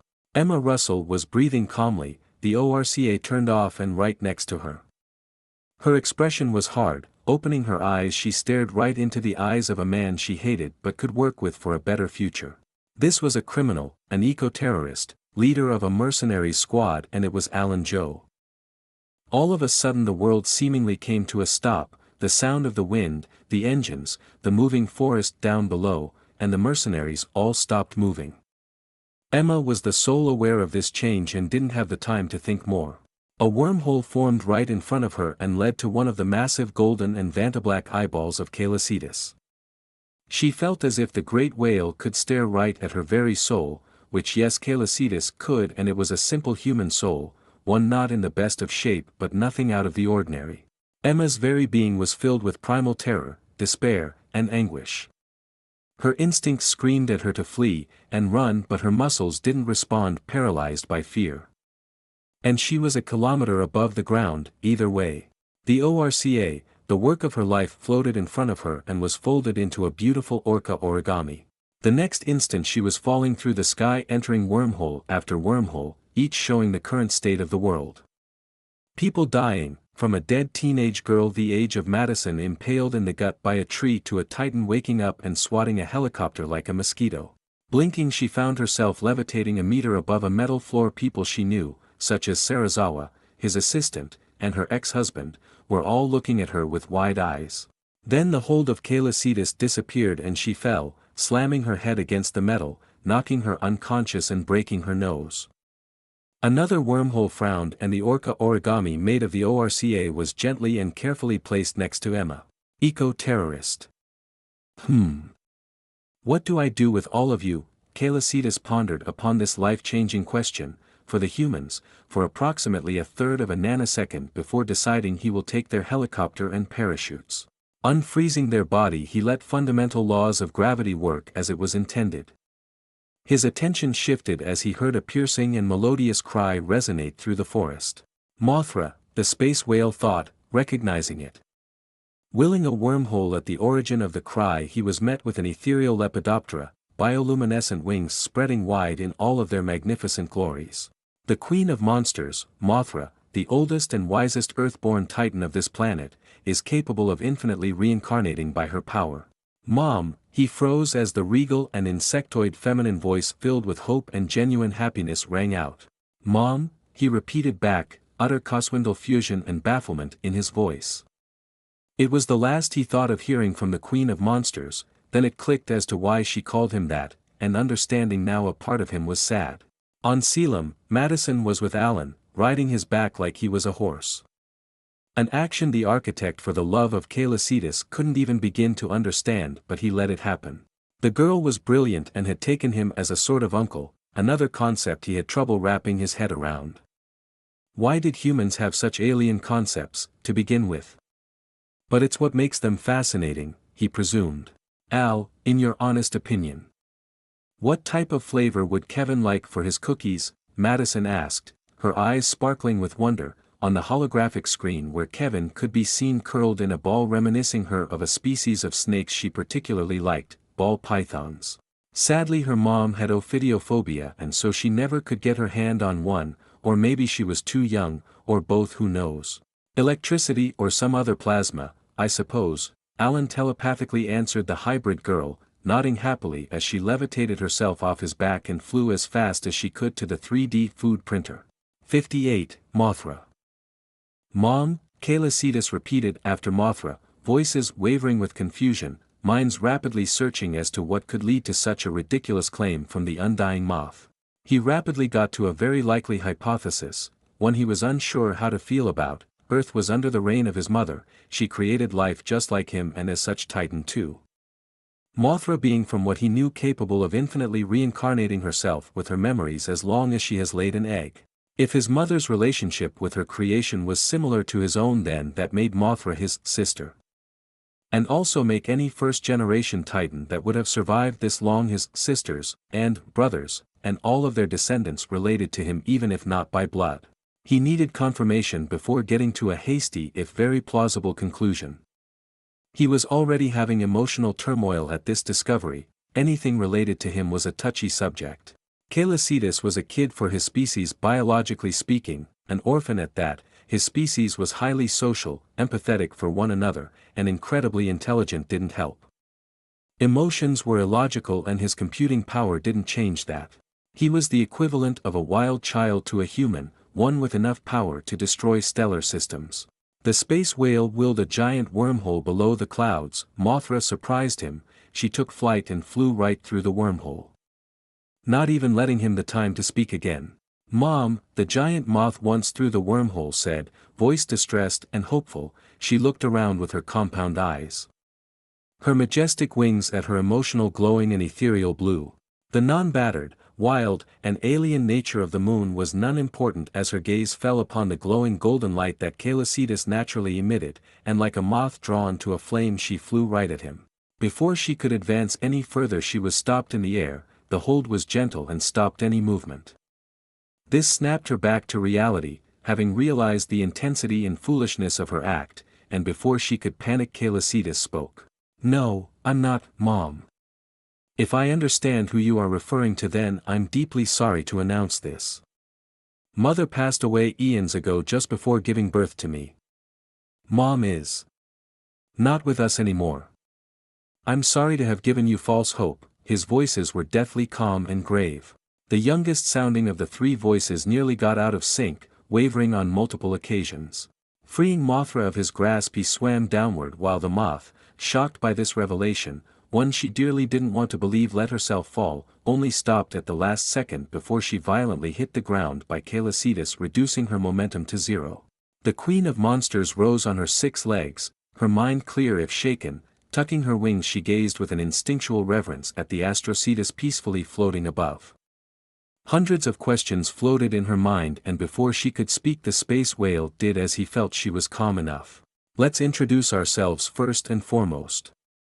My name is Celian, son of Terracetus, as you might have deduced, and the last living Astrocetus in the cosmos. And you? He said, body glowing ever so brightly. I forgot my real name many, many lives ago. But humans throughout the ages, civilizations called me by many names and thought of me as a deity, a goddess of life and rebirth. You can call me Mothra, Celian, Mothra said, unsure of how to proceed. This situation was something entirely new and unexpected. And so the following hours flew by as the two spoke of many things, learning about one another, Celian having the confirmation that indeed they are siblings.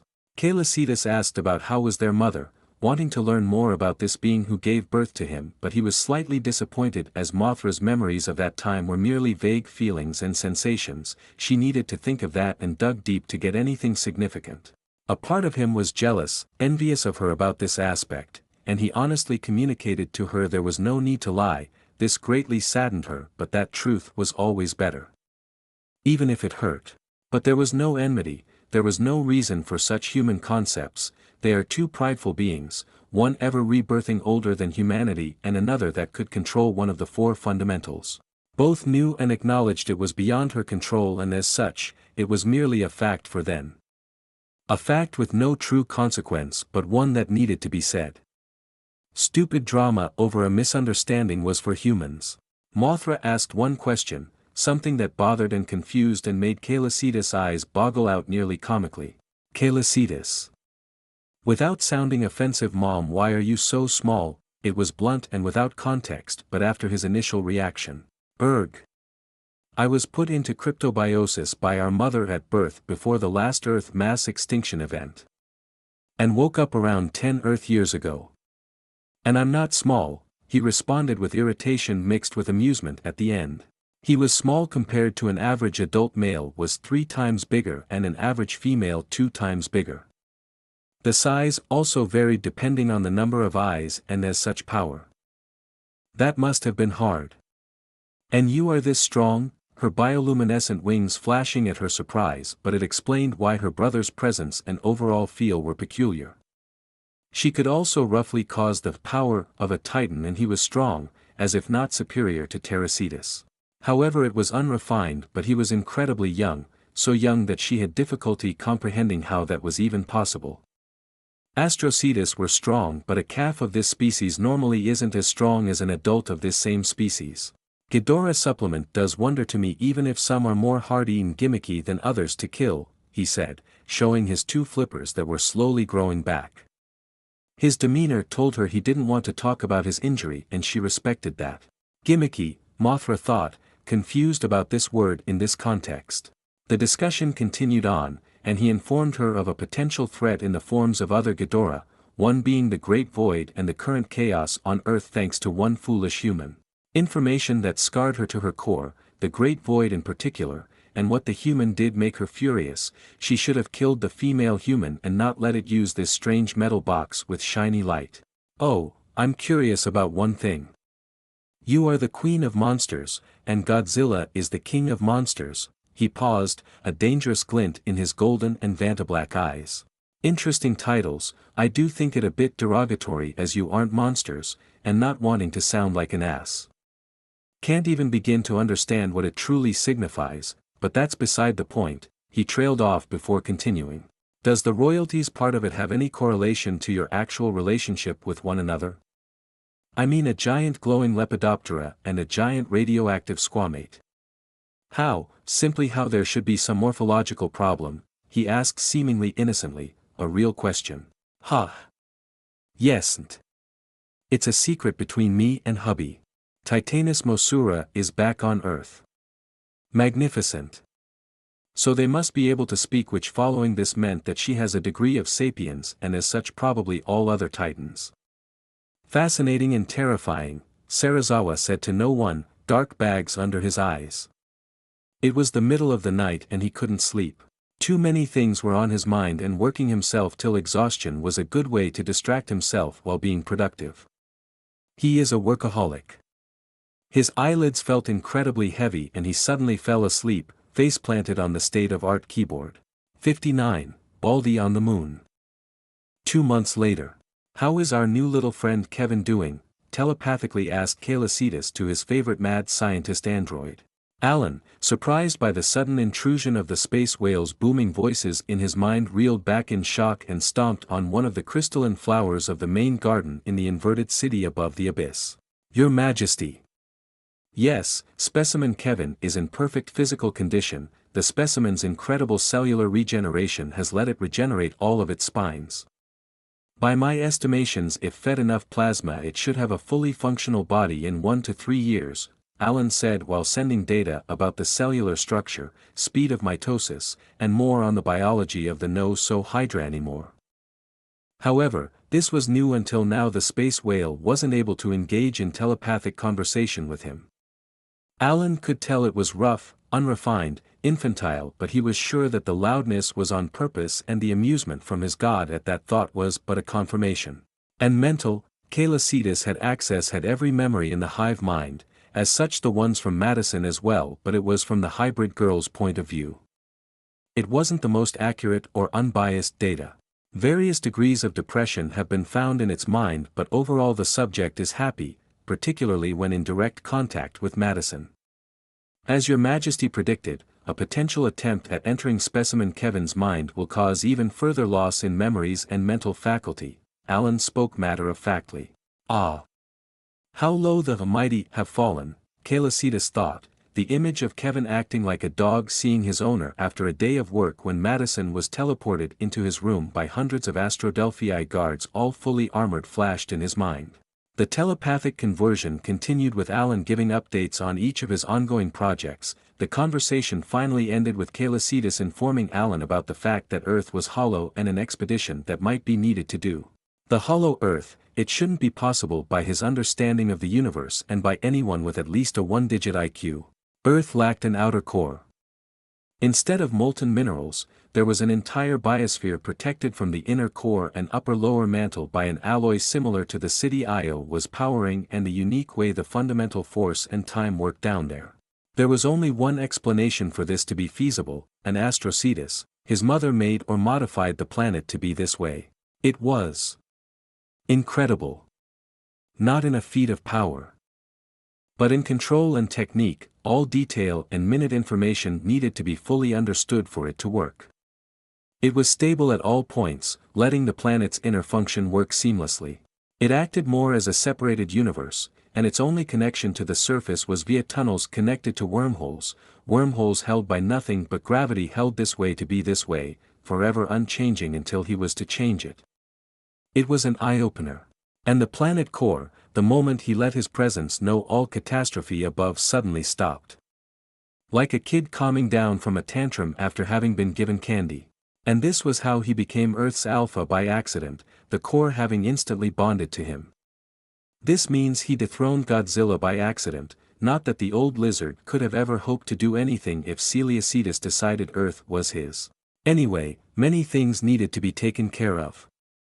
Mainly the Great Void, the Universe Eater, progenitor of every space hydra, and sealed in another universe.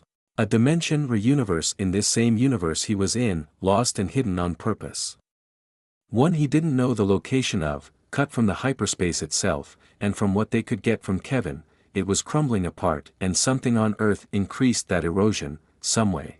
It won't happen immediately, but in the next 5 to 20 or so years, and that was a terrifying prospect. He wasn't ready, he nearly died to one infinitely weaker. He wasn't ready. The idea of destroying Earth to cut the problem short was there, but it was as a last measure, one he absolutely didn't want to do. And a temporary one at that. He was biologically immortal.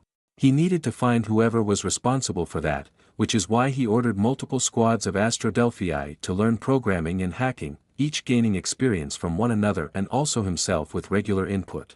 He was going to comb every individual, enterprise, government, data center, social media platform, and more. Starting from the one who publicly hated him, so all his attention was on the country that declared war on a literal planet. It should not take more than 2 months for all of humanity down to every individual to be studied. While this was happening, Caelicidas was looking over methods to grow in power, and control over said power. Since he ate King Ghidorah or most of them. The process that started to convert part of his internal organs into something more energy-like accelerated. It was a strange sensation, not painful, just odd and very alien at first. He was changing, slowly but surely, growing stronger with each passing second. Entering hyperspace, Caelicidas gazed upon the infinite web that connected infinite universes upon infinite universes, themselves also upon infinite universes. It was a beautiful sight beyond human comprehension. He swam quite far, distance, length, and width didn't work the same way here. So he might have moved 1 meter or the equivalent of 1 billion universes. He was careful, avoiding places where time moves slower than his universe, preferring areas where time was faster. Astrocetus had an instinctual understanding of this place, it was in their genes, he could tell which way to go, which to avoid, and could always find his way out. Unknown to him, it was where the Astrocetus originated from until they were hunted by the Great Void, and forced to flee and hide from universe to universe until they decided to seal themselves in a newly born universe, at the same time creating their own prison. The same one he was reborn in, but the Great War had destroyed this seal a long time ago. This place was also relaxing to him, in particular, the shape of it all, even if a human would lose his mind at what he was looking at. This seems to be a good universe to train. Time moves faster by a factor of holy fuck. Nearly 1,000, and it seems safe enough, the space whale thought. He needed a place to train, why not use the time dilation of a universe?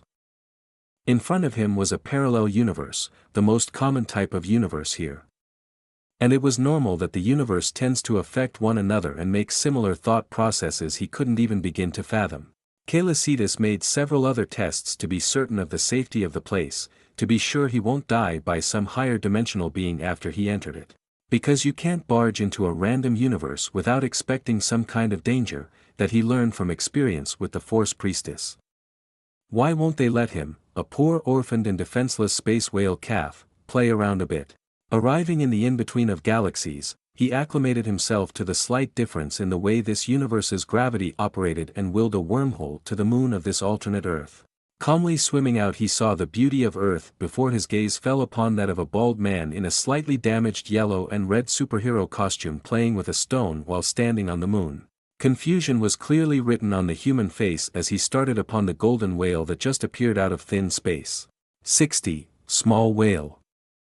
The staring contest between the bald man and the space whale's many golden eyes continued for several long and drawn-out seconds before the whale broke it by waving one of its massive flippers in something interpretable by humans as a friendly greeting gesture. Caelicidas evidently knew who Saitama was, maybe not in every detail as the manga didn't exist on the Earth of his universe and he didn't read the manga, only watched the first season. The thing was, sure, the man, even if his soul seemed perfectly normal, Saitama could vaporize him out of existence. If the bald man, it was his entire gimmick as far as he understood. But if he saw the man as a threat, he would have already warped far away in another universe, and at worst he could warp the power of the punches away to the most populated city on this Earth. Or directly Saitama away at the edge of the universe, the last part was more uncertain. In the same manner, if he wanted to end humanity, Saitama would have been entirely powerless to stop him from doing so, though the bald man didn't need to know that. Saitama waved back and replied, "Hi," but forgot he couldn't speak in space, not like it bothered him. Though he couldn't breathe too, not like it bothered him either. Lucky for him, Caelicidas could lip-read all living languages of modern humanity in most universes. One of the eyes of the whale trailed in the far distance, a perfect cube floating aimlessly in the void. The bald man squinted and saw the same cube enter a portal before it disappeared. The whale's eyes widened a bit in what looked like surprise. Reading an alien whale's facial expressions was hard okay. Huh. Interesting, Calicitus thought, just having finished his short mind chit-chat with God. A being that thought of humanity as a worthless plague and that it tarnished the immense beauty of Earth but couldn't do anything because it was extremely limited in how it could interact with the physical world. And as such, God only but in name, one he gave himself pretty arrogant in the whale's opinion. One creature Calicitus knew of the presence before entering this universe. But the problem with this type of supposedly immensely powerful being was that without the help of a lower being playing as their puppet avatar slave minion could barely kill a random butterfly. It was pretty sad, but they were still extremely dangerous entities, however, and threading with extreme care and the utmost level of paranoia was advised. This God was surprised a being could enter its universe, but it saw an opportunity in that. It could manipulate Calicitus in helping it enter the physical world, but it failed monumentally in doing so as it tried to coerce him by promises of power for the destruction of planets full of life. Then it exploded in anger and directly tried to mind control the whale. Sadly for it, the mind of someone was where they are the weakest but also the strongest, and trying to mind control a being like Calicitus was not the best of ideas. Even more when you use only a small part of your being to do so, a small part that was roughly 20 times stronger than Alan, but 20 ants piled on top of each other were still nothing. Calicitus let God, or more precisely this fragment, enter his main and more powerful mind. At this point he didn't do anything but listen, until he was attacked and in self-defense trapped the fragment in his main mind. A trick Alan taught him, but it was used by his people for silent discussion and not as a weapon. After this Calicitus annihilated the fragment until it was but a figment of pure esoteric energy without any will or soul, untainted of anything. He absorbed it, he felt the speed with his body's internal change to energy increase slightly, a hitch for a future new pair of eyes, and a slight gain in overall control of his favorite fundamental law. And also gained something, an ability. Nothing powerful in and of itself, it doesn't increase anything, nothing of the like. He used it with trepidation, just like a muscle but mentally and in a blinding show of golden light that could be seen from the broad daylight for Earth. The alien Cyclops, Lord Boros, blinked in confusion but a lust for combat bloomed once, more powerful than ever. He could feel it, something else as joined the fight. The bald head of Saitama only amplified the light with its high albedo. How much something can reflect light, that could cause a mirror to blush in shame. The man in question was also covering his eyes in intense light, his bored gaze gaining interest. This being was powerful, stronger than anything he ever saw, but it seemed friendly. Within this light, Calicitus' body changed, properly shifting the laws of physics for it to happen as it did so. When the light vanished, no more was the whale as long as most skyscrapers were tall. Instead, he was a creature the size of a small dog. A chibi version of what it was. All of Calicitus' now slightly bigger eyes, body ratio-wise, looked around with some confusion. The difference in size was extreme, staggering, from a titan to a creature smaller than a human while still possessing the same mass, resilience, and strength as before. He could return to his normal form at any moment. Dozens of small wormholes appeared, each expelling gases to form an Earth-like atmosphere, all held together by the will of the whale over the surrounding gravitational field of the moon. Then the small whale warped within this sphere, 5 away from Saitama, who only blinked and started to breathe again. "Hello human, I'm Calicitus, an interdimensional traveler, and I have come in peace." 3 voices in perfect sync resonated through the air, higher pitched than usual. They were the result of molecules being molded by gravity to form sound, in this case speaking a human language, Japanese. "Sorry, but I'm not interested in what you sell." "And why are you so small all of a sudden?" the man replied plainly. The whale chuckled at that.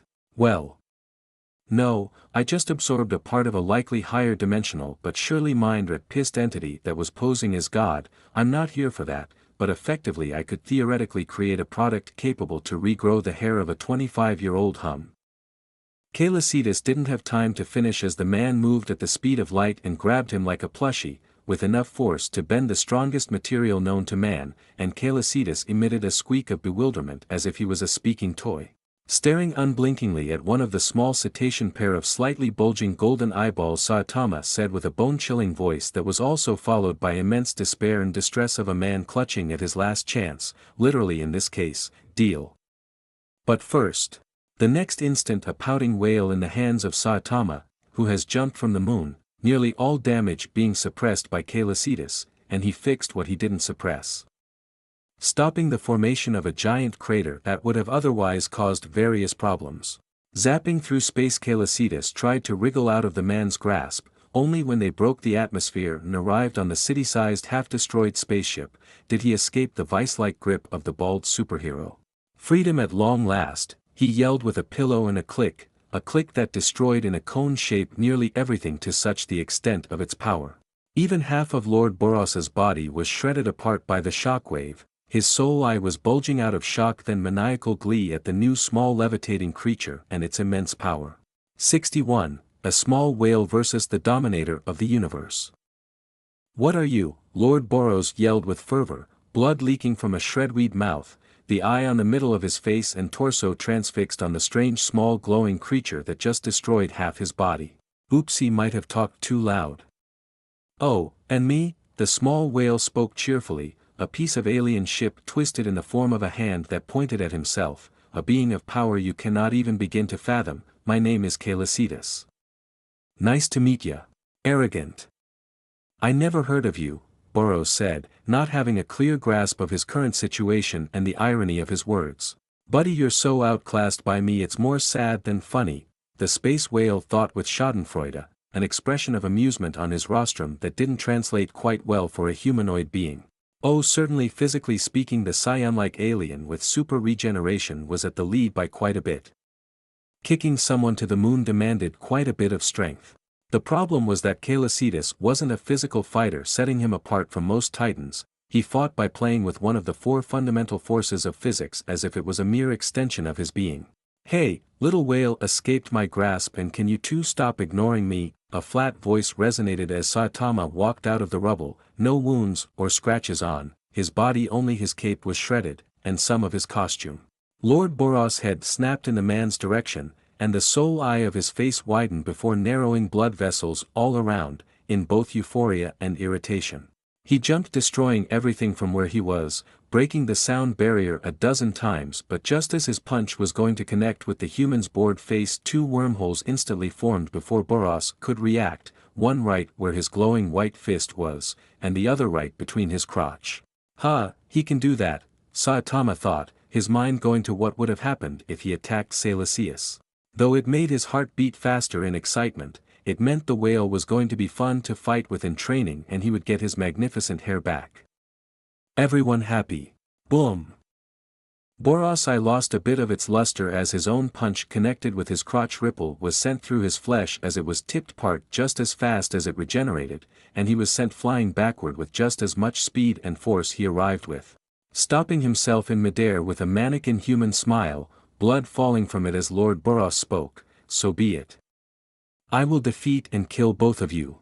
Instantly Boros' body glowed brighter than ever before and propelled himself at the small whale but was violently stopped by an invisible and unstoppable force.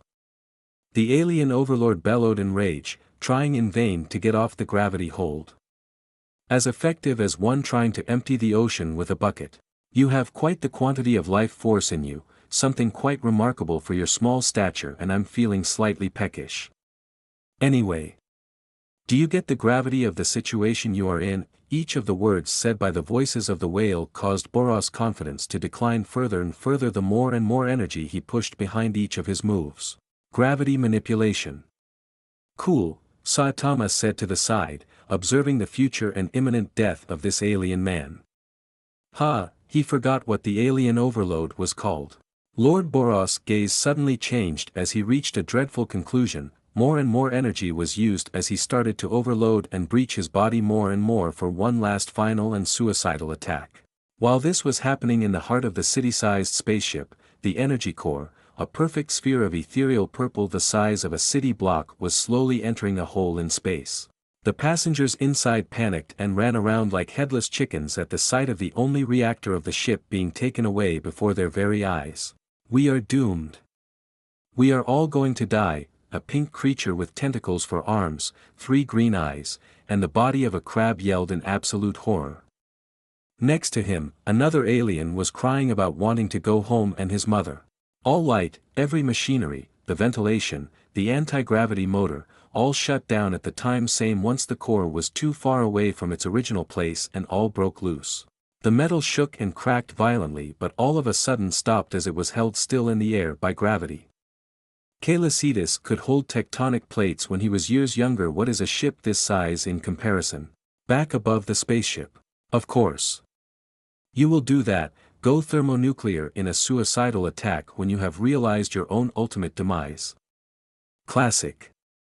Sorry but no, Celian said, voice as bored as a wormhole. With the core of the spaceship exiting it appeared. The world around the core distorted, light bent, air crackled and what looked like a shield formed before another wormhole appeared and it was thrown through it, on its way to the abyss of celian to be studied.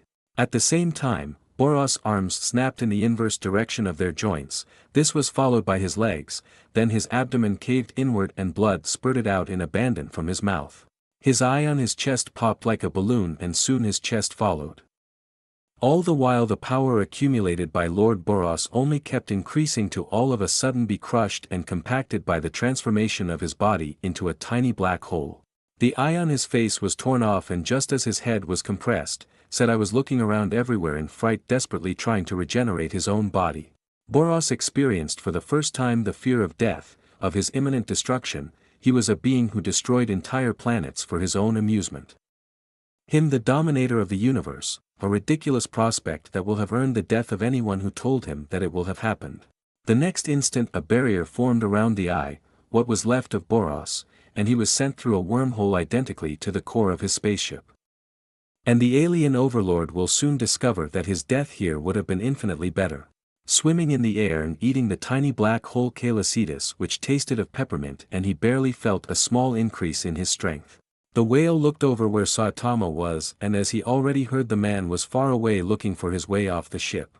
As such he repeatedly clicked mapping most of the ship before warping above the bald man who looked up and asked, "Why didn't you kill him?" "Oh, just because he is a very interesting subject, it would have been a waste, and finding a night-identical parallel universe is a chore. You see the supraliminal frequency radiating from the unique energy flowing through dash. Forget what I asked, it seems too complicated and boring. And stop the mad scientist vibe, you're giving me the creep," the man interrupted the whale whose body glowed brighter out of visible irritation enough to cause a human to permanently lose his eyesight before going back to normal. "Well, don't ask if you can't handle the dumbed-down version of the answer with your undeveloped monkey brain," the space whale grumbled, which Saitama ignored. Celian then said, "And do you want me to form a wormhole leading to the ground or do you prefer to keep punching your way out of the poor ship?" The bald man paused, his brow furrowed in concentration as if trying to remember something very important, then face-palmed, and muttered a yes.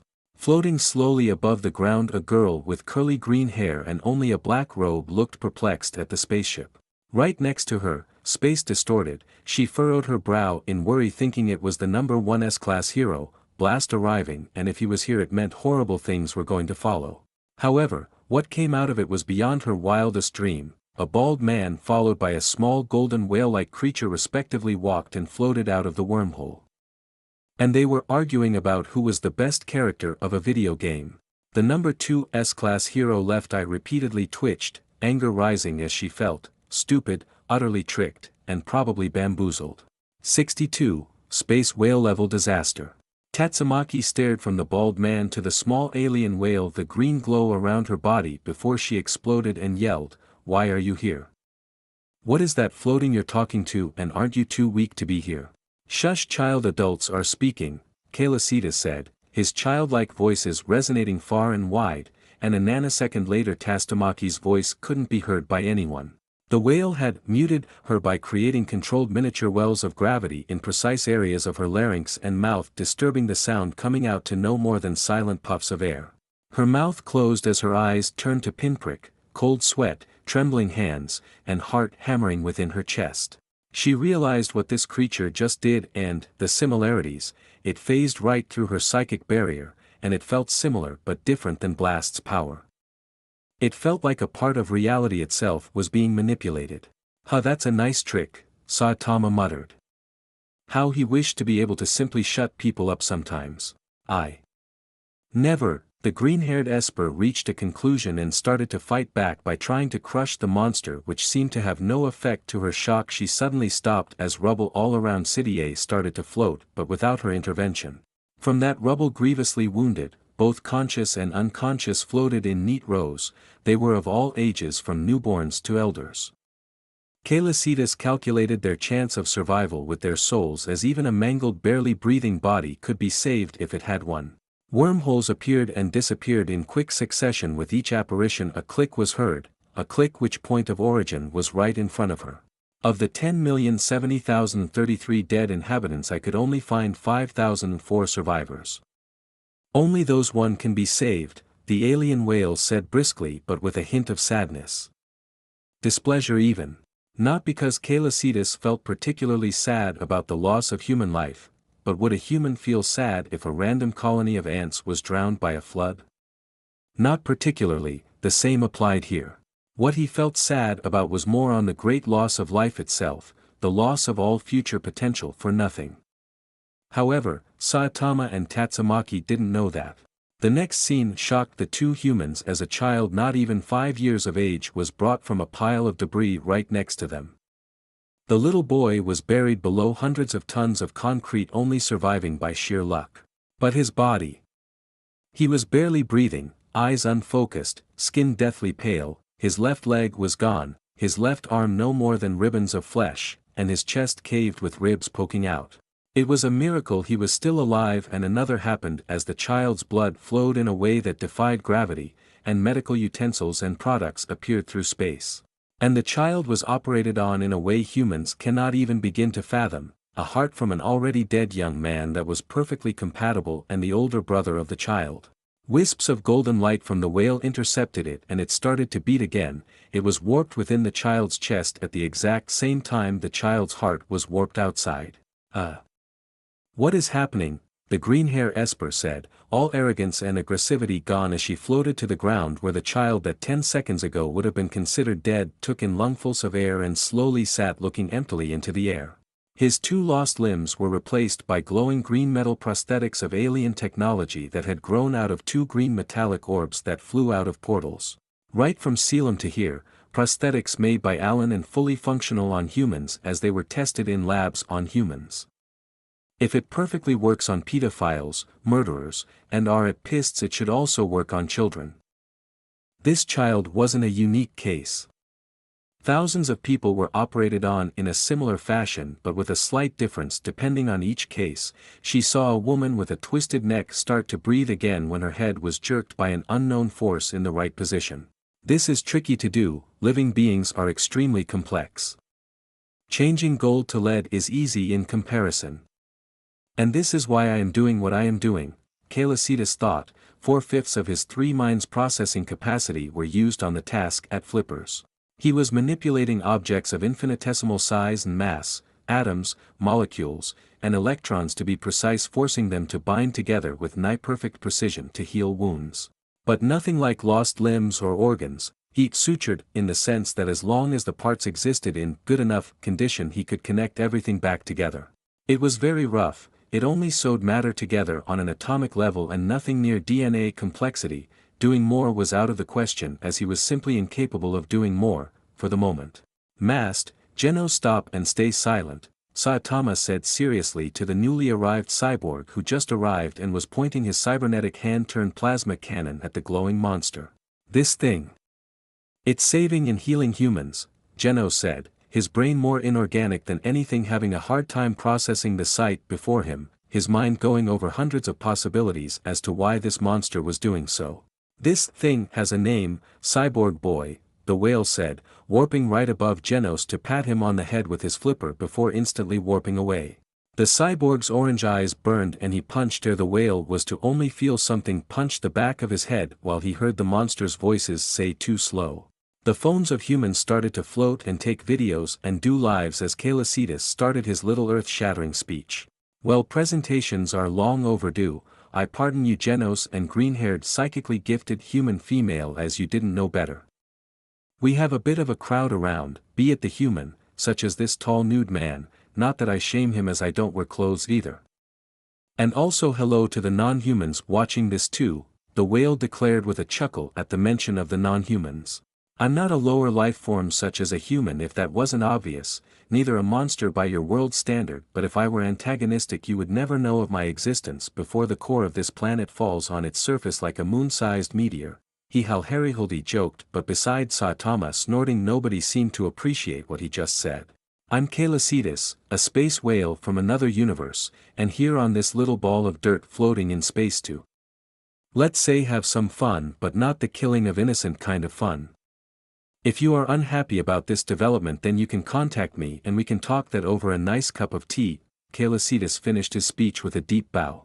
The city-sized ship in an instant got ripped apart, and each perfectly dismantled piece was teleported to only Celian know where, and this caused the ire of a particular human hero piloting a robot who just arrived and wanted the alien tech. Saitama picked up a rebooting Genos like one would a sack of potato. Warping next to them, Celian willed a wormhole to the bald man's living room, leaving behind a confused, outraged, terrified crowd of the most powerful heroes of the association. 63. Stalkers everywhere. A few days later. Right next to what was once City A but now is no more than a hole where the future and new headquarters of the Hero Association is getting built to be a veritable fortress optimized for heroes and all of their potential needs to do their jobs more effectively. Next to it was a camp full of the people who were healed and saved by Celian, and farther away from was a strange metal box, and within this box was a meeting between 10 of the 17 S-class heroes just about this small extremely arrogant cetacean-shaped mysterious creature.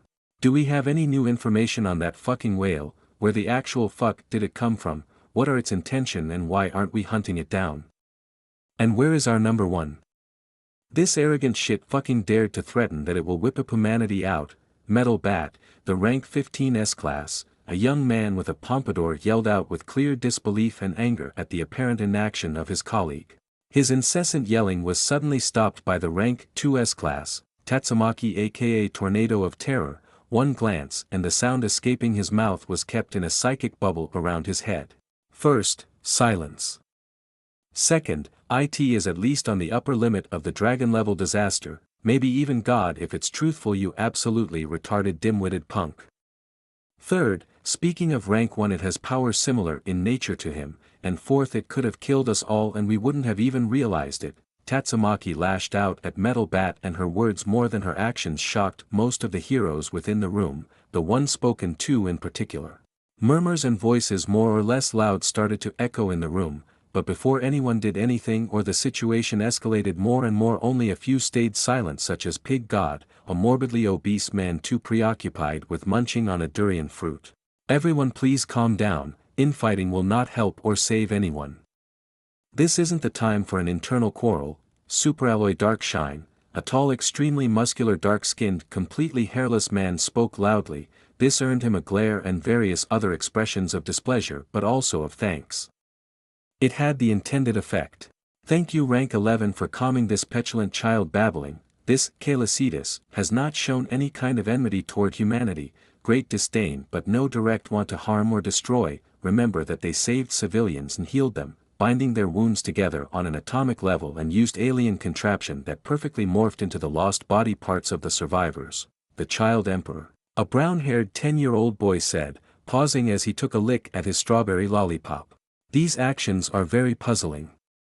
Heroic even, but that wouldn't make sense.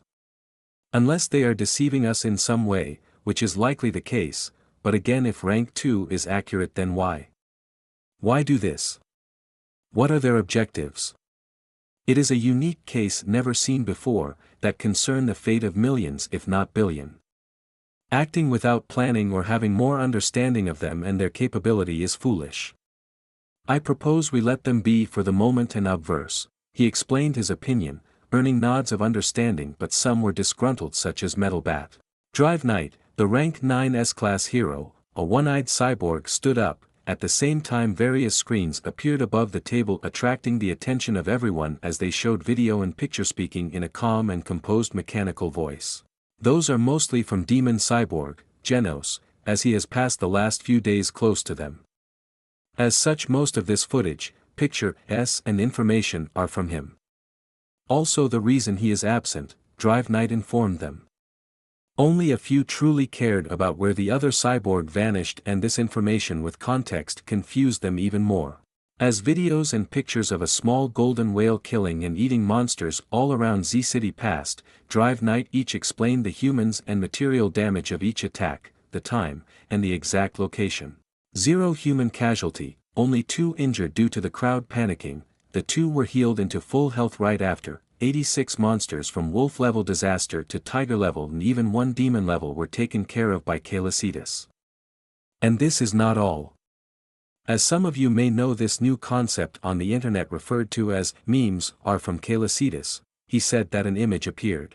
It was that of the S-class hero Watchdog, who at the moment wasn't here, and Metal Bat, the hero always wearing a white dog onesie, was holding the hero Metal Bat by the feet as if he was a weapon. The Child Emperor chuckled at the ridiculous image and how lifelike it looked, while Metal Bat exploded out in anger and stormed out, only stopped by Tatsumaki. The one the meeting was discussing was currently slowly spinning in the air right in the farther area of the deserted part of the Z-City, his body's natural golden bioluminescent light letting a twirling sheet of energy behind as he did so. Cracked concrete behind him had plants slowly grow as the golden light caressed them. The equivalent of an exasperated sigh for an alien space whale escaped Celian as he reoriented himself backward in a way that told him he didn't care about gravity. "What do you want, Mr. Wannabe Roomba?" "Let me guess, it's to prove how evil I'm and that I must be killed by all means necessary." "Because it's frankly sad, you would have more chance killing the ocean by throwing water at it," Celian said boredly from where he was, and clicked in amusement as 2 yellow optics from 10 kilometers widened in shock as not only his voices reached the cyborg but they were crystal clear clarity. A pop was heard and Genos instinctively spun around his hands and shifted into a unique cannon capable of raising an entire city block that aimed right at the golden cetacean who just warped behind him. Floating right in front of the muzzle, Celian pushed Genos backward as even if he currently was small he still weighed around 50,000 tons. The tension in the air was rising, and Genos' metallic joints on his artificial limbs started to screech and the half-machine half-man growled. The whale saying this fight was pointless sent a pulse of gravity that made the cyborg fly 2 meters above the ground, then Celian made him spin into the air. All of his modifications aside from the sensory and vitals one were all refusing to work. Yet all of a sudden the spinning motion and hold against the planet's gravity vanished and he fell on his metallic ass right in front of the whale, stunned. "I have been patient enough. I think your stalking tendencies on an underage calf are getting overboard, creepy even." "Lucky, I don't care, but others not really." The whale, seemingly in thought for his next word, became silent. "But again, it's not me, the S-class hero, who wastes his time not doing his job while people keep on dying, too preoccupied searching for what doesn't exist, and if I'm right all your little stalking act indirectly cost the lives of 200 humans. If you are looking for some evil overlord or the like, go search elsewhere. Now shoo, go save someone." And after those wise words from the whale, the cyborg floated and was thrown with force into a wormhole.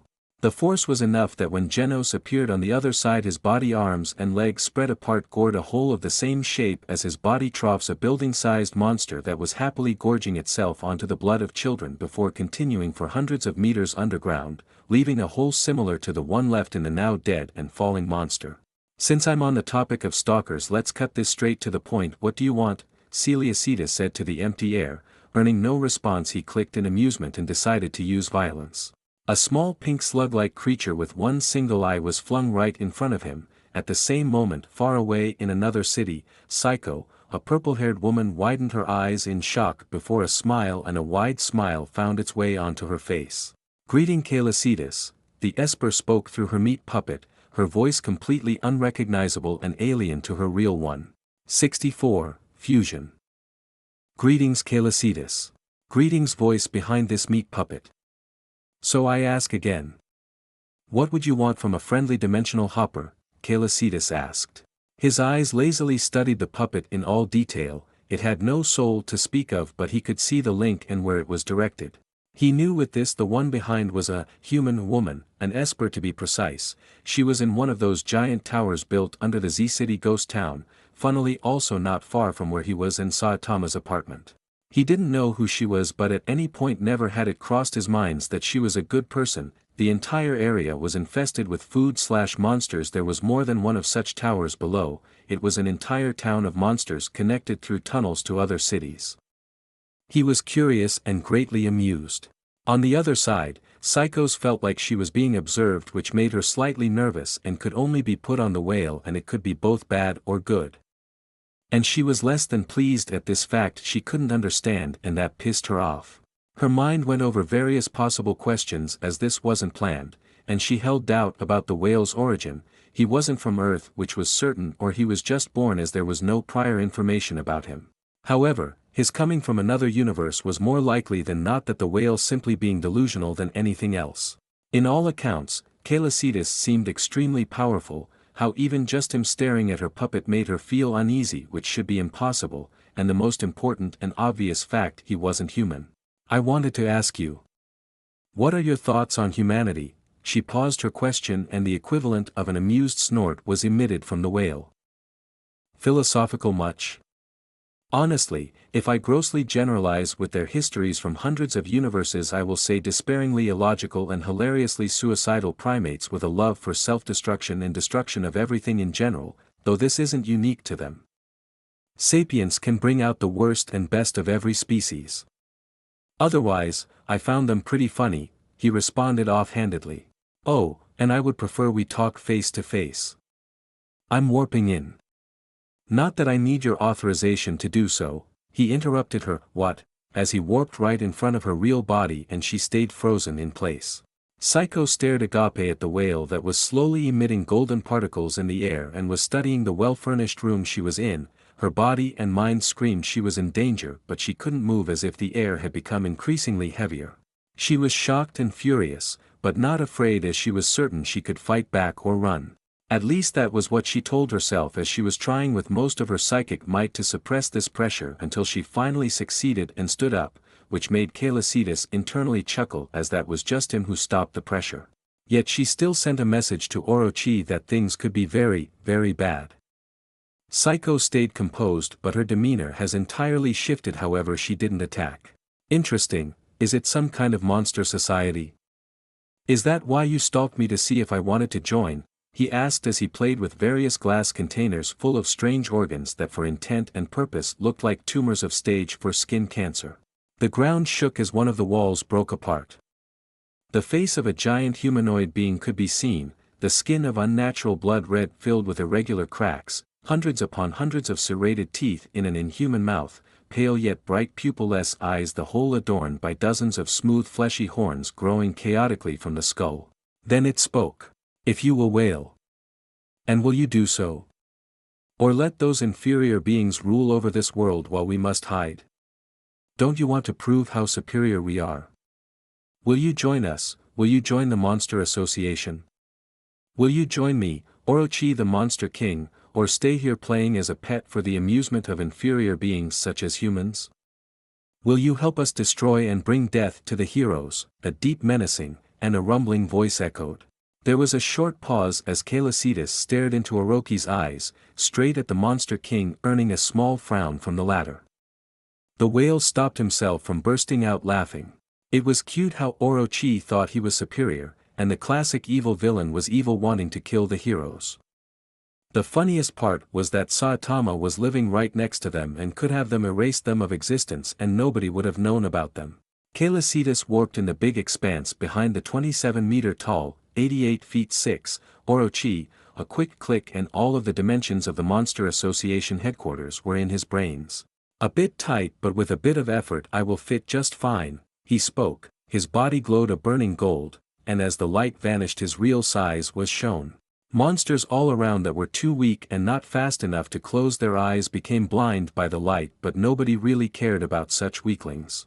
The next instant a 340-meter, 11-15 feet 5, long alien whale calmly lit the entire cave with his golden light. He stretched in front of the surprised gaze of Orochi before orienting himself, crushing everything where his body touched until he was facing the Monster King. This is more appropriate to speak between monsters now, yeah. To your very gracious offer, my answer is no. Celian spoke, his triple-layered voices made from air being manipulated mixed with his real ones, causing more than a few monsters to lose consciousness or die. Then an all-encompassing pressure of his gravity was let free, monsters either were crushed or slammed into one another or floated faster than bullets to violently stop as their insides liquefied. The pillars cracked, the ceiling broke but floated toward the ground, and the entire area was defying the gravitational hold of the planet. It isn't that I found you sad, but I found you sad. It's just such a ridiculous goal. Does it mean you think of yourself as inferior in the first place? That's how you became a monster here for the most part. Being strongly unhappy, an obsession, being jealous, and most of the like.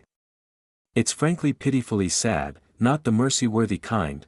The more words left the whale, the angrier the two leaders of the association got. How dare silence psychos, we only have this.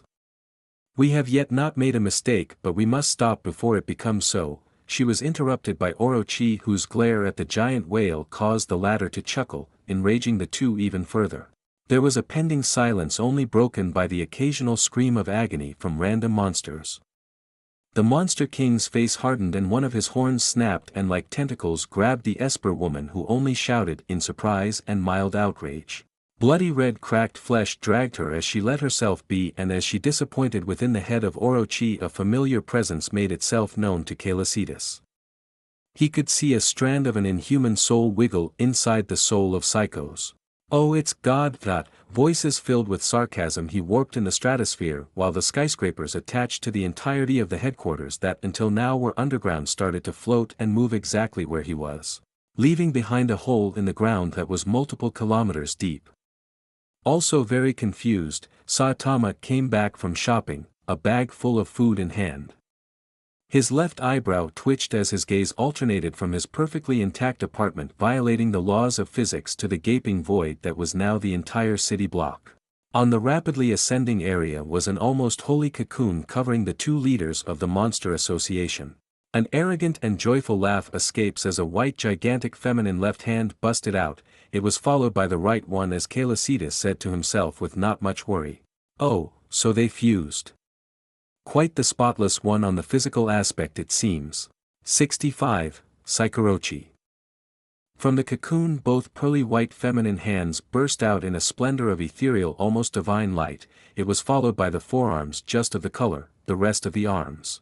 Then a human head, hair flowing behind a kilometer in length. The laugh it emitted kept on amplifying as the until now blank face was morphing into reality, one similar yet different than the Esper Psycho, her eyes slowly opening as a perfect smile formed over her angelic feature and rectangular glasses of unknown origin formed over the nose. It wasn't over, more came out of this egg, as the long air whipped the air resulting in powerful winds capable of leveling buildings as the rest of the woman's body followed suit, perfectly proportioned and shaped in every way of the words, naked in everything yet featured beside the mother of pearl-like quality of her slightly glowing skin. Stopping at her ankle, her skin contracted deeply with a helmet made of crimson flesh and scale hiding two piercing yellow eyes behind its eyes slit, membranous wings exploded out from the back, and four black arms each with a twisted spear of the same color grotesquely grew out of its lower torso. From the underground skyscraper, they previously were and destroyed pulsing red cancerous veins connected to the lower scaly part that was more akin to the hybridization of a snake and a centipede. Yet, even more, came as between those same vein dozen of draconic heads busted off the forming flesh as they whipped chaotically around. The combined form of Orochi and Psychos continued to grow and grow until they stopped reaching and surpassing 2.5 kilometers in height, 8.202 feet. Dwarfing the titanic whale. Ah! How fabulous are we, no am I not? Reborn in a new perfected form. Such raw power. Now where is our little whale friend? Psycho's voice resonated as she looked around until her eyes locked upon her target. Celian was calmly floating above them, out of any possible physical reach. He was also staring at them, two of his for each of their pair. Was your little mental meeting with God pleasant? The whale asked, sarcasm oozing at the mention of the apparent divinity of this universe.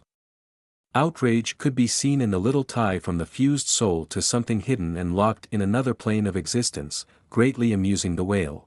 Quite so in fact, if a bit of an arrogant creature. Now, as much as I want to play with you and have a pet made out of you, will you please die for me? Psycho spoke with an amiable smile as she lifted her spread-open left hand. She then clutched said hand. A sphere visible to the one gifted in gravitokinesis formed around the whale as all of the gravity within this area view itself be amplified by a few thousand times.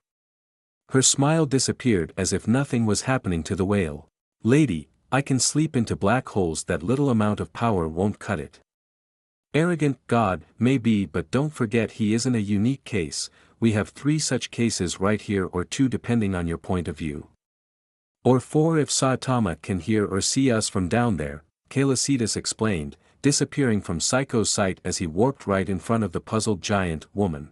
He spun, the power behind his tail amplified by his control over gravity, then it slapped her, the result being half of her being blown into silvery mist as he immediately warped away from 4 black spears that stabbed where he once was.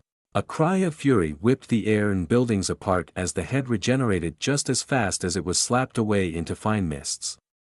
Her expression now was not of amusement but of rage as she glared at the whale. Beams of high energy were shot from each of the draconic heads at the whale, which he either dodged by predicting them or portaled them back to their sender. Scales grew jagged as the fusion of Orochi and Psychos grew further. The presence of God suddenly increased, and black perfectly shaped cubes started to rain down. They were visible, yet it was only what made them noticeable with their unique aura. It was as if they didn't obey the rules of this reality and barely held on to reality by protecting their shadow. How dare you! Insignificant foreign creature to this realm, to my realm. Parasite, abomination. Die! Her distorted voice of pure rage was heard all around the city Z, causing mass panic and hysteria as no normal human could escape out of it just as sane as before they heard it. Gravity all around the ghost city increased exponentially to a point close to a dozen of sun put together. It made stable wormhole formation night impossible, yet it didn't distort light as much as it should, nor go further, nor cause as much damage as it should, as Celian contained it within a set area. All of a sudden, extreme amount of esoteric energies of various natures exploded omnidirectionally from Psycho's chest. No sound was heard as everything went white for an uncountable amount of time. In reality, it was but 10 seconds. For 10 seconds a smaller and more powerful sun was in the sky. The world came back to normal. The only things that could be seen of the floating city were the black cubes floating and the fusioned and panting yet rapidly recuperating body of Psychos and Orochi rooted within the broken crystallized prices of what once was a skyscraper. What is happening here? Ah! I understand.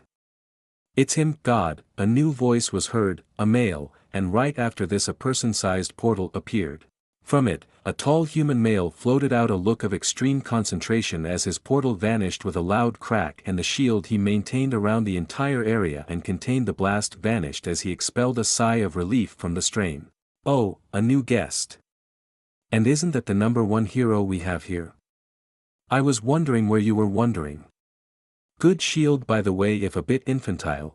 Celian, cheerful voices echoed. Psycho's head snapped in his direction while the human looked in confusion as a veil of gravity, real gravity, vanished and a giant golden whale appeared. I must applaud you, lady or mister, or both. This blast would have vaporized my poor flesh if it hit. Now it was fun playing against another creature capable of wielding gravity while it lasted. The whale spoke again, just as joyfully, but the world all around lost some of its colors as playing time was over. Psychorochi looked mighty delicious.